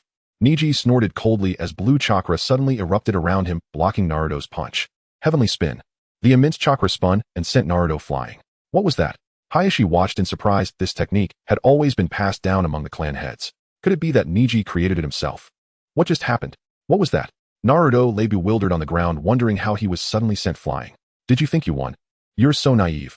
Neji's eyes turned terrifying once more, firmly believing that the cycle of fate cannot be altered. That move is heavenly spin. Hayashi stood up, excitedly shocked to see that a branch member was even stronger than the main family. Damn it, don't underestimate me. Naruto formed hand seals again, and the surrounding shadow clones once more encircled Neji, still intent on using a swarm tactic to take him down. The 8 trigrams palm heavenly spin, this powerful taijutsu, swept through like a torrential storm, sending Naruto's massive body crashing against the distant wall, raising a cloud of dust as the chakra currents swirled in the air, producing a deafening roar. Million stood to the side, her sharp gaze fixed on everything happening, unimpressed by Neji's heavenly spin. In her view, although this technique seemed to form an impenetrable defense with chakra bursting from various points, it actually concealed a significant flaw: overconsumption of chakra. She knew that to break this technique, one only needed to attack the pressure points in the feet, where chakra was least expelled, using powerful penetrating jutsu, like Chidori, to easily tear through this so-called absolute defense. Hanabi watched in astonishment, looking at her father Hayashi, a multitude of questions welling up inside her. Dad, is that Did Nijinai learn that technique from you? Her words carried a hint of disbelief. She knew that the heavenly spin was a secret technique passed down through the main branch of the Hyuga clan, and how could Neji as a branch member master such a powerful jutsu? Hayashi was equally shocked by Neji's talent. He furrowed his brows, his eyes revealing deep astonishment and regret. Heavenly spin is indeed a secret technique of the Hyuga clan, but Neji, could he have comprehended it himself? This guy is truly terrifying, possessing such astounding power. Hayashi mused silently, lamenting that if Neji had not been born into the branch family with his talent, he would surely qualify to become the next head of the Hyuga clan. At this moment, Naruto struggled to rise from the dust, wiping the blood from the corner of his mouth, his eyes shining with indomitable spirit. What 8 trigrams? I won't be afraid. Naruto took a deep breath, preparing to fight once more. That technique. Hayashi's face suddenly changed. He looked incredulously at everything unfolding before him. If it was just heavenly spin, he could still accept it, but if it was this move. Neji, you truly astonish me. Neji moved in an instant, entering the attack range of the 8 trigrams, but what he unleashed was not merely heavenly spin. Gentle fist technique, 8 trigrams, 64 palms. Neji shouted, his figure moving like a ghost around Naruto, his palms striking out like a torrential storm. 8 trigrams, 2 palms. 4 palms. 8 palms. 16 palms. Neji's speed increased, the palm shadows swirling like a dense web of strikes, enveloping Naruto entirely. Each palm accurately struck Naruto's pressure points, causing his movements to slow and his strength to wane. 32 palms. 64 palms. Finally, as Neji delivered the last palm, Naruto's massive body could no longer support itself and crashed to the ground. All 64 of his pressure points were sealed by Neji, rendering him completely unable to fight back. A branch member actually surpassed the main family. Hayashi muttered, filled with shock and confusion. Inuzuka Koromaru hurriedly stepped forward, fully aware that these two were vital members of Konoha and that nothing must go wrong. He nervously observed their situation. Neji stood before the fallen Naruto, a look of disdain on his face, believing that no matter how Naruto struggled, he could not change the course of fate. Neji coldly stated, I have sealed your 64 pressure points. You can no longer stand. Do you feel frustrated? Defeated by an unchangeable power, feeling utterly powerless, right?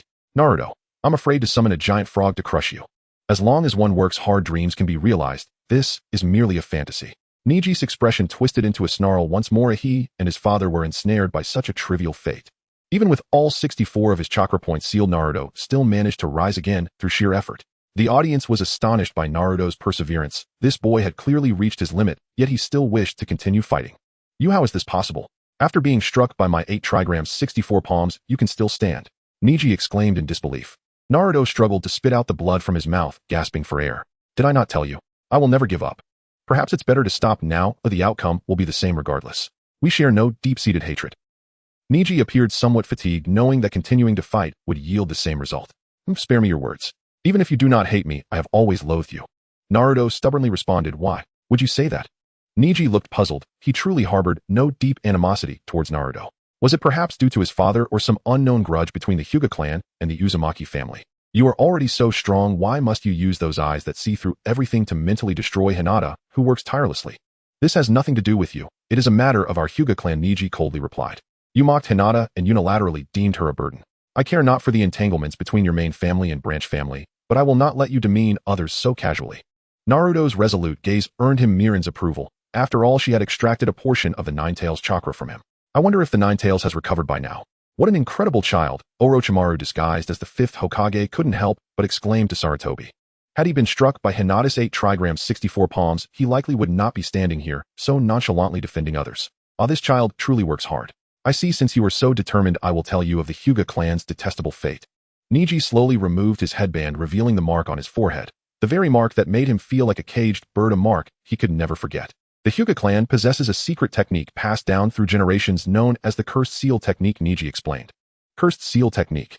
Naruto asked, looking bewildered. He had never heard of such ninjutsu, just as he found the summoning technique taught by the perverted sage to be unfamiliar. The cursed seal technique signifies a caged bird, symbolizing the shackles of fate. No matter how hard you strive, you cannot escape the destiny represented by this mark. Is it the mark on your forehead? Neji continued. Naruto curiously examined the mark on Neji's forehead.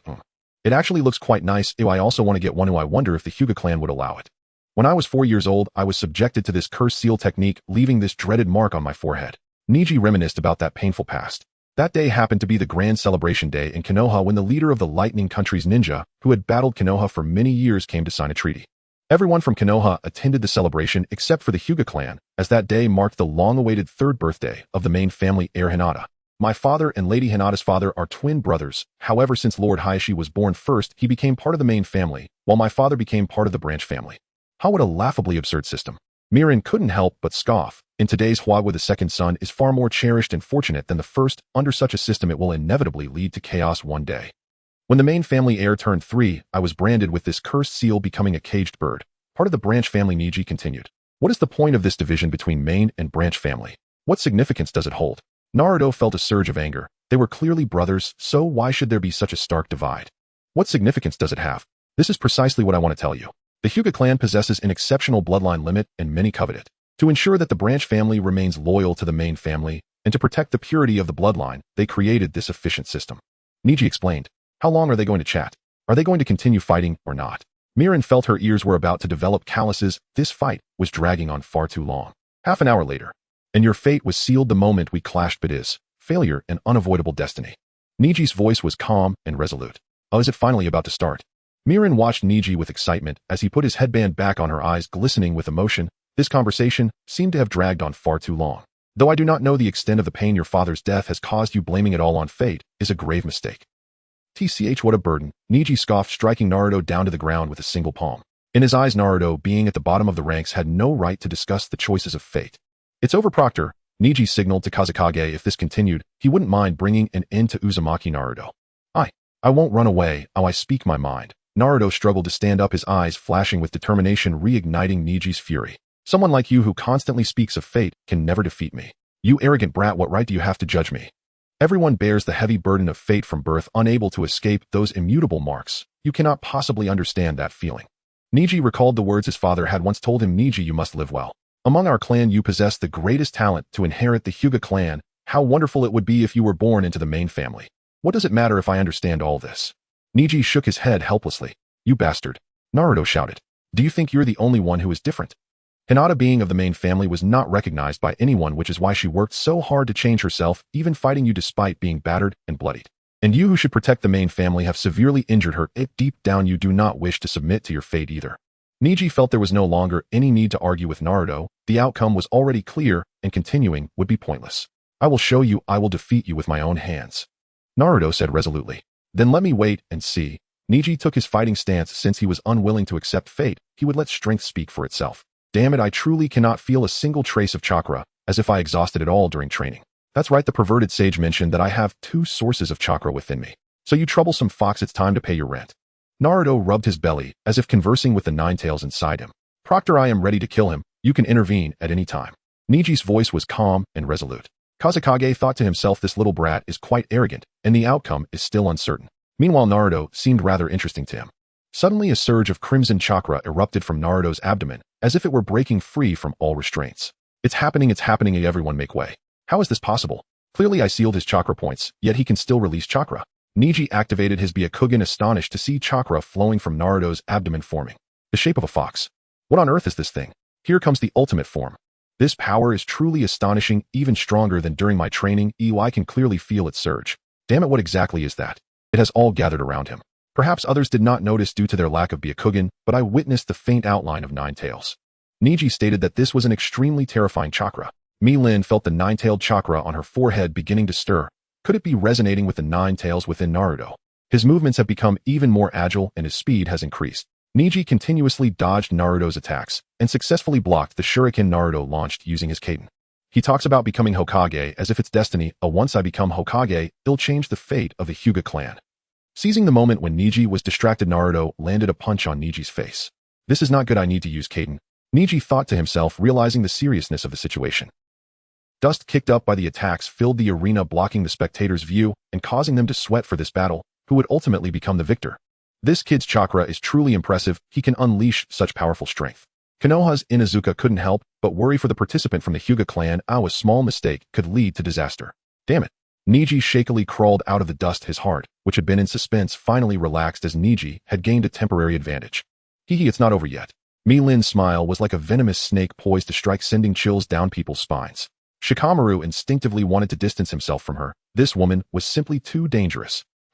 Naruto suddenly burst from the ground, landing a heavy punch on Niji's chin, knocking him out cold. Even when knocked down, Naruto could adapt and use other ninjutsu. He understood that the power of confidence would ultimately transform into the power to change fate. Stop lamenting about how fate cannot be changed, Naruto shouted. Have lost. The winner of this match is Naruto Uzumaki, the referee announced. What a spectacular battle. I originally thought the Hyuga child would win, but unexpectedly that orange-haired kid emerged victorious. Orochimaru remarked with some surprise. He remembered that he had placed a 5-element seal on Naruto, and now Naruto had unleashed the Nine-Tails chakra. Could it be that Jiraiya or Kakashi helped him break the seal? Indeed. Quite unexpected. Let's start the second match quickly. I'm eager to watch the duel between Uchiha Sasuke and Gaara. Orochimaru, disguised as the Kazekage, was quite convincing, but he only received Mi-Lin's Byakugan. After the medical staff's emergency treatment, the arena underwent some simple repairs. Lord 3rd Uchiha Sasuke hasn't arrived yet. Could he have fallen into Orochimaru's hands? Should we cancel his qualification? Sarutobi Hiruzen pondered for a moment, seeming troubled by the question. Next, I invite Uchiha Sasuke and Gaara to enter the arena. Nara Shikamaru gently flipped through the competition list, but Uchiha Sasuke's figure had yet to appear. Could it be that Sasuke has chosen to forfeit? As if having made a certain resolution, Nara Shikamaru slowly raised his hand, ready to declare Sasuke's forfeit. Just then, Mi-Lin's sudden appearance instantly disrupted the original order of the match. How about I be his opponent? Mi-Lin said with a mysterious smile, thinking to herself, Gaara, you should use up your chakra early. Kakashi was present, yet Uchiha Sasuke was nowhere to be found, completely disrupting my plans. However, I have long coveted the chakra of Shikaku. The Hidden Sands Shikaku, right? As long as Gaara agrees, it is naturally not a problem, Nara Shikamaru responded. I agree. Gaara nodded, and was also quite eager for this woman's blood. Then the second match is about to begin. Will you please have both contestants enter the arena? Little Panda, I'm going up now, so wag your tail behind me obediently. Mi-Lin drew her sword from her sleeve. That sword, meticulously crafted from lilies, had long become her signature mark. Indeed, it's her. Kakashi's previously relaxed nerves tightened again. Mi-Lin unexpectedly chose to compete against Gaara. What conspiracy lies behind this? The sand from Gaara's gourd surged forth like a tidal wave, carrying powerful chakra, instantly transforming the ground into a sandy terrain, creating an extremely advantageous battlefield for himself. What is Gaara thinking? We have so many plans. How can he act so recklessly? Karasuno couldn't help but worry, as this plan was crucial for the future of the Land of Wind and the Sand Village. Ninjutsu Sakura Dance. Cherry blossoms fluttered in the air, falling like a dazzling rain of petals, turning the sand into a sea of flowers. So beautiful. I never expected the Hidden Sands Shikaku could bring us such a visual feast. Orochimaru marveled at Mi-Lin's ninjutsu. Every technique was so beautiful and spectacular. However, only Gaara clearly understood that while these cherry blossoms were falling, his sensing ability over the sand was being cut off. What does she intend to do? I want your blood. Gaara's eyes turned bloodshot, as if Asura from hell had descended upon the mortal realm. A deluge of yellow sand poured down. If this situation spiraled out of control, it could harm innocent bystanders. Mi-Lin's figure flashed, instantly appearing above Gaara, her speed so fast that even Gaara's absolute defense couldn't be activated in time. No way. How is this possible? Gaara. Temari could hardly believe her eyes. Gaara was knocked down without any ability to retaliate. How could this happen? Nara Shikamaru nervously watched the conflict on stage. This woman is definitely a disguise of Mi-Lin, and the match should be stopped immediately. Mom, I want to kill her. Mom, I was wrong. Mi-Lin suddenly let out a bizarre scream resembling a patient with schizophrenia, leaving everyone in a mix of laughter and tears. Little Panda, another kick. Mi-Lin appeared again above Gaara's head, kicking him in the face. Due to the lack of control, she inadvertently kicked him out of the arena, which has become a bit tricky. Miyuki act. Mi-Lin pulled down her disguise, revealing her signature red, cloud-patterned coat. She had marked Gaara's back with cherry blossoms during the Forest of Death, and now she could fly over in an instant. Mi-Lin, where do you think you're going? Nara Shikamaru quickly drew his kunai, readying for an attack. Well, after all, Nara Shikamaru is an excellent jonin, but I cannot kill. I'm not going to play with you all anymore. Before Mi-Lin's words fell, she instantly appeared in front of Miyuki, picked her up, and vanished. What is happening? Asuma Sarutobi's smoke fell from his mouth in shock, seeing feathers dropping from the sky one after another. Jinjutsu Nirvana technique. Kabuto realized Mi-Lin had launched her attack ahead of time and had no choice but to follow through with his own plan. What is going on? Sakura found everyone around her asleep, while she alone remained awake. She remembered that after the feathers fell from the sky, people gradually fell asleep. Sakura, quickly find Sasuke. He is in that forest. Take Naruto with you. Kakashi blocked Kabuto's path with his kunai and immediately instructed Sakura to head into the forest to find Sasuke. Youth is sweat. Konoha whirlwind. Guy kicked away an ambush from the umbu. Kakashi, be careful, these are not Konoha's umbu. I already know without you saying. Kakashi calmly responded. What should we do, Temari? We need to find Gaara quickly. Karasuno said anxiously. Gaara was a crucial part of this plan, and there could be no mistakes. All right. The two immediately chased after Gaara. Mi-Lin stood before Gaara, her right hand gripping a cherry blossom that seemed to possess magical power, continuously absorbing the chakra of Shikaku within Gaara. From Gaara's extremely twisted expression, one could easily read the agony and torment of the process. 3 stars wind release. Great sickle weasel. A violent storm howled past Mi-Lin, uprooting trees in its wake, yet both Mi-Lin and Gaara remained unscathed, as if untouched by the chaos. One could say that Temari's wind release ninjutsu was quite formidable. Are you worried about hurting Gaara? However, I have successfully acquired part of Shikaku's chakra, and for the upcoming act, I will no longer participate. With that, Mi-Lin casually threw Gaara towards Temari, not looking back as she dashed towards the direction of Konoha, knowing that Mishue had already prepared an escape route for her. Whether they could successfully withdraw depended entirely on Mishue. These fools from Sunagakure are truly incredibly stupid, unable to even comprehend the timing of the situation. The attack plan has already been initiated, yet they have not even used their summoning technique to call forth that giant snake. It is no wonder that Sunagakure always suffers defeat when battling Konoha. They are truly a collection of outstanding talents. Damn woman, how dare she breach the agreement? We clearly had a pact with her. Temari could no longer contain the fury in her heart, but Kankuro was entangled by that disgusting man covered in bugs, leaving her to fight alone. Seemingly having made a certain resolution, Temari abruptly unfurled her 3-star fan, using blood as ink to draw a mysterious pattern. Summoning technique. Dance of the cutting blade. As she summoned it, a peculiar white weasel wielding a large sickle appeared on the fan. Mi-Lin glanced at the white weasel, a smirk of disdain curling her lips. Is this all you've got? Be careful, or I'll blast it to pieces with a single bird. Go. With a command from Temari, the white weasel stirred a tempest in the forest. Even the frigid wind left Mi-Lin's face stinging. Uncle Snake, it's up to you, triple Rashomon. Mi-Lin waved her hand, and a uniquely shaped wall suddenly appeared before her. In the past, Orochimaru had used 3 walls to block the tailed beast bomb from the Four Tails Naruto. Oh, surely this wall should be enough to withstand the raging winds. This wall is truly impressive. Ooh, I can't feel a single gust. It has completely blocked everything. Leaning against the Rashomon, Mi-Lin felt not even a whisper of wind behind it. Meanwhile, the forest was almost flattened by the white weasel. It seemed the previous killing of the wind shadow was not in vain. What on earth is that? How could even the dance of the cutting blade not break through its defenses? Temari was astonished by the defensive power of Rashomon, but no matter how shocked she was, it was futile. That woman was simply beyond her ability to contend with. Run. My chakra has been drained by those damn bugs, and Uchiha Sasuke is coming after us. Kankuro rushed out from another direction of the forest in disarray, Uchiha Sasuke, hot on his heels. Damn it. Temari once again unleashed 3 stars wind release. Great sickle weasel, using the powerful storm to cover Kankuro's escape. She knew that as long as Gaara recovered, their plan could proceed smoothly. A vicious glint flickered in her eyes as she stared intensely at Rashomon, her heart filled with unwillingness. But in the end, she still retreated with Kankuro and Gaara.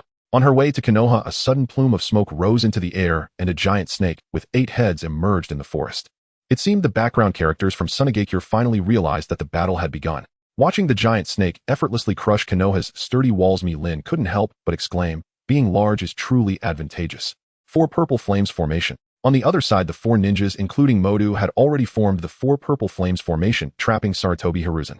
Meanwhile, Orochimaru had begun an unknown duel with the 3rd Hokage. Mi-Lin knew she had to quicken her pace. Summoning technique. Fire release. Toad oil bullet. A gigantic toad descended from the sky, firmly suppressing the giant snake. Unbeknownst to Mi-Lin, a massive fireball suddenly erupted from the ground, sending a cold sweat down her back. The ninjutsu she feared most was fire-based. Had she been careless with that powerful fire release technique, it could have cost her life. Mi-Lin, everything you've done in Konoha has been evil. Surrender now. Jiraiya looked sternly at the girl dressed in a black outfit with red clouds standing on the rooftop. He never expected that even such a young girl within the Akatsuki organization could possess such formidable strength. How powerful could the Akatsuki truly be? As expected of Jirizuma, one of the legendary 3 ninjas, please enlighten me. The girl's voice was soft and gentle, making it hard to imagine she had attacked Konoha multiple times. Mi-Lin suddenly appeared behind Jiraiya and used the cherry blossom to teleport him to the forest outside Konoha. Flying Thunder God. Jiraiya was startled, but then shook his head. No, it can't be that fast. This should be a unique space ninjutsu. What does this girl want? Does she not want me to appear in Konoha, or does she not want to destroy Konoha, which is why she brought me out? Now we can have a proper fight. It is an honor to face off against one of the legendary 3 ninjas, Jiraiya. Milin lightly bowed as a sign of respect, then vanished in a flash, appearing behind Jiraiya and striking down with her blade. However, Jiraiya cleverly transformed into a wooden log. Milin had to admit that the 3 basic ninja techniques could indeed play a tremendous role at critical moments. Rasengan. A colossal wind sphere appeared before Milin, which Jiraiya had anticipated, expecting Milin to be struck by the Rasengan. However, the scene miraculously transformed into a flurry of vibrant cherry blossoms. Could it be that the enemy possesses immunity to physical attacks? If so, let us test with water release and fire release once more. Fire release, flame bullet. A series of blazing fireballs shot down from the sky, igniting all the flowers, grass, and trees around Milin. The intense heat of the roaring flames, making her feel extremely uncomfortable. Knowing that in such an environment, even her flowers would gradually wither, she could not allow Jiraiya's flames to continue ravaging. Water release, exploding water shockwave. Torrential waves surged from the ground, quickly extinguishing the surrounding inferno. This girl possesses an astonishing amount of chakra. Despite not being of the Uzumaki clan, she still wields such vast chakra, truly impressive. However, time was already slipping away. Standing on the water's surface, Jiraiya suddenly transformed into a puff of smoke. At the same time, another Jiraiya slowly emerged from behind a tree, seated on 2 toads, his camouflage extending all the way to the corners of his mouth. Milin was filled with disbelief. It turned out that Jiraiya's earlier flames were to buy himself time to enter Sage mode. Sage Art, 5 Right Gate. Scalding oil and water melded together, splattering out, while the flames exhaled by the toad caused the oil on the water's surface to burn wildly. Jiraiya, are you serious? Milin quickly condensed the rose in her hand into a massive eagle, skillfully dodging the attack. Ninjutsu, flower mimic beast wing bird. Countless small birds flew out from Milin's hand, their numbers astonishing, clearly a jutsu with an extensive attack range. The birds exploded on the oil, and the petals scattered from the explosions surprisingly doused the flames emitted by the Sage Art. This girl is also using a form of Sage Chakra. How could she possibly maintain Sage mode all this time? Jiraiya was utterly shocked. He had never seen this girl enter Sage mode, yet the ninjutsu she unleashed was infused with Sage Chakra. Milin, however, was well aware she possessed a Sage body, and having Sage Chakra was perfectly normal. I am simply extraordinary. Countless butterflies fluttered gracefully from Milin's fingertips. Yet who could have imagined these vivid, lifelike creatures were woven entirely from delicate crimson rose petals? The situation is dire, Elder Shikaku. The sheer scale of this ninjutsu makes evasion extremely difficult.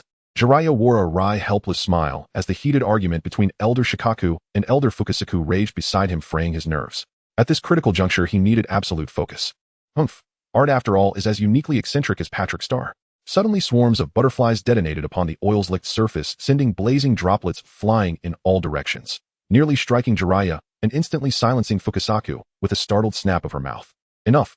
Enough. Cease your bickering, you two. Let us switch to Genjutsu instead. It will require a moment. Elder Shikaku swiftly formed hand seals, clean, precise, and utterly unhurried. This technique will strain my voice every single time. Elder Fukasaku frowned in reluctant compliance, mirroring Shikaku's seals with visible reluctance. Milin recalled this very sound-based Genjutsu, the one they had once deployed against Pain, a technique notoriously difficult to counter. She also remembered how Pain, consumed by fury, had slain the Great Toad. Now she wished to test whether her blue rose could withstand such sonic illusions. Then I shall cast Senjutsu Hair Needle Senbon. Jiraiya expected a Genjutsu, but instead the eagle beneath Milin's feet was instantly riddled with needles. Startled, Milin leapt away in a flash of cherry blossom shunshin, narrowly evading the scalding range of the toad. Oil, if falling into it would have been catastrophic. Megan Toad's Coral Summoning. Both toads unleashed a thunderous, ear-splitting chorus. Yet to Milin holding the blue rose, their song registered only as slightly amplified croaking. The Genjutsu failed to ensnare her. Experiment successful. Milin felt a surge of quiet satisfaction. The blue rose's resistance to Genjutsu was truly extraordinary. How is this possible? Even strength Genjutsu has no effect on her. Elder Shikaku's brow furrowed deeply, momentarily stunned into silence. Henajaiju Hornet. Countless dark silhouettes erupted from Milin's hands, swarming, suffocating, blotting out the sky like an apocalyptic tide poised to devour the heavens themselves. What a terrifying girl. Each of her jutsu is devastating in power and staggering in scope. Jiraiya observed though Milin was not the strongest adversary he'd ever faced, she was unquestionably the most vexing. Facing such a tenacious opponent, he remained confident in his ability to prevail through sheer strength. Yet her techniques were maddeningly unpredictable, each one a potential trap waiting to ensnare the unwary. Senjutsu Toad Oil Flame Bullet. A colossal inferno engulfed the hornets, incinerating them in waves of searing flame. Though the blast spared Jiraiya, it drained a tremendous portion of his precious Sage Chakra. Little Jiraiya, conserve it. That tiny reserve I just gathered. Gone. Wasted in an instant. Elder Shikaku sighed with weary exasperation, leaving Jiraiya mildly embarrassed. He wanted to conserve it, but could an enemy possibly oblige?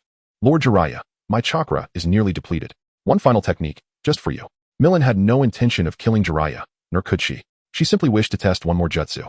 Henajayaju, J20. From Millen's palms coalesced a strange, unfamiliar object, one that struck Jiraiya as profoundly bizarre. In the modern world, aviation enthusiasts would instantly recognize it, the J20, a symbol of national pride, now manifesting in Millen's hands rapidly expanding in size. Ready for carpet bombing, Captain? Yes, I'm ready. Without hesitation, Millen plopped herself squarely onto the craft's central fuselage. Since this was no true aircraft, she employed micro-explosions to generate thrust, launching the first-ever airborne vessel of the shinobi world skyward. The ascent was subtle yet wondrous, Millen seated aloft soaring above the azure expanse. Though turbulent, so violently that she feared her endocrine secretions might be shaken loose, the sensation was utterly exhilarating. Jiraiya squinted upward at Millen, now soaring high above, wondering what new mischief she was about to unleash. She was waving at him. Here comes your. With both hands plunged deep into the craft's interior, Millen shaped clusters of rose blossoms into sleek missile-like projectiles and launched them. What is that? Something's falling. Jiraiya watched puzzled as conical objects drifted downward with unnerving slowness. Even the most potent jutsu would be useless if it couldn't hit its target. Millen sighed inwardly. Roses were simply too light. Even compressed, their mass remained negligible. Was she expected to load stones or mud into her ordnance? The first explosion shattered his assumptions. Each missile detonated with force comparable to that fateful night. Within moments, the western forests of Konoha lay ravaged and scarred. Jiraiya now cursed his own anatomy, wishing fervently for extra legs. As he fled in blind panic, unaware even that the toad perched upon his shoulder had long since vanished. Darting desperately between blasts, his mind reeled with frantic galloping thoughts, exhaustion weighing heavily upon him. My chakra is now barely sufficient to maintain flight control. Millen felt she hadn't even begun to savor the fun. Next time, perhaps, she'd simply unleash a full-scale aerial bombardment. She watched her ordnance drift lazily downward, sometimes veering off course, nudged gently by the wind. Lightness had its advantages after all. What a delightful day. Millen wiped a glistening bead of sweat from her brow. Wait. Why did it smell fragrant? Even she couldn't quite explain it. After the relentless barrage, the one slush forest lay utterly flattened, a barren wasteland. Jiraiya had vanished without trace. Millen surmised he'd seized the chaos to slip away. Otherwise, not even a shred of evidence would remain. Brilliant crimson light flared from the miniature explosive units along the tail fin, cloaking the entire aircraft in an aura of mystic enchantment. That was absolutely terrifying. I nearly died right there. Jiraiya crouched at the entrance of Myobo Mountain, heart still pounding, as he replayed the harrowing detonations. He reflected grimly. If he hadn't activated the reverse summoning technique in time, his dwindling chakra would never have withstood that cataclysmic assault. Little Jiraiya, you truly danced on the edge of death. Had I not summoned you back at that precise moment, you would surely have perished. Elder Shikaku too trembled with residual fear, recalling how in sheer panic he'd bolted straight back to Myobo Mountain, nearly becoming roasted toad in the process. Sighing inwardly, Jiraiya suddenly recalled Professor Hiruzen, who had been present at the summit. With the third Hokage's strength, subduing Orochimaru should pose no insurmountable challenge. Halt! What in the world has transpired here? Kakashi's ANBU squad swiftly encircled Millen. The devastation before him left Kakashi speechless. The forest's ruin surpassed all expectation, utter desolation, wreckage strewn across the land. Did we arrive too late? Has it already ended? Kakashi drew the white fang in one fluid, thunderous stroke, felling a row of trees instantly. Clearly, despite years without wielding it, his mastery over the blade had deepened steadily. All personnel, return to Konoha. Reinforce the third Hokage. At Kakashi's command, the squad regrouped, without hesitation preparing to race back toward the Hidden Leaf Village. My butt is about to fall apart from all this bouncing. Mi-Lin grimaced as she sat on a thick branch, rubbing her poor behind, while watching the fierce battle between Orochimaru and Sarutobi Hiruzen from a distance. Though she seemed to have unexpectedly discovered a new and intriguing use for her abilities, the bumpy ride had been quite unbearable. By the way, can that mysterious formation created by the Foreman group really withstand her attacks? Well, why not give it a try? Suddenly, a majestic eagle with enormous wings soared high from Mi-Lin's shoulder, flapping its wings like an angry cannonball, crashing violently into the four purple flames formation. With a deafening explosion, the massive blast shattered the sturdy four purple flames formation into pieces. Orochimaru exclaimed in shock, "What on earth is that? What just happened?" The Foreman group also looked bewildered. Mi-Lin, with an innocent expression, covered her face with her hands and awkwardly smiled. "I really didn't mean to hee. Everyone charge in with me." At the command of the Umbu, a large group of Umbu members surged onto the rooftop like a tide, turning the roof into a scene of chaos. Sigh, there's no helping it. The trouble I caused must be cleaned up, even if it means shedding tears. Mi-Lin quickly conjured a multitude of small birds in an attempt to halt the advance of the Umbu. In the next moment, she flickered and appeared in the center of the rooftop. In fact, Mi-Lin was quite anxious. To her right were the fiery gazes of the first and second Hokages, while to her left was the deep stare of the third Hokage. She truly hadn't intended to blow up the four purple flames formation, as she merely wanted to conduct a small experiment. Mi-Lin, are you deliberately going against me? Orochimaru was about to go insane. Ever since he joined the Akatsuki and encountered Mi-Lin, he hadn't had a single peaceful day. If he had known, he would never have defected. Being a glorious Sannin of Konoha safely conducting experiments in the village would have been such a wonderful thing. But now he was living more foolishly than a pig and more exhausted than a dog. What was it all for? Sigh, Uncle Snake, can we talk it out? Let's not resort to violence for now. He'll hold back to rescue you, and the third Hokage can take your time fighting. Mi-Lin saw the second Hokage Senju Tobirama starting to weave hand signs and felt a bit anxious. She had already wasted a lot of chakra. If this continued, she would run out of chakra for her escape. Just remember that. Although Orochimaru said this, he secretly breathed a sigh of relief. If he really fought Mi-Lin, the one who would ultimately benefit would be the old man Sarutobi. This is such a hassle. Mi-Lin sighed lightly and quickly formed hand signs with her hands. Ninjutsu. Flower ninjutsu. Suddenly, beautiful lilies slowly coalesced around the house, forming a solid wall. Due to limited chakra, she could only create a barrier of this size, but not to worry, as long as it was attacked, the wall would automatically repair itself. Of course, this barrier wouldn't withstand Kakashi's Kimui or the might of Guy's powerful kick, but it was more than enough to fend off ordinary attacks. What a marvelous body. Orochimaru couldn't help but lick his lips again. While he might not need the Uchiha's eyes, he valued Mi-Lin's body even more.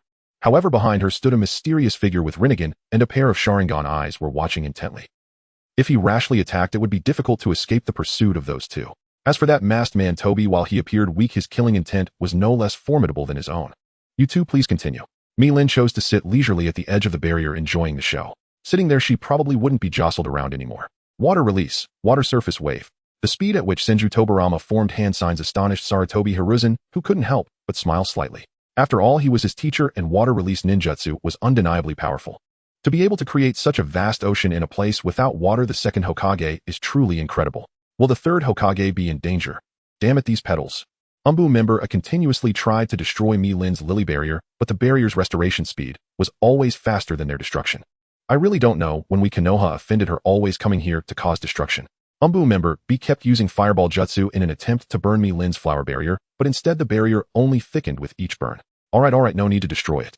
It's been half a day and nothing has happened. Umbu member A was starting to lose patience.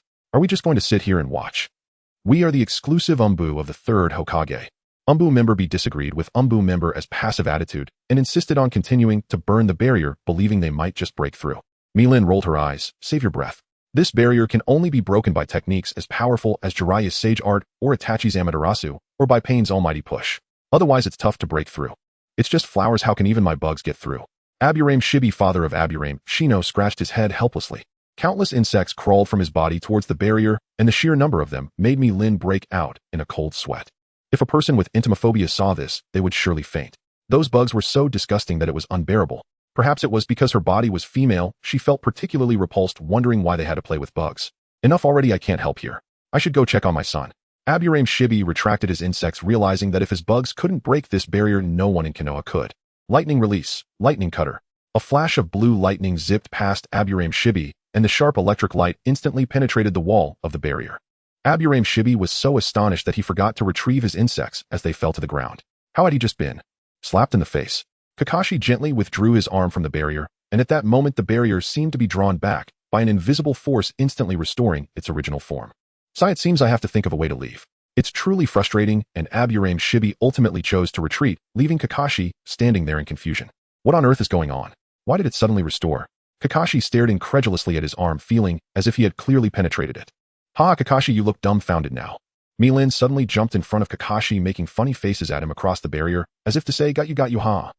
Mi-Lin quickly put down your weapon, open the barrier, behave, and confess honestly. Resist, and you'll be in for it, Kakashi said, pretending to be serious.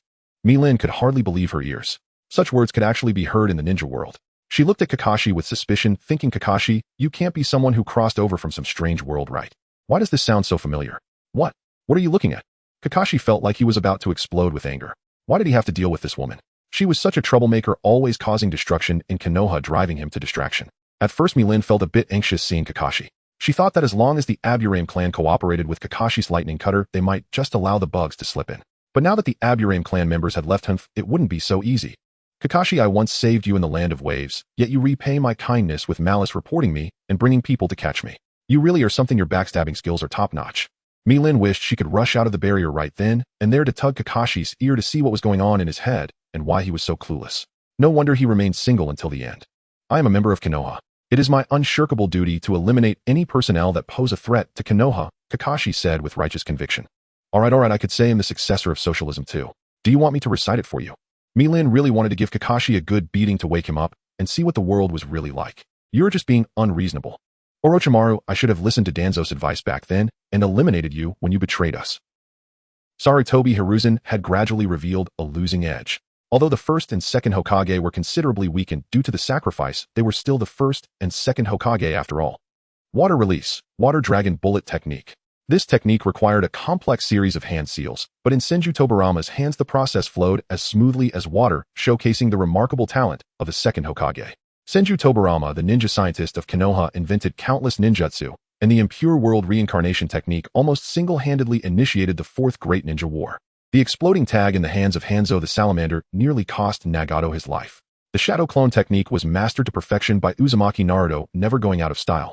The flying Raijin technique is self-explanatory, while the 8 gates were utilized spectacularly by Guy, nearly altering the course of the battle. Moreover, the sensory ninjutsu of the second Hokage only required him to place his index fingers on the ground to sense the number and strength of his enemies. Each technique was nearly in strength forbidden jutsu. Mirin was in awe of Senju Tobarama's ninjutsu, marveling at the existence of such a genius in this world. Orochimaru's obsession with science was perhaps influenced by Senju Tobarama. Old man, you are no longer what you used to be. If you were 10 years younger, I might still have some reservations about you. Orochimaru's taunt sent a chill down Sarutobi Hiruzen's spine. Clearly, Orochimaru had made up his mind to take his life. For some reason, Jiraiya still had not shown up. Hearing my student call me old really makes one contemplative. Sarutobi Hiruzen's expression was as if he were about to smoke a cigarette, adopting a part of society demeanor.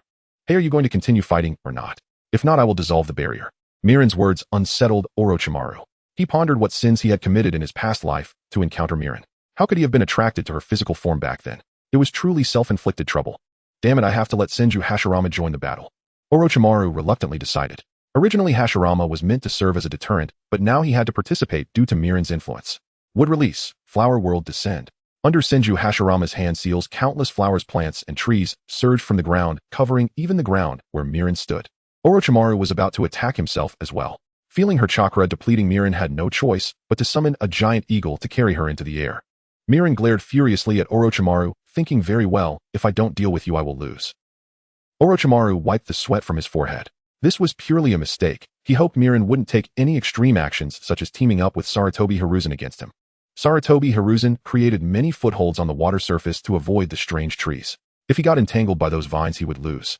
However, Sarutobi Hiruzen did not expect a shadow to suddenly kick him in the face. Flying Raijin. Damn it. Only then did he realize that the trees nearby were covered in flying Raijin seals. He had been too careless, and in a matter of 2 exchanges with the second Hokage, Sarutobi Hiruzen was once again kicked to the ground. Competing in taijutsu with Senju Tobarama. Isn't that seeking death? He is the creator of the 8 gates after all. What's wrong, old man? Can't keep up. Orochimaru said with a sinister smile. As long as he was under the impure world reincarnation, he would not lose. Bang! Orochimaru hadn't noticed that Mirin's little bird had quietly flown to his side, and the powerful explosion knocked him to the ground. Mirin, what are you trying to do? Orochimaru's fierce expression made Mirin find it amusing. Just now he used the first Hokage against me, and now he doesn't want me to hit him. What kind of reasoning is that? What kind of logic is this? Sarutobi Hiruzen was somewhat at a loss. Why was the battle becoming increasingly chaotic? Hey, old man, do you have any ninjutsu that can quickly defeat Orochimaru? Yes, but it will take some time. Sarutobi Hiruzen finally understood Mirin's intentions. After all, she was a young girl, as she held grudges and would nitpick over the smallest issues. Alright, I'll hold him off for now, while you come in for the main event later. With a wave of her small hand, countless butterflies flew out, and Senju Tobarama reappeared before Mirin, using flying Raijin only to be kicked away by Mirin. You think these will be enough to deal with me, eh? Mirin, do you really want to be my enemy?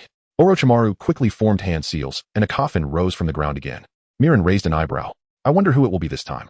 How very exciting. I find myself back in this world again.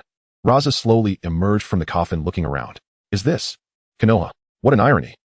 Orochimaru Raza is someone I killed. Summoning him back is useless. Mirin couldn't help but tease. Is there really a difference between having one more Raza and one less?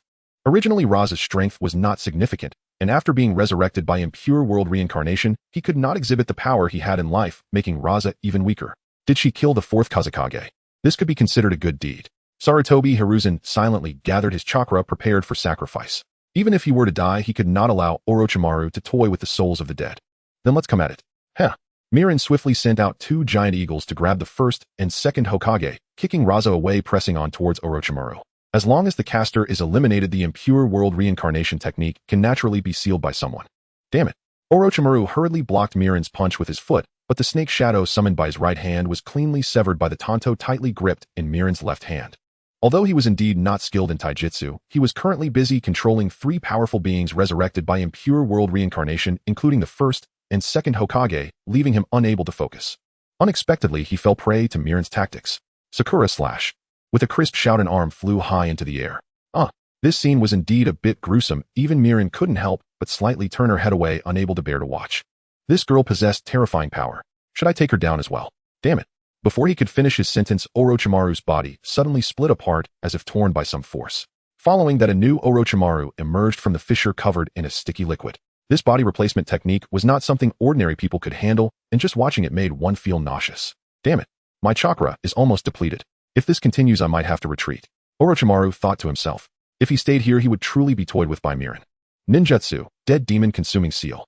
Sarutobi Hiruzen felt his physical strength nearing its limit and had no choice but to abandon the sneak attack on Mirin. He quickly created 2 shadow clones to seize the bodies of the first and second Hokage, while he himself opened his arms, as if an invisible hand within him was slowly drawing his soul into it. Is this the legendary Dead Demon Consuming Seal? Truly breathtaking, Sarutobi Hiruzen said. Hiruzen, you've worked hard all this time. Sorry, Lord Third. What? What is this? Orochimaru felt an unprecedented fear rising from the depths of his heart. He hadn't experienced such a feeling in many years. This is the technique used by the 4th Hokage to seal the 9 tails, the Dead Demon Consuming Seal. Orochimaru, you should surrender. From behind, I will hold on tight to Orochimaru. Let me accompany my student into hell as a teacher. Damn you, old man, let go of me. Why don't you want to accompany this old man to hell? Sarutobi Hiruzen forcefully pulled a thread of soul from Orochimaru's abdomen, slowly drawing it into his own body. What a joke, I have no intention of dying with you, old man. Orochimaru finally caught sight of the figure of the Grim Reaper behind Sarutobi Hiruzen, dressed in a pristine white robe, with a fierce face, green skin, and sharp teeth, tightly clutching a shimmering white ninja blade in his mouth. Am I really going to meet the Grim Reaper? No, I cannot die yet. Orochimaru's fear gradually dissipated, his gaze becoming exceptionally determined as he fixed his eyes on the Kusanagi sword not far away, channeling his chakra to draw it towards him. Old man, you go die yourself. Your gaze, the glimmer of malice and ambition hidden within it, I had long since noticed, yet I chose to turn a blind eye. In this chaotic era of war, your talent shines like a brilliant star, which is why I once hoped you would inherit my legacy. At that time, my thoughts were so naive, leading to the situation we have now. I hesitated to strike then, but now I will use my own hands to rectify the mistakes of the past. Sarutobi Hiruzen exerted force once more, pulling a large segment of soul from Orochimaru's body, slowly merging it into his own. The Kusanagi sword, suspended in midair, gently swung, piercing into Sarutobi Hiruzen's chest. This was an attack that could have easily been dodged, yet Sarutobi Hiruzen chose to face it head-on. Damn it. You old man. Do you really wish for my death? Orochimaru's voice was hoarse and trembling. He finally understood that this technique required a sacrifice of life, so Sarutobi Hiruzen had no intention of evading. Sarutobi Hiruzen fell silent, gazing at his once most accomplished student, feeling a mix of emotions in his heart. Konoha is so peaceful now. If Orochimaru had lived in the era of the second Hokage, perhaps he would never have taken on the role of Hokage. Damn, old man, go die. Orochimaru roared, driving the Kusanagi sword deep into Sarutobi Hiruzen's back. Sarutobi Hiruzen spat out a mouthful of blood, but Orochimaru's soul was once again tightly bound. He cast a pleading glance at Mirin, only to see her remain unmoved, causing his heart to chill. Am I really going to die here? You all can take your time, I want to accompany you. Mirin sat down on the ground, leisurely watching the battle. Sarutobi Hiruzen's gaze dimmed while Orochimaru's eyes regained their shine. It seemed that fate did not intend to let him die easily. Haha, old man, your biggest mistake was trusting this woman named Mirin. I for one will never trust her again. Orochimaru laughed uncontrollably, unable to believe that Sarutobi Hiruzen would trust a member of Akatsuki. If you say one more word, I'll send you on your way. Considering you were once a member of Akatsuki, I'll spare your life this time. Since I can't take you to hell, I'll take all your jutsu to the Pure Land with me. The Grim Reaper behind Sarutobi Hiruzen drew his katana, severing Orochimaru's hands of soul. My hands. You wicked old man. Orochimaru groaned in pain, the agony from deep within his soul unbearable. His hands swiftly shriveled, resembling a long dehydrated mummy, like dry branches that seemed ready to break at a gentle touch. The corpse demon technique is indeed a terrifying jutsu. The vitality of those hands has been completely erased. Mirin's muttering only deepened Orochimaru's fear. He carefully sensed his hands, but still felt no response to the burning pain, making him exceedingly furious. Damn Sarutobi. Orochimaru howled to the sky, his expression fierce and terrifying, those snake-like eyes sending shivers down one's spine. It is all over. Mirin slightly closed her eyes, a sign of respect for the strong and affirmation of her beliefs. She could only say that Sarutobi Hiruzen truly deserved to be the third Hokage. The surrounding lily flower barrier gradually lowered its posture at Mirin's signal, and the wilted petals gently fell to the ground. With a thundering sound, rain began to fall from the increasingly overcast sky. The smile Sarutobi Hiruzen wore before his death puzzled Mirin. What on earth was he smiling about? Was it because he had successfully saved Konoha, or, I should take my leave now. Good luck, Orochimaru. Mirin vanished in an instant after forming the seal. Let's go, Kabuto. Orochimaru disappeared from the spot with the assistance of Yakushi Kabuto. Sister, is this the end? Yes, it's over. We need to hurry and meet Itachi. The eerie sound of bells echoed in the wind, ringing one after another, gently sweeping through the dense forest deep within Konoha. Woo! Grandpa. Konohamaru wiped away the tears at the corners of his eyes, shocked to hear the news of his grandfather's death. After all, his grandfather was a Hokage. Konohamaru. Ebisu gently wrapped his arm around Konohamaru's shoulders. It's okay to cry it out. Ebisu understood the pain in Konohamaru's heart. The loss of a loved one is something no one can easily accept, especially not a child. We must pass on the fiery will of the third Hokage, Kakashi said to Naruto Uzumaki beside him, impressed by Naruto's performance this time.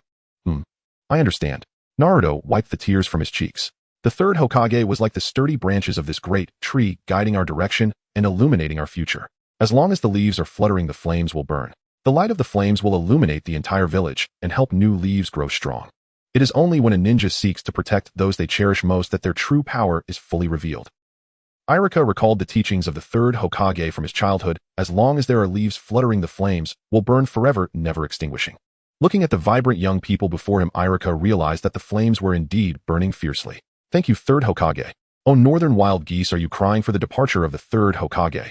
Those dim feathers may very well be the hope and future left to us by the third Hokage. Sarutobi. In the darkness, Danzo's right eye slowly opened. Has he finally departed? Once a friend, now only Koharu and Hamura remain. As for the position of Hokage, I will gladly accept it. Currently, Orochimaru has left too many messes. Someone needs to stabilize the political situation. But who should I find? The old man has also left Big Brother. Sarutobi Asuma silently took a puff of smoke and slowly exhaled. The loss to Konoha this time was indeed severe. Since the third great ninja war, this was the first time they had lost so many ninjas. Asuma. Red stood beside Asuma. There was something she hadn't had the chance to tell the third Hokage. She had accepted Asuma's pursuit. May the third Hokage rest in peace in heaven forever happy. Xing Chun, has the mission ended? 10 shadows emerged from the darkness, perched on 10 fingertips, casting an eerie and terrifying atmosphere throughout the venue, seemingly without physical form, silently floating in the air. Lingzong, the mission is complete. A slender and petite figure sat on the fingertip. Though her face was obscured, one could still perceive the presence of a beauty. The Nine Tails. It is sealed within a ninja known as Uzumaki Naruto. During this mission, Naruto has begun to access the Nine Tails chakra and has started to control it. If we wish to begin capturing, my suggestion is to start with the Nine Tails. Xing Chun, the tailed beast capture plan cannot be executed for now. We need to gather more information about the tailed beasts, and we should refrain from taking hasty actions. Recently, the Land of Lightning has dispatched a large number of ninjas to investigate the Akatsuki. Xing Chun, deal with them quickly. Understood. A gentle breeze flowed by. Everything appeared ordinary, yet faint ghostly wails echoed in the dim night, and there seemed to be a subtle scent of blood in the air. Mi Lin felt the breeze sting her cheeks. She had originally intended to seek revenge on Uchiha Itachi. Now Lingzong had instructed her to eliminate the ninjas from the Land of Lightning, delaying her pursuit of Itachi. Mi Lin felt her lungs were about to explode with anger. Why was it that every time Itachi bullied her, he could remain unscathed? Mi Lin decided to sever Uchiha Itachi's future needs for lilies, thus he would come crying to her for help. Yes, that's the way to go. Mi Lin could not help but curl her lips, imagining the moment when Uchiha Itachi would plead with her, and she must not go soft-hearted even if Itachi was her idol. She could not afford to be soft-hearted. Mi Shui, we should go now. Hearing Mi Lin's voice, Mi Shui quickly woke up, wiped the drool from her mouth, and slowly followed behind Mi Lin, leaving only the sound of bells still floating in the air. In the pitch-black night, there was a beautiful starry sky, lovely winds, and a stunning moon. Yet it was also the time when wild beasts roamed freely. A dangerous aura permeated the air. In the forest saturated with danger, a small team of 12 walked steadily, their synchronized footsteps revealing their excellent training. Although walking on the ground, they made not a sound, gliding through the shadows like phantoms. Zoe, don't be so tense. Oh, when we encounter the enemy, being this tight-strung makes you an easy target. Zuozhuo Liang gently patted Zoe's shoulder. Zoe was the newest member of the team, having executed several assassination missions, and being overly tense would hinder her performance. Yes. Captain, I'm not tense. Zuozhuo Liang smiled. Indeed, it was Zoe's first time participating in an intelligence-gathering mission in the U Nation, so a bit of nervousness was normal. When he did this for the first time, he seemed to have remained calmer than Zoe. Ding, ling ding. Ling, stop. Someone ahead. The ninja in the middle quickly issued orders. The ninjas on both sides swiftly concealed themselves into the darkness. Even if he could not determine whether the other party was an enemy, they still had to be eliminated. Ninjas are a group of people living in darkness, and a side silhouette could undoubtedly bring about deadly consequences. Ling. Ding. Ling. They're coming. A cold sweat dripped down Zoe's forehead as she quietly pulled out the kunai hidden in her pouch. If they were indeed enemies, she had to eliminate them in an instant to impress the captain. To be part of this small team, she had to excel to not disappoint the captain's goodwill. Xiao Shui, you always do this. You brought the wrong direction again. Obviously it's over here, yet you insist. Isn't it you, sister, who doesn't know the way? You made me lead the way, and now you're blaming me. I'm not happy about it. Walking ahead, Mi Shui saw two girls with distinctly different attire from the Land of Fire, standing not far away, happily pointing in Zuo direction. She had not gone the wrong way. Oh, weren't they all right here? Hello, we are passing hunters. This forest is dangerous. You should leave quickly. Zoe relaxed significantly upon seeing two girls emerge from the woods. Although their attire seemed somewhat odd, it might just be a characteristic of the Land of Fire. Zuo standing behind Zoe could not help but shake his head at Zoe's lowered guard. After all, a newcomer lacked experience. In such a dark night, suddenly encountering two girls emerging from the forest was undoubtedly a suspicious affair. Silently withdrawing his katana from behind, he appeared behind the girls in an instant, gritting his teeth as he split the two girls in half. Blood splattered onto a nearby tree, causing Zuo to momentarily be dazed. Could these two girls really just be civilians? Or had he fallen into a trap? Zuo hurriedly formed a seal to dispel the jutsu, but the surrounding environment showed no signs of change. Could it be that he had truly killed the wrong individuals, and these two girls were indeed civilians? They disappeared. The sensing ninja in the center clearly felt that there were no other chakras around. It seemed these girls were just passing civilians. Gently lowering his hand, the hidden comrades around him gathered back, as if killing two individuals wasn't a significant matter. Zoe, we are currently in another nation. To them, we are the invaders. Either they get killed, or we do. It's inevitable. Yes, I understand. Zoe realized how foolish it was to have put away her kunai just moments ago. Such a thing must never happen again. Continue moving. At Zuo command, the surrounding ninjas proceeded forward, disappearing into the forest like phantoms once more. I thought you were lost. How could that be? I'm not like you, sister, who is directionally challenged. Fool. Mi Lin suppressed her desire to give Mi Shui a good beating. For now, she needed to handle the task at hand first, and then. He whips candle oil tiger bench. Why does it feel so chilly behind me? Mi Shui could not help but shiver slightly. It seemed someone was contemplating tormenting her. Don't lose them. This is a task given to us by Ling Zong. We can't let them escape. I know. They have been under my perception the whole time. They absolutely can't escape. Mi Shui very clearly sensed 12 different chakras rapidly moving towards the southeast. Should they set an ambush? Maybe it's better not to. It seems my sister's hand is a bit itchy. The ninjas moving rapidly towards the southeast were still unaware that they had been targeted by a fierce beast. Sometimes the hunter could indeed become the hunted. Stop. Zuo gently waved his hand, and the team came to a halt. They exchanged puzzled glances, bewildered by Zuo command to stop at such a critical moment, which seemed unwise. Zuo, what's wrong? The only sensing ninja in the team furrowed his brow, his face filled with confusion. Within his sensing range, there was nothing around and no chakra fluctuations. His perception had always been accurate. Xian, don't you find it strange? It's too quiet here, isn't it? Zuo voice echoed in the still air. It was only after Zuo reminder that Xian suddenly realized. Indeed, it was abnormally silent. According to the season, there should be small animals scurrying about, foraging and playing. However, on this journey, apart from the two girls they had initially encountered, they had seen no other living beings. Shoo, shoo. A gentle breeze rustled the leaves, creating a melodious sound, but the people in the forest were too distracted to listen. Everyone be cautious. Zuo reminded again. Captain, are you too nervous? There truly aren't any other chakras around. Xian was quite confident in his sensing abilities, firmly believing there were no others nearby. Foolish. Zuo shook his head gently. Captain, look, isn't there a little bird? Xian suddenly pointed ahead where a strange little bird flapped its wings and swiftly zipped past Zuo. Be careful, Xian. An ominous premonition surged in Zuo's heart. Years of assassination experience told him that little bird was no innocent creature. In the instant the bird passed over Xian's head, it suddenly exploded, the powerful shockwave toppling Zuo, who had intended to rescue Xian. As for Xian, who was at the center of the explosion, he didn't even have time to scream before he was reduced to a pile of flesh. Enemy attack. Scatter quickly. Zuo quickly made a judgment, commanding the team to scatter swiftly to avoid further attacks. Ding. Ling, the sound of a bell lightly floated in the breeze, and an unprecedented pressure surged in Zuo's heart. They hadn't even seen the enemy's shadow, yet they had already lost this important sensing ninja. The crisp sound of the bell echoed in his heart like a requiem. It seems there are such excellent ninjas in your ranks, how interesting.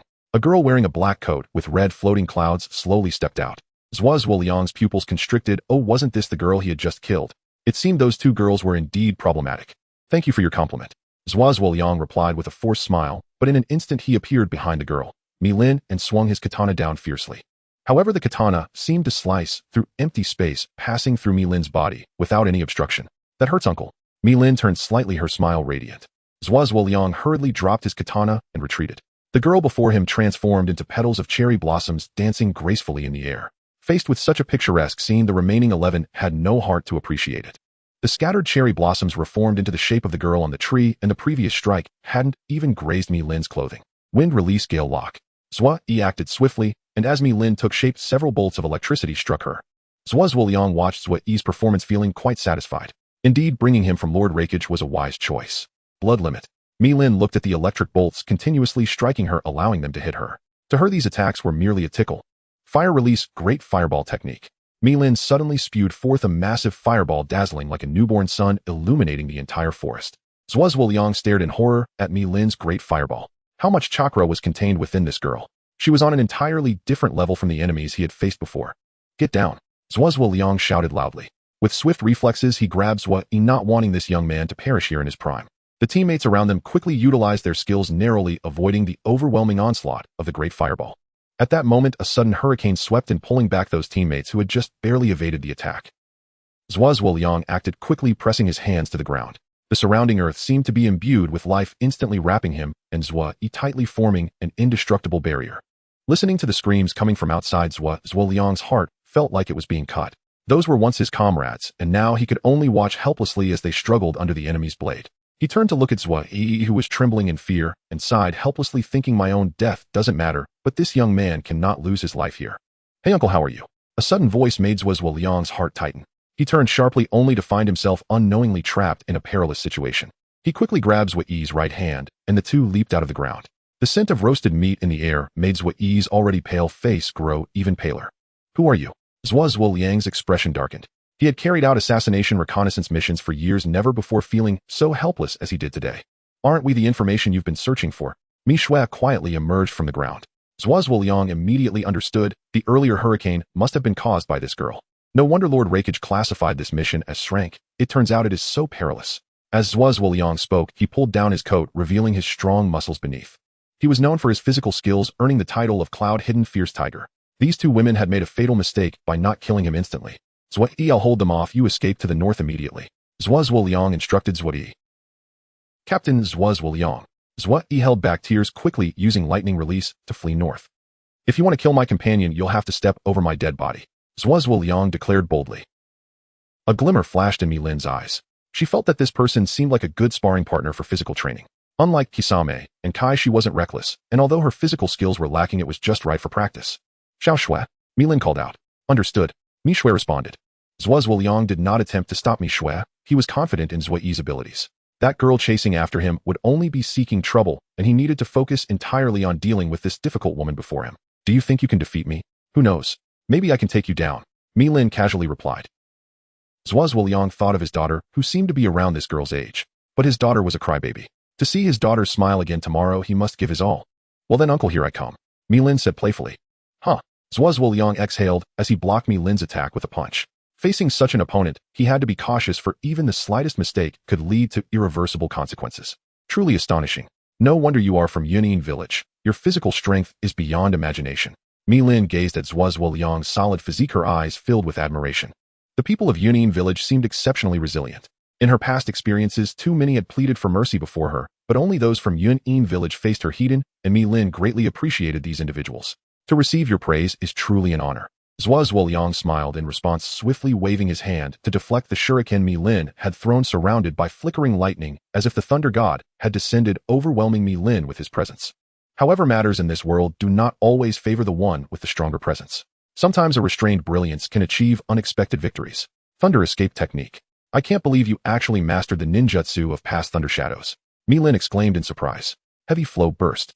Zhuo Zuoliang shouted softly, instantly appearing before Mi Lin and delivering a powerful punch to her abdomen. The forceful airflow instantly sent nearby trees swaying.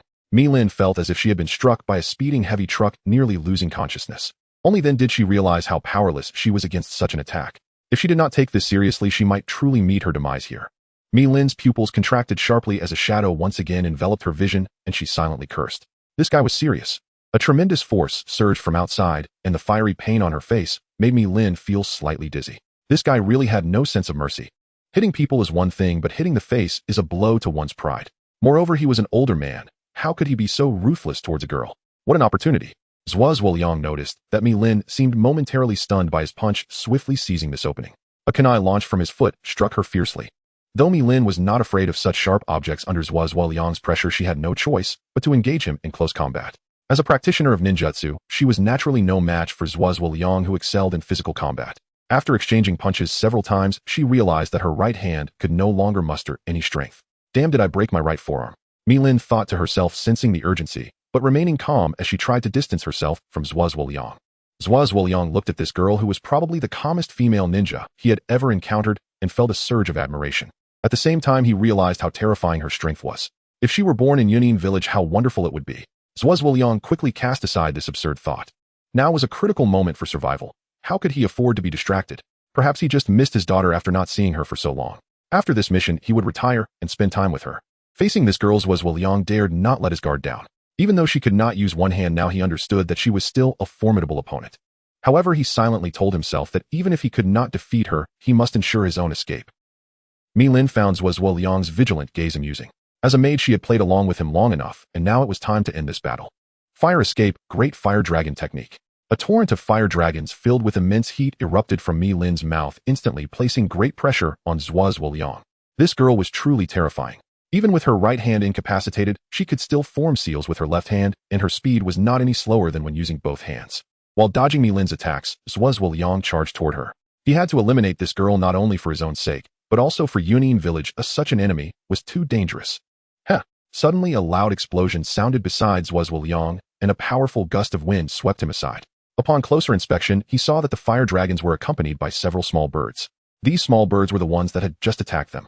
Floral mimic beast eagle. Mi-Lin quickly mounted the eagle's back to take a brief rest. To be honest, this was the first time she had been beaten so badly. Who could blame her for being reckless? A good maid should not engage in a direct confrontation with a warrior. She was simply digging her own grave. Mi-Lin decided to stop being reckless and play to her strengths as a mage. Damn guy. Zhuo gently rubbed his forehead. His ninjutsu was not outstanding, with most techniques focused on enhancing himself and revitalizing cells. He could be said to be completely ignorant of wide area ninjutsu. Now it's time for you to die. Mi-Lin smiled sinisterly, a smile that sent chills down Zhuo's spine. He suddenly noticed that her smile resembled that of a child who played with vectors. As small birds flew out of the eagle's mouth, Zhuo couldn't help but bitterly smile. This battle was truly unbearable. Fire escape, great fire extinction. Mi-Lin unleashed a powerful ninjutsu, once again preparing to eliminate Zhuo in one blow. An unprecedented fire escape technique, like a dancing fire dragon, instantly engulfed the entire forest in raging flames. The scene resembled a hell of burning, with flames soaring into the sky and smoke billowing, making it difficult to discern direction. Oh no, my sister has started to burn the mountain. I need to hurry and take action. Mi Shui giggled, grabbing Zoe's ankle and leisurely dragging her toward the sea of fire, her face showing no hint of the urgency conveyed in her words. As for Zoe, she had long since lost her breath amidst the chaos. This was the harsh reality of power disparity. No matter how much luck the opponent had, a mere mutt could never contend with a fierce lion. Now I've got you. Zhuo revealed a triumphant smile amidst the billowing smoke as a large amount of chakra swiftly gathered in his right hand. He extended his index finger, preparing to unleash the ninjutsu that all past thunder shadows took pride in. Free book connection. Zhuo's right hand pierced through Mi-Lin's heart like lightning. Despite the treacherous challenges of this mission, he still felt like the ultimate victor. I'm sorry, though I really didn't want to kill you, but... How are you so sure you've won? Zhuo suddenly shouted, quickly retracting his hand. Before him, this girl whom he had clearly pierced through the heart still stood there as if nothing had happened. Mi-Lin smiled slightly. Sorry, I'm a cheat expert. What? Before her words fell, two snakes suddenly sprang out, swiftly climbing onto Zhuo's back, followed by a deafening explosion. Amidst the thick smoke, Zhuo's tall figure slowly collapsed, his eyes filled with confusion and reluctance. He had never expected to fall at the hands of a little girl. Truly deserving of being an elite among the Yun ninjas, your physical strength is remarkable. Even a C3 level explosion couldn't shatter you to pieces. Am I going to die? Can you tell me your name and purpose? Zhuo could no longer muster the strength to stand, and the surrounding flames illuminated Mi-Lin's face, adding a touch of mystery. Mi-Lin's lips slowly curled up. Yes, what was her purpose? She herself couldn't quite explain it. My name is Mi-Lin. As for my purpose. World peace, I suppose. Is that so? I see. Zhuozhu Liang slowly closed his eyes. World peace. He had once yearned for it too, but unfortunately those were just unreachable fantasies. Yumu, I promised to take you to the mountaintop to see the stars, but now your father might have to break that promise. I'm going to see Mom now. I hope Lord Killerbee will take good care of you. Tears. Mi-Lin gently closed her eyes. Was the uncle mourning what he had lost? But who would listen to or comfort the loneliness and pain in her heart? Sister. Xiao Shui, it's raining. Mi Shui sleepily rubbed her head and said, no, it's not raining. Where is it raining? No, it is raining. The traces of water on Mi-Lin's face vanished in an instant. Yes, it was raining. Mi Shui fell silent for a moment. Yes, it is raining. Did Uchiha Sasuke actually meet Itachi and even fought him? Itachi actually used Tsukuyami. Mi-Lin's lips slightly curled up. It was true that Uchiha Itachi had deep feelings for his brother. She knew all too well Itachi's intentions, Sasuke's training plan. Is there something amiss here? Ju looked at Mi-Lin with a puzzled expression, recalling that Jiraiya, one of the legendary three of Konoha, was also present at that time. Itachi's retreat made perfect sense. After all, Jiraiya was a legendary powerhouse who could even counter Itachi's Amaterasu. He was not just a name without substance. It's nothing serious. After all, the opponent is a standout among the legendary three of Konoha. Mi-Lin said nonchalantly. Compared to Orochimaru's immortality, Jiraiya's threat might be even greater. Moreover, Jiraiya had once stealthily infiltrated the Rain Ninja village, which Mi-Lin had witnessed with her own eyes. Then you can disappear. Mi-Lin waved her hand, signaling Ju to leave quickly. She had never had a good impression of this ambiguous, scheming individual. How heartbreaking. Ju pretended to be heartbroken, squeezing out a few tears, slowly sinking into the ground, as if truly hurt by Mi-Lin's words. Keep acting. Mi-Lin chuckled internally, but did not expose him. What a rare moment of relaxation, she sighed softly. Hey, little sister, want a bite? Mi Shui lifted the freshly roasted rabbit leg. Although Mi-Lin had no interest in cooking or housework, having such a capable sister was indeed a blessing. So delicious. Mi-Lin took the rabbit leg and bit into it without a hint of shyness. Hey, you. Mi Shui looked at her sister's behavior, utterly speechless, silently picking up a nearby rabbit head and sitting down to continue roasting the game. Let's go. Mi-Lin took Mi Shui's hand and walked toward the edge of the forest. A good show was about to unfold. How could they miss it? Damn bourgeois exploiters. Mi Shui complained while wiping her tears. Mi-Lin, however, was unconcerned, reaching out to rub Mi Shui's face and laughing. If you keep talking nonsense, I'll turn you into a real sacrifice. Why is it always me who gets hurt? Mi Shui wailed. Perhaps even Mi-Lin had not realized that she had gradually accepted this world. The smile on her face was the best proof. The autumn sun remained bright, and the afterglow of the setting sun cast upon two similar faces. Although the shadows beneath their feet might reveal a hint of sadness and confusion, in this moment of shining sunlight her heart must be filled with joy and ease. The silhouette under the setting sun and the smile on the girl's face were the most beautiful moments in this world. On the other side, Tsunade, if you betray the village, I will personally end you. Jiraiya withdrew his fierce gaze and took a small sip from his cup. Why did the legendary three part ways back then? Tsunade left, Orochimaru went to extremes. What was the root of it all? War? What exactly caused their separation? Pervy sage, you are too much. You left me alone at the inn while you ran out to drink. Naruto burst in angrily to accuse him. He never expected Jiraiya would spend his own money to feast. Oh, beautiful big sister, you are the second prettiest person I have ever seen. Naruto suddenly changed the topic, flattering Tsunade. Jiraiya, is this the kid you found? He doesn't look like much. Tsunade disdainfully glanced at Naruto, not believing this young brat was worthy of being Jiraiya's disciple. Big sister, although you are very beautiful, I am going to be the Hokage. I will definitely become Hokage. Naruto said, clenching his fists. His posture reminded Tsunade of Dan and Shinshu. Hokage. How ridiculous. All right, Naruto, she is Tsunade Senju, one of the legendary three of Konoha. Jiraiya introduced. So you are the one who wants to become the fifth Hokage. Damn, I want to be Hokage too. If I defeat you, I can become the fifth Hokage. I challenge you. Ha. Jiraiya, this kid of yours has quite the ambition. Tsunade took off her outer coat and threw it to Shizen. She hadn't fought in a long time today. She was going to teach this brat a good lesson. Come on. I'm not afraid of you. Naruto clenched his fists, glaring ferociously at Tsunade. Lord Jiraiya. Is it all right? Shizen looked at Jiraiya, who showed no reaction, instinctively reminding him. After all, how could that kid possibly be Tsunade's match? It's fine to let that brat face some setbacks. Jiraiya said lightly. But Shizen still felt a bit worried. Don't worry, that brat isn't as weak as Tsunade thinks. If you underestimate him, it will be a big loss. Jiraiya said confidently. Annoying brat, Tsunade snorted coldly. Tsunade's disdainful gaze was like a sharp sword, instantly igniting Naruto's fierce competitive spirit, making him determined to teach this senior an unforgettable lesson today. Multiple shadow clone technique. Naruto quickly formed hand signs, and dozens of identical clones suddenly appeared out of thin air, filling the surrounding space. Shizun, witnessing the overwhelming number, could not help but be stunned.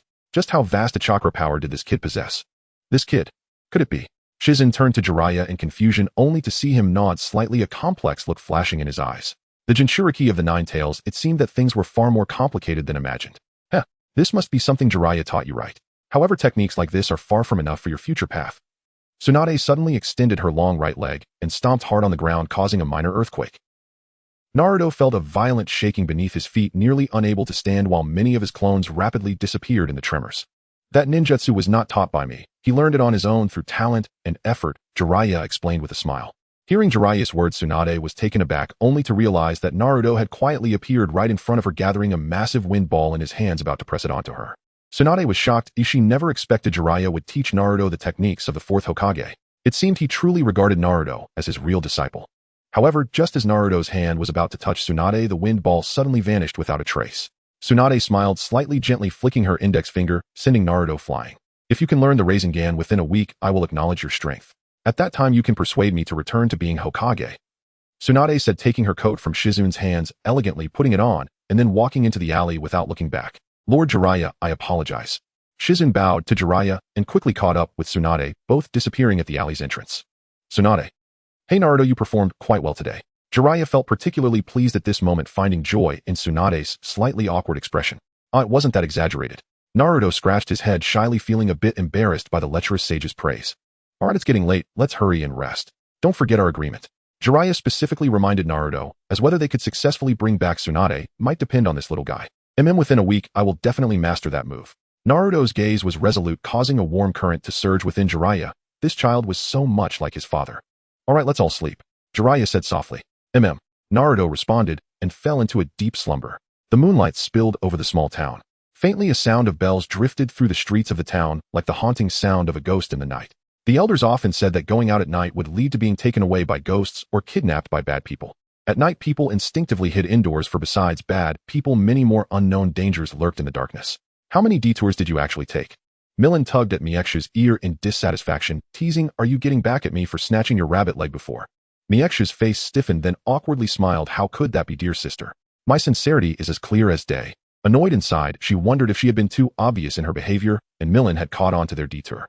Alright sister, Uncle Snake is just ahead. Seeing the swirling black mist gathering in Millen's hand, Miexu's survival instinct surged. They'll let you off this time, but if there's a next time, haha. You know the consequences, Millen threatened, her fingers twisting, sending chills down Miexu's spine. It seemed she'd have to be more discreet in taking her sister on detours in the future. Millen quickly formed a seal, causing a butterfly to explode in the darkness, a white snake caught in the blast lying weakly against the wall. It seems Orochimaru is indeed here. Millen swiftly ended the white snake's life, her gaze fixed on the interior of the town. Zero Burial wanted her to deal with Orochimaru and retrieve the ring. This task was no simple feat. Orochimaru felt the connection with the white snake, severed his expression, instantly turning ferocious.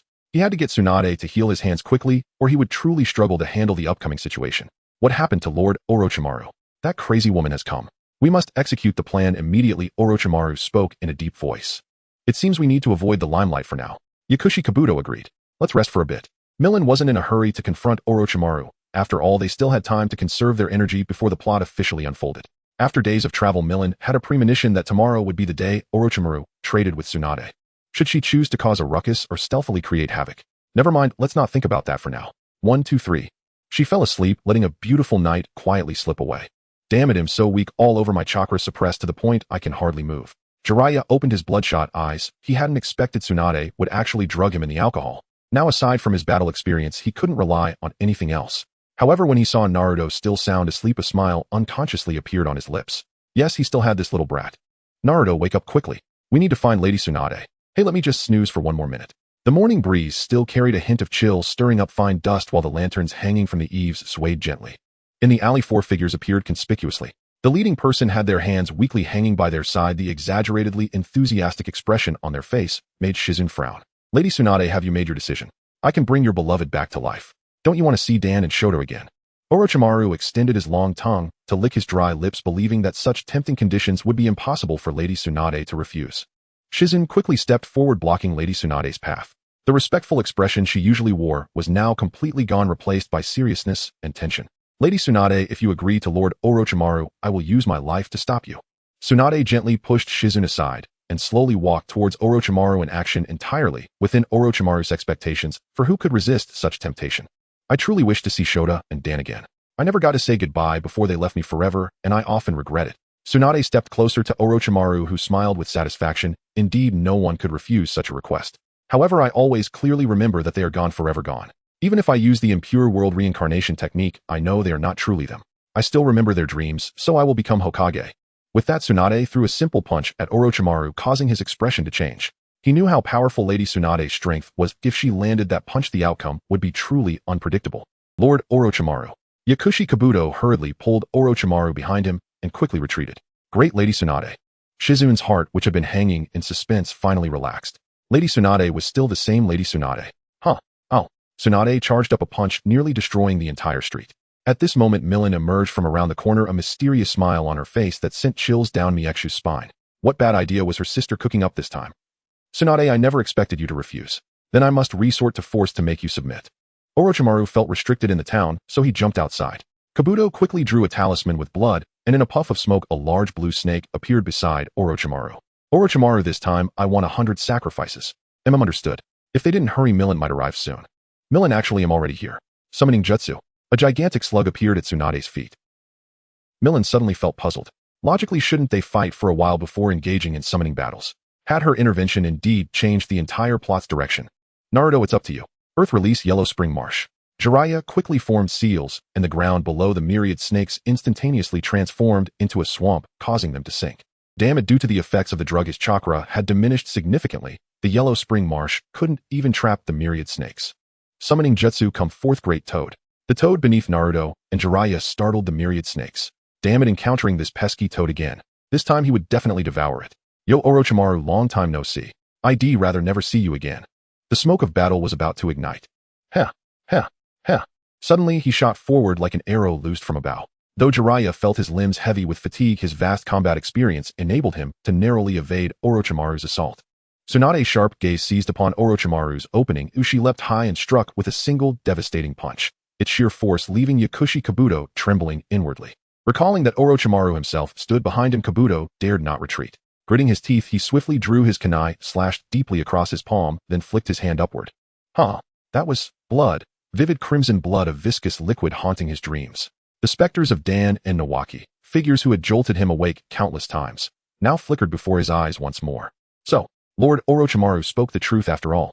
Kabuto adjusted his glasses with his middle finger, a slow chilling smile curling at the corner of his lips, echoing Orochimaru's own sinister laugh. With this, Lord Orochimaru's odds of victory would undoubtedly surge. Kabuto-senpai, what are you doing here? Naruto stared in astonishment. After all, Kabuto-senpai had aided him greatly in the forest of death. His sudden appearance now could only mean, ha ha ha. Naruto, you're still so naive. Naruto, you still don't understand. My standing here means I am your enemy.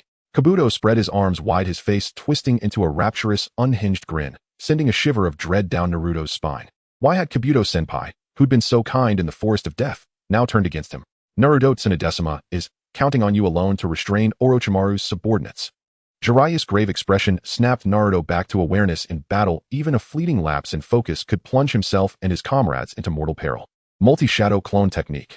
Naruto sealed the hand signs in a flash. Smoke billowed and dozens of identical Narutos surged forth, their true form indistinguishable amid the dizzying swarm. Here I go. Naruto tightened the forehead protector around his brow. All his arduous training had led to this moment, the chance to finally unleash his full power. Kabuto narrowed his focus. He had to identify Naruto's true body instantly and eliminate him without delay, then rush to aid Lord Orochimaru.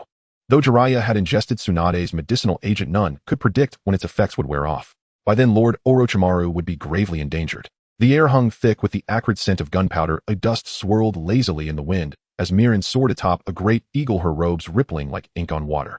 You really do love making grand entrances, don't you? Miju peered over the edge, then recoiled instantly. Gee goodness, how high? Don't worry. But below are the legendary Sannin. What if they gang up on you? Hey Miju, mind your phrasing. It's me taking them on. Ha ha ha. Mirin scoffed inwardly. These mediocre shinobi posed no real threat to her. But you're wearing a skirt. Even with Akatsuki's outer robe, won't it ride up? Miju smoothed Mirin's skirt. Surely it would flutter wildly mid-leap. Relax, I've already topped up with Newton. Ugh, well, nothing left to say then. Miju sighed, helplessly shaking her head. Alright, go Pikachu. Okay. Mirin plunged headlong downward while Miju buried her face in embarrassment. Topped up with Newton. Headfirst flight doesn't make skirts fly. Whoa, keep up, keep up. Mizu guided the colossal eagle formed from rose petals, diving sharply after her sister. Rasengan, hidden shadow snake hands.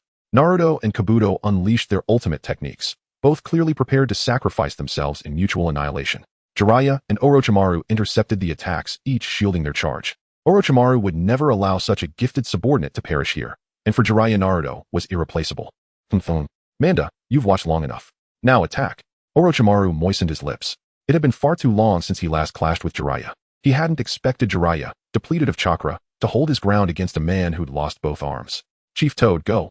Lady Slug, your aid is most urgent. Shizune leapt from the slug's back, gathering the trembling Tsunade and shielding her behind her own body, safeguarding her from collateral damage during the summoning battle. You stinking frog, I'll devour you this time. Manda coiled violently toward Gamabunta Jaws Agape in a monstrous maw. Boom. A colossal plume of dust exploded skyward. Manda launched no attack. Instead, he choked on grit, spitting furiously. Manda seethed inwardly. How dare anyone interrupt his feast before he'd even taken a bite? Hello, Naruto. A shockwave spiraled around Mirin, scouring the battlefield clean of dust and debris. That silhouette, etched forever in Naruto's memory, was his sister. In an instant, he vaulted from Gamabunta's back and flung himself into Mirin's embrace. Mirin, this feels oddly like raising a son. Sister, I've missed you so much. Naruto's voice, still boyish and tender, brimmed with heartfelt longing. At Naruto's cry, Mirin's expression flickered, surprised. Had Kakashi truly kept her existence a secret from Naruto and the others? She smiled faintly. Of course, he'd never reveal something like this. Yet upon seeing that familiar figure, Jiraiya's brow furrowed deeply. This girl was extraordinarily dangerous. Last time, had it not been for her interference, the old man might never have passed so soon. Naruto, this is your sister's special allowance. Keep it safe. Don't let Jiraiya-sama borrow it again. As she spoke, Mirin pulled a wad of cash from her pocket and tucked it firmly into Naruto's pouch. Naruto scratched his head bashfully. Just as he opened his mouth to speak, a sapphire blue flower bloomed softly upon his shoulder. Drowsiness washed over him, his eyelids grew leaden, refusing to stay open. Mirin glanced toward Jiraiya, a subtle teasing smile playing on her lips, her tense demeanor softened by gentle irony. Before Naruto, she chose to preserve Jiraiya's dignity, using the honorific title. Ugly woman, I haven't forgotten you. That whip strike last time nearly knocked me senseless. I'll repay you properly today. Gamabunta roared, still humiliated by the day he'd been sent flying by Mirin's cherry blossom whip. Fine, frog, I'll spare you for now.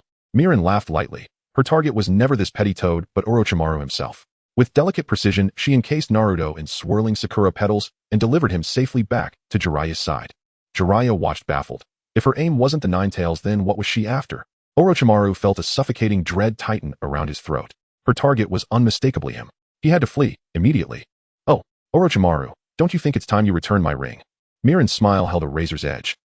Orochimaru's heart lurched. He'd nearly forgotten she was one of Akatsuki's founding members. Reclaiming the ring was perfectly justified. Perhaps he could trade it for his life. Have you heard? It is said that Jiraiya and Naruto Uzumaki have located Tsunade and successfully captured Mirin, the one who repeatedly assaulted Konoha. Really? That brat actually pulled it off. Truly worthy of the name Naruto Uzumaki. Irika strolled down the street hearing the news of Naruto, and a gentle, proud smile curved his lips. Indeed, Naruto had truly grown up. Kakashi sat leisurely atop a nearby branch, gazing up at the cloudless azure sky. Mirin, finally captured. Where are they now? Someone asked curiously. They'll arrive in the village shortly. We should all go welcome them together. Amid hushed conversations, villagers surged toward the village gate, where crowds already thronged, dense as a living sea. Look, Jiraiya-sama and Tsunade are here. Oh, Jiraiya-sama and Tsunade and Naruto Uzumaki too. Amid the villagers' fervent cheers, Naruto felt no elation at their long-awaited recognition. He turned his head, his gaze lingering on Mirin walking slowly behind them, confusion and reluctant sorrow stirring deep within his heart. He refused to believe it. The radiant older sister who once treated him to ramen, gifted him presents, slipped him pocket money. How could she be Konoha's enemy? This had to be Jiraiya's mistake. Yes, it had to be. Led by Jiraiya with a rope tied around her wrist, Mirin walked slowly, bitterly amused. She looked quite literally like a dog leashed by a collar. Ha ha. Suddenly, an elderly woman burst into wails on the street. Snatching a stone from the ground, she hurled it at Mirin. It was you. My son died in that explosion. Wah, give him back to me. Spurred by her grief, villagers stooped and flung stones without hesitation. Wretched fiend, you and your kind shattered our peace. Give back my grandfather. A stone launched by Konohamaru struck Mirin squarely on the forehead, blood streaming across her eyes, making her appear for a chilling moment like a vengeful Oni. Demon, deserve only death. You don't even deserve to breathe this world's air. Die. Kakashi. At that corner, Mirin caught sight of the figure she'd hoped, yet feared, to see. Her Akatsuki uniform had been torn away during her descent, Now, she wore the simple dress Kakashi had once bought her. A breeze stirred, cold sharp cutting through her skin. Jiraiya deemed it safest to confine her immediately in Konoha's prison and marched straight there to hand her over to the warden. Seeing that the warden had once served under Minato, Jiraiya finally departed reassured. What a headache. The prison reeked of blood. The floor stained a deep, rusted crimson. Years of accumulated dread had steeped the place in terror. Chilling gusts swept through the corridors, stinging Miran's cheeks. This was Konoha's prison, a realm of shadow and slaughter. Though her hands were bound, she could still drink water. She wondered idly if the Hokage succession ceremony was underway outside. Peace, how enviable it must feel. A slant of sunlight brushed her face. Then silhouetted in the doorway appeared a familiar figure. Have you come to mock me? Miran asked coldly. You're always like this, he sighed, shaking his head helplessly. Why? Why did you attack Konoha? Because, who knows? Perhaps a whim, nothing more. Miran chuckled softly. Tell me the truth. Kakashi, barely containing his fury, pinned her against the wall, gripping her chin tightly with his right hand. Her beautiful eyes held his steadily, her lips lifting in a faint knowing smile, as she raised both hands above her head. In this state, I haven't the strength to resist anything you might do. Her voice clear and light as wind chimes faded into silence. Kakashi exhaled slowly, facing Miran's unyielding calm, even he stood powerless. He turned shut the door behind him and walked away. Interrogation of Miran begins tomorrow, Tsunade murmured, staring at the file before her, her temples throbbing. Understood, said Ibiki Marino, and Inoichi Yamanaka stepping out of the Hokage tower. According to Jirizuma, Miran infiltrated the Chunin exams disguised as a candidate, right under our very noses, and we failed to detect her. Ibiki regretted his oversight bitterly. Had he uncovered her then, perhaps the third Hokage would never have fallen. Her disguise was flawless, even defeating Jirizama himself. He admitted capturing her this time was sheer luck. Fortunately, we succeeded. Inoichi let out a long breath. Sometimes luck is merely another facet of strength. That girl, terrifyingly gifted. At just 18, she commands power rivaling Akage's. What a tragedy that such brilliance was not born in Konoha. Go home, get some rest, someone urged. Listen closely. I stormed Konoha's gates 3 times, felled 3 Chunin, and then got caught. TCH, big deal. Last time I raised an entire village single-handedly. Now that was exhilarating. Hey there, little miss. So delicate, so fair. How did you end up here? Me. The bodies I've claimed could fill a nation. Miran spoke lightly, and the air in the cell froze. Eyes darted disbelieving. Impossible. Ha ha ha. Wait, you're bluffing, right? Miran dismissed them with silent contempt, already calculating Konoha's next move. Extract intelligence first, then settle accounts. That would likely be the end of it. Perhaps I'll even catch a brief nap here. She touched the wound on her temple, where a stone had broken the skin. That pain meant nothing. The agony gnawing inside her. That was real, unspeakable. Just a short nap, just a moment. She closed her eyes, only to sink into endless darkness. Creak. The iron gate groaned open and a shaft of sunlight fell across her face. Ah, breathtakingly beautiful. The prisoners stared awestruck, until they saw who entered and shuddered involuntarily. It was Ibiki Marino, the living nightmare etched into every inmate's soul, the specter of the underworld itself. Prisoners trembled, shrinking into corners, breath held tight. Miran, interrogation begins now. Come with me. Ibiki's voice remained calm, unwavering. Milan, when did you first come to Konoha? Sitting comfortably at the interrogation room's table, Milan felt at ease. She was instead surprised to see Kakashi here, who seemingly did not belong to Konoha's interrogation department. Let me think. It should have been before the Uchiha clan faced their misfortune, Milan replied with a smile, reminiscing. Sanai Ibiki was momentarily stunned. He had expected Milan to remain silent, but she answered so readily. Gently tapping the table, he continued asking, so what is your purpose for visiting Konoha? Are you here to sightsee, enjoy the cuisine, or seek some fun? Haha, I suppose so. The food and scenery in Konoha are indeed captivating, Milan smiled radiantly. Sanai Ibiki felt somewhat helpless at her response. This information was of no value to him, and he needed to uncover more secrets. Do you know anything about the Uchiha clan's extermination incident, or were you involved in it? Milan merely scoffed lightly without answering directly. Are you going to tell me or not? Milan suddenly slammed the table, leaning closer to Sanai Ibiki. Do you really think I would tell you? Kakashi shook his head at the scene, silently exiting the interrogation room, pondering the words Konoha and justice that echoed in his heart. Summoning technique. Interrogation room. Sanai Ibiki performed a ninjutsu, and the space instantly transformed. Yet Milan showed no signs of panic whatsoever. Aren't you afraid? Sanai Ibiki extended his right hand, and thin steel wires swiftly bound Milan. Despite her slender figure, the restraint revealed a hint of curve. What does the extermination of the Uchiha clan have to do with me? Sanai Ibiki pressed on. Who knows? Maybe I was in a bad mood, and took Uchiha Itachi with me to exterminate them. Milan endured the pain from the steel wires. You always pride yourselves on being the righteous side, yet you are unaware you commit sinful acts every day. Our hands stained with blood are deemed sinful, while your hands stained with blood execute justice. The existence of great nations is the greatest evil in this world. Milan's words dripped with sarcasm. Minister, do you want to continue? Your health? Asked an assistant worriedly. It's fine, we need to extract something before handing it over to Hai. Sanai Ibiki replied. The wires tightened once more and Millen gritted her teeth as they embedded into her skin, but due to her remarkable healing ability, the wounds quickly healed, almost fusing with her body. Her mouth quivered as a small silver tooth bit into her lower lip, the taste of blood spreading in her mouth.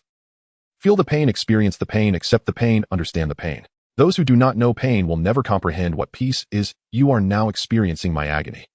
Be proud. You are now an enemy of the divine. Millen's gaze fixated on Sanai Ibiki, as if she intended to consume him whole. This pain was still far from enough for her. Sanai Ibiki frowned tightly, clearly in a grave predicament.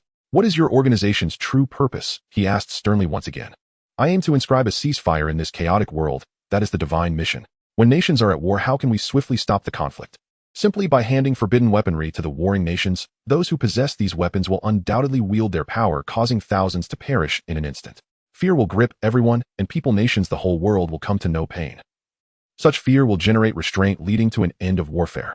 One could say that this world is growing towards stability and peace. Pain will foster the world's growth just as it did for me in the past. I want this world to evolve and thoughts to progress. The world needs divine enlightenment. It is still but a child. To allow the world to grow, it must know what pain is. Millen spoke with fervor. Millen borrowed Nagato's classic phrase in this context. It was undoubtedly the best choice, making a striking impression. So your goal is peace. But what justice is there in your actions? Sanai Ibiki almost shouted this in a roar. That old woman was happily waiting for her son to come home for dinner, but because of your attack she will never see her son again, as he has been blown to smithereens by you. Therefore, for your justice, and for my justice, we are merely ordinary people caught in a vortex of revenge disguised as righteousness. However, if revenge is carried out in the name of justice, then such justice gives birth to new vengeance. When will the cycle of retribution end? At this moment we are merely living in this vortex, understanding the past, and predicting the future. All of this is part of history. Ignoring his own injuries, Sanai Ibiki tightened the wires once more. Haha, you are merely a mouse poked in a sensitive spot. What qualifications do you have to judge others' justice? Suddenly a member in the front threw a punch that missed Millen's face. She was indeed the fiercest prisoner he had ever encountered. Your nation is so large, naturally, you must strive to protect your own interests in the struggles against other great nations, otherwise your country, village, and people will face disastrous consequences. But have you great nations ever considered that the battlegrounds are our small countries? With every war my nation suffers, with people starving and corpses everywhere. After countless wars the great nations continue to prosper, while we small nations are left with endless suffering. After you achieve victory, you call the fleeting peace justice, while we small nations must continue to endure pain, which will soon be forgotten. Once the terrifying restraint disappears, people will again fall into conflict, and once more someone will make the whole world feel true pain, then temporary peace will descend again. In this endless river of vortexes, it is through pain that temporary peace is generated, and what I desire is a more enduring peace. Huff, huff. Sanai Ibiki felt he had reached his limit. He could no longer extract anything of value, and decided to leave the matter to Hai. Countless steel wires burst from her skin. Millen's dress was now stained crimson with blood, but even so her will remained unbroken. Release. The space vanished without a trace before Millen, truly remarkable. Though Millen was standing in that interrogation space upon returning to reality, she was still seated steadily in her chair, the blood on her dress remaining a shocking sight, and Millen could not grasp the principles behind it. But I have attained transcendent growth through endless pain, transforming from a mortal into a divine being. You cannot kill me, who has become a god. Sanai Ibiki could not help but feel admiration for the girl before him. Such interrogation was something few could endure. This time he had truly encountered a tough opponent. It was best to send her to Hai as soon as possible. Truly astonishing. There exists a person from whom even Ibiki Marino cannot extract a single secret.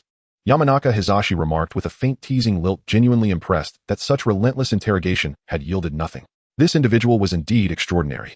Enough jesting. Let us proceed to the matter at hand, Ibiki interjected, cutting short Hizashi's mildly tiresome banter. After all, intelligence extraction remained their urgent priority. Ahem. Very well, commencing now.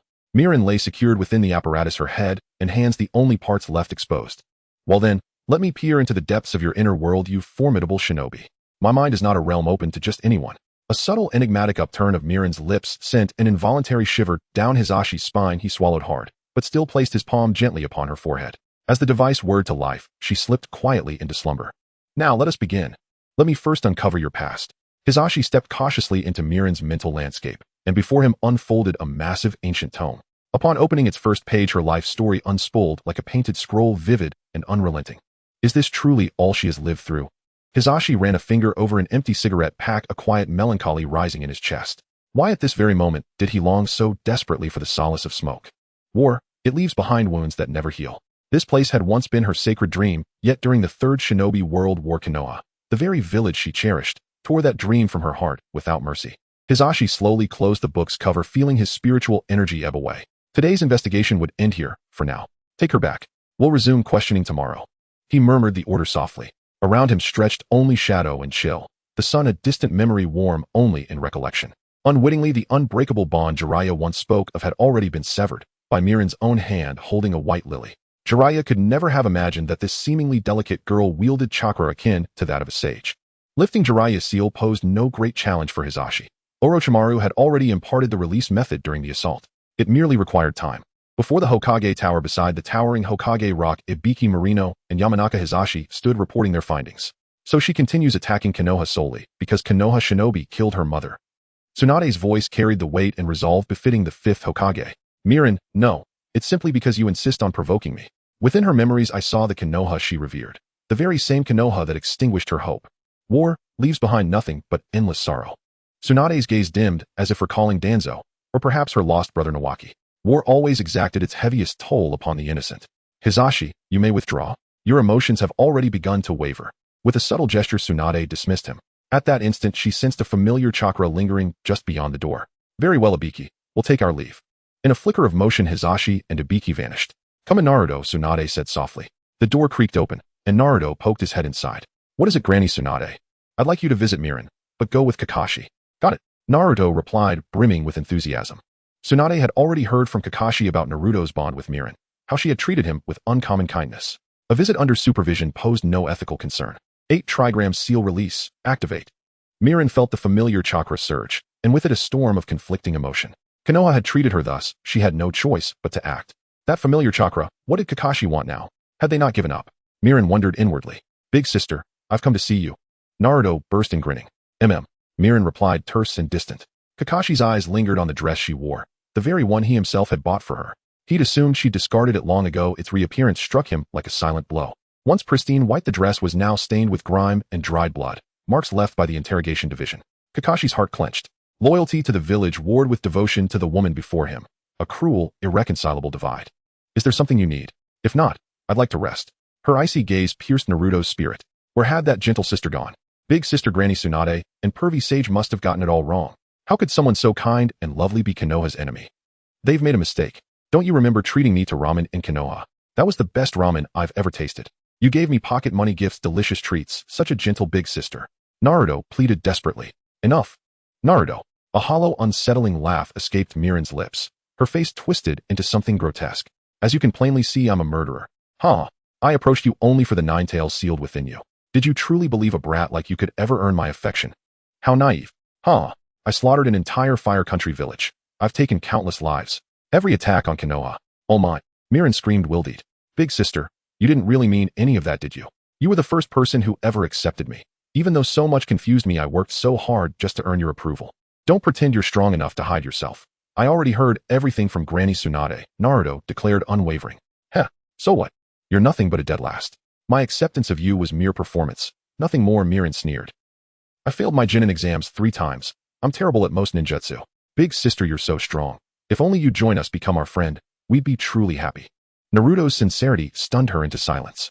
Happy? A lie, nothing more. Miran scoffed. The younger generation will never understand our lives. You are children untouched by war, happiness. It does not exist. Miran feigned indifference. Big sister. Naruto began again, only to be cut off by sudden chaos. Danger. Kakashi's pupils contracted sharply. Within the cell, Miran vanished, then reappeared instantly behind Naruto, a chakra-formed kunai. Petal sharp and gleaming, pressed against his throat. Sakura Shunshin technique. Petals spiraled upward on the wind, and with them Naruto and Miran dissolved into the fluttering cascade. This is serious. Alert the Hokage immediately. Kakashi barked urgently. So, this is the place this body has always yearned for. How breathtakingly beautiful. Perched atop the Hokage rock, Miran sat motionless, her chakras surging, coalescing, weaving magic across Konoha. Roses bloomed everywhere, sudden, sumptuous, surreal. Villagers marveled at the unexpected beauty, yet Red 2 heralded peril. Move, now. This mission is upgraded to Shrank Defend Konoha Village. At Tsunade's command, nearly every shinobi mobilized. With sensory need support, Miran's location was swiftly pinpointed, and squads converged on the Hokage rock. Akamaru, what's wrong? Kiba noticed Akamaru trembling violently. This was his first rank mission. He couldn't afford to falter now. My insects are terrified. Shino withdrew the swarm he'd just released. He would not be joining this battle. What in the world is happening? Why is Konoha covered in roses? Roses? Indeed, Mirin alone had brought the entire village of Konoha to its knees. Atop the rocky summit, the fierce winds howled, and Milan's long hair danced freely in the breeze, resembling a fairy. She gently touched Naruto's cheek. It was time to return what had been unwittingly taken. The lily that had separated from Naruto's forehead quietly climbed up his right shoulder, guided by Milan's finger. This was not merely the return of the Nine-Tails chakra, but a form of protection for Naruto. During times of peril, this power could not only prevent his tailed beast transformation, but also allow him to absorb the chakra of the tailed beasts, enhancing his own strength. This is all I can do. Milan sighed softly, then murmured, "Flower Realm." In her right hand, chakra surged powerfully, and roses bloomed in her grasp, with vines spreading from the Hokage rock, gently encircling the entire Hidden Leaf village. To the uninformed, it would appear as a romantic sea of blossoms rather than a battlefield fraught with danger. Just a little more. Milan gazed at the village adorned with roses, a playful smile curving her lips. I sensed her. She's on the Hokage rock. Sarutobi Asuma charged ahead, only to be obstructed by the thorns of the roses. Youth is all about passion. Leaf Great Whirlwind. Guy with his agile figure broke through numerous obstacles, closing in on Milan. Everyone stand back. The whirlpool Naruto is in my hands. Whoever dares to move, I will take their life. Milan's voice was calm, and she couldn't help but marvel at the sheer number of leaf ninjas. However, this did not deter her. Instead, it ignited her playful spirit. Fire style, great fire destruction. The blazing flames consumed the roses, and the ninjas could not retreat, because behind them lay their homes and loved ones. In the face of life and death, they chose to stand firm. Water style, water barrier. Wind style, great breakthrough. With the combined efforts of many ninjas, Milan's flames were ultimately extinguished. Thick fog. Milan chuckled softly, fantasizing about being as graceful as Madara, moving freely amidst the ninja coalition. Although the enemies before her were far less spectacular than the coalition, they were enough for her to unleash her full potential. She gently placed Naruto on a guy's back, instantly vanishing into the crowd, leaving behind a provocative remark. Do you want to dance too? The ninjas panicked, dodging Milan's attacks. Although her strikes were fierce, she did not inflict fatal injuries, merely knocking them unconscious. Here it comes over here. Accompanied by the shouts, a massive fist came crashing down toward Milan. Despite its size, its power was not significantly enhanced. A sharp glint sparkled in Milan's eyes, as if an arrow had been shot forth, making it hard to look directly at her. Her beauty was cold and striking, with cherry-red lips curving into a slight smile, radiating an aura of awe. She stood barefoot upon the backs of the ninjas like a resting cat, yet more akin to a leopard surveying the world. The ninjas beneath her became her throne. Though her posture was languid, it left no room for relaxation. Fear hung in the air as the ninjas dreaded being mercilessly slaughtered. They had no choice, for behind them lay their homes and loved ones. To resolve the village's crisis, one must adopt a desperate stance. Only by killing me can this crisis be averted. Otherwise, your village and loved ones shall vanish. Milan's voice was icy, plunging the ninjas into the depths of despair. However, just then, earth style, earth flow river. With a loud crash, Milan swiftly leaped out of the binding of the jutsu, a smile gracing her lips, for this was precisely the effect she desired. Fire style, great fire dragon technique. Wind style, tearing void wave. As the various ninjutsu erupted, that familiar figure finally appeared before her. Milan's lips curled into a satisfied smile, for she could finally accomplish that important task. The roses outside the leaf began to explode, and time was running out, causing the ninjas to panic. No, don't. This is our home. The female ninjas wept, unwilling to lose this place they had lived in for so long. Damn it. The ninjas roared, launching a final charge at Milan. Come. If you can kill me, you can save your village. Come. Milan provocatively laughed. Just then, shadow binding technique.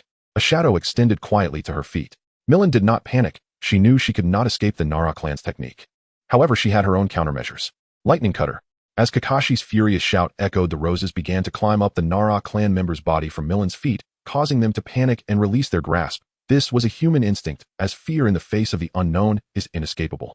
Oh no, Kakashi. Nara Shikaku thought to himself that things were going awry. His plan was to bind Milan with the shadow binding technique, and then have Kakashi subdue her. But he had completely underestimated Milan's combat prowess. This was his mistake. If this error led to Kakashi's mishap, he would never forgive himself. Kakashi. Milan nearly shouted his name as she rushed toward him. Yet when she saw Kakashi's arm crackling with lightning and his eyes wide open with the Sharingan, an inexplicable emotion surged within her. The sensation of her body being pierced left Kakashi's mind blank. His right eye's Sharingan inadvertently transformed into a scythe shape. However, just then a warm and familiar embrace held him tightly. Milan. Kakashi. I finally held you. You. ZZZZ. ZZZZ. The lightning sparkled around Milan like fireworks, enveloping her entire form. The air seemed to freeze at that moment as Kakashi widened his eyes, staring in disbelief at the scene before him. What had he done? She was supposed to be immune to all physical attacks, right? How could it have turned out this way? This time I will never let go. Stop the bleeding. Please stop the bleeding, I beg you, save her. Cough. Cough. Blood poured from Millen's mouth. Her stomach, lungs, and heart were scorched by the merciless lightning, yet her immortal physique stubbornly held onto the last breath. Light, it is so beautiful. Flowers bloom and wither as is destined. When the flowers fall, it is the day they return to the dust. Life is just like this, a one person, one sky, a lifetime, perhaps quietly disappearing in that fleeting moment. Kakashi, well done, you are truly amazing. Long live Hatake Kakashi. You are the great hero who saved the entire Leaf Village. Oh, it hurts. What on earth is happening? The ninjas holding their fallen comrade were utterly astonished, hardly believing their eyes. The comrade who had just lost all breath had miraculously stood up again. What? What was happening? Is she seeking death? The sun hung high, its rays bright and warm. The warmth in the embrace was intoxicating you with it. That was enough. I think this time I can finally sleep peacefully. Inwan, do you want to accompany me on the mission to gather intelligence near Konoha? Jinwan had unknowingly developed a smoking habit seemingly after the departure of Sister Maylene. He had become addicted to nicotine. Men smoke not merely for the act itself. More often, they seek a spiritual refuge. In moments of joy with no one to share their happiness, smoke becomes their companion. In times of sorrow with no one to share their pain, smoke becomes their only solace. The scars and joys within a man's heart are often deeply concealed, not easily shared with others. Only the curling smoke rises, carrying their deepest souls gently drifting toward that distant and tranquil paradise. Thus men smoke, and they will continue to do so, though not all choose this path. Brother, do you think sister will be happy in the end? Jinwan fell silent. All these sacrifices seem so unworthy. We are always sister's little brothers. Even though she has departed, we must retrieve her body and let her rest. So second brother, let's go to Konoha together. Teeman silently put away all the weapons into a scroll, removing the Akatsuki cloak. Sister had once said that Akatsuki was her home and no one should insult it or divulge its secrets. Even if they died in Konoha, they would never allow the enemy to obtain any intelligence. Hearing Teeman's words, Inwan seemed to regain his spirit. Indeed, sister had already sacrificed herself at the hands of Konoha's people. How could he still be lost in sorrow? If sister were still here, she would surely scold him for his weakness. To avenge sister. The autumn wind carried a hint of chill, gently brushing past the open window, caressing their cheeks, bringing a sense of poignant tranquility. It had neither the biting cold of winter winds, nor the hot lethargy of summer breezes, nor the gentle delicacy of spring winds. It simply brought a faint coolness and solitude, quietly permeating the heart. Konoha remained as prosperous as ever, but the nights following the splendor were also desolate and quiet. It was eerily silent, as if no one was here. This was Konoha's research institute. Maylin's body had been soaked in formalin for over a year, yet it still retained the beauty and charm of her living form. Kakashi sat on the sofa, silently gazing at the corpse in the test tube, his expression somewhat dazed. The large hole in the heart area added a touch of tragic beauty to the beautiful girl. Sigh. Kakashi sighed, turned off the lights in the research institute, stepped out the door, and gazed up at the starry sky, lost in thought. After the attack on Konoha, the village had transformed into a sea of flowers. All around, roses and lilies bloomed. Konoha had thus become a renowned tourist destination. Did he go back to the research institute again? Tsunade's expression was grave as Shizune handed her the report. The contents of this report were indeed shocking. After more than a year of research, we finally have some discoveries. Tsunade took the report, hardly believing her eyes. Was this truly something that humanity could possess? The cells actually contained such immense chakra. How is that possible? Maylin had been dead for over a year. How could there still be residual chakra? Shizune also felt a deep apprehension. Because Konoha was now filled with roses, and after the flowers wilted, the seeds would bloom again. If these flowers were to explode all at once, the consequences for Konoha would be unimaginable. However, they did not know that Maylin's chakra could only trigger the explosion of the first generation of flowers. The roses that bloomed again had already lost their explosive power. Moreover, I discovered that Maylin's DNA sequence is remarkably similar to that of plants, just like your grandfather Senju Hashirama. Shizune continued, if Maylin is in a state of false death, even if she is now immersed in formalin with no air or nutrients, she could possibly be revived. From now on, dispatch 2 teams to monitor the research institute every day. Tsunade commanded decisively. The night was as dark as ink, and 3 figures silently infiltrated the research institute, gently pressing the switch. The lights suddenly brightened, illuminating their reddened eyes. Within that cold vessel, a girl's long hair floated gently due to buoyancy, her face serene and tranquil, with the corners of her mouth seemingly bearing a faint smile. Seeing the once innocent and lively sister had turned into this, how infuriating. Inwan suddenly drew the katana from his back and swung it horizontally, shattering the vessel. With a deafening crash, the piercing alarm ringing out, breaking the night silence. Jinwan quickly took out the clothes he had prepared and gently draped them over the girl, but they soon realized they were surrounded by enemies. Timan tilted his head slightly, spinning the kunai in his hand, instantly repelling a member of the Umbu who had just appeared beside Jinwan. They were unaware that the enemy's target was the girl in their hands. But who could bear to hand over their loved one's body to others for reckless handling? A great battle was already on the brink, ready to erupt. The air was thick with tension, both sides on guard, none daring to strike first. Which ninja village are you from? A voice broke the silence. The figure slowly emerging from the crowd made the Yamashita brothers' hearts sink. They had received news that the people from Konoha prison had scattered and Tsunade had temporarily left Konoha to pursue the brothers of the wind and thunder gods. But now Tsunade appeared here, which meant their intelligence had been grievously mistaken. The Yamashita brothers exchanged glances, sighing inwardly. It seemed their hopes of taking Sister Malin away today were all but dashed. Jinwan's tightly clenched fists trembled slightly as he glared at Tsunade angrily, saying, "It's all your fault that Sister died. Konoha, just you wait, our leader will soon come to flatten you all for Sister's revenge. You guys." Z. Lightning release, thousand birds. Suddenly, it was as if thousands of birds were singing in unison. A hand of lightning pierced through Jinwan's chest, blood spurting forth. Jinwan spat out a mouthful of blood, his eyes wide with disbelief. He had never expected that all his attention would be drawn to Tsunade, leading to his fatal oversight. "Brother!" Inwan cried out in anger and grief. At the same time, Asuma did not hesitate to spew out a mouthful of ash, engulfing Timan in flames. Kakashi too flashed forward, the Raikiri instantly piercing through Yinwan's chest. To Konoha, the Yamashita brothers' strength was nothing remarkable. Jinwan coughed up blood, his consciousness gradually fading. He trembled as he gently brushed his fingers through the girl's hair, a wave of indescribable sorrow and a hint of satisfaction rising within him. The sister he had longed for was right in his embrace at this moment, wasn't she? He smiled comfortingly, slowly closing his eyes, the corners of his mouth seemingly curling into a mocking smile. "I have always wandered in a haze of confusion. I have been playing the role of Mi-Lin only to discover that I have been deceived all along. I am Mi-Lin, forever Mi-Lin. I think I should disappear. What do you actually want to do?" A Fei's blood-red eyes stared intently at Yaoshi Do, his intuition telling him that this seemingly ordinary person could be extremely dangerous. "Aren't you preparing for the Fourth Shinobi World War? You must be in dire need of combat power. I have plenty to offer." A Fei chuckled lightly, knowing that there were 100,000 white zetsus here. What kind of combat power could that bring? He raised the Uchiha fan in his left hand, swinging it at Yaoshi Do, but it was blocked by a snake from behind. Yaoshi Do's figure flickered as he quickly retreated, hands forming seals at lightning speed. Summoning technique of impure world reincarnation. With his low shout, coffins began to rise from the ground, bringing an immense sense of pressure to a Fei.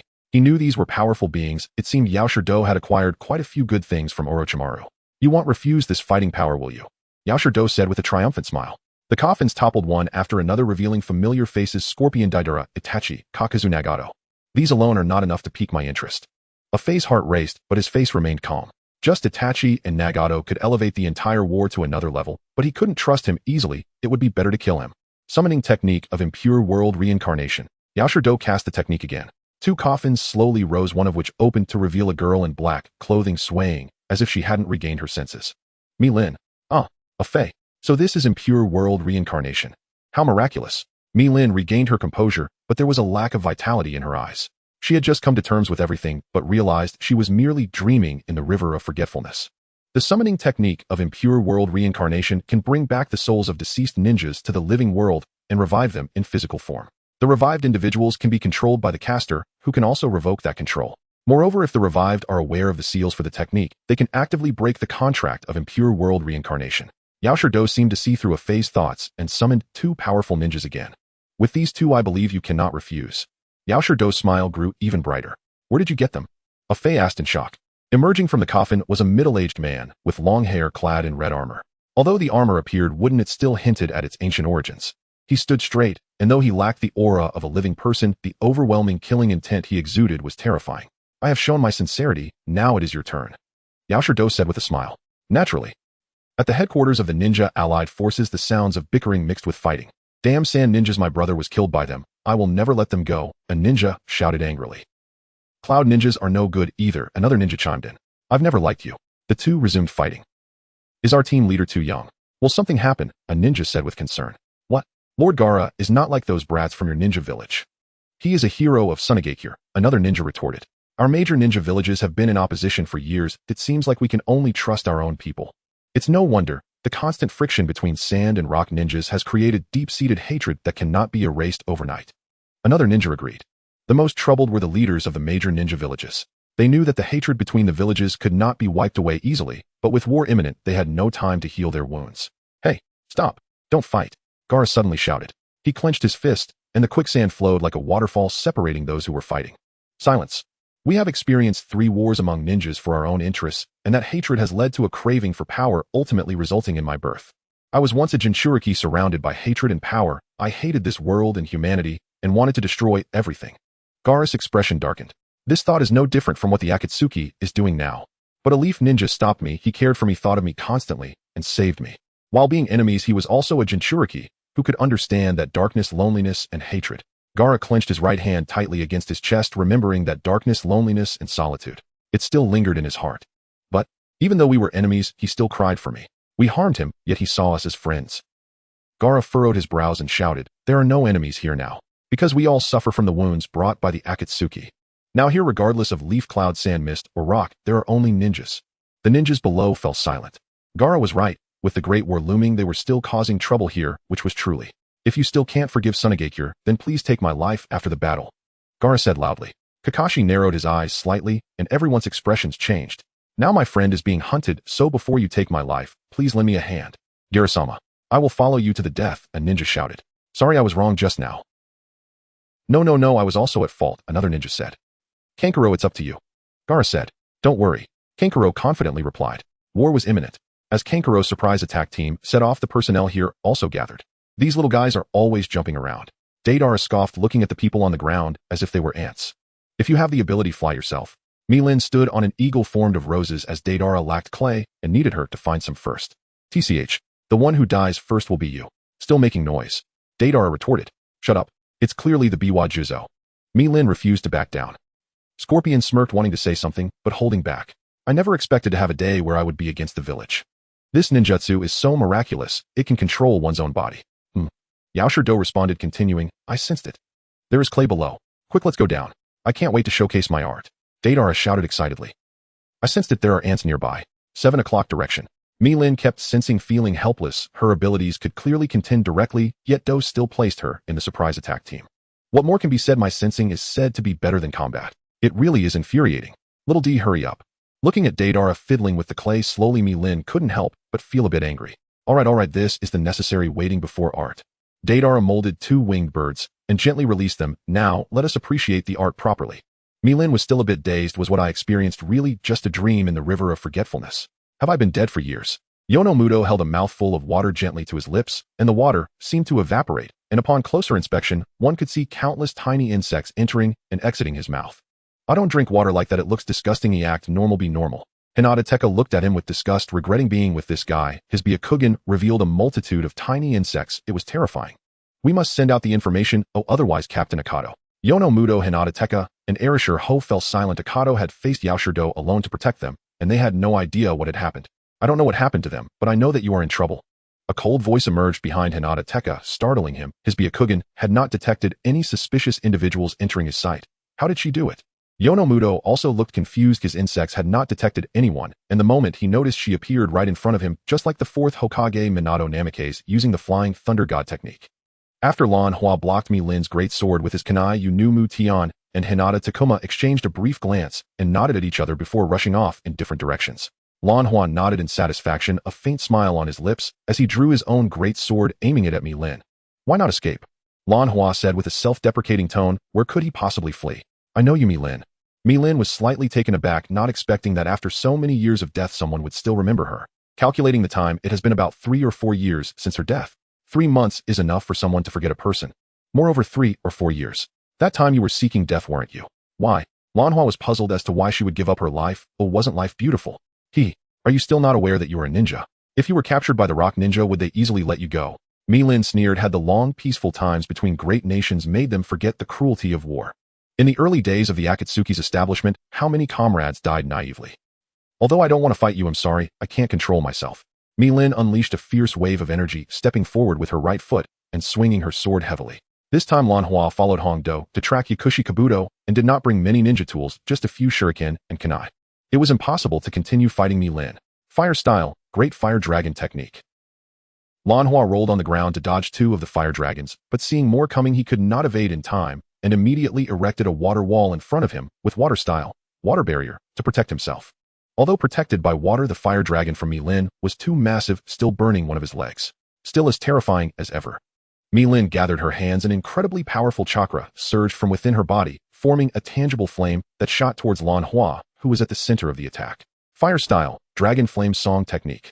Mi-Lin kept flipping in the air. 4 fire dragons emerged from her mouth, attacking from above, below, left, and right, leaving no escape. In the end, Mi-Lin threw down a pair of shuriken and jumped onto a giant eagle, leaving without a glance back. Because there was no need to look. The chakra had already dissipated. That last pair of shuriken was only to eliminate the unnecessary trouble caused by the corpses. How could this be? Yakushi Kabuto broke out in a cold sweat. Mi-Lin had almost lost control just now. If she lost control with her abilities, it could lead to some unnecessary trouble. Moreover, he only wanted to investigate the final truth. Mu Tian released the last wave of insects, taking away all the information she possessed. Please.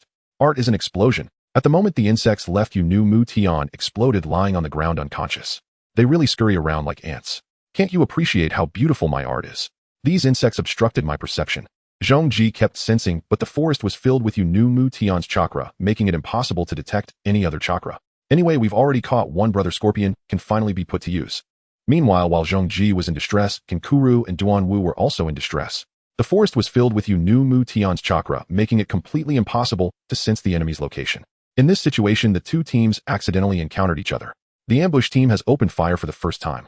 The leader of the Rock Ninja village felt a headache. He never expected to run into that guy Deidara. Brother Scorpion.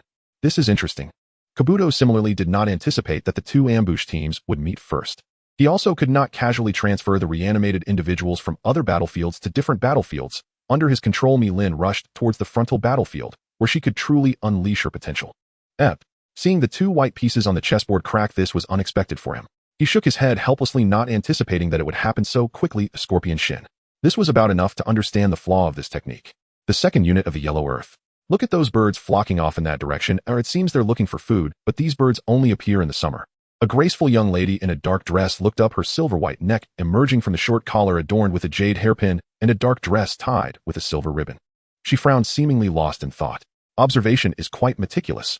But, moreover, the clouds are mixed with smoke signals, so without a doubt the enemies attacking us are up there. Leave this to me. Mizuki formed a hand seal and vanished from the spot. I've seen the signal. The enemy is near us.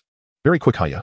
Shino. Seeing the continuous stream of white Zetsu being drawn into the second unit's area, Sai let out a gentle breath. He was feeling a bit tired and needed a good rest. Cold air. Snow. He had seen the files. Cold air and snow represented ninjas from the Mizuki clan known for their secret technique, Magic Realm Crystal. Suddenly recalling something, he hurriedly turned around, and an unending barrage of ice crystals shot towards him.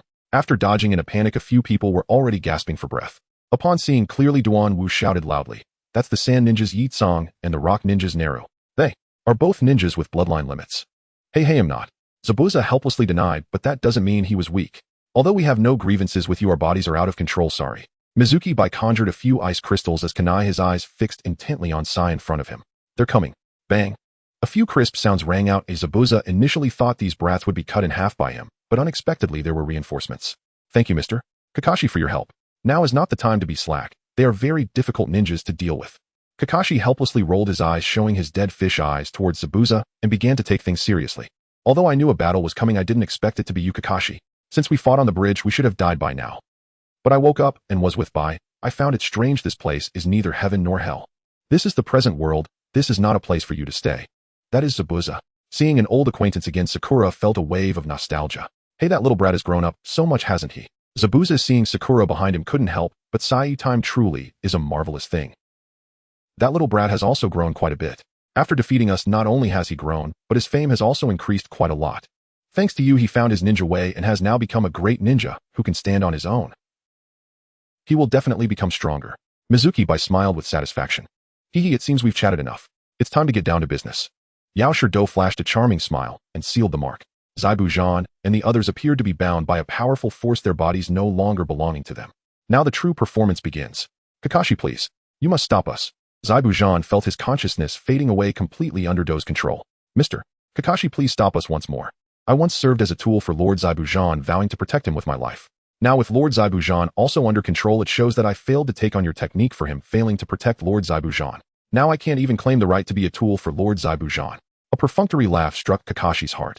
No, you have protected Zaibu Zhan. His death was due to other reasons, and he never viewed you as merely a tool. He has always regarded you as someone he loves. Is that so? Then, that's wonderful. Shui Wuyuebai slowly uttered his last words, the final glimmer in his eyes fading away. His body shattered like debris carried by the wind, falling to the ground, leaving only remnants of his past. His soul returned to the west. Damn it. To his surprise, Yao Shidou felt fortunate to have controlled Zai Bujan early. Unexpectedly, under the seal's influence, Shui Wuyuebai's final emotions managed to forcibly break free from the control of the impure world reincarnation technique. He had indeed been careless. Captain Kakashi, that person possesses the explosion release bloodline limit from the Rock Ninja Village, originally belonging to the Explosive Force team, just like Deidara. And the one from the Sand Ninja Village with the Scorch release bloodline limit. Itsong, please be careful. I understand. It seems we must. Do controlled Zai Bujan to seal the mark, and several coffins slowly rose. Kakashi squinted his eyes. Who would it be this time? Damn it, where are you taking me? Mi-Lin felt that if it weren't for her good temperament, she would have already cursed it. The feeling of being controlled by someone else is unbearable, like a puppet on strings. Now the entire ninja world resembled a chessboard where everyone was merely a piece, moving along different trajectories with Do as the player and the fate of the ninja world as the opponent. Mi-Lin disliked being a mere pawn, as she preferred to be a player.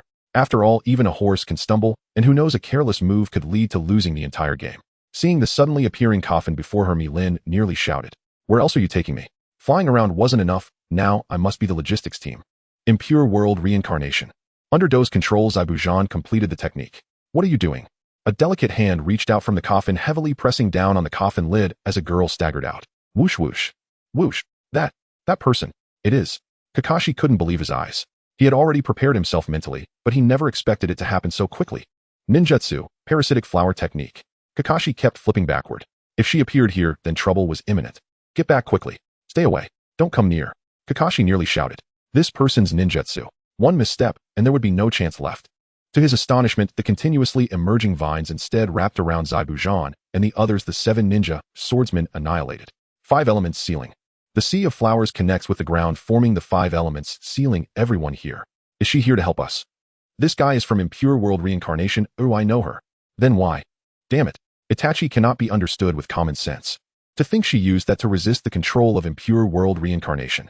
In a moment of panic, Do sweated a few drops. When Itachi released the control, he nearly lost control over Mi-Lin, resulting in the complete sealing of the 7 ninja swordsmen.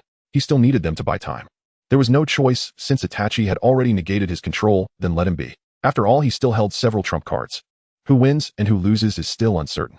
Focus on controlling Mi-Lin. If she loses control again, the consequences are unimaginable. Just now I felt the sense of restraint disappear, so I tried it out, but unexpectedly, I broke free from control. I wanted to proceed with my plan, but that intense sense of restraint returned, and it was even stronger. Damn it. Watching his hands move up and down uncontrollably, this ninjutsu is. That damn Do. He indeed knows a bit of my secrets. I have never used this technique, yet he knows. Fire release, great fireball technique. Mi-Lin twisted her body and leaped into the air, head down, her mouth forming an air-blowing shape as 3 meteor-like fireballs came crashing in a stunning visual spectacle. To the eyes of the Ninja Alliance, those were not beautiful fireballs, but rather death warrants from the underworld. Those who can use water release, hurry. Earth release, earth flowing wall. Water release, water barrier. Hee, I didn't expect this to be a trump card. With that, Mi-Lin alone is enough. To the right, quickly dodge. Mi-Lin saw that the one on the right was still foolishly standing still and immediately warned. Water release, water wave. A water column suddenly surged beside the ninja, wrapping the entire fireball, merging water and fire before finally vanishing into the air. Well done. This time it's to the left. Fire release, great fire extinguishing. Water release, water barrier. Haha, this time it's to the left. Water release, water chaos wave. Earth release, earth flowing river. After several waves, those with fewer resources were starting to struggle, yet Mi-Lin remained enthusiastic. Since her body was reincarnated from the impure world, she wouldn't feel fatigue. Captain Kakashi, this won't do. They are already struggling. Kakashi thought for a moment. Mi-Lin now seemed easier to handle than before. Without that unique ninjutsu, Mi-Lin was much easier to deal with. If Mi-Lin is allowed to unleash that kind of devastating ninjutsu, the consequences would be dire. It must be stopped. Captain Kakashi, I will go stop her. Kakashi, long time no see. Fire release, great fireball technique. Before Kakashi could greet her, Mi-Lin once again spewed out a massive fireball. Kakashi slashed with his knife, and the powerful gust extinguished the fireball. Since that battle, Kakashi had regained the sword techniques of the Hitaki clan, and now he was even stronger. Mi-Lin, long time no see. Is that so? Speechless. Fire release, dragon fire technique. The dragon fire spewed by Mi-Lin was once again blocked by Kakashi's water release. Tisk tisk tsk. As expected of Kakashi, Rong Yendong let out a sinister laugh, and Do pushed up his glasses, a glimmer of light flashing in his eyes. The real show has only just begun. With swift hand, Seals, the red beam behind him, cried out in agony as the power of the cursed seal was completely extracted. Mi-Lin felt quite uncomfortable, as if there were countless threads pulling at her, while Do acted like a puppeteer, yanking the strings and posing her in any manner he pleased. Do was also feeling the strain. The more control he exerted over Mi-Lin, the greater her resistance became, leading to an even greater consumption of his mental energy. Do directed Mi-Lin to form hand seals with her hands, her cheeks puffing up. Kakashi shouted in alarm and quickly rolled away. Water release, exploding water shockwave. A torrent of water surged forth, unstoppable. Mi-Lin leaped up, stomping heavily on the water's surface, sending up splashes. She formed hand seals again, and the splashes transformed into sharks that charged towards the ground. Water release, multiplying water shark bomb technique. Incredible. A crank ninjutsu feels like in shrank. Who is this woman? A ninja in a brown vest couldn't help but exclaim. What kind of person could have killed someone like her? Truly, she is Mi-Lin, who has repeatedly infiltrated the Hidden Leaf Village, causing immense damage to the wood industry. She is a member of Akatsuki, and she was killed by our captain Kakashi. A ninja from the wood industry proudly puffed out his chest, feeling proud of being from the wood industry. As expected of Captain Kakashi. What are you standing there for? The attack is coming. Kakashi quickly rolled over to pull the still stunned ninja away as the small water shark bombs hit the ground, leaving small craters behind. The ninja's legs trembled. If it weren't for Kakashi, just now that water shark bomb would have struck him and his fate would have been dismemberment. Ninjutsu mist concealment technique. A thick fog enveloped the entire forest as Kakashi removed his mask, revealing his Sharingan, listening carefully to everything around him. Puff puff. It was the sound of footsteps in the water. Kakashi turned to block Mi-Lin's attack and jumped away again. In the thick fog, even though Kakashi couldn't see Mi-Lin's figure, he could hear the sound of her footsteps splashing in the water. He listened intently to everything around him, his grip on the short blade tightening as he followed the sound of Mi-Lin. The other ninjas dared not breathe too loudly, maintaining a formation to guard against Mi-Lin's surprise attack. Wind release, great breakthrough. Finally, Mi-Lin gained the psychological upper hand. Many ninjas began using ninjutsu to dispel the fog. In the end, the situation reached a stalemate. Kakashi suddenly realized something and conserved his strength, no longer engaging in combat with Mi-Lin. He initially thought Mi-Lin was here to kill them, but they were all mistaken. She was merely stalling them, continuously draining the energy and chakra of these ninjas. Then what was her purpose? Kakashi's eyes narrowed. The Nine Tails. Contact unit, quickly contact headquarters. Where is Naruto? Understood. In the next encounter, Captain Kakashi, Uzumaki, Naruto, Uzumaki, has encountered Uchiha Obito and is currently engaged in battle with Karabi. Kakashi narrowed his eyes. It was indeed a delaying tactic. Her goal was to intercept the combat strength here. He had to reach Naruto Uzumaki immediately. Zone GXINY. Hold her off. Yes. Both were long-haired, white-eyed ninjas, and Mi-Lin immediately recognized them as precious ninjas from the Hyuga clan, and they were from the main family. This time the presence of two ninjas from the Hyuga main family truly surprised Mi-Lin. The Hyuga clan usually provided money without effort. Their main family ninjas were incredibly valuable. To see two of them at once was quite rare. Earth release, earth flow wall. The ground trembled continuously.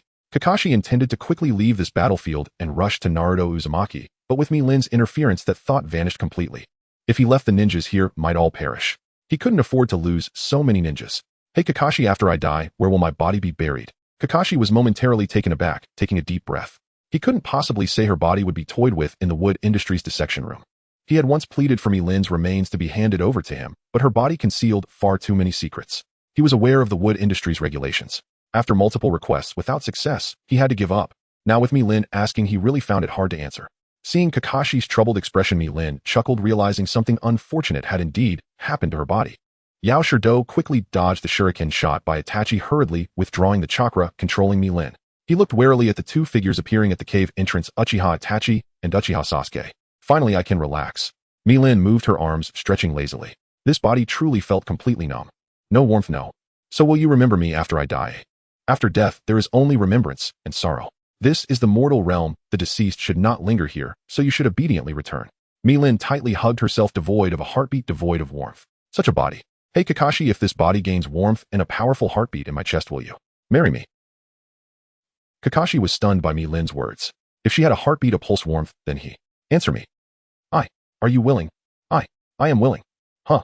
I can't hear you. I am willing. You can't back out now. I won't back out even if I died. Kakashi shouted loudly. Then, do you love me? Mi-Lin shouted with all her might. I love you. Ha ha. The surrounding ninjas were bewildered. They had just been fighting fiercely, and now the situation seemed a bit off.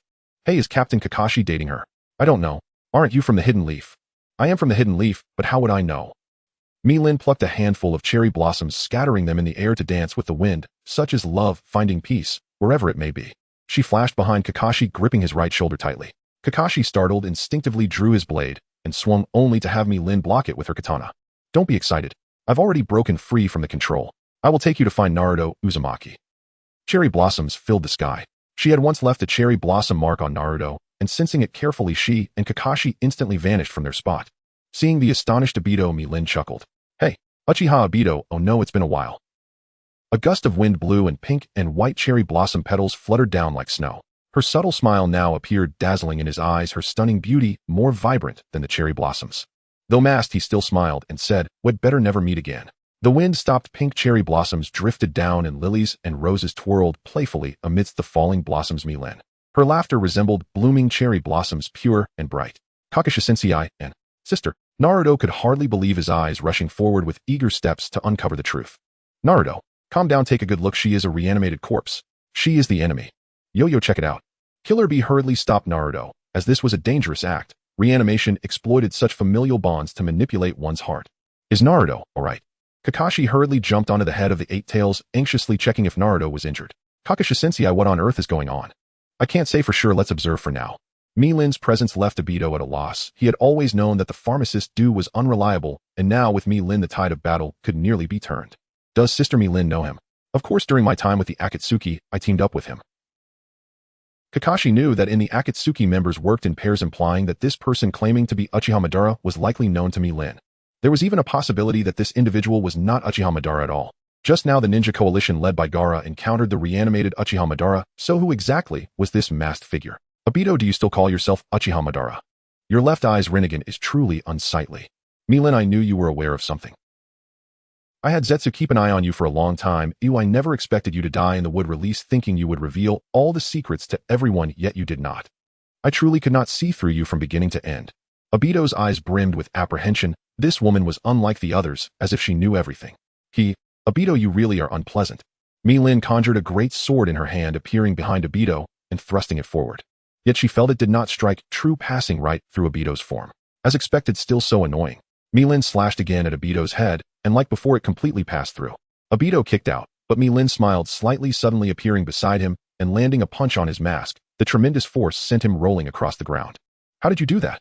Killer Bee and Naruto were incredulous. Previous ninjutsu had proven ineffective against him, yet now Mi-Lin had used physical techniques to send the masked man flying. How was this possible? You really know my secrets. The masked man stood up, touching his mask, which now bore a crack. Truly, is that so? I know far more than just this, right, Kurama? In the cage, the Nine Tails slightly opened its eyes, revealing a mouth full of sharp teeth, disdainfully shaking its head. Kurama? Who is that? Naruto looked puzzled. Could it be the masked man's nickname? But why were his sister's eyes directed at him? Uchiha Madara is heading this way. I can sense the chakra. Don't forget, I am a sensory-type ninja. There's one more thing. Mi-Lin smiled slightly, one foot appearing on Obito's face, but unfortunately it passed through. This is youth. Kaisensai. This is getting more troublesome. Obito realized he had little time left and had to execute his plan before Uchiha Madara arrived, otherwise it would be a fight. Obito reached out and clenched his fist, instantly transforming several spectators into tailed beasts. Mi-Lin narrowed her eyes, summoning various forms: Torai Ishi-sun, Yukong Mu Wang Shichuan, and Chongming. All 7-tailed beasts were gathered. Time to have some fun. This is truly a hassle. Yo. The Eight Tails quickly retreated with Naruto. He had yet to learn how to transform into a tailed beast and could not participate in the battle between tailed beasts. Kakashi and Guy cautiously observed the tailed beasts that had appeared before them. They too could not participate in such battles. Ninjutsu, floral beast. Roses sprouted rapidly beneath Mi-Lin's feet, quickly condensing into 7 massive phoenixes, rivaling the tailed beasts in presence. The sight left the Eight Tails in awe. Had he become a mere bystander? Mi-Lin grasped her great sword again and approached Obito, engaging in combat once more. Mi-Lin, do you desire a complete body? A flesh and blood form? Of course I do. After all, only the Rinnegan can achieve resurrection. Then how about we join forces? Once our task is completed, I will use the Rinnegan's heavenly birth technique to revive you. Obito felt certain Mi-Lin would not refuse him. This condition was simply too tempting. I would like to agree, but someone is watching me from behind. Mi-Lin smiled, slightly kicking towards Obito's head, which he blocked with his hand. Since his Kamui had already been seen through by Mi-Lin, he might as well engage her in physical combat. The roses left by Mi-Lin exploded. In that instant, Obito again entered his Kamui space. Explosions continued in succession. Roses sprouted beneath Mi-Lin's feet, connecting to form a floral barrier. Ninjutsu, rebirth flower floral barrier. Obito silently watched the barrier formed by the flowers, sneering. These things were far from able to stop him. Gazing intently, he saw Lin with a mocking smile, and Obito suddenly realized he had fallen into a trap. Huh. Several phoenixes exploded the massive shockwave, raising a great cloud of dust, powerful energy enveloping the seven-tailed beasts, transforming the entire world into a different hue. Not good. Obito attempted to escape the barrier through his intangibility, only to find that he would solidify upon touching it. This was Sage Chakra. Several tailed beasts lay half dead on the ground. Lin extended vines to seal them all within the barrier, preventing them from fighting. Uchiha Madara, observing the distant explosion, activated his Sharingan, realizing that Obito had not followed his plan. Lin, you. Come on. Lin struck again, landing a palm on Obito's abdomen. He once more became intangible to evade, but Lin appeared behind him and kicked him away. Do you think this means you've won? What else? Roar, roar. True to its nature as a tailed beast, it possessed astonishing regenerative power. Within mere minutes, it had fully recovered, roaring incessantly inside the floral prison and driving Lin to distraction. Beast, shut up. With a sharp cry, she hurled several twin-flight birds into the cage. They detonated violently, sending the tailed beast crashing unconscious to the ground once more. This was no lasting solution. Lin's eyes darted thoughtfully. Then inspiration struck. She stamped her feet hard upon the earth, and colossal eagles surged upward from the ground, their talons binding thick vines around the tailed beast's neck before dragging it savagely across the terrain. Obito's lips twitched. Lin truly knows how to play, dragging a tailed beast like livestock. I doubt even I could bring myself to do such a thing. How utterly absurd. Were others to witness this spectacle, the tailed beast's fearsome prestige would surely crumble. Obito. Lin lashed out with a kick. Her foot struck Obito's mask squarely, carving yet another jagged fissure across its surface. His crimson Sharingan spun wildly, transforming into scythe-like blades. But Lin lunged again and missed entirely. Obito retaliated, snapping one of Lin's arms with a brutal kick.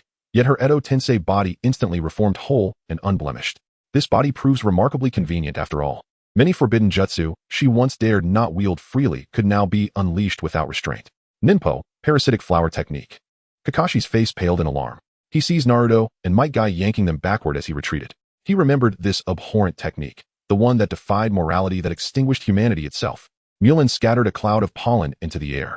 It drifted silently on the breeze, carrying a delicate floral fragrance, soothing, intoxicating, and lethally deceptive. A single careless breath would seal your fate. Damn it. Obito, having once fought alongside Lin, knew this technique all too well. Even the faintest inhalation of its spores meant certain death. In an instant, the tranquil air erupted. Countless micro-explosions detonated midair. Obito phased through the blast using his intangibility, but blood trickled steadily from his right eye. His Sharingan had been pushed far beyond its limits. Huff, huff, huff. He gasped raggedly, muscles trembling, his stamina utterly spent. It's over. Lin raised her katana high, aiming precisely for the heart, drawing it in a lightning-fast eye strike. At that very instant, a colossal azure blade swept horizontally across her frame, cleaving her cleanly in two. Her Edo Tensei body began slowly reforming midair. This is an Edo Tensei body. You never had Nagato perform the Rinna Tensei technique, did you, Obito? Obito tore away the shattered half of his mask, revealing Uchiha Madara. That mask was no longer needed. Oh, Obito. Kakashi stared disbelief, freezing his features. Obito, wasn't he lost decades ago? How? The world I seek, the Tsukuyami realm, is one where shinobi are cursed, trapped like prisoners awaiting slow extinction. A fitting metaphor, just like that boy who died moments ago. Within this Jinjutsu world, whatever your heart desires shall manifest, and the hollow ache within you will gradually fill. This world means nothing to me anymore, so... Madara's face twisted into a grimace as he formed a hand seal and slammed his palm onto the earth. Summoning technique, 10,000 demon elephants. A deafening roar shook the land, the ground trembled violently.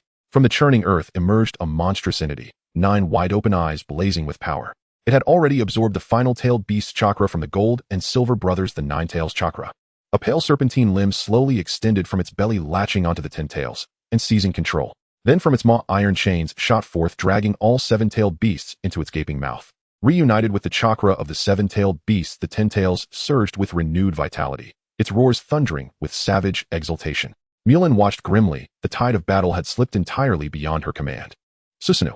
Uchiha Madara's blood-red eyes blazed. The eternal Mangekyo Sharingan flared with overwhelming power as a titanic azure warrior erupted from the earth. To him, the shinobi below were no more than insects, insignificant, pitiful specks. At that moment, the allied shinobi forces arrived en masse, escalating the war to its apocalyptic zenith. Kakashi could no longer stand idle. He needed answers. How had Uchiha Obito survived? Why had he masqueraded as Madara and ignited the 4th Shinobi World War? Every last piece of this mystery demanded revelation. Woman, get out of the way. Susanoo's colossal blade slashed downward, kicking up billowing clouds of dust. Dozens of shinobi were sent flying. Lin could wait no longer. Floral beast mimicry. A colossus rose slowly from the earth, a single thunderous fist slamming into Susanu's face, staggering the godlike construct backward.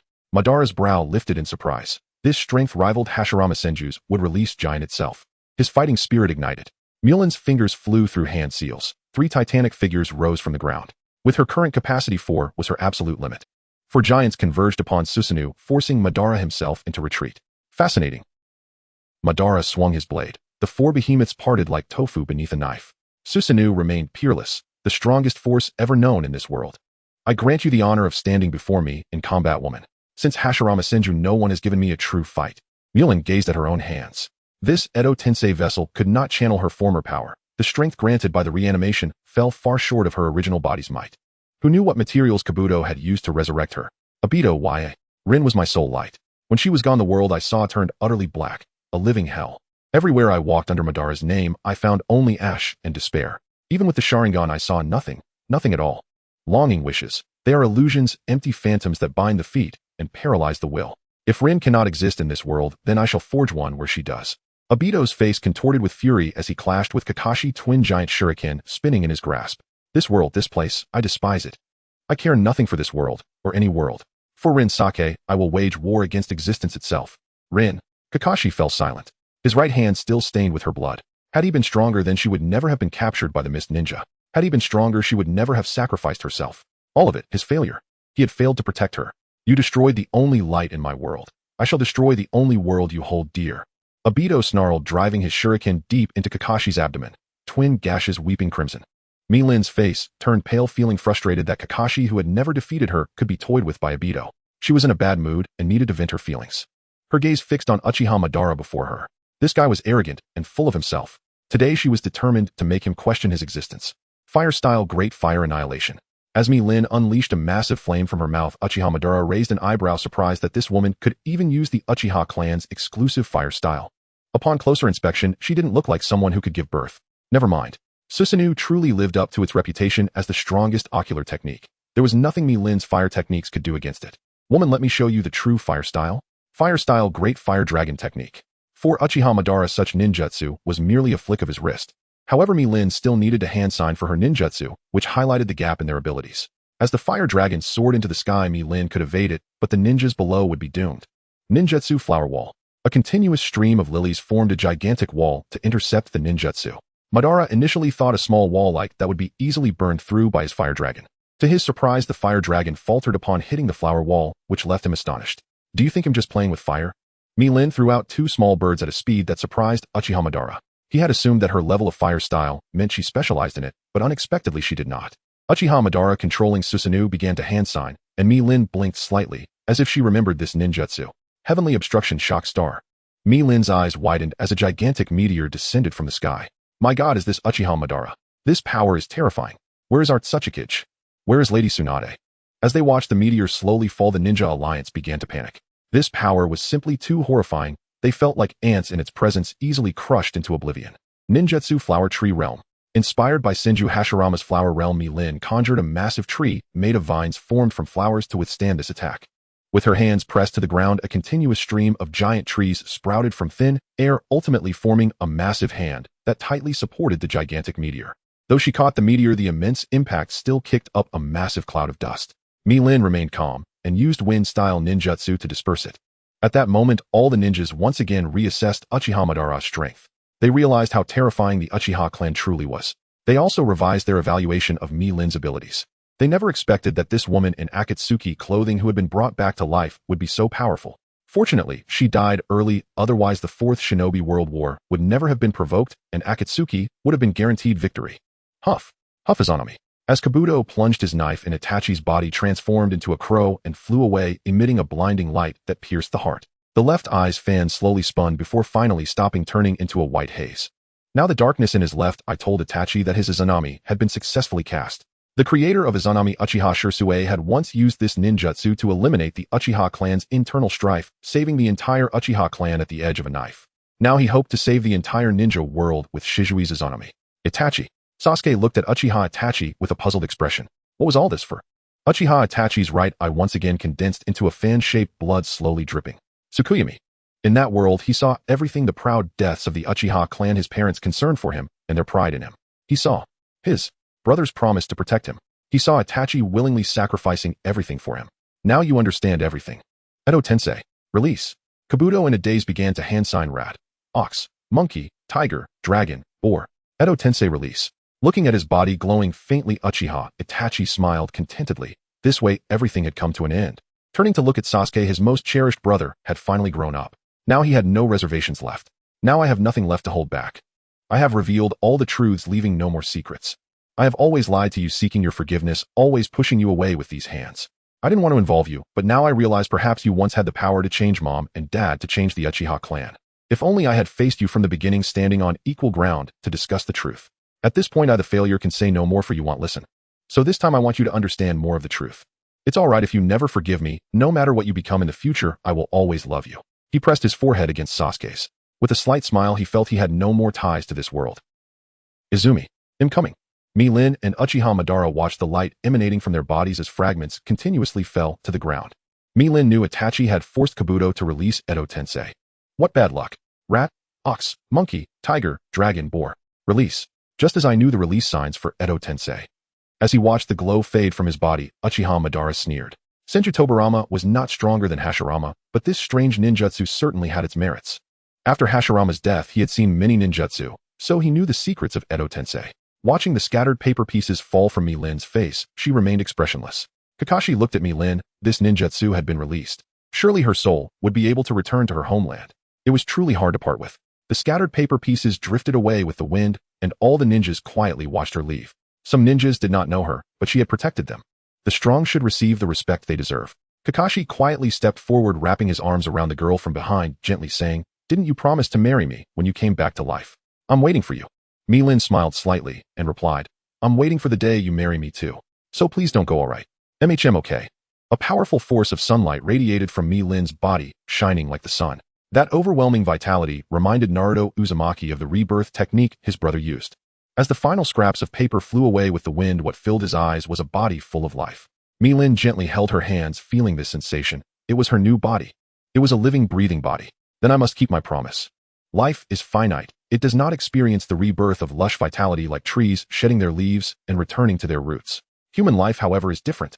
If one lives brilliantly, it is akin to a withered leaf falling back to the roots only to sprout anew in the spring. Mi-Lin gently held her own hand, vowing to cherish this vitality with all her heart this time. Her eyes fixated on the man before her, a man who seemed to be revered by people as a deity. She wondered if he possessed that godlike power now. The body that has undergone the filthy reincarnation is entirely different from a living body. It can only approach the combat strength of the deceased, determined by the strength of the filthy sacrifice. Mi-Lin's sacrifice was merely a small commoner, resulting in a significant disparity from her power in life. Now that she possessed a living body, the outcome of the battle was still uncertain. "Woman, tell me how you acquired your body, and I shall spare your life."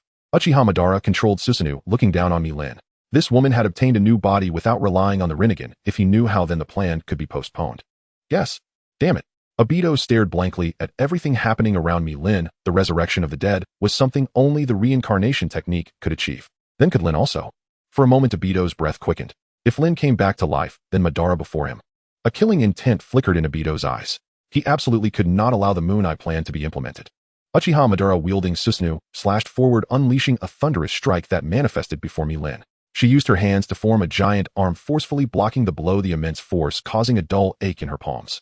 "Kakashi, hurry and help me, or your wife will die again." With a scream akin to a slaughtered pig, Kakashi, who had been in a daze, snapped back to reality, his left Sharingan transforming into a scythe shape. A massive vortex appeared in the center, and Susanoo's great blades vanished into the whirlpool. Obito's right eye throbbed painfully bloodshot as he fixated on everything happening. That guy Kakashi keeps throwing everything into his own space. Damn it. Obito moved beside Uchiha Madara, forming unknown hand signs, flames flickering briefly. Fire-style exploding wind dance. Spiraling flames erupted everywhere, centered on the Sharingan, merging fire style with ocular techniques. The range was immense. Ninjutsu flower barrier. Mi-Lin commanded the flowers wildly growing from the ground to coalesce into a flower wall, blocking the endless flames. Her gaze sharp, she frantically formed hand signs with her left hand. 5 hand signs completed in a second. Water-style grand waterfall technique.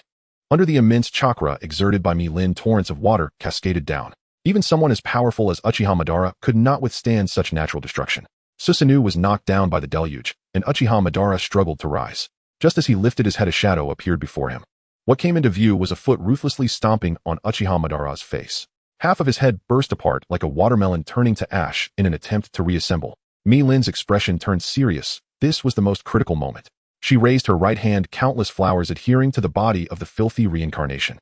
Uchiha Madara's expression twisted into a snarl. If he made even one misstep, then he would. Ninjutsu lightning needle. A surge of lightning gathered in Uchiha Madara's mouth. Mi-Lin's pupils constricted. At this distance, if she used Cherry Blossom to evade, Kakashi behind her might not escape. A layer of roses coalesced around her, and Mi-Lin sighed, deeply hoping she could withstand this attack. Obito's blood-red eyes emitted a whirlpool. The blades of Susanoo that were absorbed instantly shot out. Uchiha Madara spat forcefully, and the blades pierced through the other half of his head. Mi-Lin suddenly twisted, her eyes locked on the figure of Akatsuki, who was covering his right eye, blood flowing from it. He had reached his limit. But why? Without hesitation, flowers coalesced, binding Uchiha Madara's entire body. Biting her finger, a drop of blood floated in the air. Mi-Lin quickly formed hand signs and slapped her palm on the vines. 4 symbols seal. She formed the signs again. Mi-Lin's fingers twitched. This ninjutsu could only be used freely by the 4th Hokage. 8 trigrams sealing technique. A peculiar technique condensed on the cocoon formed by the vines. Mi-Lin exhaled a breath of turbid air. This level of battle was finally coming to an end. Why? There's no reason. I just enjoy doing it. You want to know the method of resurrection, right? Obito fell silent. Mi-Lin stared at him blankly. In truth, she did not know the method of resurrection either. This was merely fate's choice. Come with me. Mi-Lin sidestepped behind Obito, bringing Kakashi along to the cave they had visited before. Where is this? Kakashi looked around blindly, his scythe-shaped Sharingan now closed, obscuring everything in the cave. This is a relic of the Sage of 6 Paths. I obtained enough yang power to resurrect here. Actually, the White Snake Sage might know some rumors. Kakashi jumped in surprise at the voice, his kunai spinning in his hand, cautiously watching the white figure before him. I have found myself in the infinite cycles of reincarnation. Perhaps this is what my mother wished for. Kabuto stuck out his tongue, still resembling a snake, but devoid of the sinister aura. Obito maintained his silent expression, his Rinnegan in his left eye spinning continuously. He understood everything before him. His Rinnegan sensed the immense yin-yang release. If he wanted to resurrect Lin, it seemed this was the only way. First perform the filthy reincarnation then. So if I were to resurrect all the ninjas who died in the 4th Great Ninja War, could you help me find the method to resurrect Lin? You once possessed yang power, so you are most familiar with all of this. I can't. Obito, how could you? Kakashi knew what that meant. After using that technique he would. Kakashi let him go. Obito smiled faintly, his fingers moving quickly to form signs. Outer path. Reincarnation. The creation of heaven and earth.